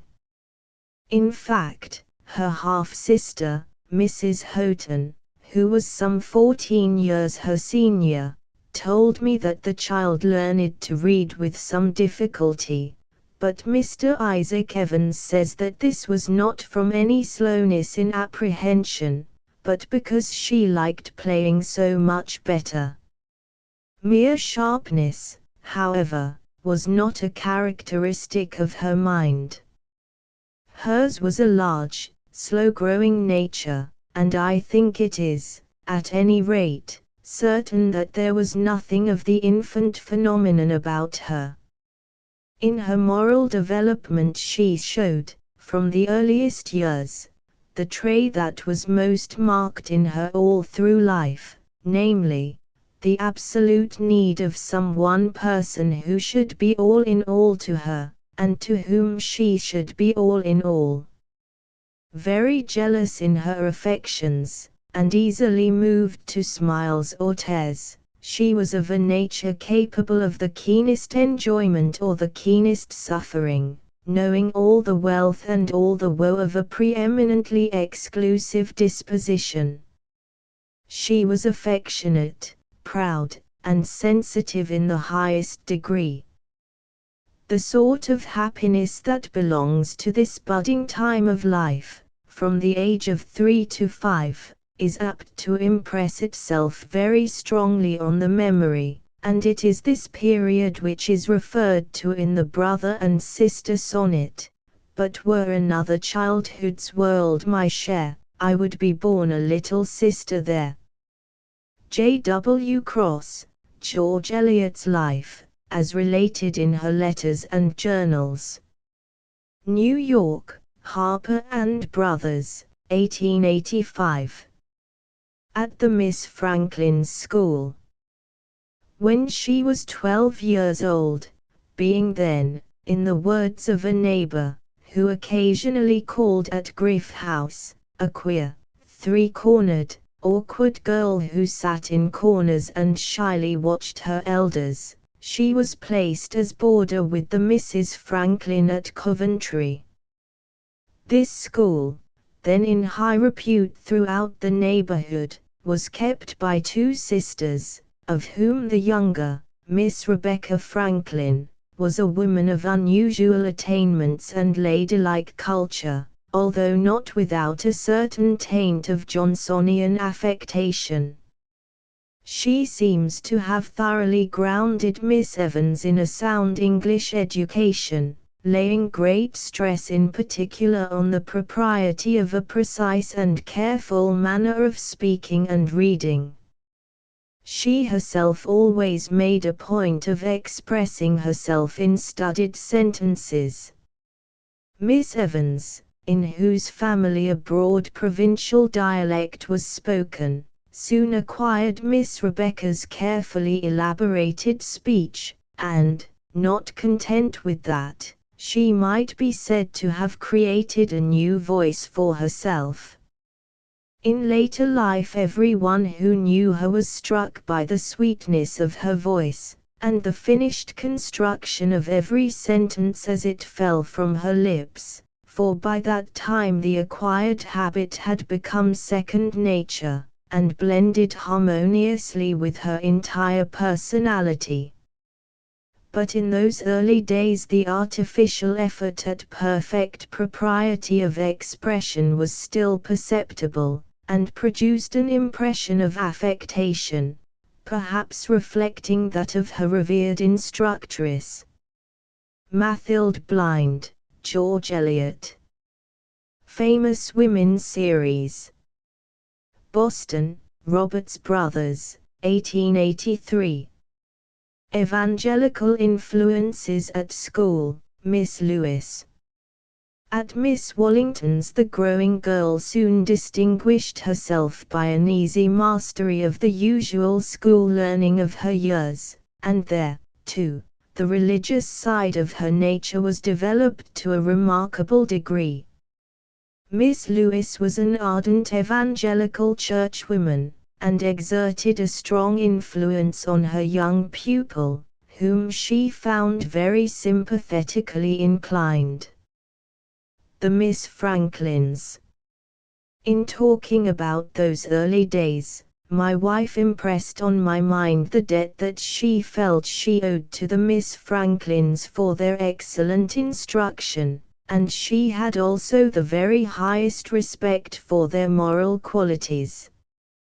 With her chameleon-like nature she soon adopted their religious views with intense eagerness and conviction, although she never formally joined the Baptists or any other communion than the Church of England. She at once, however, took a foremost place in the school, and became a leader of prayer meetings among the girls.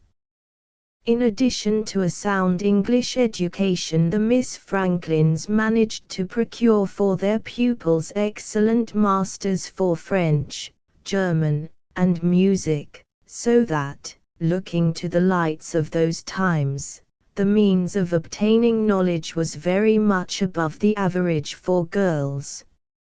Her teachers, on their side, were very proud of their exceptionally gifted scholar, and years afterwards, when Miss Evans came with her father to live in Coventry, they introduced her to one of their friends, not only as a marvel of mental power, but also as a person sure to get something up very soon in the way of clothing club or other charitable undertaking. Lonely life at Griff, housekeeper, Lady Bountiful, and student. After Christiana's marriage the entire charge of the Griff establishment devolved on Mary Ann, who became a most exemplary housewife, learned thoroughly everything that had to be done, and, with her innate desire for perfection, was never satisfied unless her department was administered in the very best manner that circumstances permitted. She spent a great deal of time in visiting the poor, organizing clothing clubs, and other works of active charity. But over and above this, as will be seen from the following letters, she was always prosecuting an active intellectual life of her own. Mr. Brezzy, a well-known master of modern languages at Coventry, used to come over to Griff regularly to give her lessons in Italian and German. Mr. McEwan, also from Coventry, continued her lessons in music, and she got through a large amount of miscellaneous reading by herself. In the evening she was always in the habit of playing to her father, who was very fond of music. But it requires no great effort of the imagination to conceive that this life, though full of interests of its own, and the source from whence the future novelist drew the most powerful and the most touching of her creations, was, as a matter of fact, very monotonous, very difficult, very discouraging. It could scarcely be otherwise to a young girl with a full, passionate nature and hungry intellect, shut up in a farmhouse in the remote country. For there was no sympathetic human soul near with whom to exchange ideas on the intellectual and spiritual problems that were beginning to agitate her mind. J. W. Cross, George Eliot's Life. Butter and cheese making. One of her chief beauties was in her large, finely shaped, feminine hands, but she once pointed out to a friend at Foleshill that one of them was broader across than the other, saying, with some pride, that it was due to the quantity of butter and cheese she had made during her housekeeping days at Griff. Mathilde Blind, George Eliot. Her narrow views of fiction at this period. As to the discipline our minds receive from the perusal of fictions, I can conceive none that is beneficial but may be attained by that of history. It is the merit of fictions to come within the orbit of probability. If unnatural they would no longer please. If it be said the mind must have relaxation, truth is strange, stranger than fiction. When a person has exhausted the wonders of truth there is no other resort than fiction.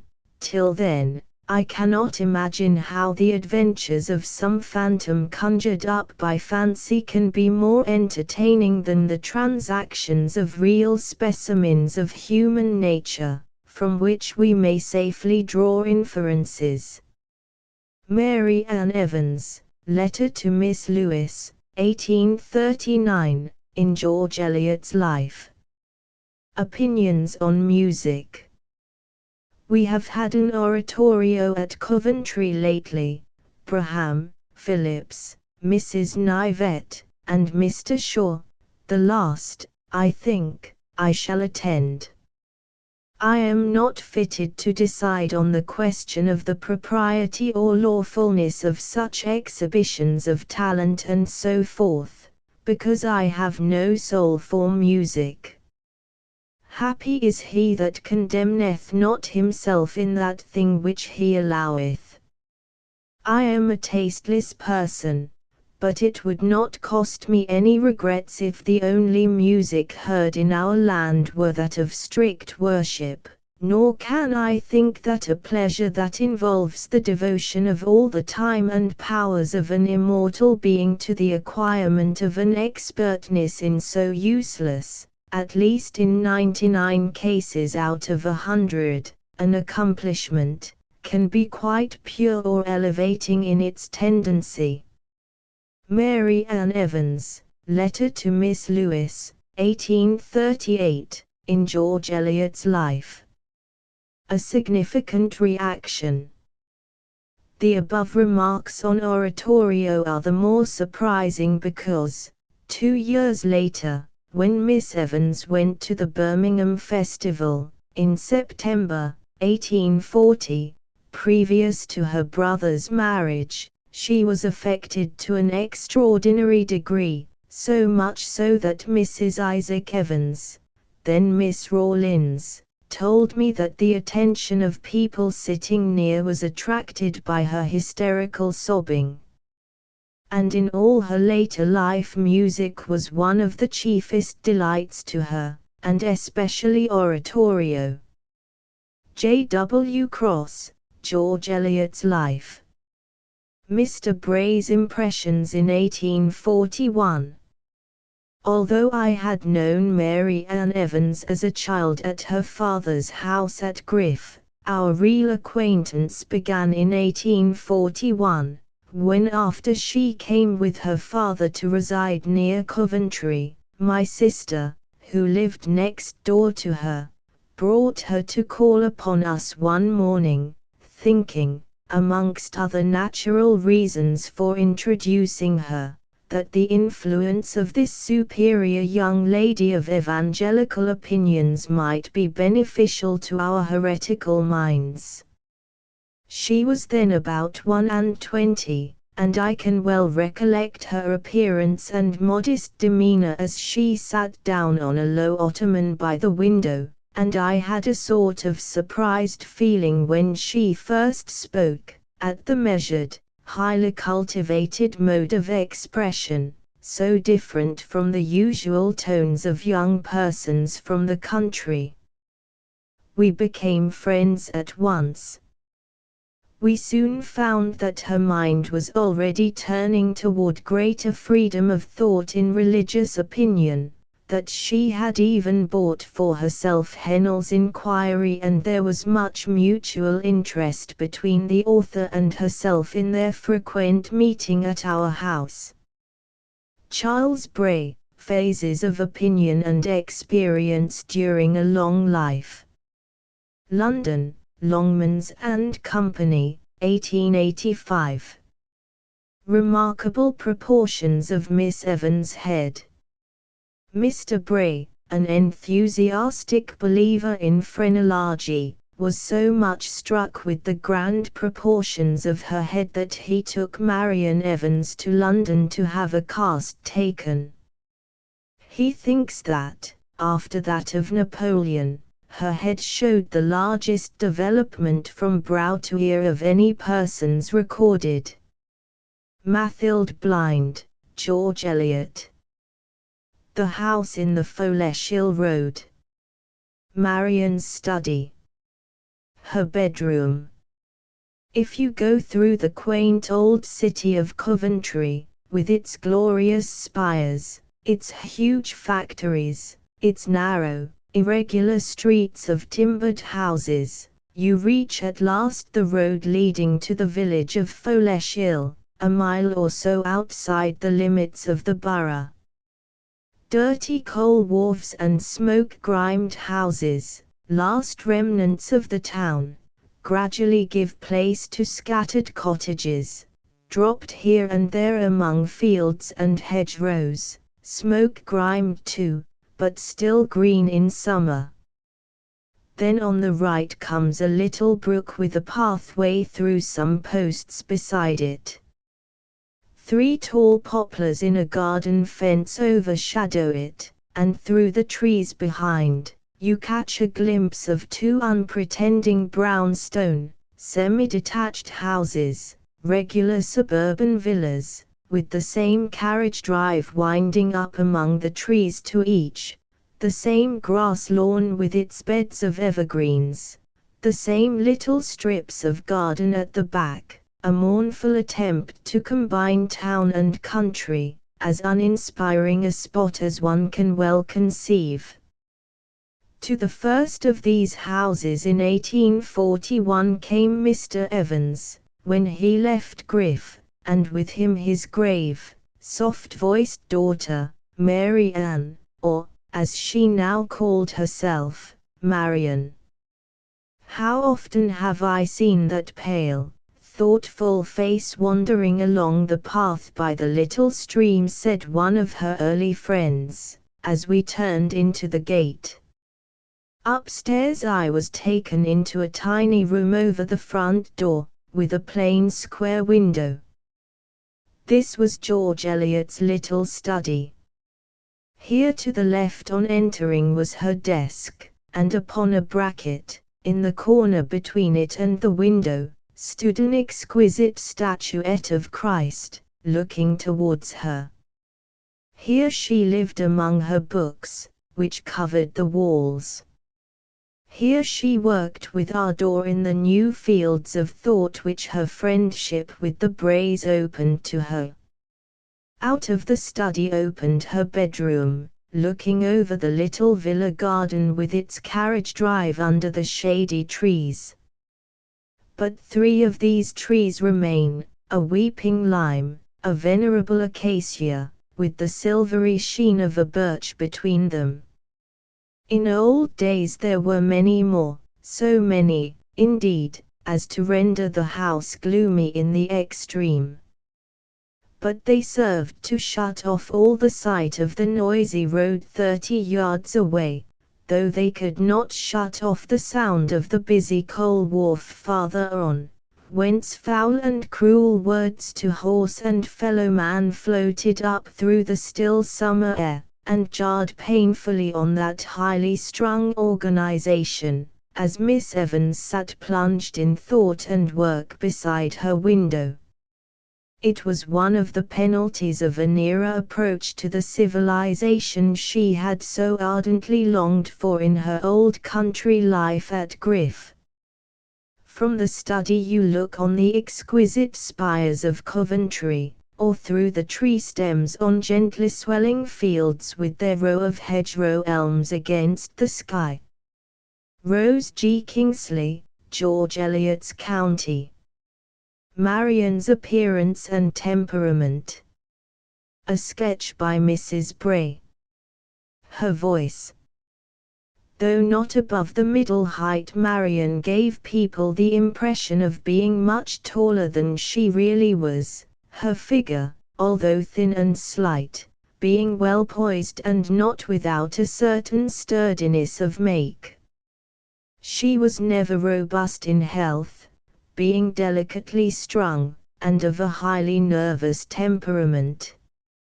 In youth the keen excitability of her nature often made her wayward and hysterical.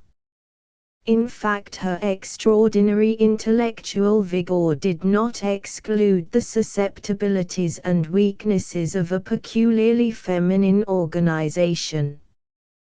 There exists a colored sketch done by Mrs. Bray about this period, which gives one a glimpse of George Eliot in her girlhood. In those folecial days she had a quantity of soft pale brown hair worn in ringlets. Her head was massive, her features powerful and rugged, her mouth large but shapely, the jaw singularly square for a woman, yet having a certain delicacy of outline. A neutral tone of coloring did not help to relieve this general heaviness of structure, the complexion being pale but not fair. Nevertheless, the play of expression and the wonderful mobility of the mouth, which increased with age, gave a womanly softness to the countenance in curious contrast with its framework. Her eyes, of a grey blue, constantly varying in color, striking some as intensely blue, others as of a pale, washed-out grey, were small and not beautiful in themselves, but when she grew animated in conversation, those eyes lit up the whole face, seeming in a manner to transfigure it. So much was this the case, that a young lady who had once enjoyed an hour's conversation with her, came away under its spell with the impression that she was beautiful, but afterwards, on seeing George Eliot again when she was not talking, she could hardly believe her to be the same person. The charm of her nature disclosed itself in her manner and her voice, the latter recalling that of Dorothea in being like the voice of a soul that has once lived in an Aeolian harp. It was low and deep, vibrating with sympathy. Mathilde Blind, George Eliot. Conduct on her great change of opinion. It was impossible for such a nature as Miss Evans's, in the enthusiasm of this first great change, to rest satisfied in compliance with the old forms, and she was so uneasy in an equivocal position that she determined to give up going to church. This was an unforgivable offense in the eyes of her father, who was a churchman of the old school, and nearly led to a family rupture. He went so far as to put into an agent's hands the lease of the house in the Foleshill Road, with the intention of going to live with his married daughter. Upon this, Miss Evans made up her mind to go into lodgings at Leamington, and to try to support herself by teaching. The conclusion of the matter was that Mr. Evans withdrew his house from the agent's hands, and his daughter went to stay at Griff, with Mr. and Mrs. Isaac Evans. Resumes attendance at church. Her subsequent regrets. Miss Evans remained for about 3 weeks at Griff, at the end of which time, through the intervention of her brother, the Brays, and Miss Rebecca Franklin, the father was very glad to receive her again, and she resumed going to church as before. In the last year of her life she told me that, although she did not think she had been to blame, few things had occasioned her more regret than this temporary collision with her father, which might, she thought, have been avoided with a little management. J. W. Cross, George Eliot's Life. A devoted daughter. As her friend said with loving pride, she was the most devoted daughter for those 9 years that it is possible to imagine. Her father always spent 3 days in the week away from home, and those 3 days were Miss Evans' holidays, given up to her work and her friends. But on the evenings he was at home, not the most tempting invitation in the world would induce her to leave him. Her housekeeping. If I am to keep my father's house, I am going to do it thoroughly, she would say. And thoroughly she did try to do her duty, even to the matter of cooking on certain occasions. A friend recalls a visit one afternoon, when she found Marion in comical distress over her failures. The cook was ill, and Miss Evans undertook to manufacture a batter pudding. And when it came to table, it broke. To think that the mistress could not even make a batter pudding. Rose G. Kingsley, George Eliot's County. Remarks on her connection with George Henry Lewes. Not only was Mr. Lewes' previous family life irretrievably spoiled, but his home had been wholly broken up for nearly 2 years. In forming a judgment on so momentous a question, it is, above all things, necessary to understand what was actually undertaken, what was actually achieved, and, in my opinion, this can best be arrived at, not from any outside statement or arguments, but by consideration of the whole tenor of the life which follows. J. W. Cross, George Eliot's Life. Her own words on the subject. One thing I can tell you in few words. Light and easily broken ties are what I neither desire theoretically nor could live for practically. Women who are satisfied with such ties do not act as I have done. That any unworldly, unsuperstitious person who is sufficiently acquainted with the realities of life can pronounce my relation to Mr. Lewes immoral, I can only understand by remembering how subtle and complex are the influences that mold opinion. From the majority of persons, of course, we never looked for anything but condemnation. We are leading no life of self-indulgence, except, indeed, that being happy in each other, we find everything easy. We are working hard to provide for others better than we provide for ourselves, and to fulfill every responsibility that lies upon us. Levity and pride would not be a sufficient basis for that. Marian Evans, Lewis, Letter to Mrs. Bray, 1855, in George Eliot's Life. If I live 5 years longer, the positive result of my existence on the side of truth and goodness will outweigh the small negative good that would have consisted in my not doing anything to shock others, and I can conceive no consequences that will make me repent the past. Do not misunderstand me, and suppose that I think myself heroic or great in any way. Far enough from that. Faulty, miserably faulty I am, but least of all faulty where others most blame. Marian Evans, Lewis, Letter to Miss Sarah Hennell, 1857, in George Eliot's Life. George Eliot and George Lewis. What a contrast the pair presented!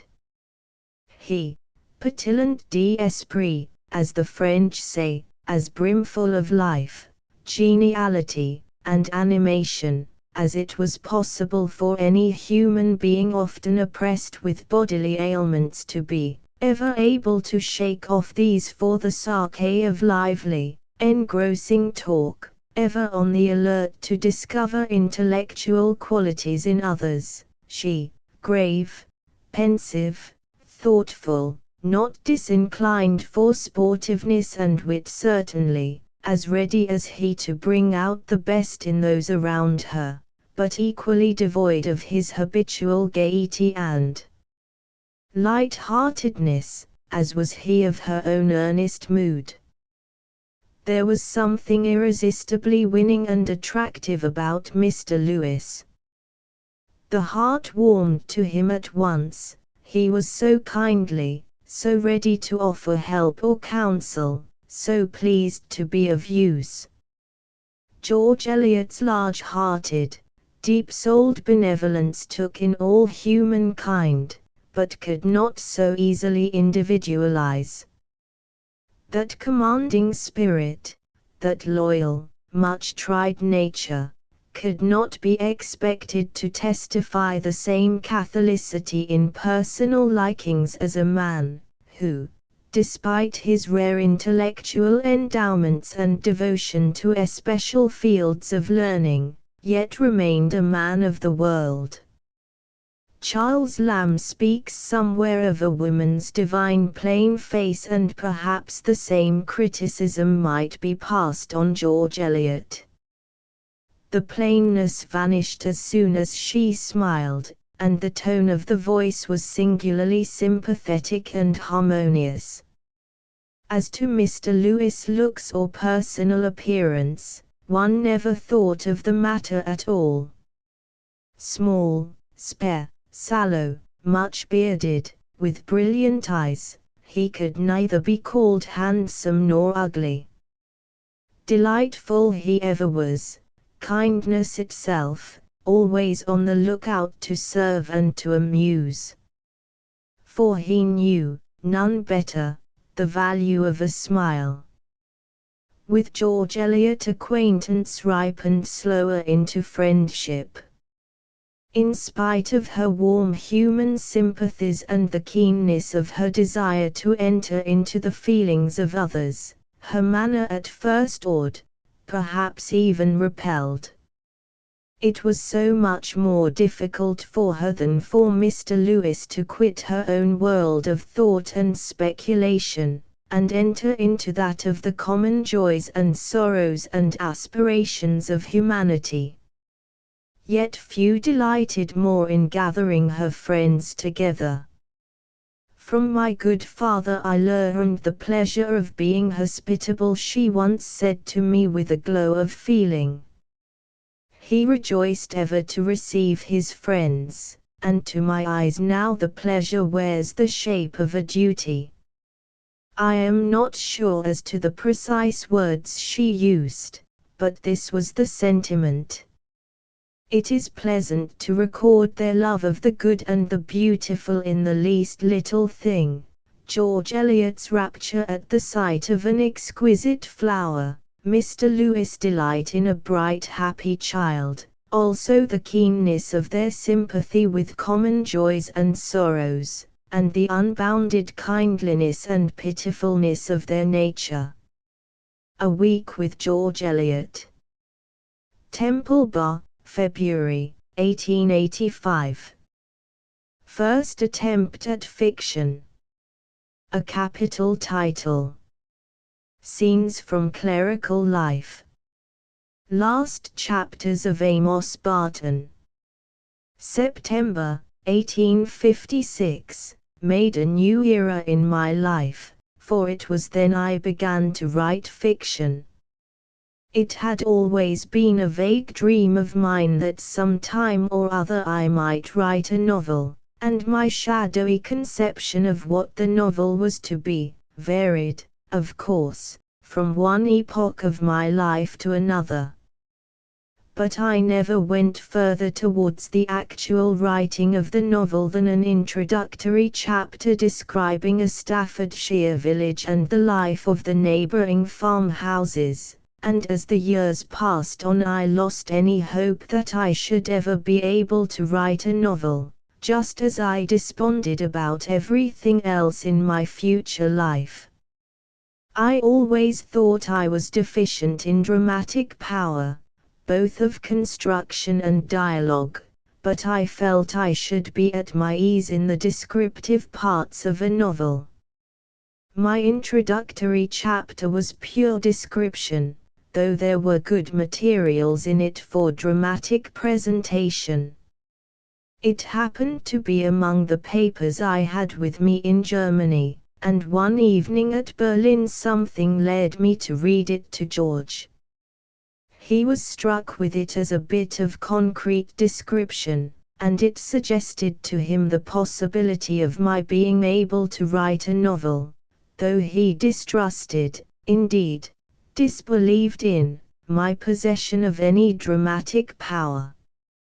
Still, he began to think that I might as well try some time what I could do in fiction, and by, when we came back to England, and I had greater success than he ever expected in other kinds of writing, his impression that it was worthwhile to see how far my mental power would go towards the production of a novel, was strengthened.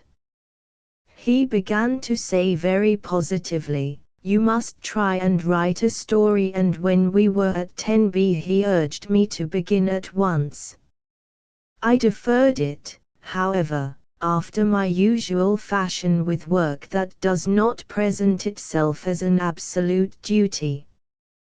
But one morning, as I was thinking what should be the subject of my first story, my thoughts merged themselves into a dreamy doze, and I imagined myself writing a story, of which the title was The Sad Fortunes of the Reverend Amos Barton. I was soon wide awake again and told G. He said, "Oh, what a capital title," and from that time I had settled in my mind that this should be my first story. George used to say, "It may be a failure, it may be that you are unable to write fiction. Or, perhaps it may be just good enough to warrant your trying again.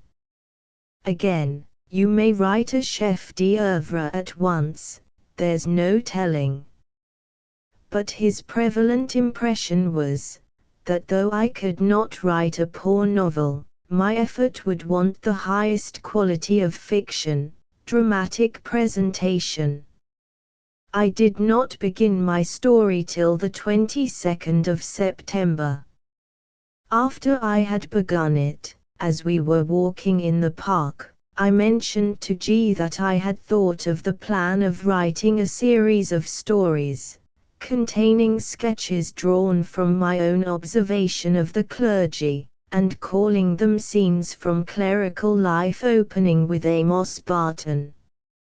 He at once accepted the notion as a good one, fresh and striking, and about a week afterwards, when I read him the first part of Amos, he had no longer any doubt about my ability to carry out the plan. The scene at Cross Farm, he said, satisfied him that I had the very element he had been doubtful about. It was clear I could write good dialogue. There still remained the question whether I could command any pathos, and that was to be decided by the mode in which I treated Milly's death. One night G went to town on purpose to leave me a quiet evening for writing it. I wrote the chapter from the news brought by the shepherd to Mrs. Hackett, to the moment when Amos is dragged from the bedside, and I read it to G when he came home. We both cried over it, and then he came up to me and kissed me, saying, "I think your pathos is better than your fun." Marian Evans, Lewis, in George Eliot's Life. Her pseudonym. I may mention that my wife told me the reason she fixed on this name, George Eliot, was that George was Mr. Lewis' Christian name, and Eliot was a good, mouth-filling, easily pronounced word. J. W. Cross, George Eliot's Life. Genesis of Adam Bede. The germ of Adam Bede was an anecdote told me by my Methodist Aunt Samuel, the wife of my father's younger brother, an anecdote from her own experience. We were sitting together one afternoon during her visit to me at Griff, probably in 1839 or 1840, when it occurred to her to tell me how she had visited a condemned criminal, a very ignorant girl, who had murdered her child and refused to confess, how she had stayed with her praying through the night, and how the poor creature at last broke out into tears and confessed her crime. My aunt afterwards went with her in the cart to the place of execution, and she described to me the great respect with which this ministry of hers was regarded by the official people about the jail. The story, told by my aunt with great feeling, affected me deeply, and I never lost the impression of that afternoon and our talk together, but I believe I never mentioned it, through all the intervening years, till something prompted me to tell it to George in December, 1856, when I had begun to write the Scenes of Clerical Life. He remarked that the scene in the prison would make a fine element in a story, and I afterwards began to think of blending this and some other recollections of my aunt in one story, with some points in my father's early life and character. The problem of construction that remained was to make the unhappy girl one of the chief dramatis personae, and connect her with the hero. At first I thought of making the story one of the series of scenes, but afterward, when several motives had induced me to close these with Janet's repentance, I determined on making what we always called in our conversation my aunt's story the subject of a long novel, which I accordingly began to write on the 22 October, 1857. Dinah. The character of Dinah grew out of my recollections of my aunt, but Dinah is not at all like my aunt, who was a very small, black-eyed woman, and, as I was told, for I never heard her preach, very vehement in her style of preaching. She had left off preaching when I knew her, being probably 60 years old, and in delicate health, and she had become, as my father told me, much more gentle and subdued than she had been in the days of her active ministry and bodily strength, when she could not rest without exhorting and remonstrating in season and out of season. I was very fond of her, and enjoyed the few weeks of her stay with me greatly. She was loving and kind to me, and I could talk to her about my inward life, which was closely shut up from those usually round me. I saw her only twice again, for much shorter periods, once at her own home at Wirksworth, in Derbyshire, and once at my father's last residence, Foleshill. Adam. The character of Adam and one or two incidents connected with him were suggested by my father's early life, but Adam is not my father any more than Dinah is my aunt. Indeed, there is not a single portrait in Adam Bede, only the suggestions of experience wrought up into new combinations. When I began to write it, the only elements I had determined on, besides the character of Dinah, were the character of Adam, his relation to Arthur Donnithorne, and the mutual relation to Hetty, i.e., to the girl who commits child murder, the scene in the prison being, of course, the climax toward which I worked. Everything else grew out of the characters and their mutual relations. Dinah's ultimate relation to Adam was suggested by George. When I had read to him the first part of the first volume, he was so delighted with the presentation of Dinah, and so convinced that the reader's interest would center in her, that he wanted her to be the principal figure at the last. I accepted the idea at once, and from the end of the third chapter worked with it constantly in view. Marian Evans, Lewis, in George Eliot's life. The Mill on the Floss not strictly autobiographical. Labor of writing Romola. Her sense of possession. Dorothea and Rosamond. We must be careful not to found too much on suggestions of character in George Eliot's books, and this must particularly be borne in mind in The Mill on the Floss. No doubt the early part of Maggie's portraiture is the best autobiographical representation we can have of George Eliot's own feelings in her childhood, and many of the incidents in the book are based on real experiences of family life, but so mixed with fictitious elements and situations that it would be absolutely misleading to trust to it as a true history. The writing of Romola ploughed into her more than any of her other books. She told me she could put her finger on it as marking a well-defined transition in her life. In her own words, I began it a young woman, I finished it an old woman. She told me that, in all that she considered her best writing, there was a not herself which took possession of her, and that she felt her own personality to be merely the instrument through which this spirit, as it were, was acting.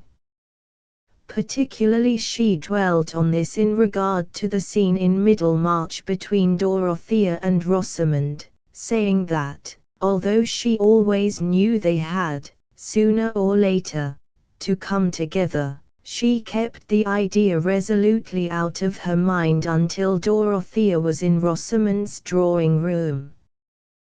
Then, abandoning herself to the inspiration of the moment, she wrote the whole scene exactly as it stands, without alteration or erasure, in an intense state of excitement and agitation, feeling herself entirely possessed by the feelings of the two women. Of all the characters she had attempted, she found Rosamond's the most difficult to sustain. With this sense of possession, it is easy to imagine what the cost to the author must have been of writing books, each of which has its tragedy. J. W. Cross, George Eliot's Life. Her MSS. George Eliot was the most careful and accurate among authors. Her beautifully written manuscript, free from blur or erasure, and with every letter delicately and distinctly finished, was only the outward and visible sign of the inward labor which she had taken to work out her ideas. She never drew any of her facts or impressions from second hand, and thus, in spite of the number and variety of her illustrations, she had rarely much to correct in her proof sheets. She had all that love of doing her work well for the work's sake, which she makes a prominent characteristic of Adam Bede and Stradivarius. George Eliot Blackwood's Magazine, February, 1881. Inscriptions on MSS. The manuscript of Adam Bede bears the following inscription: "To my dear husband, George Henry Lewis, I give the MS of a work which would never have been written but for the happiness which his love has conferred on my life." The manuscript of The Mill on the Floss bears the following inscription: "To my beloved husband, George Henry Lewis, I give this MS of my third book, written in the 6th year of our life together, at Holly Lodge, Southfield, Wandsworth, and finished the 21st of March, 1860. The manuscript of Romola bears the following inscription: "To the husband whose perfect love has been the best source of her insight and strength, this manuscript is given by his devoted wife, the writer." The manuscript of Felix Holt bears the following inscription: "From George Eliot to her dear husband, this 13th year of their united life, in which the deepening sense of her own imperfectness has the consolation of their deepening love." The manuscript of the Spanish Gypsy bears the following inscription: "To my dear, everyday dearer, husband." The manuscript of Middlemarch bears the following inscription: "To my dear husband, George Henry Lewis, in this 19th year of our blessed union." The manuscript of Daniel Deronda bears the following inscription: "To my dear husband, George Henry Lewis. Wishing me like to one more rich in hope, desiring this man's art and that man's scope, with what I most enjoy contented least. Yet in these thoughts myself almost despising, haply I think on thee, and then my state like to the lark at break of day arising from sullen earth, sings hymns at heaven's gate, for thy sweet love remembered such wealth brings, that then I scorn to change my state with kings." J. W. Cross, George Eliot's Life. Depression after finishing each book. As to the great novel which remains to be written, I must tell you that I never believe in future books. Always after finishing a book I have a period of despair that I can ever again produce anything worth giving to the world. The responsibility of the writer grows heavier and heavier, does it not, as the world grows older and the voices of the dead more numerous? It is difficult to believe, until the germ of some new work grows into imperious activity within one, that it is possible to make a really needed contribution to the poetry of the world, I mean possible to oneself to do it. Attitude towards criticism. I hardly ever read anything that is written about myself, indeed, never unless my husband expressly wishes me to do so by way of exception. I adopted this rule many years ago as a necessary preservative against influences that would have ended by nullifying my power of writing. I hardly think that any critic can have so keen a sense of the shortcomings in my works as that I groan under in the course of writing them, and I cannot imagine any edification coming to an author from a sort of reviewing which consists in attributing to him or her unexpressed opinions, and in imagining circumstances which may be alleged as petty private motives for the treatment of subjects which ought to be of general human interest. George Eliot, Letters, quoted by Elizabeth Stuart Phelps, in Last Words from George Eliot, Harper's Magazine, for March, 1882. George Eliot in 1864. It was at Villino Trollope, the Florentine residence of Mr. T. Adolphus Trollope, that we first saw George Eliot. She is a woman of 40, perhaps, of large frame and fair Saxon colouring. In heaviness of jaw and height of cheekbone she greatly resembles a German, nor are her features unlike those of Wordsworth, judging from his pictures. The expression of her face is gentle and amiable, while her manner is particularly timid and retiring. In conversation, Mrs. Lewis is most entertaining, and her interest in young writers is a trait which immediately takes captive all persons of this class. We shall not forget with what kindness and earnestness she addressed a young girl who had just begun to handle a pen, how frankly she related her own literary experience, and how gently she suggested advice. True genius is always allied to humility, and in seeing Mrs. Lewis do the work of a good Samaritan so unobtrusively, we learned to respect the woman as much as we had ever admired the writer. For years, said she to us, I wrote reviews because I knew too little of humanity. Kate Field, English Authors in Florence, The Atlantic Monthly, December, 1864. Mr. Cross's first impression in 1869. I still seem to hear, as I first heard them, the low, earnest, deep, musical tones of her voice. I still seem to see the fine brows, with the abundant auburn brown hair framing them, the long head, broadening at the back, the grey-blue eyes, constantly changing in expression, but always with a very loving, almost deprecating look at my mother, the finely formed, thin, transparent hands, and a whole person that seemed in complete harmony with everything one expected to find in the author of Romola. J. W. Cross, George Eliot's Life. The Priory. Receptions.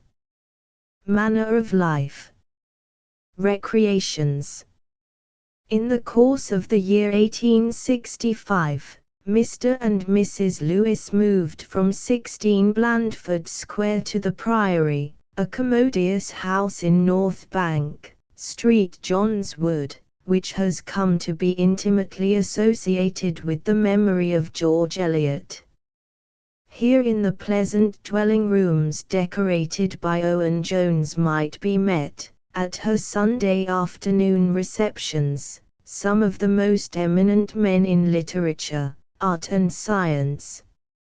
For the rest, her life flowed on its even tenor, its routine being rigidly regulated. The morning till lunch time was invariably devoted to writing. In the afternoon she either went out for a quiet drive of about 2 hours, or she took a walk with Lewis in Regent's Park. They're the strange-looking couple, she with a certain weird, Sibylline air, he not unlike some unkempt Polish refugee of vivacious manners, might be seen, swinging their arms as they hurried along at a pace as rapid and eager as their talk. Besides these walks, George Eliot's chief recreation consisted in frequenting concerts and picture galleries. To music she was passionately devoted, hardly ever failing to attend the Saturday afternoon concerts at St. James' Hall, besides frequenting various musical reunions. Mathilde Blind, George Eliot. A retired life.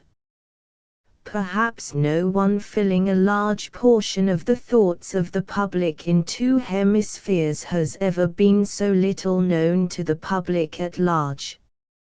Always in delicate health, always living a student life, caring little for what is called general society, though taking a genial delight in that of her chosen friends, she very seldom appeared in public. She went to the houses of but a few, finding it less fatiguing to see her friends at home. Those who knew her by sight beyond her own immediate circle did so from seeing her take her quiet drives in Regent's Park and the northern slopes of London, or from her attendance at those concerts where the best music of the day was to be heard. C. Kegan Paul, George Eliot. Harper's Magazine, May, 1881. Visits to the Zoological Gardens. Interest in animals. Another favorite resort of George Eliot's was the Zoological Gardens. She went there a great deal to study the animals, and was particularly fond of the poor dear ratel that used to turn somersaults. In fact, her knowledge of and sympathy with animals was as remarkable as that which she showed for human nature. Thus she astonished a gentleman farmer by drawing attention to the fine points of his horses. Her intimate acquaintance with the dog comes out in 1,000 touches in her novels, and her humorous appreciation of the little pigs led her to watch them attentively, and to pick out some particular favorite.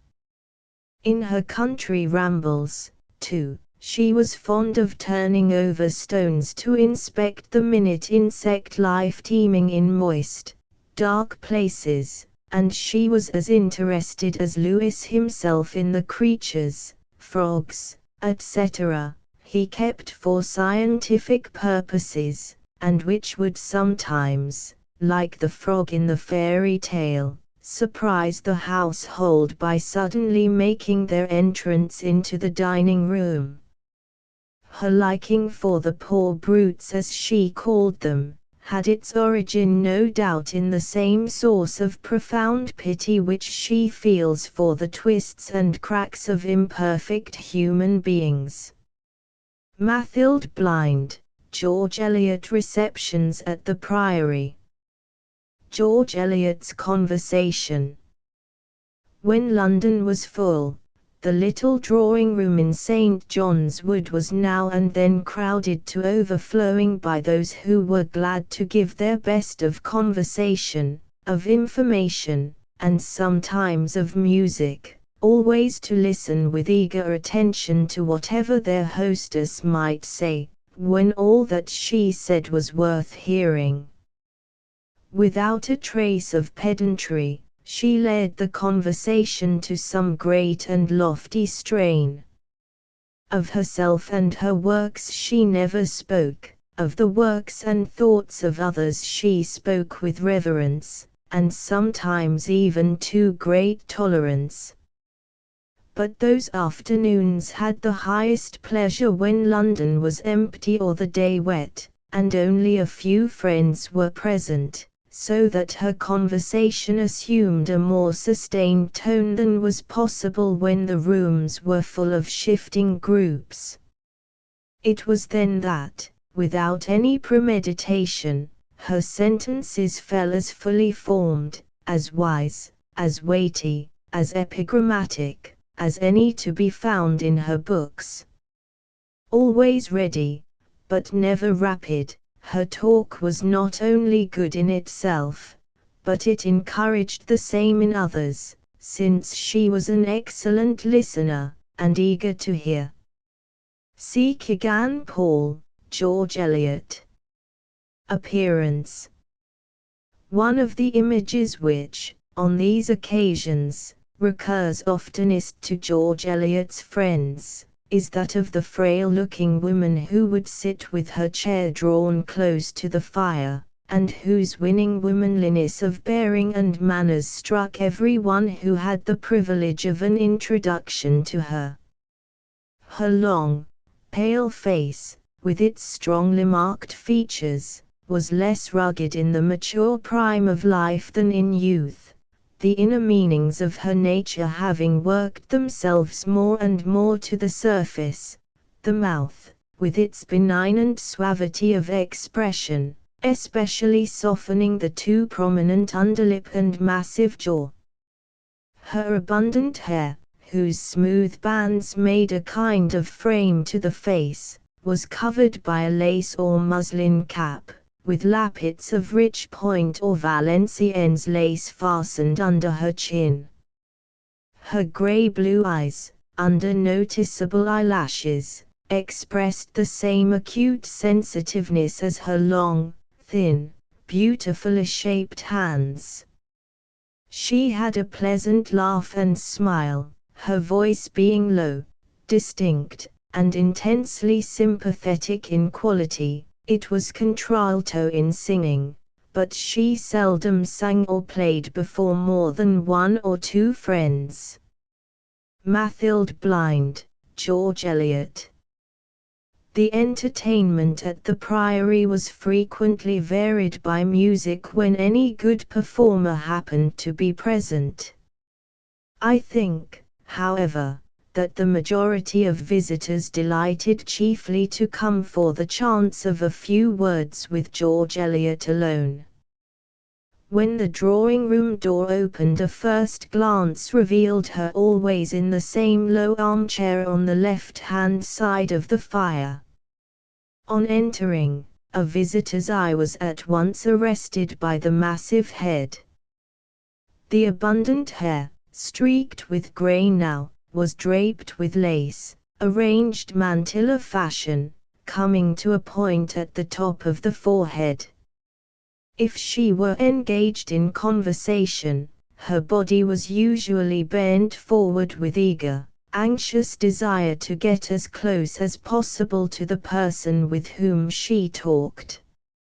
She had a great dislike to raising her voice, and often became so wholly absorbed in conversation that the announcement of an incoming visitor sometimes failed to attract her attention, but the moment the eyes were lifted up and recognized a friend, they smiled a rare welcome, sincere, cordial, grave, a welcome that was felt to come straight from the heart. Early in the afternoon, with only one or two guests, the talk was always genial and delightful. But her talk, I think, was always most enjoyable à deux. Of evening entertainments there were very few. I think, after 1870, I remember some charming little dinners, never exceeding 6 persons, and one notable evening when the poet laureate read aloud Maud the Northern Farmer and parts of other poems. It was very interesting on this occasion to see the two most widely known representatives of contemporary English literature sitting side by side. J. W. Cross, George Eliot's life. An inward beauty. A strenuous damage. Everything in her aspect was in keeping with the bent of her soul. The deeply lined face, the too marked and massive features, were united with an air of delicate refinement, which in one way was the more impressive because it seemed to proceed so entirely from within. Nay, the inward beauty would sometimes quite transform the external harshness. There would be moments when the thin hands that entwined themselves in their eagerness, the earnest figure that bowed forward to speak and hear, the deep gaze moving from one face to another with a grave appeal, all these seemed the transparent symbols that showed the presence of a wise, benignant soul. But it was the voice that best revealed her, a voice whose subdued intensity and tremulous richness seemed to environ her uttered words with the mystery of a world of feeling that must remain untold. And then again, when in moments of more intimate converse some current of emotion would set strongly through her soul, when she would raise her head in unconscious absorption and look out into the unseen, her expression was not one to be soon forgotten. It had not, indeed, the serene felicity of souls to whose childlike confidence all heaven and earth are fair. Rather it was the look, if I may use a Platonic phrase, of a strenuous damage, of a soul on which high tasks are laid, and which finds in their accomplishment its only imagination of joy. Frederick W. H. Myers, George Eliot. Century Magazine, November, 1881. Her personal bearing. Love of laughter. Distinctively feminine qualities. In her personal bearing George Eliot was seldom moved by the hurry which mars all dignity in action. Her commanding brows and deep, penetrating eyes were seconded by the sweet, restrained, impressive speech, which claimed something like an awed attention from strangers. But to those very near to her there was another side of her nature, scarcely suspected by outside friends and acquaintances. No one could be more capable of enjoying and of communicating genuine, loving, hearty, uncontrollable laughter. It was a deep-seated wish, expressed in the poem of Agatha, I would have young things merry. And I remember, many years ago, at the time of our first acquaintance, how deeply it pained her when, in reply to a direct question, I was obliged to admit that, with all my admiration for her books, I found them, on the whole, profoundly sad. But sadness was certainly not the note of her intimate converse. For she had the distinctively feminine qualities which lend a rhythm to the movement of life. The quick sympathy that understands without words, the capacity for creating a complete atmosphere of loving interest, the detachment from outside influences, the delight in everything worthy, even the smallest thing, for its own sake, the readiness to receive as well as to give impressions, the disciplined mental habit which can hold in check and conquer the natural egoism of a massive, powerful personality, the versatility of mind, the varied accomplishments, these are characteristics to be found more highly developed among gifted women than among gifted men. J. W. Cross, George Eliot's Life. Type of her face. The face was one of a group of four, all of the same spiritual family, and with a curious interdependence of likeness. These four are Dante, Savonarola, Cardinal Newman and herself. In the group of which George Eliot was one, there is the same straight wall of brow, the droop of the powerful nose, mobile lips, touched with strong passion kept resolutely under control, a square jaw, which would make the face stern were it not counteracted by the sweet smile of lips and eye. We can hardly hope that posterity will ever know her from likenesses as those who had the honor of her acquaintance knew her in life. The 2 or 3 portraits that exist, though valuable, give but a very imperfect presentment. The mere shape of the head would be the despair of any painter. It was so grand and massive that it would scarcely be possible to represent it without giving the idea of disproportion to the frame, of which no one ever thought for a moment when they saw her, although it was a surprise, when she stood up, to see that, after all, she was but a little fragile woman who bore this weight of brow and brain. See Kegan Paul, George Eliot.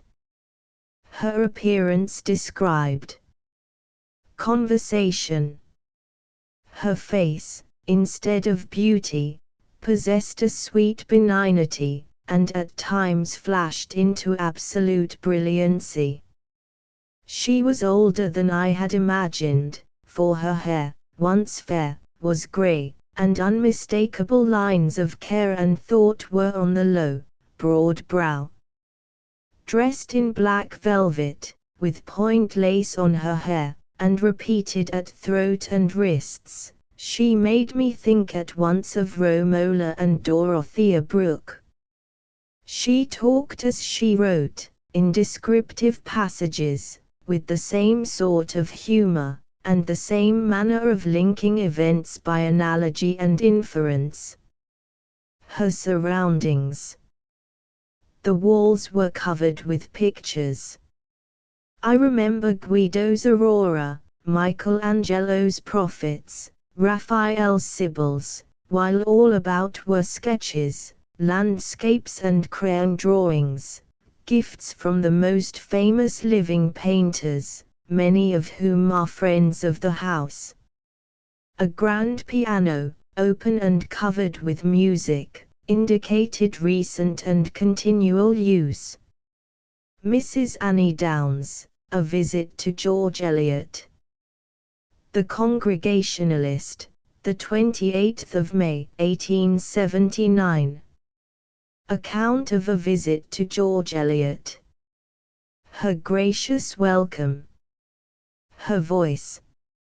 No one who had ever seen her could mistake the large head. Her brain must be heavier than most men's, covered with a mass of rich auburn hair.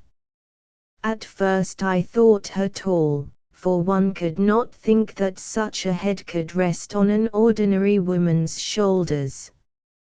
But, as she rose up, her figure appeared but of medium height. She received me very kindly. In seeing, for the first time, one to whom we owed so many happy hours, it was impossible to feel towards her as a stranger. All distance was removed by her courtesy. Her manners are very sweet, because very simple, and free from affectation.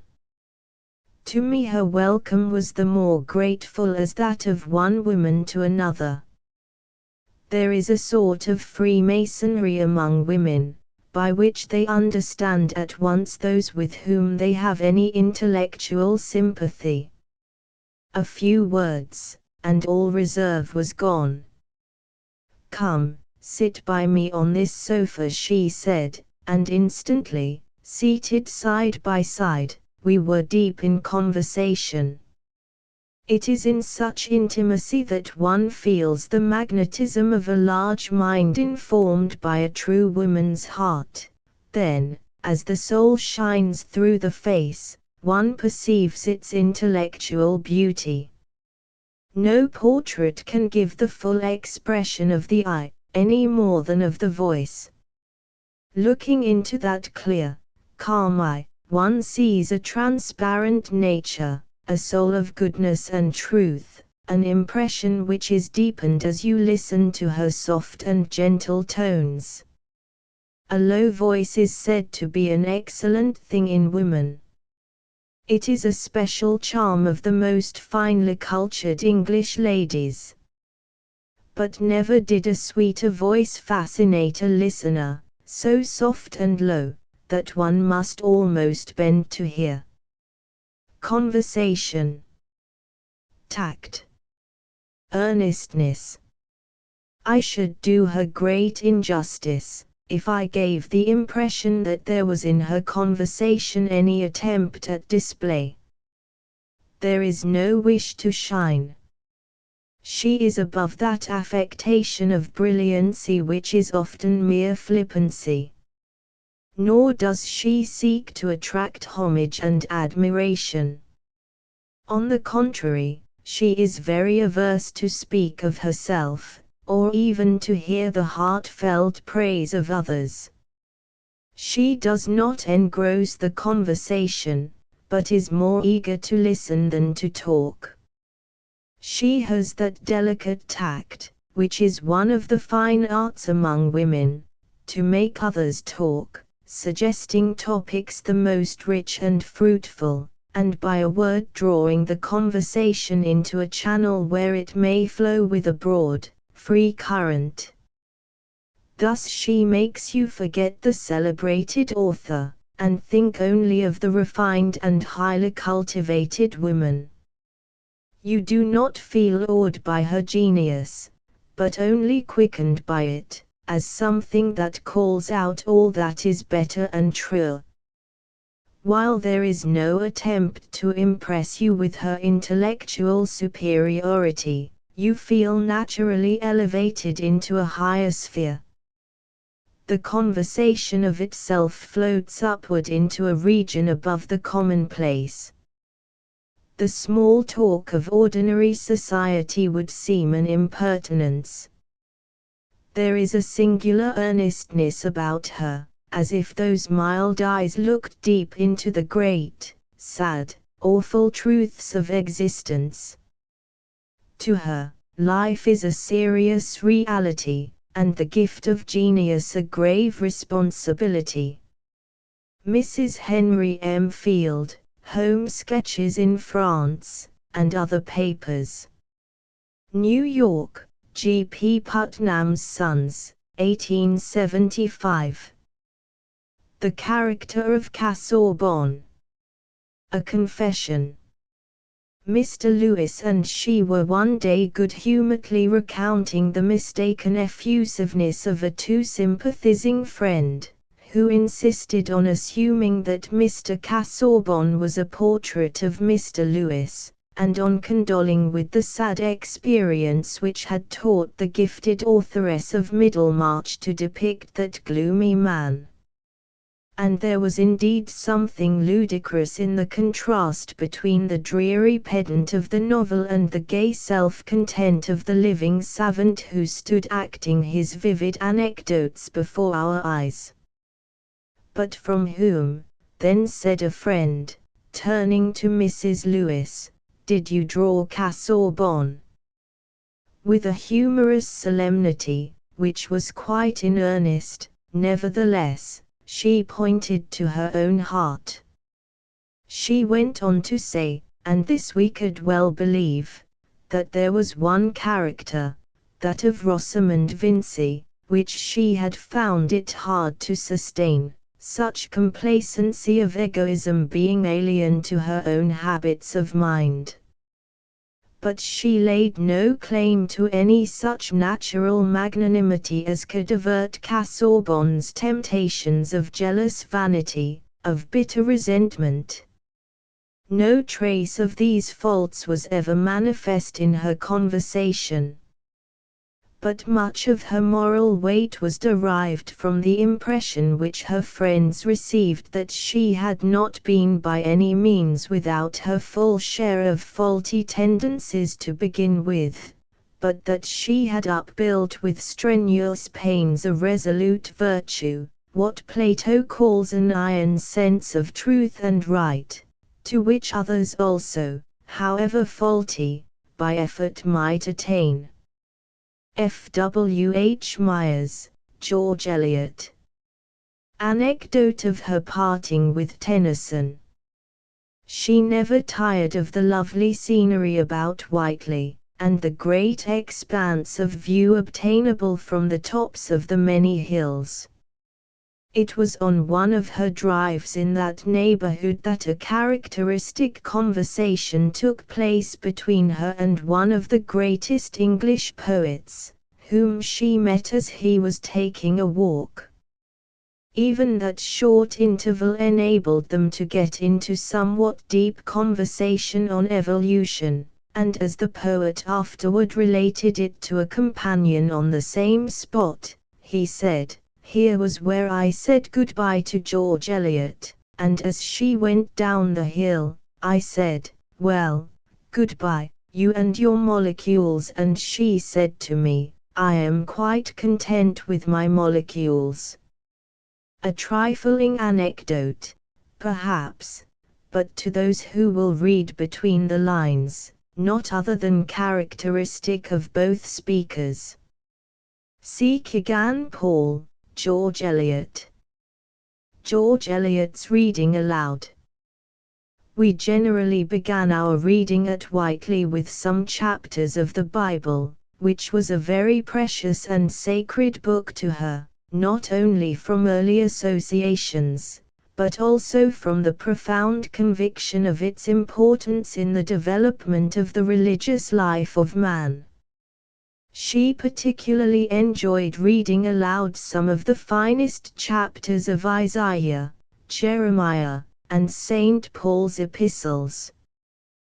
With a naturally rich, deep voice, rendered completely flexible by constant practice, with the keenest perception of the requirements of emphasis, and with the most subtle modulations of tone, her reading threw a glamour over indifferent writing, and gave to the greatest writings fresh meanings and beauty.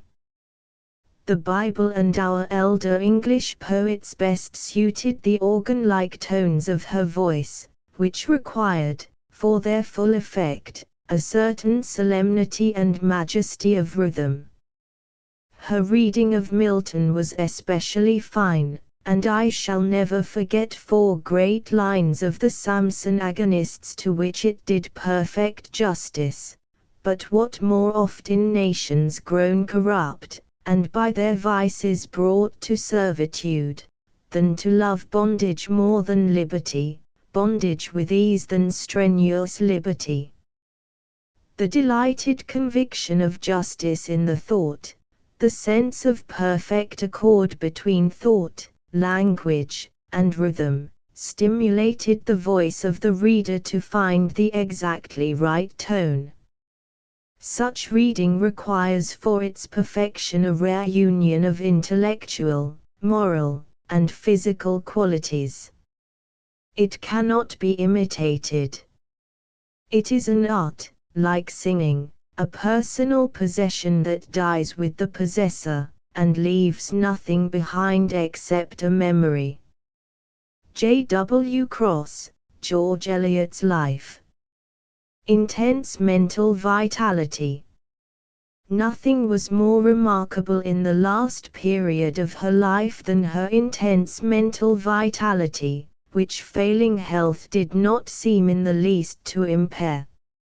She possessed in an eminent degree that power which has led to success in so many directions, which is ascribed both to Newton and to Napoleon, of keeping her mind unceasingly at the stretch without conscious fatigue. She would cease to read or to ponder when other duties called her, but never, as it seemed, because she herself felt tired. even in so complex an effort as a visit to a picture gallery implies, she could continue for hours at the same pitch of earnest interest, and outweary strong men.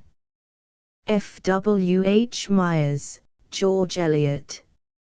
Her great stores of reading. Her memory held securely her great stores of reading. Even of light books her recollections were always crisp, definite, and vivid. On our way home from Venice, after my illness, we were reading French novels of Gerbuliez, Alphonse Daudet, Gustave Droz, George Sand. Most of these books she had read years before, and I was astonished to find what clear-cut, accurate impressions had been retained, not only of all the principal characters, but also of all the subsidiary personages. Even their names were generally remembered. But, on the other hand, her verbal memory was not always to be depended on. She never could trust herself to write a quotation without verifying it. Wide culture, languages, mathematics. In foreign languages George Eliot had an experience more unusual among women than among men. With a complete literary and scholarly knowledge of French, German, Italian, and Spanish, she spoke all four languages with difficulty, though accurately and grammatically, but the mimetic power of catching intonation and accent was wanting. Greek and Latin she could read with thorough delight to herself, and Hebrew was a favorite study to the end of her life. In her younger days, especially at Geneva, inspired by Professor de la Rive's lectures, she had been greatly interested in mathematical studies. At one time she applied herself heartily and with keen enjoyment to geometry, and she thought that she might have attained to some excellence in that branch if she had been able to pursue it. In later days the map of the heavens lay constantly on her table at Whiteley, and she longed for deeper astronomical knowledge. She had a passion for the stars, and one of the things to which we looked forward on returning to London was a possible visit to Greenwich Observatory, as she had never looked through a great telescope of the first class. Botany.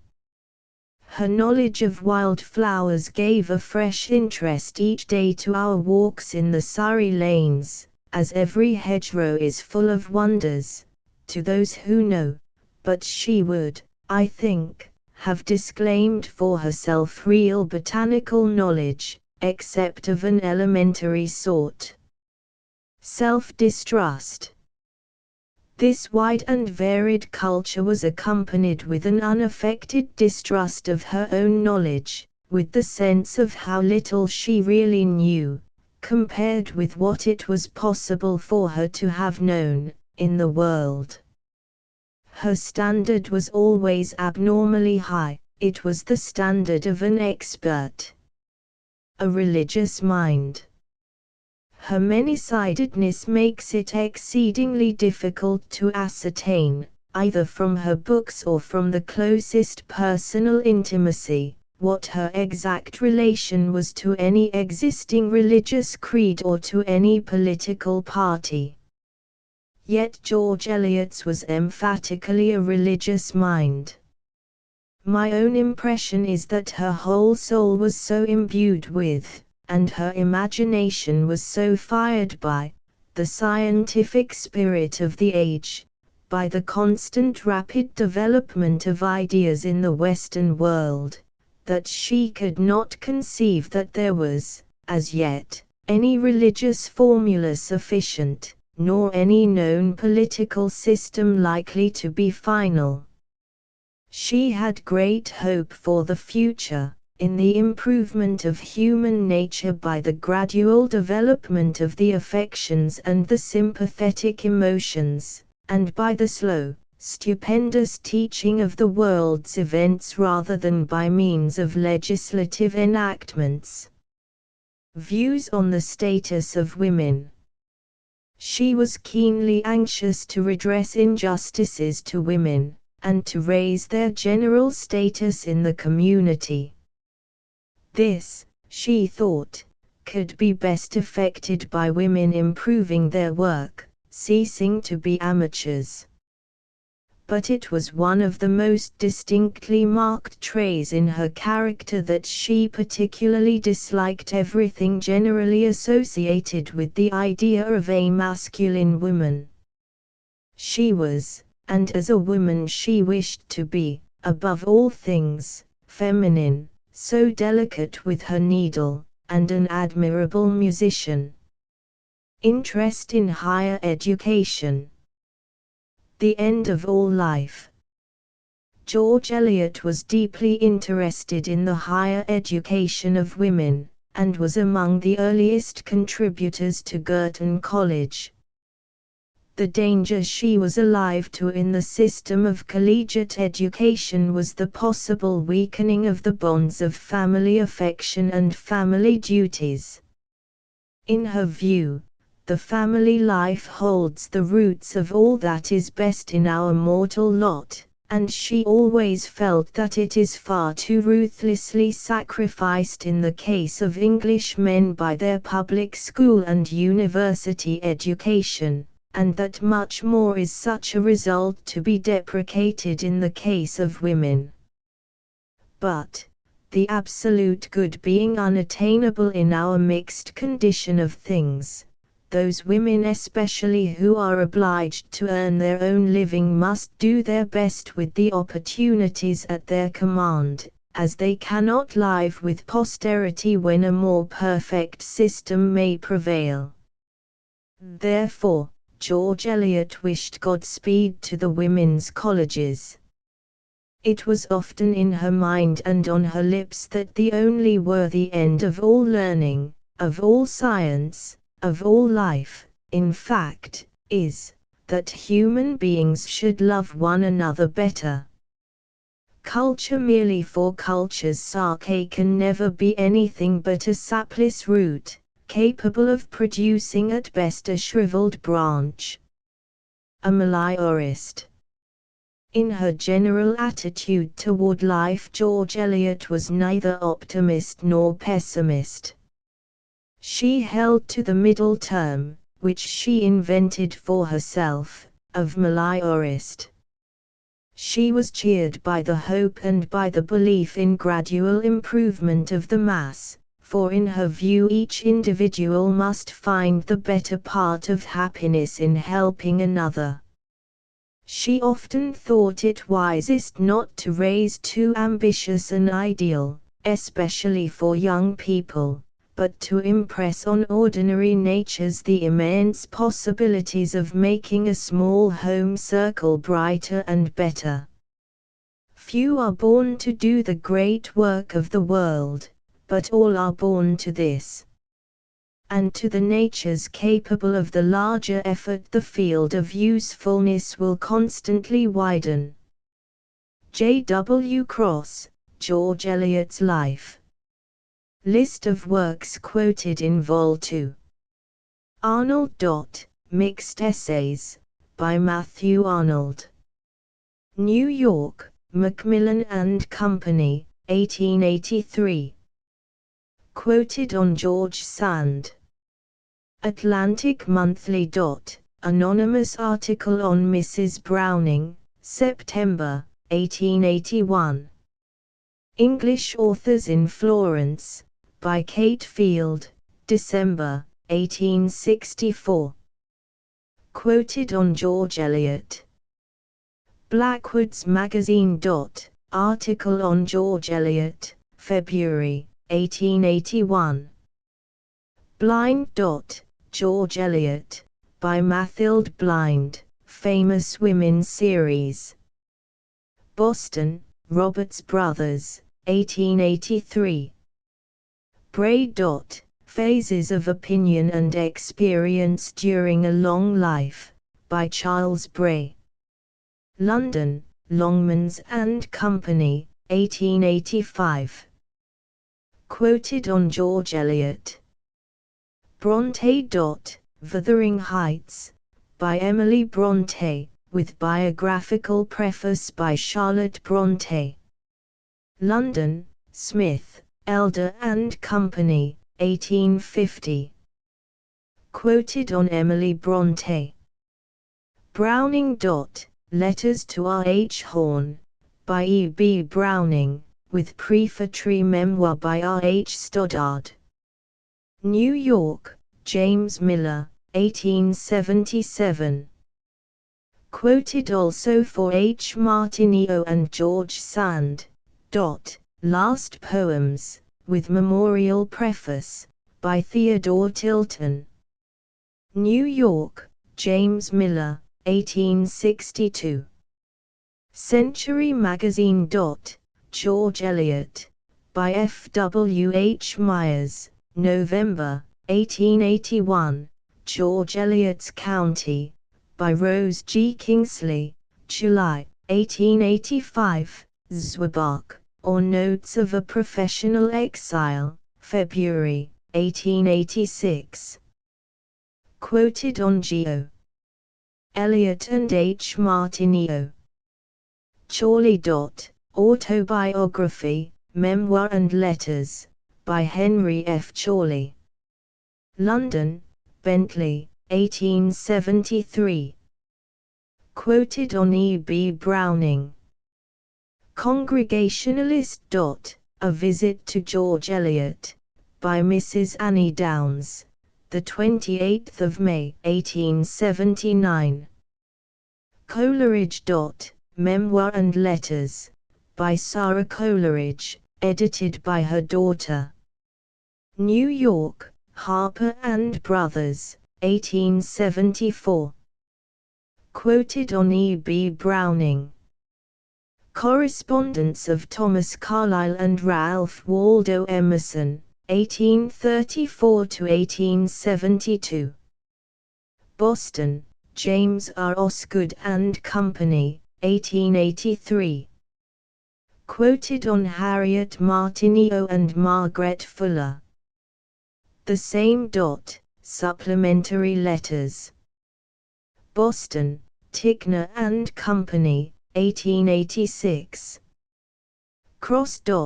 George Eliot's Life, by J. W. Cross. New York, Harper and Brothers, 1885. Quoted also for H. Martineau, Charlotte Bronte and E. B. Browning. Emerson, R. W., Channing, W. H., and Clark, J. F. Memoirs of Margaret Fuller Ossoli. Boston, Roberts Brothers, 1874. Quoted also for George Sand. Field. Home Sketches in France, etc., by Mrs. H. M. Field. New York, G. P. Putnam's Sons, 1875. Quoted on George Eliot. Forster. Walter Savage Landor, A Biography, by John Forster. Boston, Fields, Osgood and Company, 1869. Quoted on E. B. Browning. Fox. Memoirs of Old Friends, by Caroline Fox. Philadelphia, J. B. Lippincott and Company, 1882. Quoted on H. Martineau. Froude. Thomas Carlyle, A History of His Life in London, by J. A. Froude. New York, Charles Scribner's Sons, 1884. Quoted on H. Martineau and Margaret Fuller. Editor, Letters and Memorials of Jane Welsh Carlyle. New York, Charles Scribner's Sons, 1883. Quoted on H. Martineau. Gaskell. Life of Charlotte Brontë, by Elizabeth C. Gaskell. London, Smith, Elder and Company, 1857. Quoted also on H. Martineau and George Sand. Hall. Retrospect of a Long Life, by S. C. Hall. New York, D. Appleton and Company, 1883. Quoted on H. Martineau. Harper's Magazine. Article on the English Lakes, by Moncure D. Conway, January, 1881. Quoted on H. Martineau. George Eliot, by C. Kegan Paul, May, 1881. Last Words from George Eliot, by Elizabeth Stuart Phelps, March, 1882. Remarks on Margaret Fuller, by G. W. Curtis, in Easy Chair, March, 1882. Hawthorne. Nathaniel Hawthorne and His Wife, A Biography, by Julian Hawthorne. Boston, James R. Osgood and Company, 1885. Quoted on Harriet Martineau and Margaret Fuller. Hawthorne. Passages from the English Notebooks of Nathaniel Hawthorne. Boston, James R. Osgood and Company, 1873.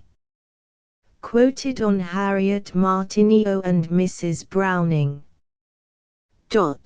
Passages from the French and Italian Notebooks of Nathaniel Hawthorne. Boston, James R. Osgood and Company, 1872. Quoted on Mrs. Browning. Hillard. 6 Months in Italy, by George S. Hillard. Boston, James R. Osgood and Company, 1871. Quoted on Mrs. Browning. Howe. Margaret Fuller, by Julia Ward Howe. Famous Women Series. Boston, Roberts Brothers, 1883. Hunt. Correspondence of Leigh Hunt, edited by his son. London, Smith, Elder and Company, 1862. Quoted on Mrs. Browning. Kemble. Records of Later Life, by Frances Anne Kemble. New York, Henry Holt and Company, 1882. Quoted on Harriet Martineau. Ladies' Repository. A Visit to Charlotte Brontë, by George S. Phillips, September, 1872. New York, Nelson and Phillips. Macca-Eddy. Reminiscences and Selections from His Diaries and Letters, by W. C. Macca-Eddy.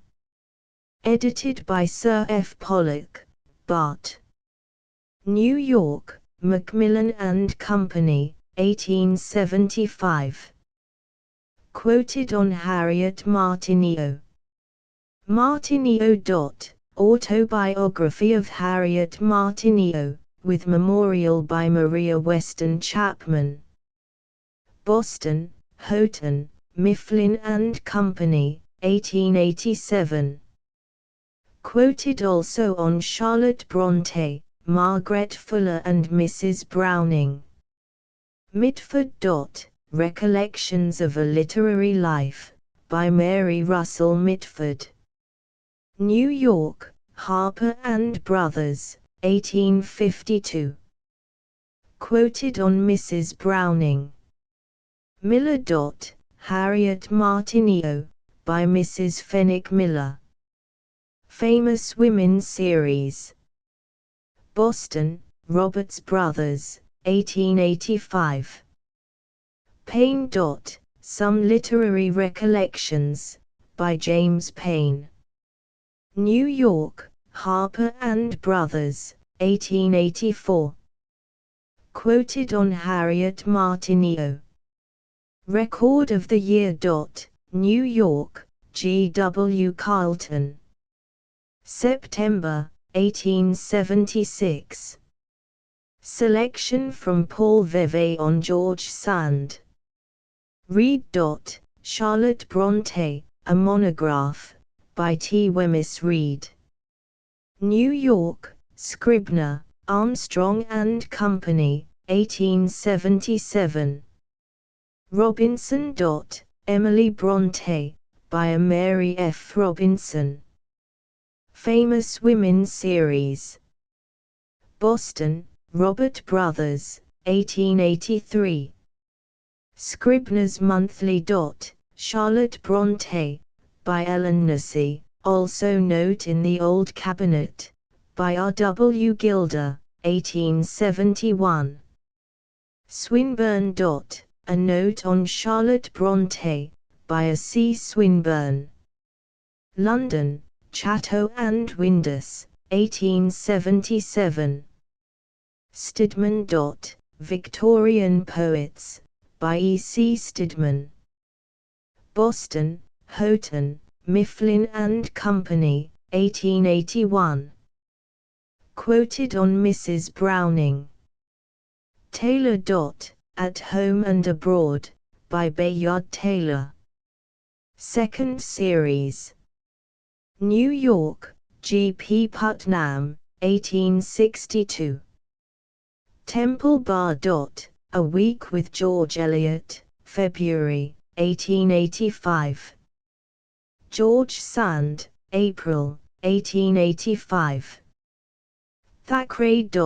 Roundabout Papers, by William M. Thackeray. London, Chatto and Windus, 1863. Quoted on Charlotte Bronte. Thomas.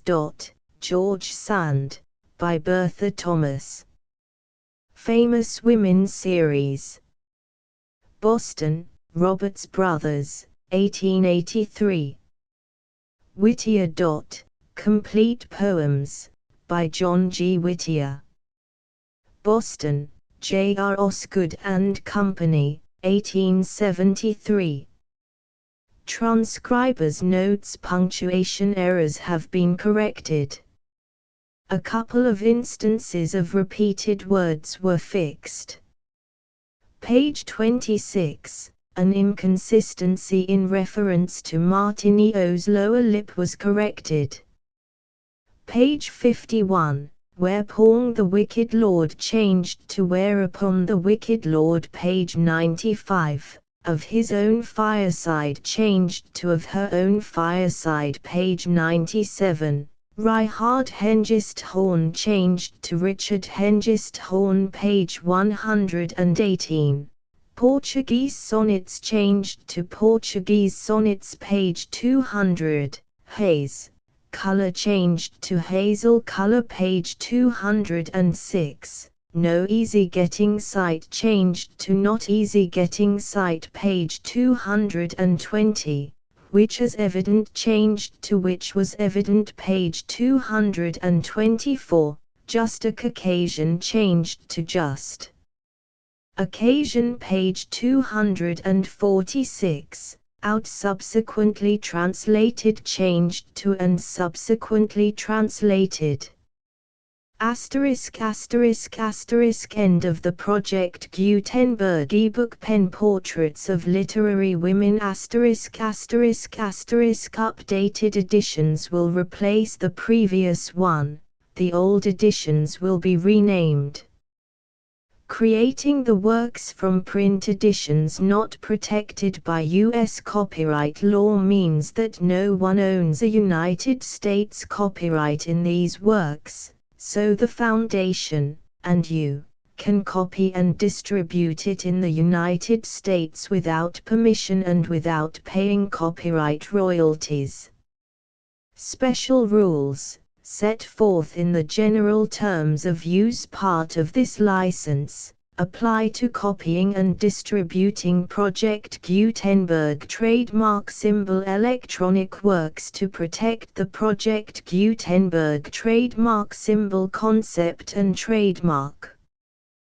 Project Gutenberg is a registered trademark, and may not be used if you charge for an ebook, except by following the terms of the trademark license, including paying royalties for use of the Project Gutenberg trademark. If you do not charge anything for copies of this ebook, complying with the trademark license is very easy. You may use this ebook for nearly any purpose, such as creation of derivative works, reports, performances and research. Project Gutenberg ebooks may be modified and printed and given away. You may do practically anything in the United States with ebooks not protected by U.S. copyright law. Redistribution is subject to the trademark license, especially commercial redistribution. Start. Full license. The full Project Gutenberg license. Please read this before you distribute or use this work to protect the Project Gutenberg trademark symbol mission of promoting the free distribution of electronic works.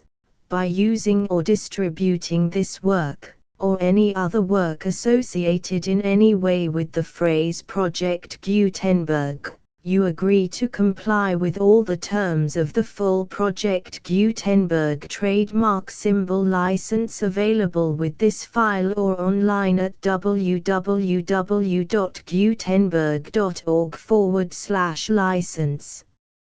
Section 1.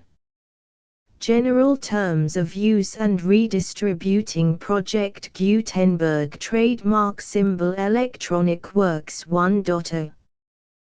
By reading or using any part of this Project Gutenberg trademark symbol electronic work, you indicate that you have read, understand, agree to and accept all the terms of this license and intellectual property, trademark/copyright, agreement.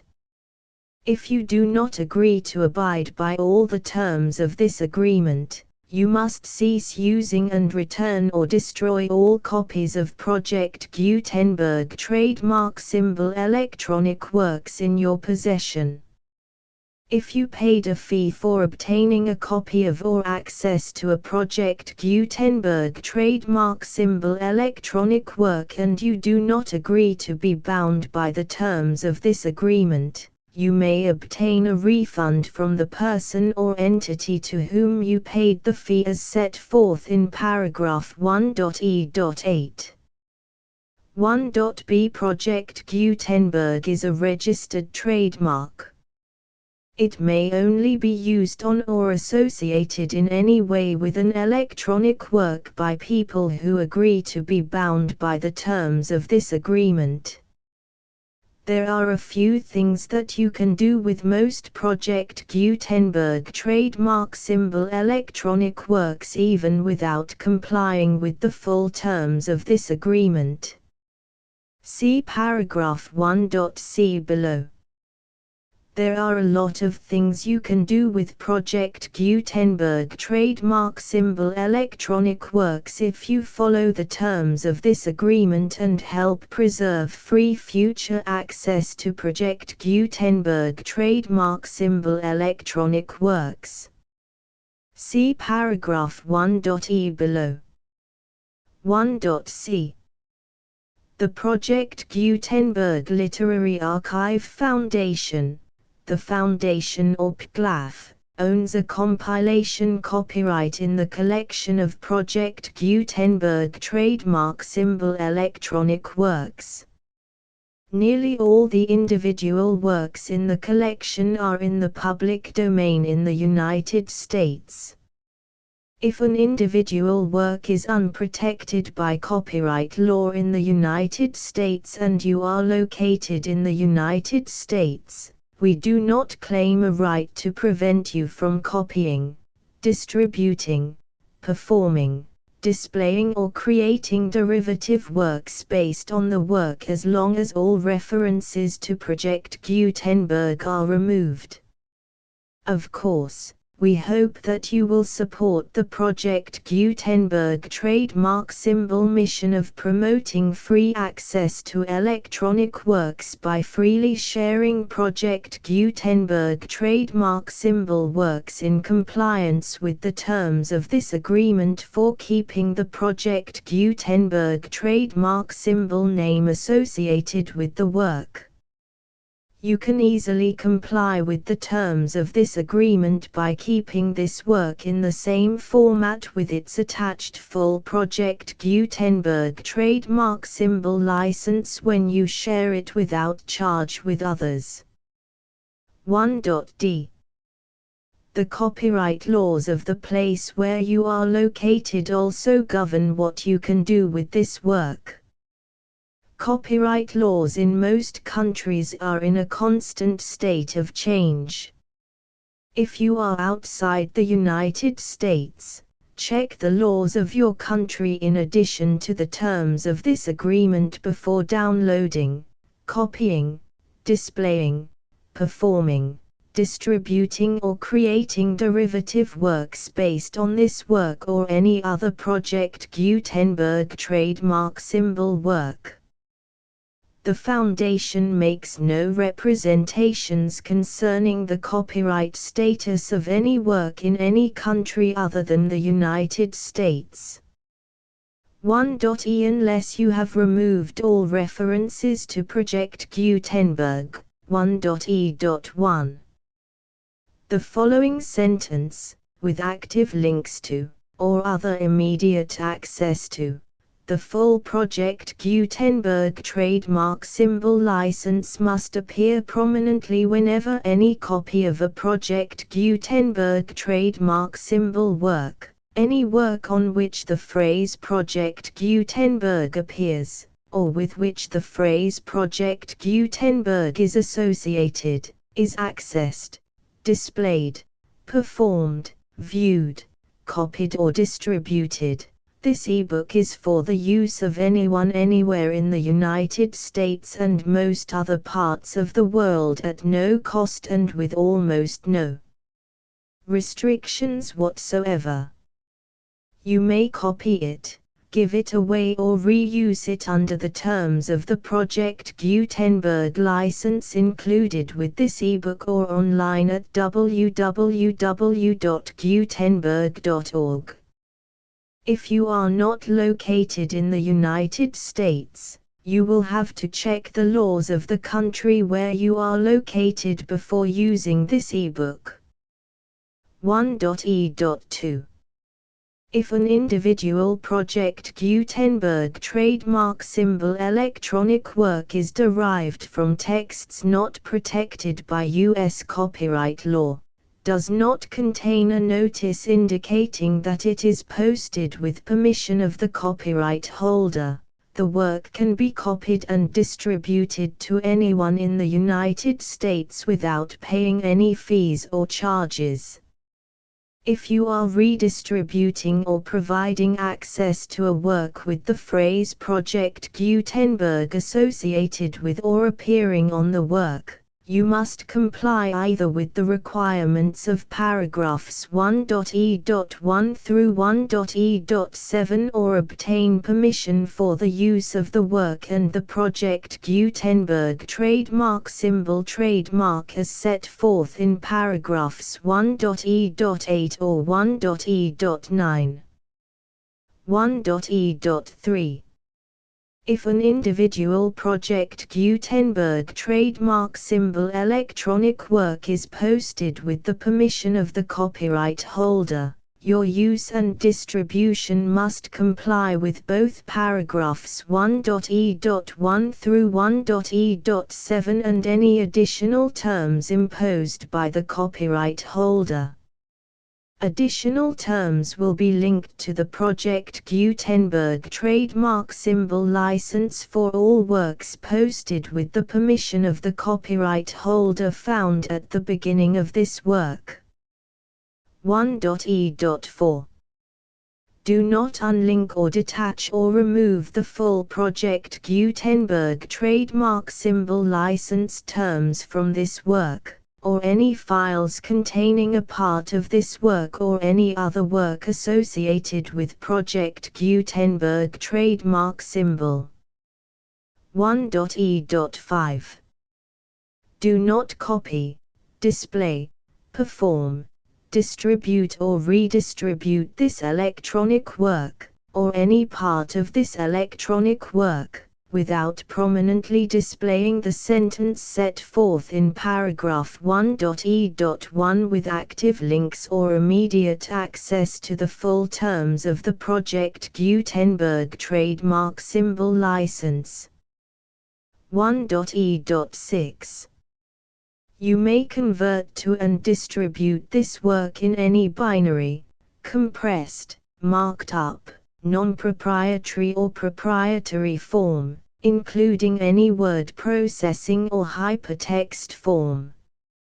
However, if you provide access to or distribute copies of a Project Gutenberg trademark symbol work in a format other than plain vanilla ASCII or other format used in the official version posted on the official Project Gutenberg trademark symbol website, www.gutenberg.org, you must, at no additional cost, fee or expense to the user, provide a copy, a means of exporting a copy, or a means of obtaining a copy upon request, of the work in its original plain vanilla ASCII or other form.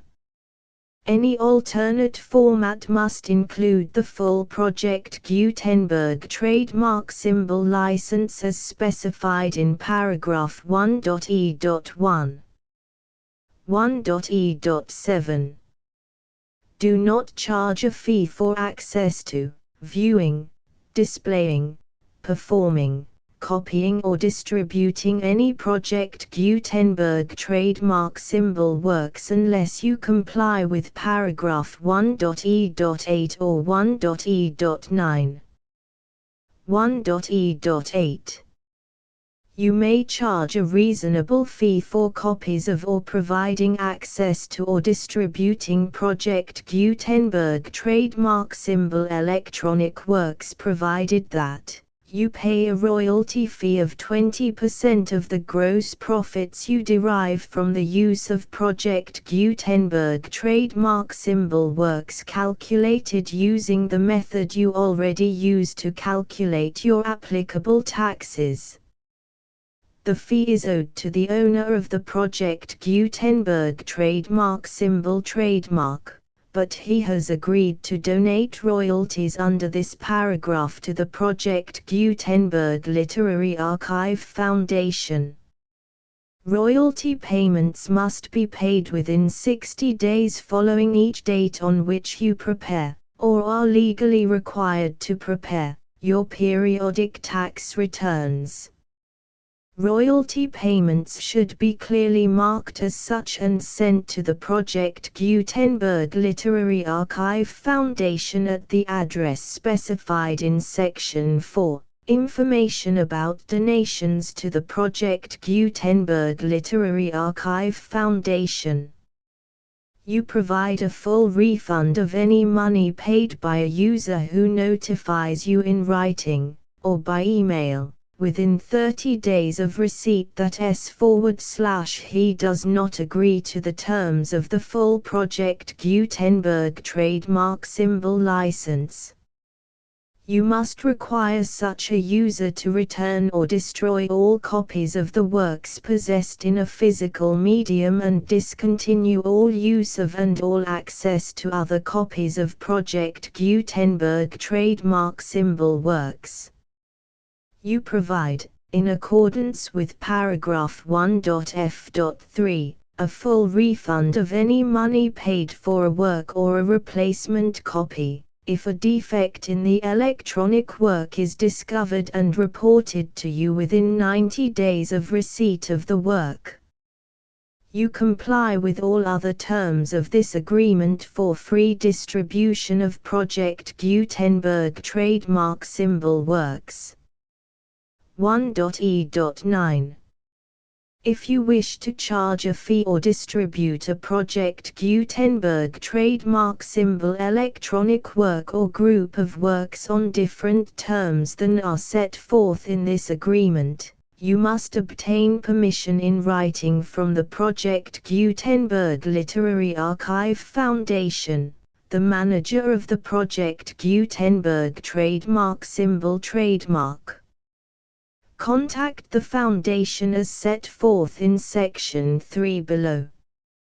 1.f1.f.1 Project Gutenberg volunteers and employees expend considerable effort to identify, do copyright research on, transcribe and proofread works not protected by U.S. copyright law in creating the Project Gutenberg trademark symbol collection.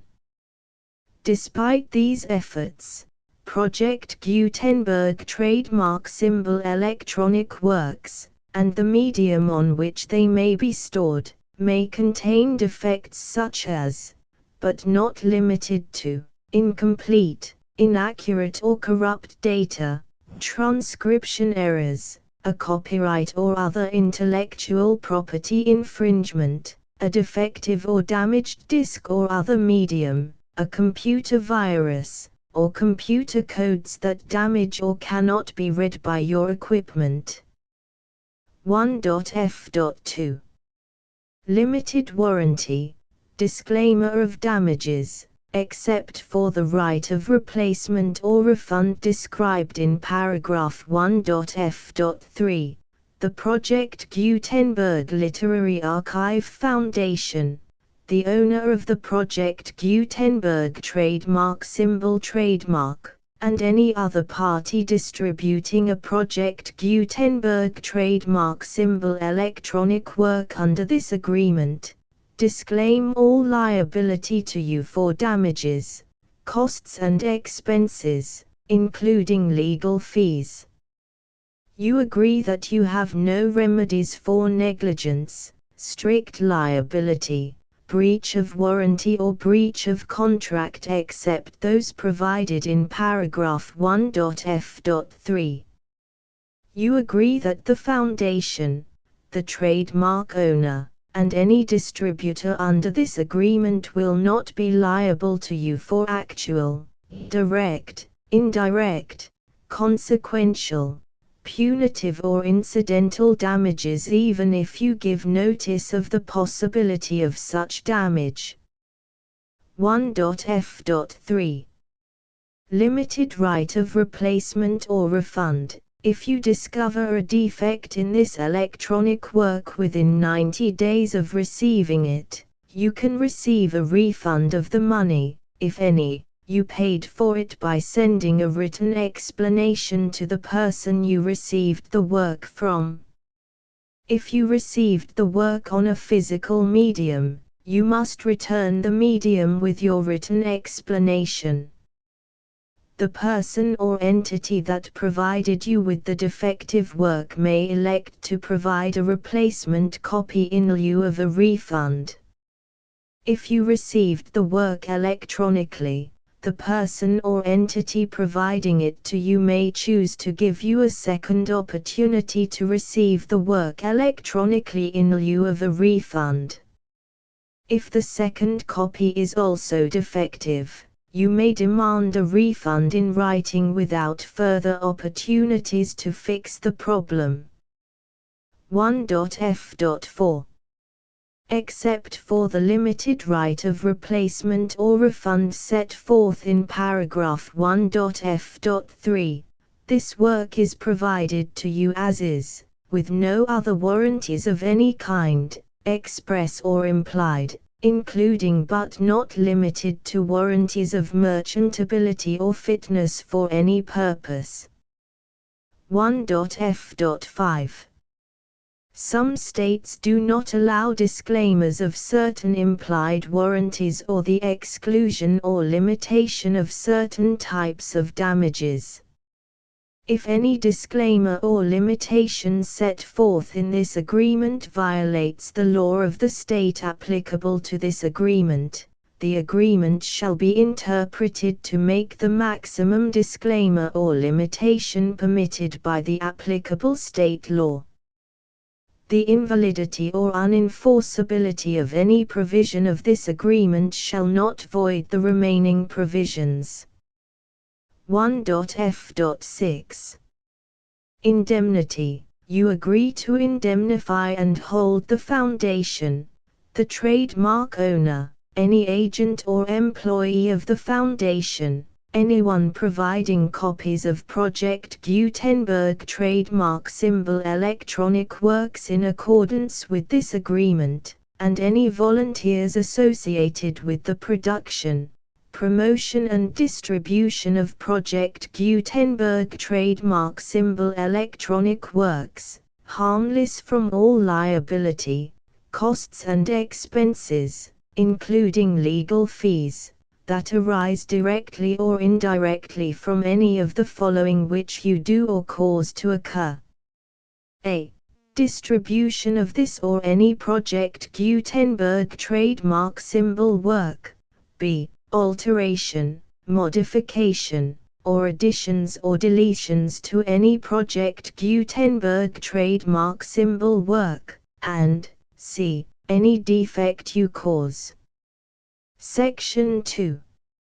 Information about the mission of Project Gutenberg trademark symbol. Project Gutenberg trademark symbol is synonymous with the free distribution of electronic works in formats readable by the widest variety of computers, including obsolete, old, middle-aged and new computers. It exists because of the efforts of hundreds of volunteers and donations from people in all walks of life. Volunteers and financial support to provide volunteers with the assistance they need are critical to reaching Project Gutenberg trademark symbol's goals and ensuring that the Project Gutenberg trademark symbol collection will remain freely available for generations to come. In 2001, the Project Gutenberg Literary Archive Foundation was created to provide a secure and permanent future for Project Gutenberg trademark symbol and future generations. To learn more about the Project Gutenberg Literary Archive Foundation and how your efforts and donations can help, see sections 3 and 4 and the Foundation information page at www.gutenberg.org. Section 3. Information about the Project Gutenberg Literary Archive Foundation. The Project Gutenberg Literary Archive Foundation is a non-profit 501(c)(3) educational corporation organized under the laws of the state of Mississippi and granted tax-exempt status by the Internal Revenue Service. The Foundation's IN or Federal Tax Identification Number is 64-6221541. Contributions to the Project Gutenberg Literary Archive Foundation are tax-deductible to the full extent permitted by U.S. federal laws and your state's laws. The Foundation's business office is located at 809 North 1500 West, Salt Lake City, UT 84116, 801-596-1887. Email contact links and up-to-date contact information can be found at the Foundation's website and official page at www.gutenberg.org/contact section 4. Information about donations to the Project Gutenberg Literary Archive Foundation. Project Gutenberg trademark symbol depends upon and cannot survive without widespread public support and donations to carry out its mission of increasing the number of public domain and licensed works that can be freely distributed in machine-readable form accessible by the widest array of equipment, including outdated equipment. Many small donations, $1 to $5,000, are particularly important to maintaining tax-exempt status with the IRS. The Foundation is committed to complying with the laws regulating charities and charitable donations in all 50 states of the United States. Compliance requirements are not uniform and it takes a considerable effort, much paperwork and many fees to meet and keep up with these requirements. We do not solicit donations in locations where we have not received written confirmation of compliance. To send donations or determine the status of compliance for any particular state, visit www.gutenberg.org/donate. While we cannot and do not solicit contributions from states where we have not met the solicitation requirements, we know of no prohibition against accepting unsolicited donations from donors in such states who approach us with offers to donate. International donations are gratefully accepted, but we cannot make any statements concerning tax treatment of donations received from outside the United States. U.S. laws alone swamp our small staff. Please check the Project Gutenberg web pages for current donation methods and addresses. Donations are accepted in a number of other ways, including checks, online payments and credit card donations. To donate, please visit www.gutenberg.org/donate. Section 5. General information about Project Gutenberg trademark symbol. Electronic Works. Professor Michael S. Hart was the originator of the Project Gutenberg trademark symbol concept of a library of electronic works that could be freely shared with anyone. For 40 years, he produced and distributed Project Gutenberg trademark symbol ebooks with only a loose network of volunteer support. Project Gutenberg trademark symbol ebooks are often created from several printed editions, all of which are confirmed as not protected by copyright in the US unless a copyright notice is included. Thus, we do not necessarily keep ebooks in compliance with any particular paper edition. Most people start at our website, which has the main PG search facility, www.gutenberg.org. This website includes information about Project Gutenberg trademark symbol, including how to make donations to the Project Gutenberg Literary Archive Foundation, how to help produce our new ebooks, and how to subscribe to our email newsletter to hear about new ebooks.